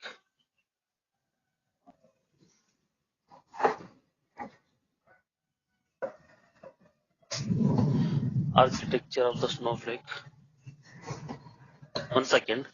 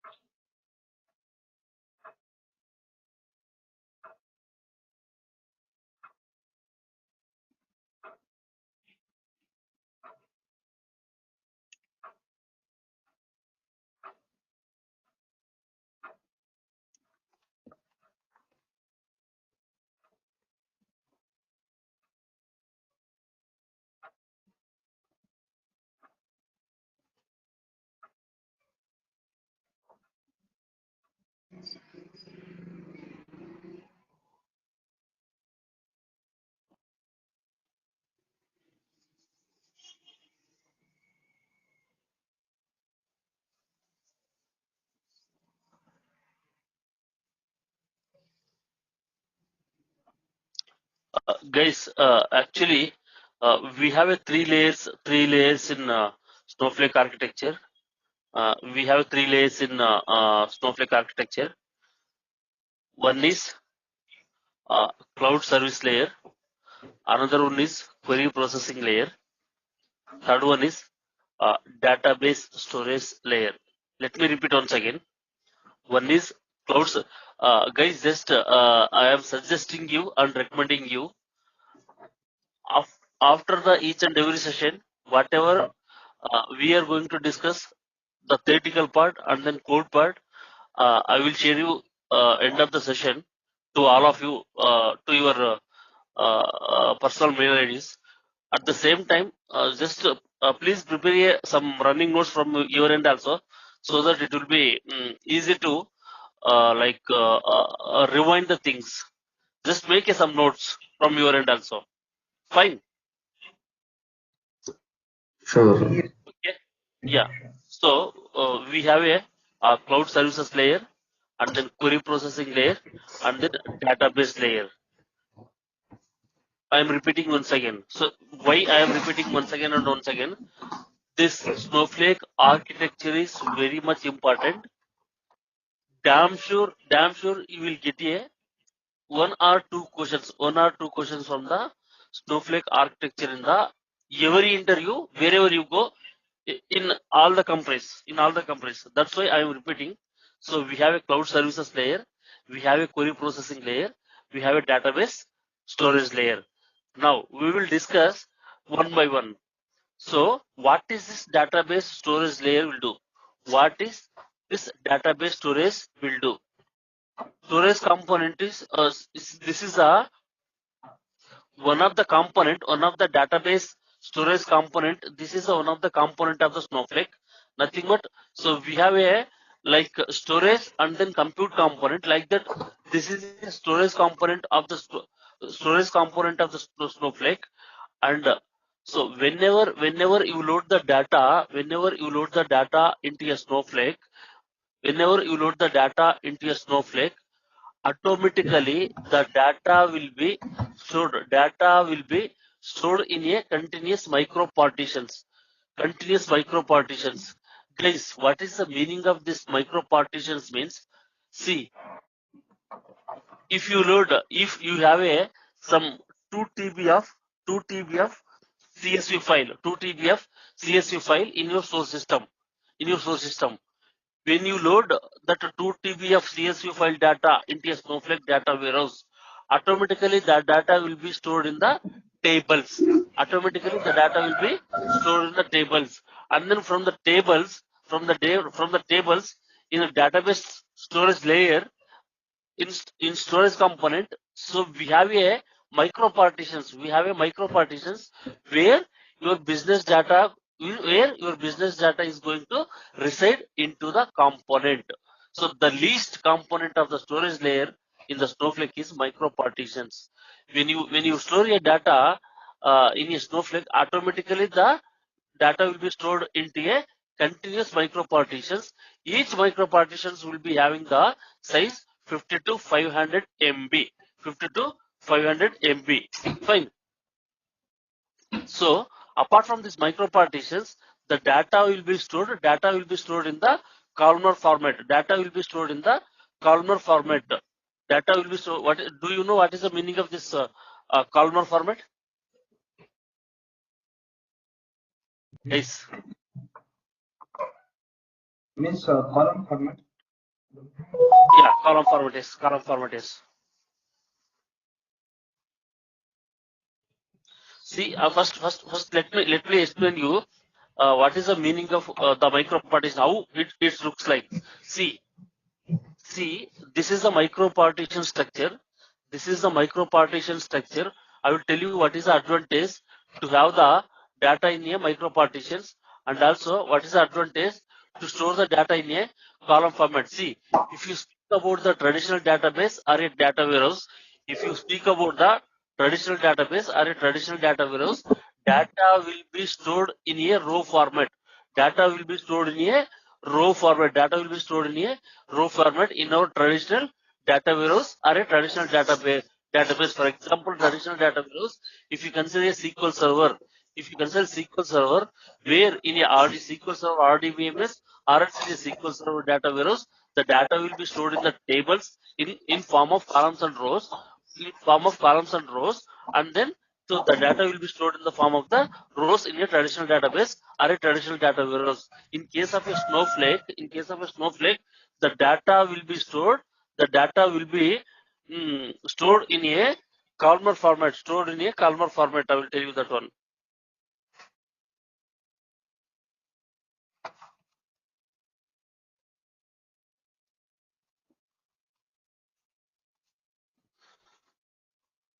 See here itself the data.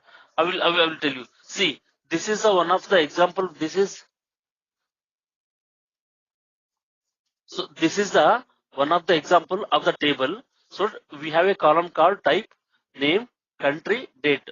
Type, name, country, date. The data is stored in a. So this is the traditional structure of the table. So data is stored in form of a column, and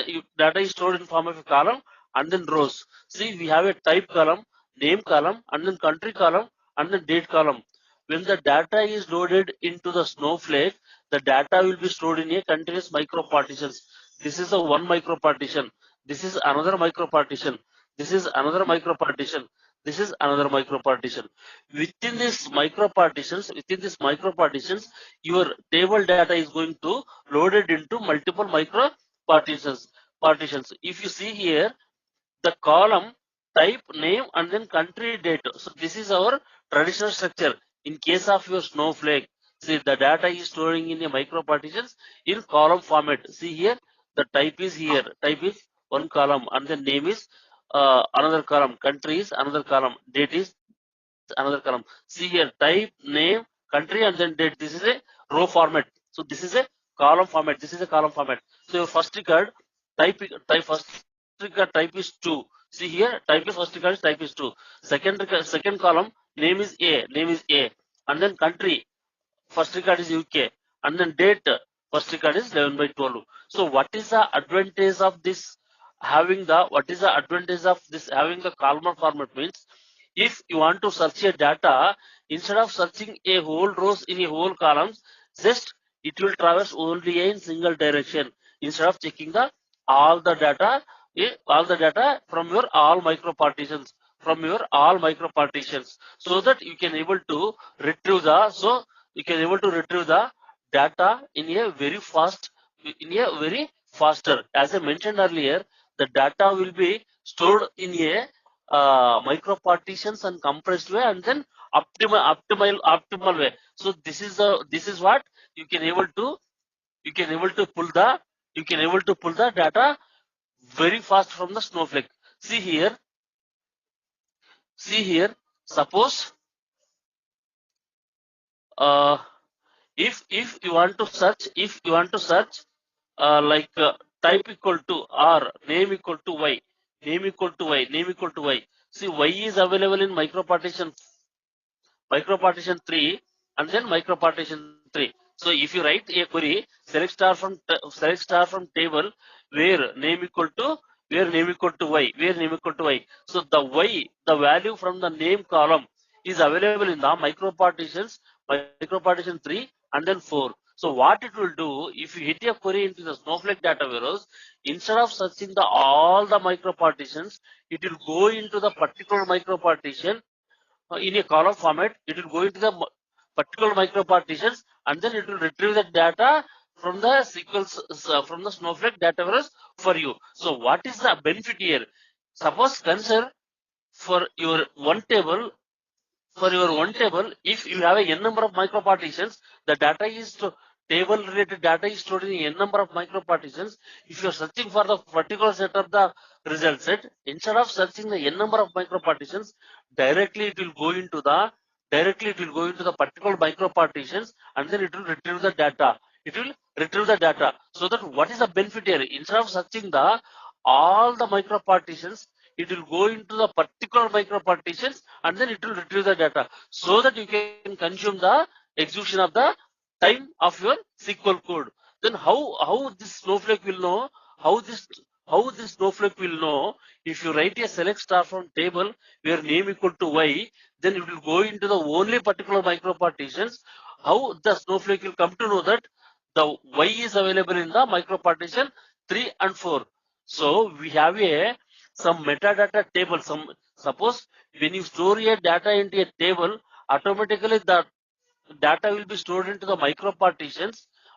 That micro partitions will be having the for each and every micro partitions will be having the serial numbers for the micro partitions. The serial number and the micro partition details will be written into some metadata tables. There it will mention that this micro partition is having the data from this range, and then from this table.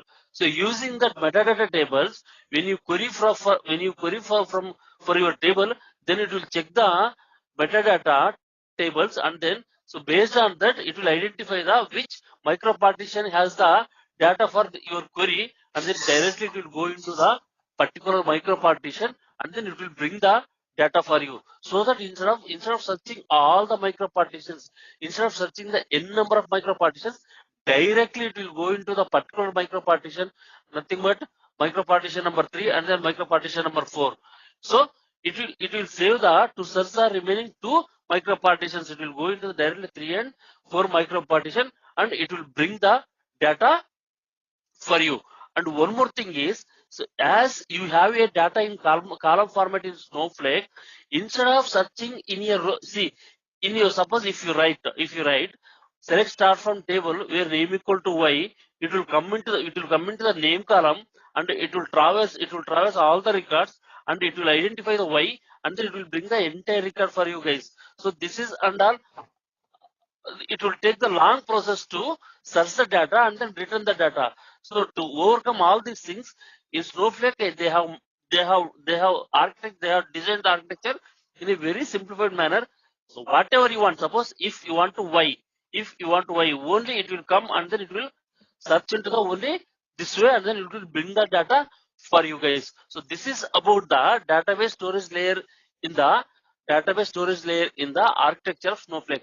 So whenever you load, once again I'm repeating, just make a note down somewhere, guys. What is the meaning of micro partitions? What is the meaning of column format? What is the meaning of this database storage layer? How the data is going to store? So everything you need to know, and then whatever we are discussing here, just if you explain all these things, this is more than enough, guys. See, database layer is one of the component in the Snowflake where you are going to store your business data into your Snowflake. Whenever you load the data from the multiple files from the different sources, obviously the data is going to store in a Snowflake in a tables and in a multiple micro partitions format. Whenever the data is loaded into the micro partitions address and the details will be available in the metadata tables in the Snowflake. So by using that metadata tables, if you query on a particular table by using the address of the metadata, by using the address of the micro partitions which are available in the metadata tables, directly it will go into the particular micro partition and then it will bring the data for you. So instead of searching the n number of micro partitions, it will go into the particular number of micro partitions and it will bring the data. So this can be called as a optimal way. So instead of traversing all the things, so directly you are going to the particular things and bring the data so that you can able to see the robust performance comparing to other data warehouse. So this is about a storage layer discussion, guys. Any doubts here? This is the storage layer. Any doubts here? Yes, I need a yes. That metadata tables contain all the information about the micropartition, right? Yes, address of the micro partition, and then so it will be having that address of the micro partition. Yes, correct. Okay. Yes. Guys, any other Here question? one more doubt. Yes. Sir, in the traditional database Oracle, like we have row IDs and some other things, right? Okay. So based on that also we'll get the query in the quickly, right? So what is the difference between that row ID and here that address of the metadata table? Row ID means I didn't get you. May I know your name, please? Sir, so now if I'll store the data in one row in the Oracle table, it will save with one address, address of the not primary key. See, I understand your question.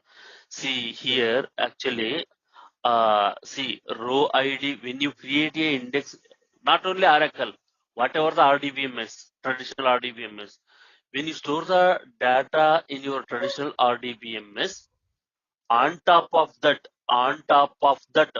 if you create a indexes on the table, then only this row ID concept will come into picture, guy. Actually, see, if you don't create any indexes on the table, then this table can be called as a hash table or a heap table. See, until you create a indexes on the particular table, you will not be able to see the address of the any data in your RDBMS tables. If you create a indexes on that, the particular table, so it will create a balanced tree in the database based on that. That is different concept. Again, we need to go to that concept. We need to discuss half an hour on that. But yes, for your question, if you create a index on that for that particular data pages in your database, so there in RDBMS, whatever we have a micro partitions in the Snowflake, there in RDBMS data pages where the data is going to store. Until you create indexes, your data will not be having the row ID. Fine.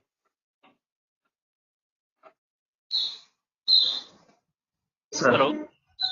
Yes, sir. May I know your name? Your name, please. Raju. Raju. See, I understand your question. Until we create a indexes on a table in RDBMS, row ID concept will not come. Row ID or key ID. Yes, once you create a indexes on your column or a table, then your row ID will come, and then again that balance tree concept will start. So that is different again. So here, Okay. by default, when you store your data, by default you will maintain address in a metadata instead of searching all the n number of micro partitions, you will go into a particular micro partition. Have you got the differences now? Yes, sir, I got it. Clear or not? Still, if you have any confusion, Clear, sir. let me know. Clear, huh? No. Clear, sir. Super. Now next. So we are done with the database storage layer discussion. And then we'll go to the query processing layer. So how does database storage layer is important in your Snowflake? This query processing layer is also very much important. In single word, I can say this query processing layer is virtual compute warehouse. Guys, I can recommend you to make some running note also. I will share this content after this end of the session. Make some running note also. So this query processing layer is a hardware component which can be called as a virtual compute warehouse. Fine. So how your database storage is a storage component. This is virtual warehouse or query processing layer is also compute component. Compute component nothing hardware component, the combination of RAM, CPU, motherboard, everything. So this is very much important. This query processing layer or a virtual warehouse component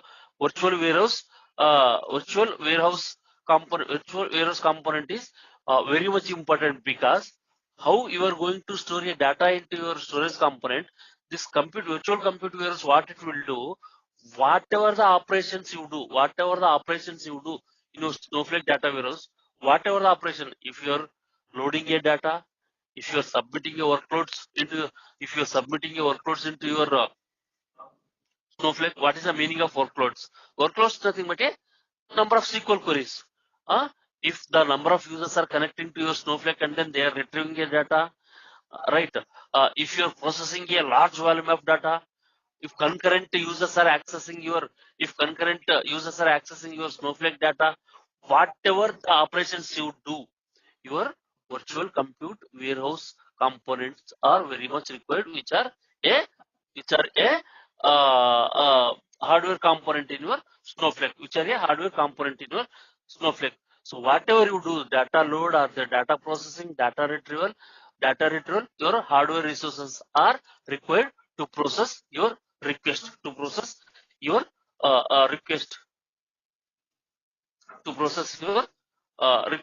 See here, virtual warehouses or hardware resources can create the multiple, right? See here, till here you are clear, huh? I will tell you. See, this query processing layer is a virtual warehouse, which is a compute layer, and then this is a hardware resources. This is a hardware resource to your Snowflake. It will be useful, and it will be required to process all the requests for your all your requests in your Snowflake. The requests are either you may be submitting your workloads or queries, or you are accessing a data from the retrieving a data from the Snowflake, or loading the data into Snowflake. To process all these requests, your virtual compute warehouses are required, which are a hardware resources. Till here, this is the basic concept of this query processing layer. This is clear or not? So if you clear on this, next I will go into the next points in the query processing layer.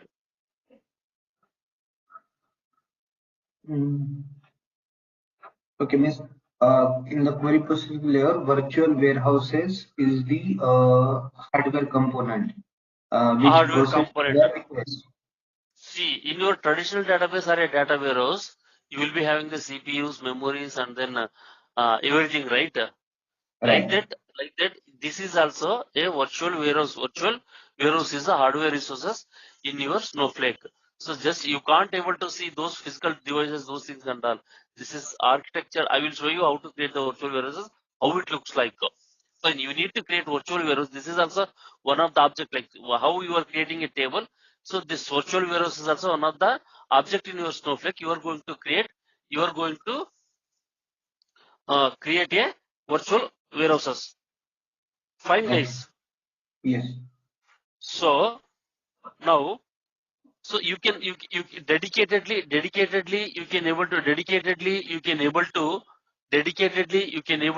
create a separate virtual warehouses for the each project or each team. Please make a note down. Dedicatedly you can able to create a virtual compute warehouse or virtual warehouses for each project and each team separately. So whenever you are going to work with the Snowflake as a particular team or a particular project, you can able to access only your project related virtual compute warehouse, so that there is no dependency between the each and every virtual compute warehouse. You can able to do your tasks very easily, and then you can able to execute the things very fastly, so that you can able to see the result very faster. Okay, fine. And also, see, I told you can create each virtual warehouse for each process to improve the performance and make the independent. These are the independent components. So we have a two types of virtual warehouses: single warehouse and then multi-cluster warehouse. Single warehouse can create with the different sizes. Multi-cluster warehouses can create with minimum and maximum clusters. So with minimum and maximum clusters. Yesterday I told you. So yesterday I told you actually a single warehouses will be created with the different sizes, and then multi cluster warehouse can be created with the minimum and maximum number of customer clusters. We will be having the separated discussion on the virtual compute warehouse. So where I am going to show you what are the different sizes are there, how the pricing will be happening, and what is a multi-cluster warehouse, and then what are the options we have, how do we create, everything I am going to show you. We have one separate session on the virtual compute warehouse. We will see more details on, because this is very much important, and then you will get the multiple questions on this virtual compute warehouse also. I am going to take one separate session on the virtual compute warehouse. We will see the in detail details of the component. So for now, so you can able to see, we can able to tell that this query processing layer is a virtual compute warehouse, and then virtual compute warehouse which is a hardware resources to your Snowflake. Guys, any doubt in here? This query processing layer. Hello. No, sir. Clear, right? I will share you this content. I will share you this note also once completion of this discussion. So next layer is the cloud services layer. So we are done with the database storage and then query processing layer discussion, right? Agree? Yes. Hello? Yeah. So we have a cloud services layer. What is this cloud services layer? You see here. So this is the top layer. This is a very much a top layer, and then it will handle the entire Snowflake, guys. This is the very first layer in your Snowflake architecture. So this is the key component in your Snowflake architecture. It will take care of everything of your Snowflake till when you create a account in your Snowflake. When you create a your Snowflake account, so your username, your password, and your account details will be taken care by your cloud service layer. So all the access control related information will be checked, managed by your cloud service layer. When you log in into Snowflake, when you log in into your Snowflake account, Initially, your cloud service layer will be cross-verified with your details. Then only it will allow you to log in into your. Then only allow you to log in into your Snowflake. So without this layer, your Snowflake will not work. So this is a top layer. This is very much important layer. It will take care of your access control related things, and also whatever you store the data into Snowflake, whatever the data is your processing, whatever your workloads are executing or queries are executing, your cloud service layer will be managed, your storage component and also your virtual compute warehouse also.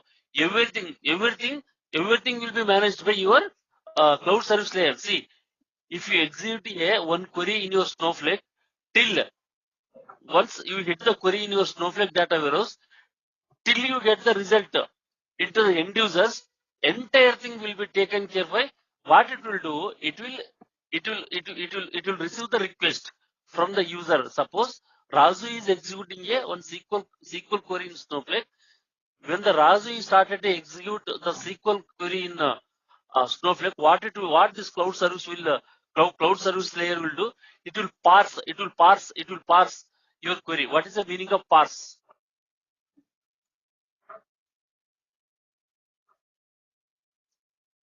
What is the meaning of parse? Parse nothing but it will check the syntactical thing, and then if everything goes well, then it will send this request will go into the next level. So when you hit the query into your Snowflake, initial layer, cloud service layer will accept your request. It will pass the query, and then it will pass into the next virtual compute warehouse. Layer. There you will be having the cache. Cache nothing but this is one of the memory. Already, if the cache is available, if already cache has a data for you for your query in the virtual compute layer, then it will return the data from the cache itself.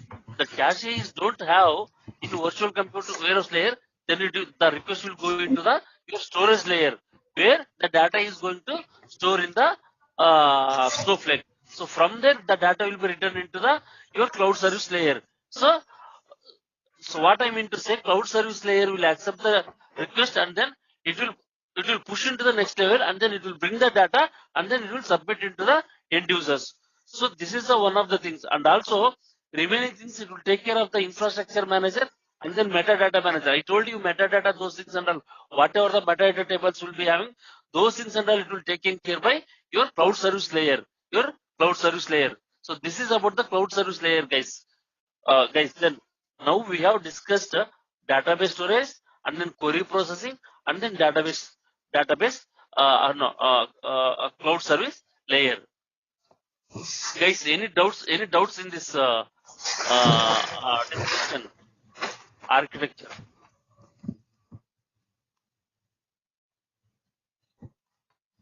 Hello.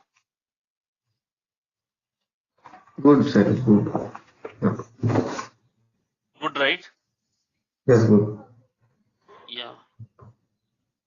You can contact the institute. They will share you the material. They will share you whatever whatever we are discussing here. This material, everything the institute people will share you guys. Just contact to the institute guys and then ask for the material and then they will share you this material, guys. Is that fine?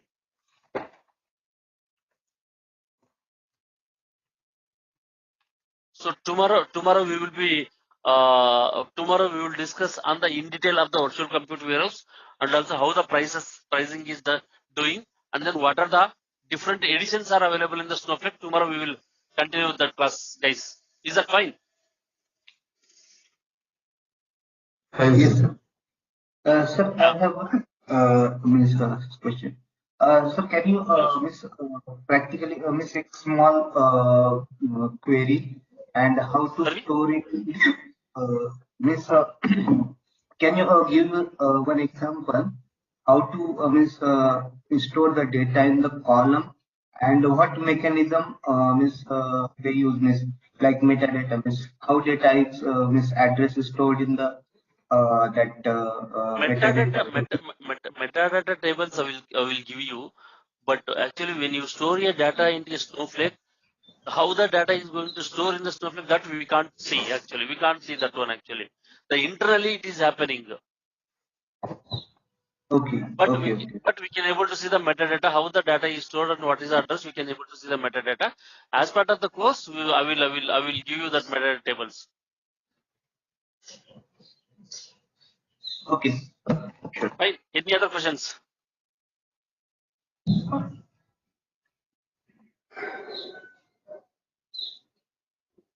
Any other questions, guys? Sir, we are loading to files in same like SSIS packages like we are using. See, in SSIS package, what you will do, so you will have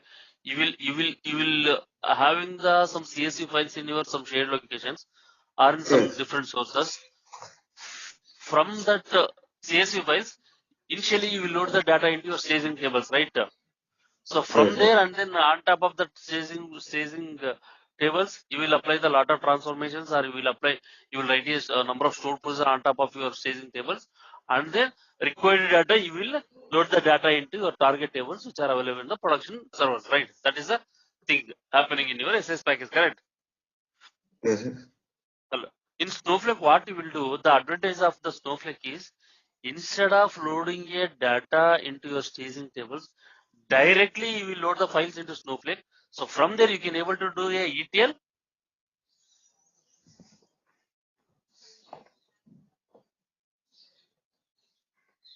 The that is the advantage. Directly we load the files into Snowflake. So once you load the files into Snowflake, so from there you can able to do the ETL or ELT, whatever you want. So that is the advantage and beauty of your Snowflake. So in case of your on-prem, SQL Server, SSIS, you can't able to load the files. You can load the data from the files, but you can't able to load the files into your SQL Server, right? Yes. You got the difference? Yes. Yeah, that's what there's a very much beautiful concepts and beautiful advantages are there in the Snowflake case actually.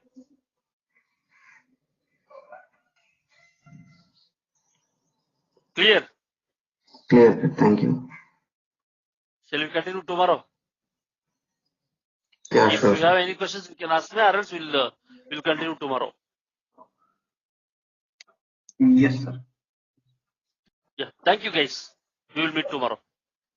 Okay. Yeah, bye. Bye. Thank you, sir. Yeah, thank you. Bye. Fine. See, single warehouse the thing, but yeah, it will be having the different sizes, right? It will be having the different sizes. So based on the usage and requirement,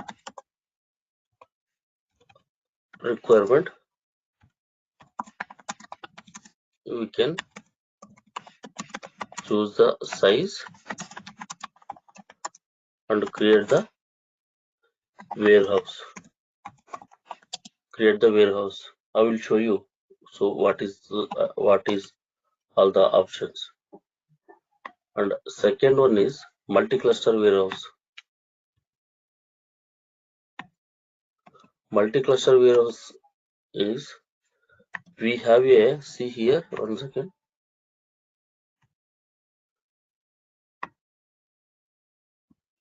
Multi-cluster warehouse. We have a mode and we have a scaling policy. Mode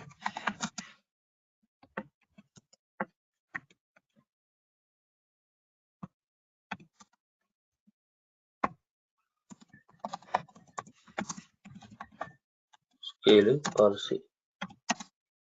This is standard and economy. Standard and economy. See? Standard and economy. So here auto scale and then maximized.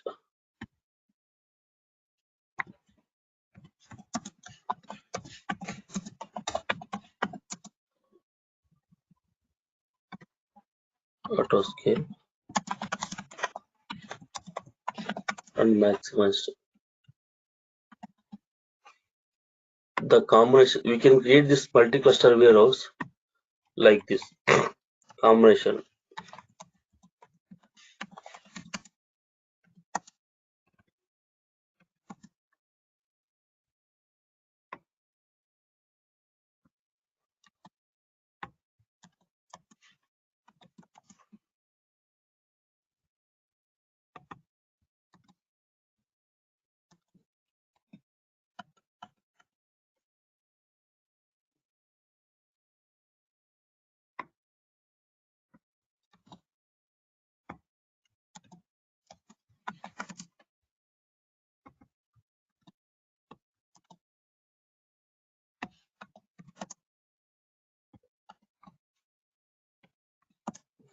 Don't get confusion. I will explain all these things.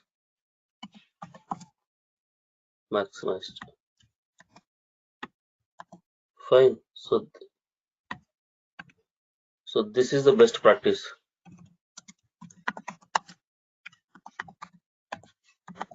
Now let me explain one by one. So I am discussing about the first one, auto scale and then standard. If you select the auto scale, see, first of all, what is the meaning of this virtual warehouse? Nothing but this virtual warehouse. Once again, I'm repeating you guys. So the way the virtual, this is the virtual warehouse. How you are going to create a virtual warehouse? See, this is a single virtual warehouse option. You need to provide your virtual warehouse name, and then you have a different sizes. This is a single virtual warehouse. If you come down, you have a option multi-cluster warehouse. If you select this multi-cluster warehouse, you have these many options. I will tell you all these options, and then what's the purpose of these options. First of all, this virtual warehouse is a Snowflake component. So which is the hardware component to your Snowflake? Yesterday already I have explained this, which is a hardware component and which is very much essential, for your all the tasks like data processing, data loading, and data retrieving, and then while submitting a queries to perform all these activities. Your virtual compute warehouse is very much essential. This is a hardware component, purely hardware component. So this is the single virtual warehouse, and then this is multiple single virtual warehouse. Completely, you will create a virtual warehouse, and then you will select the different sizes: small, x small, low, medium, large, x large, double x large, and the triple x large, like that. So based on the requirement, you will select the different sizes and create the virtual warehouse. In case of a multi-cluster warehouse, you have two options. You need to make a note down, and you have to remember all these things, guys. You have two options: mode and then scaling policy. In mode, you have two options: auto scale and then maximized. In scaling policy, you have a standard and then economy. So what is the meaning of this auto scale? And then standard? So when you select this option, you will be having the minimum cluster, maximum cluster,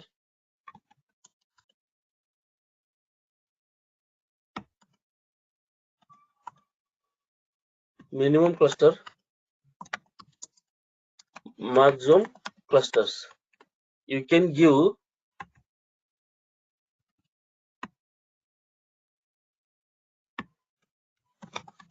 maximum clusters. You can give minimum cluster is 1 and maximum cluster is 5. And then, so this is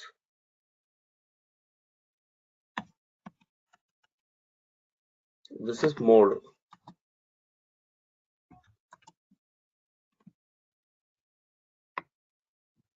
This is mode auto scale. This is mode auto scale, and then standard.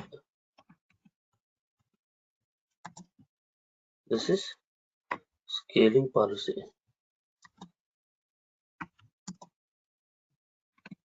So what it will do, if you select this combination, what it will do, suppose if you try to load the data around 10 TB of data into a Snowflake, 10 TB of data load.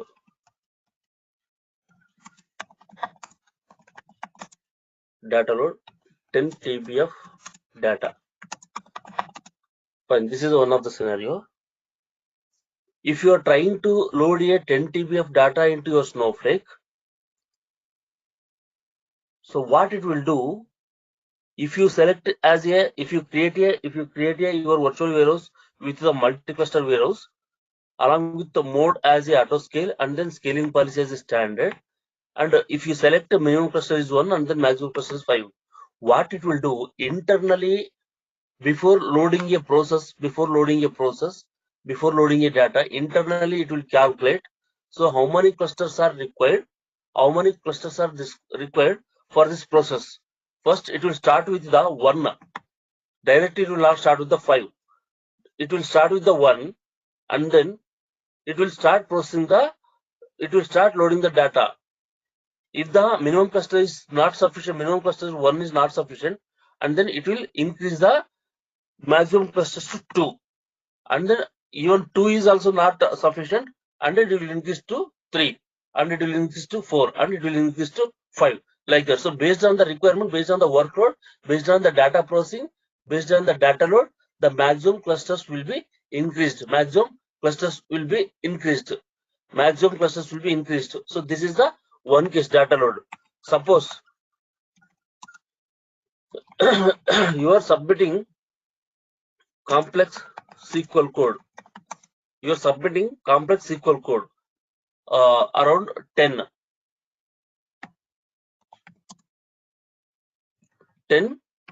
You're submitting 10 complex SQL code to execute the SQL code and then to retrieve the data from the Snowflake. So here also what it will do, so it will calculate internally. So when you submit, suppose the user name called XYZ, he has submitted around 3 queries. The user name ABC, he has submitted 4 queries. Another user has submitted 3 queries. So multi-users are submitted to Snowflake to execute their queries. Totally, we have 10 queries in the queue. So based on the workload, based on the complexity of the SQL code, then internally the multi-cluster warehouse will calculate that how many clusters are required for this 10 queries. Then those many clusters will be increased one by one. If those SQL queries are required maximum number of 5 clusters, 5 clusters, then it will increase the 1 by 1 plus 2, 2 plus 1, 3 plus 1, 4 plus 1, like that. So based on the workload and then based on the data processing, based on the data load, it will calculate and then it will increase the number of clusters. So you can call it as a clusters or a servers. It will provide the hardware resources to your actual process. So overall, what is the meaning of this mode equal to auto scale and then scaling policy equal to standard means? So based on the requirement, the maximum number of customers will be added one by one based on the query or then based on the data. So this is about the auto scale and then standard. This is clear or not, guys? If you clear this, then you will be understand further points. If you don't understand, then I will repeat once again. Tell me, confirm it, guys. Good, if you are understand, sorry. Cluster means the space, no, virtual space where we data stored, like. No, not in a virtual. No. Sorry. See, clusters mean, suppose I will give you example, just compare for comparison. This is not a data storage component. Virtual warehouse, this is a completely your hardware component to your Snowflake. Let's consider. So in your system, you will be having the RAM, right? RAM. Right. Yes. Suppose if your 4 GB is if 4 GB RAM is not sufficient, then what you will do? We will increase the RAM to 8 GB. And then yes. The motherboard CPU capacity is not sufficient. What you will do?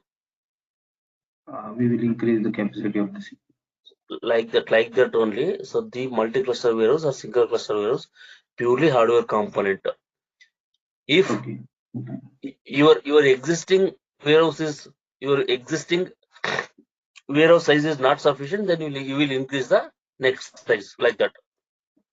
This is not a storage company. This is completely hardware component. I'm repeating again and again. Fine. Okay. Yeah. This point is clear or not clear? If this is clear, then I will go with the auto scale and then economy.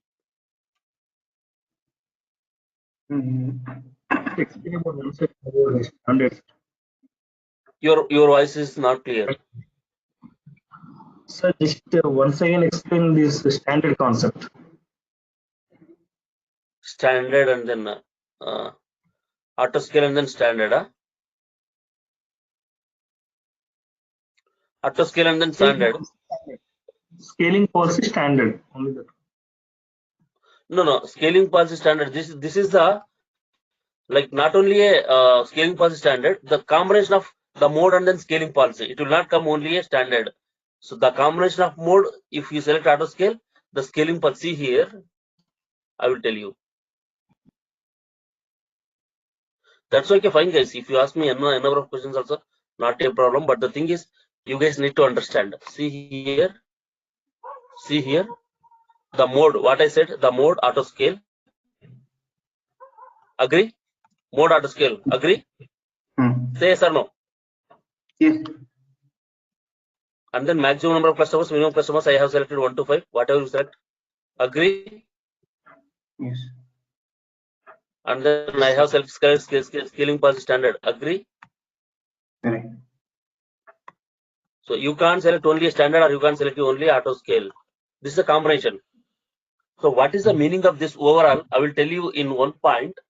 So based on the workload, based on the data load, based on the query processing, based on the data processing, your maximum number of customers, if you define as a maximum number of clusters to 6, so first it will check with the minimum. So it will check whether the workload or a data processing or a data load is sufficient with the one cluster. It will check. If it is not sufficient with the one cluster, it will increase to first it will internally. It will not internally. Internally it will increase to 2. If this is not sufficient, internally it will increase to 3. Internally it will increase to 4. Internally it will increase to 5. Internally it will increase to 6. As you have defined as a maximum clusters 6. Is that fine or not? No. And then even for your queries also.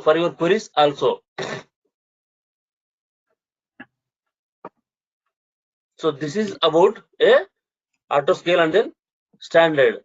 Right. In case of auto scale and then yeah. So when we will decide that with the auto we can use the standard or economy maximum. I will tell you. So I will tell you the differences. So standard auto scale and then standard auto scale and then economy. Then we will come to know in which situation we are going to use these things and all. Fine. And the cluster which means 1 to 5 that is automatically increase as per the data load, or we have to increase our like whenever we have a more number of data. No. See, while creation of a multi-cluster warehouse, you will define like this 1 and then 6. You will give the maximum number of clusters. You will give the 6. Okay. Fine. Means defaultly we provide 1 to 6, right? Likewise. First you will provide the 1 to 6.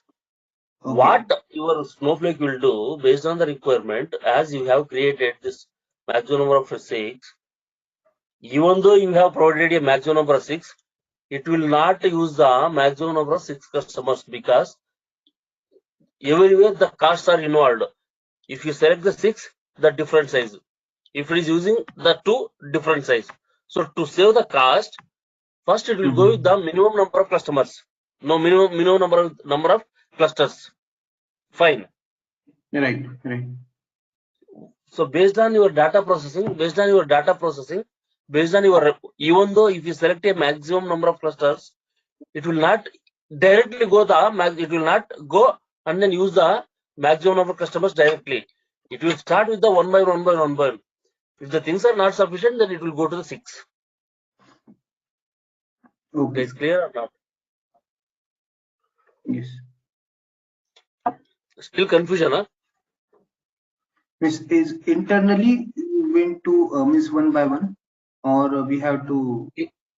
No, internal. No, that's not internal. See, you defined 6 maximum number of customers 6. Okay. Then You internally defined maximum. data. You have created a virtual warehouse.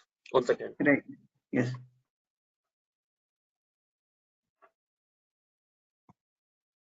And sir, this is you're doing on the app.snowflake.com. Sorry. This is you are creating the warehouse in app.snowflake.com, right? Yeah. No, that I will show you. That I will show you how do you create account, those things and all. Okay. I will show you how do you create those things and all. Don't confuse with that. Miss, my question is only that whenever we define 1 to 6, then as per the data, it means the Snowflake internally means increase the suppose we have 10 TB data, then we will we will use only one virtual warehouse, only one. Then if it is 0.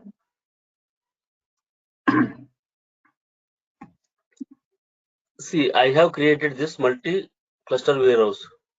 Okay. Fine. Multi-cluster warehouse. Edit. See, you are able to see the sample multi-cluster warehouse, right? Sample multi-cluster warehouse. Just now I have created. Fine. Yes. I have created sample multi-cluster warehouse with these many details. What are the details I have given? Just let me know. 1 to 6, 10, and standard. Yeah. I have given these many options. What is the meaning of this? Means directly it will not use the maximum number of customers. Directly maximum cluster, it will not use the maximum clusters. It will use one by one. If the things are not sufficient, then it will go into the 6. Fine. Correct. That is okay. Clear or not clear? Yes, it's clear. Yes. Now I will go with the one by one. Jayant. Yes, sir. Clear, sir. Yes. Jayant. And then Manohar. Manohar. What about Rajesh? Hello. It's clear, sir, for me. Right. Raju. Yes, clear, sir, for me. Fine. Then we'll go with the other option. So now we have selected standard, which is auto scale. Now we can go with the economy. Here also you will select, you will do the same thing.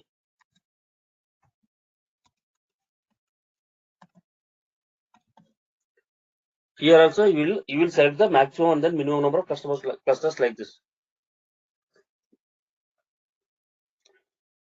What it will do, if you select the economy, in case of a standard, whenever you upload the data or whenever you submitted your complex queries, it will calculate and then it will increase. what this economy will do, suppose if you select a 10 SQL queries to your Snowflake, it will calculate internally if the 10 queries can be completed within the 6 minutes. If the 10 complex queries can be executed within the 6 minutes, then it will go with the existing clusters. If the 10 queries are not sufficient to execute within the 6 minutes, then it will increase the next clusters.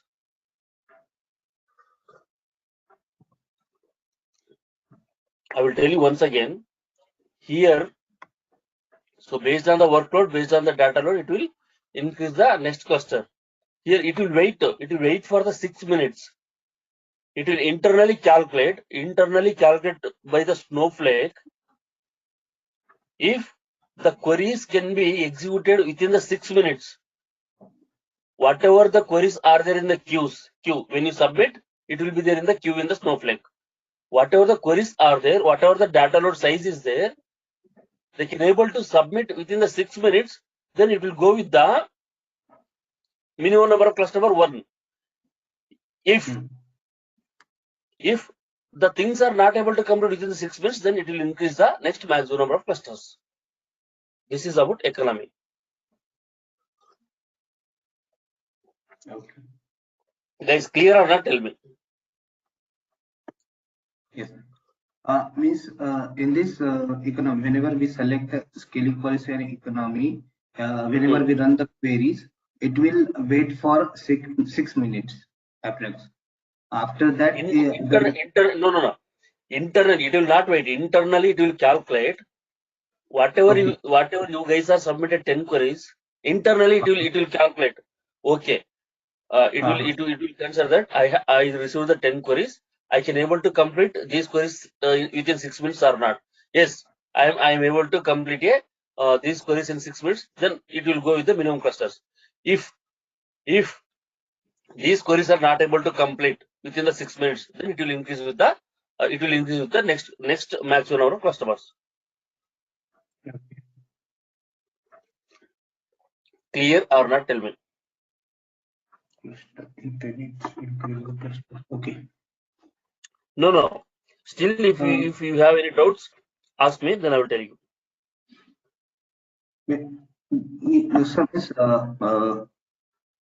Standard is also increasing the cluster and economy is also increasing the cluster. The difference is only that thing. It's usually maximum number of customers. The concept is to increase the clusters based on the requirement. But the thing is, the economy is so based on the time, the 6 minutes. Okay. Right. Yes. Based on the time, 6 minutes. The major funda to declare or define the maximum number of customers to give a more capacity to your hard disk. So here is it will calculate internally whatever the queries are there in the queue. If I am able to complete those in 6 minutes, then I will use existing thing, or else I will increase the maximum number of customers, maximum number of clusters. That is the major difference here. But in real scenarios, we will go with this option only. This is the best practice. Okay. This is the best practice. And then what about third option is maximized.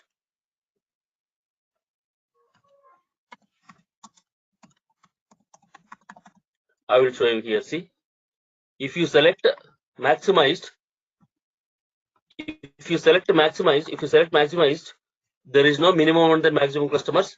There is no scaling policy. See here, if you select maximized, you will be having the only cluster option. Select some clusters option. So there is no scaling policy. Maximized means if you define clusters as a 5, please observe the difference and then make a note somewhere.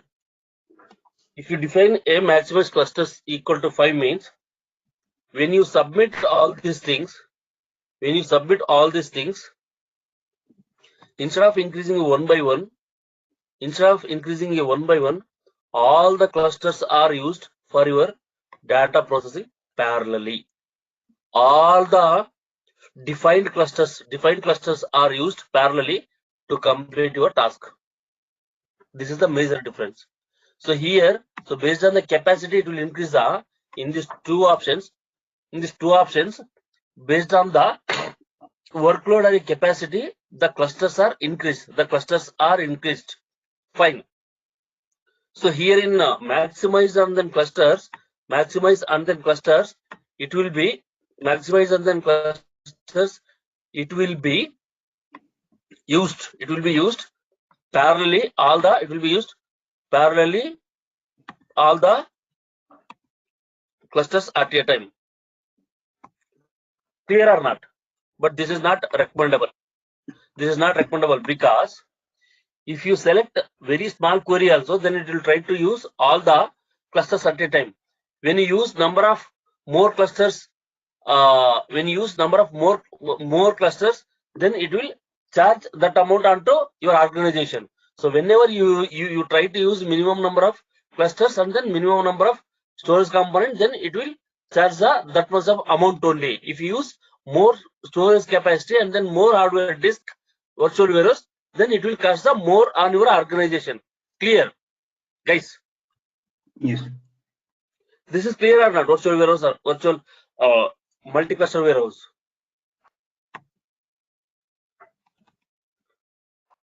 Guys, no. Good, sir. Okay. So in single virtual warehouse, in clustered virtual warehouse, we have a common options, advanced options. I will tell you. Auto resume,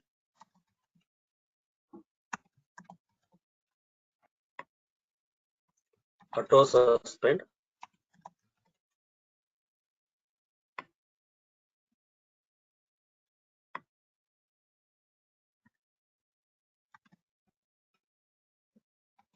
so this is the common for your single virtual warehouse and multi-cluster warehouse. What is this auto resume? Auto resume, yes. Auto suspend, yes. So here there is no option yes. You need to select this like this. Yes or no, like this. Fine. See, auto resume is nothing but let's discuss about auto suspend is. What is the meaning? Suppose this is your Snowflake session. This is your Snowflake session. Fine. And this is your virtual warehouse. Your virtual warehouse.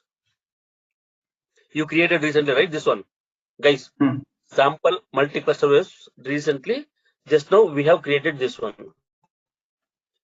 So what it will do? Auto suspend. If after 10 minutes, if you give it 10 minutes here, auto suspend, yes. After 10 minutes, if you are not using your virtual warehouse, then it will go automatically into suspension mode. It will go automatically into suspension mode. When it is going into suspension mode, then the charges are not applicable. And then you are saving cost to your organization. Fine. So this is the beautiful option actually. If you are working continuously, then it will be in active mode. If you are not working continuously 10 minutes, then it will go into a suspension mode. And then again, when you restart your session, then it will come into this one auto resume. Automatically it will resume and then it will active. So what is the purpose and then what is the meaning? What is the benefit of this means? See, you are using your Snowflake for continuous 1 hour. So you kept aside your work and then you went outside. So after 10 minutes, so whatever you used for 1 hour, then it will charge for you. Whenever you kept aside and then you went outside, after 10 minutes, automatically it will go into a suspension mode. So at that time, what it will do, it will start to charge on you. Then it is saving cost for you. So that is the beauty of the Snowflake. Whatever you use, you are paying for that only. So if you are not using continuously for 1 week, then it is not going to charge on you. So this is the beauty of your Snowflake. Have you cleared these options, guys, or not? Yes. Yes. Yeah. So whatever I have shown you, how do you create a virtual warehouse? This is a, so we will create again. Just this is a theoretical part. So this is the syntax to create the virtual warehouse. This is a SQL syntax to create the virtual. We will create one by one. Just this is a theoretical discussion. If you are not clear on this thing, just let me know. If you are clear, then so we will close the session and then we will continue tomorrow with the pricing, how the prices are applicable on your Snowflake when you are using, and then we will see the Snowflake editions by tomorrow. If you are clear, then okay. If you are not clear, just ask me. Then we will discuss all these things. These and all very much important concepts. You need to understand. You need to make a note. You need to remember. You will get a questions, interview questions on also on this concepts. Guys, clear or not? Hello. Clear. Clear, sir. Yeah, clear. Okay, super. If you have any doubts, you can ask me so that we can discuss. Today only I joined first time. Previous classes, how many classes, sir, previously happened? May I know your name? My name is Rajesh Kumar. Rajesh. That's fine, Rajesh. Whatever happened in previous class, then I will try to provide you the things. Just whatever we have discussed, theoretical things we have discussed. Continue with that. Yeah. Then whenever I get a time, then I will let you know all these things. Okay? Yes, sir. Yeah, okay, sir. So we have started with the basics and then the theoretical part. We have not started any like practical things. Just continue with this. Then we will proceed. No, not a problem. The duration, how many days, sir? 35 classes, Rajesh. Okay. Guys, any doubts?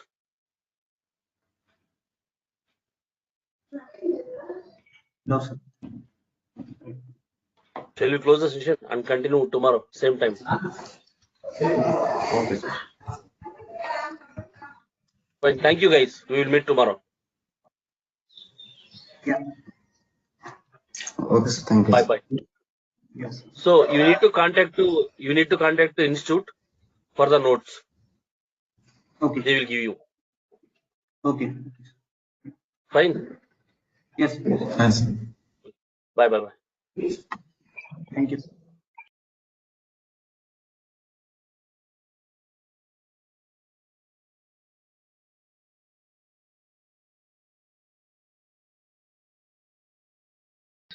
Virtual warehouse will be charged based on the credits.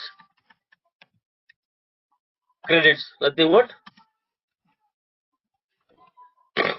They will measure the charge or cost. So based on the number of credits you use, suppose if you use X small virtual warehouse, so for 1 hour they will allocate you 1 credit. For 1 credit, how much they need to pay?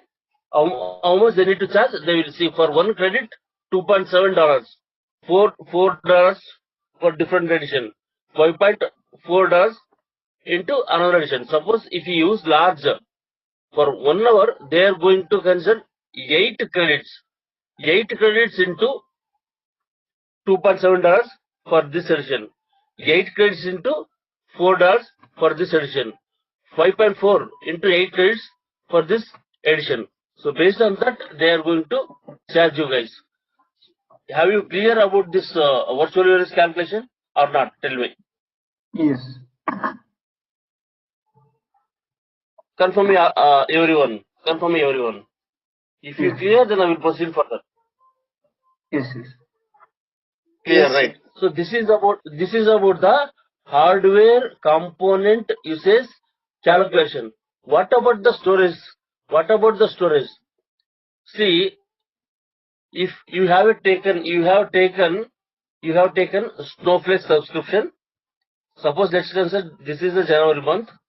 So your organization has assumed that the business is going to start from the January, but unfortunately the business got delayed.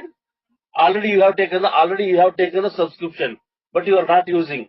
In such case, you need to pay $25 per month if you are not using anything, but you have taken a subscription. And or if you have you have taken the subscription and you have started to use your Snowflake. In this case, for 1 TB you need $2. For 1 TB you need to pay $40 per month. If you use 100 TB, 100 into $40 per month you need to pay. So the cost will be in two ways actually. You need to pay for the storage and you need to pay for the compute virtual warehouse. So this is the way they are going to charge you guys. Is this clear or not? So this is minimum $25 you need to pay if you are not using. Suppose if you are using, you started to load the data, so you need to pay $40 per TB. If you use 500 GB, then it will be divided into that part. So like that it will go. So this is about the pricing details on your hardware resources and your storage component. Clear or not? Yes. Yeah. So these are the different virtual warehouse sizes. So these are the credits. These credits are very much important. So based on these credits, they have already defined. Boss, if you created your virtual warehouse with the medium size, so in this case, we are going to allocate you 4 credits per hour and then 4 into, so based on the addition and then the $2.7 like that they are going to charge you. So this is very much important. You have to understand what is the different size of warehouse sizes and what are the credits, how they are going to start pricing on you. So this is about the pricing. If you have any doubts in the understanding on the pricing, just let me know. We will discuss and then we will proceed further. If you are clear, just confirm me. Then we will discuss next topics. And also, always I am trying to tell you, please make a note somewhere as a running note. Sure.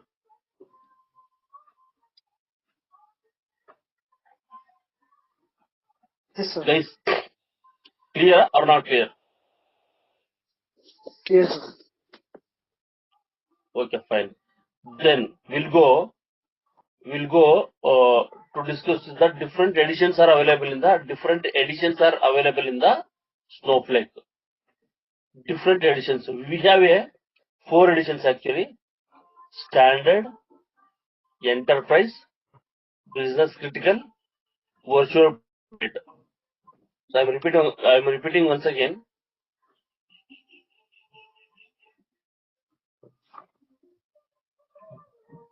So you need to make a note also. So we have a standard edition, we have an enterprise edition, we have a business critical edition, we have a virtual private edition. So these are the 4 types of editions we have in Snowflake. In general or in projects, we are using this business critical. Edition for our business purpose. We are using this business critical for our business purpose in our companies. Then we'll see what are the options are available, what are the different benefits or great features are available in the each editions. The standard is very basic edition. Here, whatever the data is you are going to store, that is in a encryption format. time travel is up to 1 day. Now, the time travel is one of the great feature in Snowflake. What is the meaning of the time travel? Time travel means, suppose already I have explained in very first class, but let me repeat that one. Time travel nothing but if the data is modified from the table, so after modification of the data from the table, so you came to know that, so this is not the whatever you have done the modification, then that is not that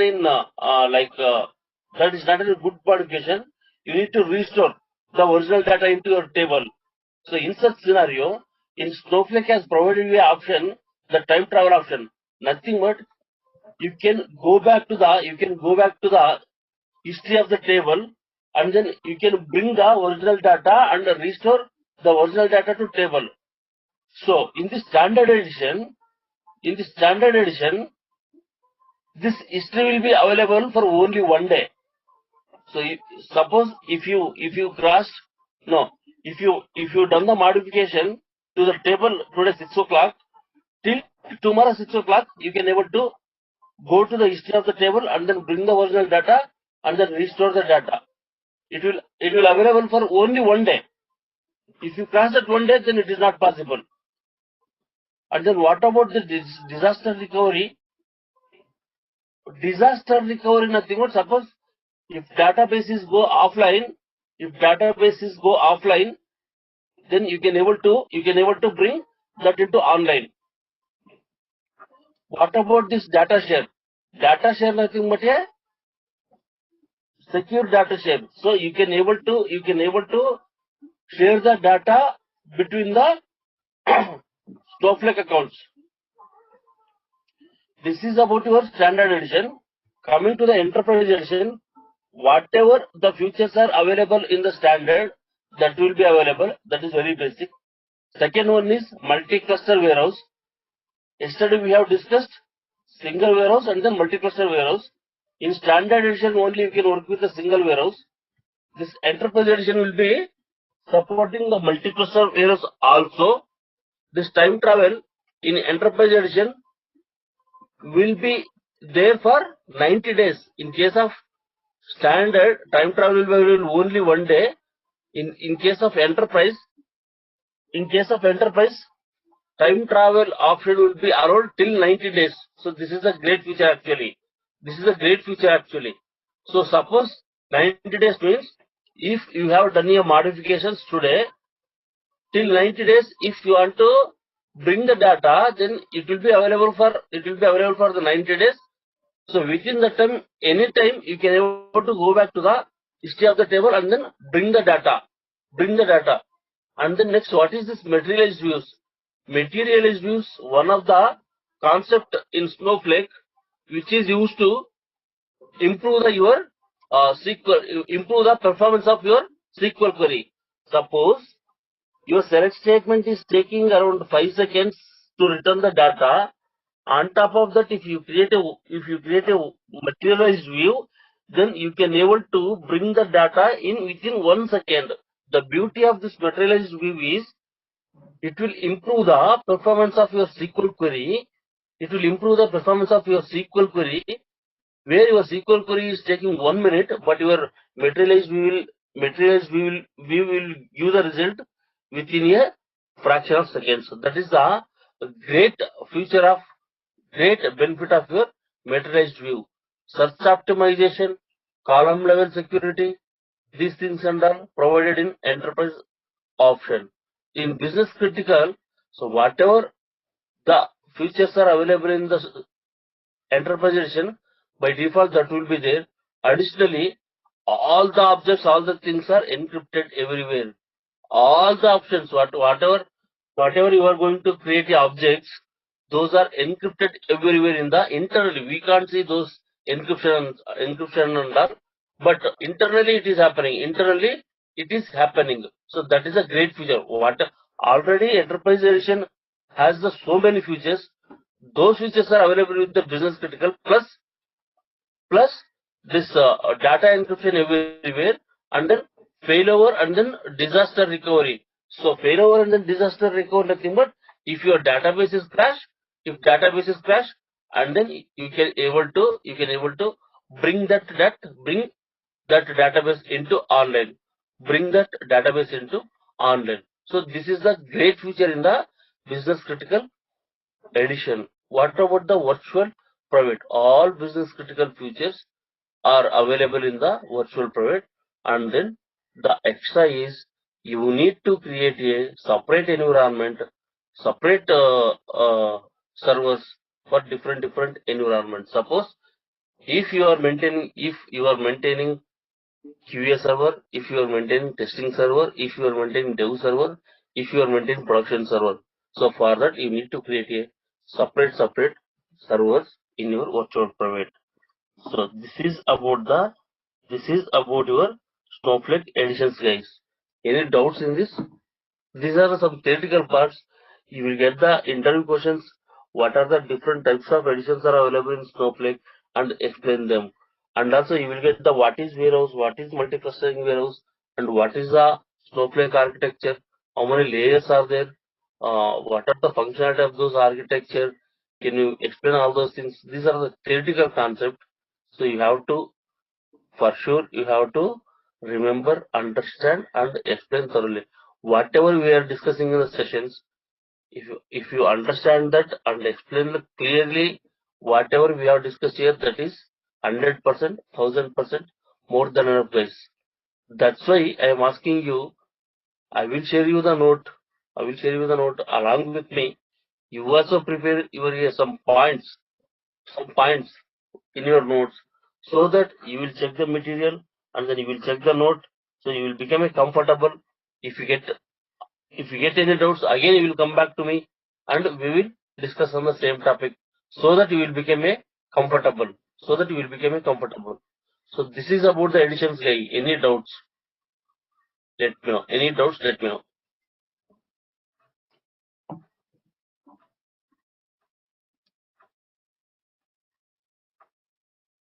Just open your mouth, guys. No, sir, but I wanted to know, in a typical real-time environment or a real-time project, typically a dev or QA or a production environment, what are the additions might be there? I mean, will be there. Whether the dev will be having only standard edition, or whether the QA having enterprise edition only, or the production might. Usually in our real scenarios in our organization, we all are using business critical for all the requirements. Okay. Next question. If you don't have any questions, then we'll move into another topic to discuss. No, sir. Understood. Fine. Yeah, then we'll go.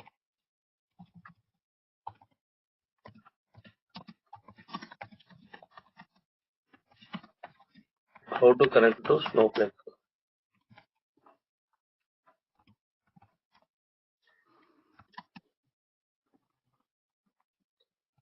Web user interface.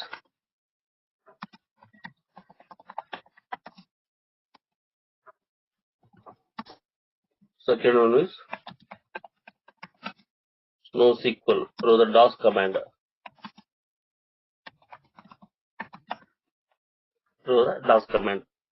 So we can able to connect your Snowflake. You can able to connect your Snowflake using your web user interface, or using Snowflake, or use NoSQL using DOS command. And also apart from this, we have some other options also, but majorly we are using these two options only. Some other options also available, JDBC drivers, ODBC drivers, those things and all. But in real-time scenarios, as per my experience, we have used only these two options. Then, as part of our regular classes, daily we are using this web user interfaces, this NoSQL and then DOS command things. We will be having the one session, how do we use this NoSQL. Then now we'll see how to create the Snowflake account. How to create the Snowflake account. Fine. You need to follow the steps and create yourself.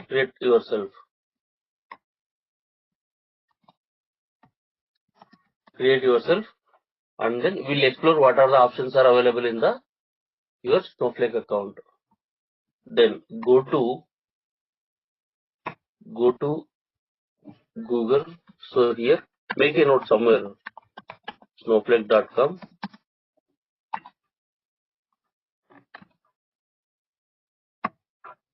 Snowflake.com.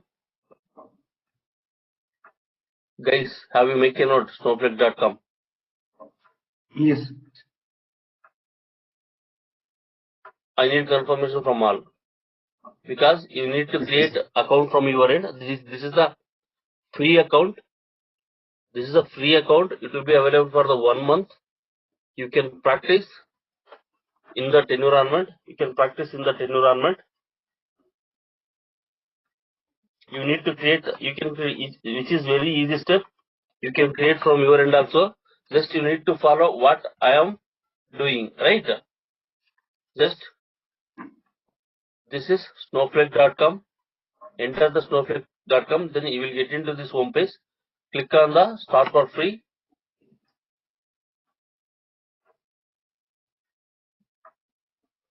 Click on the start for free.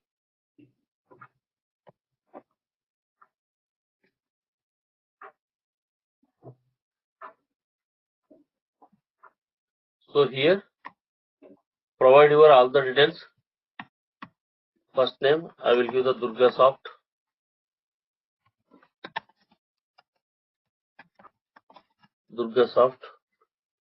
Email ID I will give my email ID. It will go into that. I will give the company name as Durga Soft. Role you need to select consultant. Location you need to select as a India. Guys, are you following or not? Yes. Yes. So you need to give your personal details here. So once you have given everything, just continue. Click on the continue. See here, you need to select edition, standard or enterprise or business critical. I am selecting a business critical. You need to make a note down. You need to select a business critical option.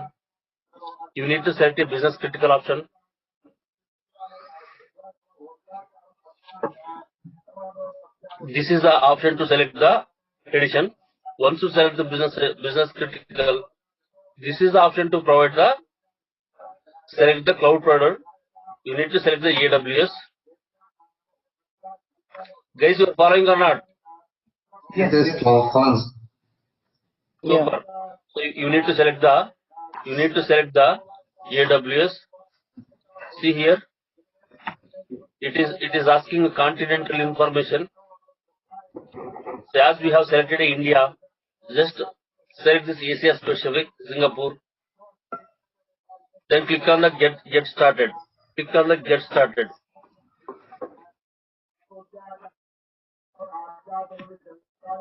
Click on the get started. Now it will ask this many options. You can skip this one. You can skip this one. See, now you are now signed up. An email to activate your account has been sent to your email ID. I will log in into my email ID. Here you will get one link to activate the account. Snowflake.com. Activate your Snowflake account. Click on this. Click to activate. Then it will navigate to this page. Now give the username and then password. So this is the key here. You need to make a note this username and then password. I will give the Durga soft user 11.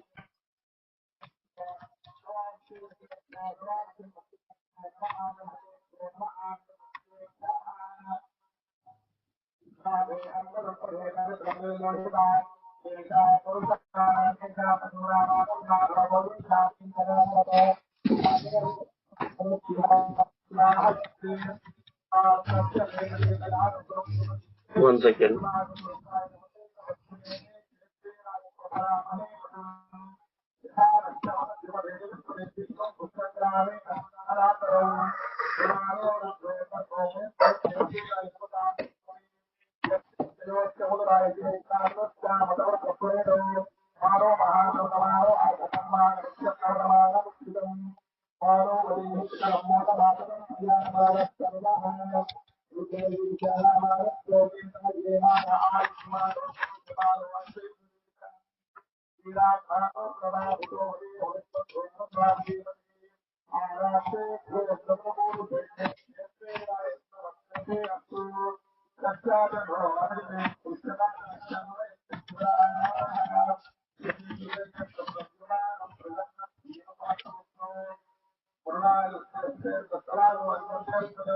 So you need to give the username and you need to give the password and confirm password and then get started.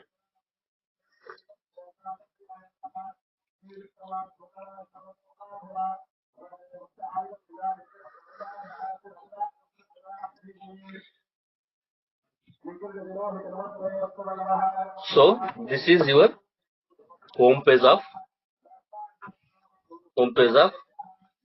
this is your home page of your Snowflake account. You need to make a note down like this.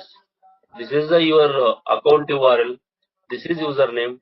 This is password for your account. You need to save somewhere so that you can able to log in daily and then work. So this is the your when you create an account, then you will get this page at very first.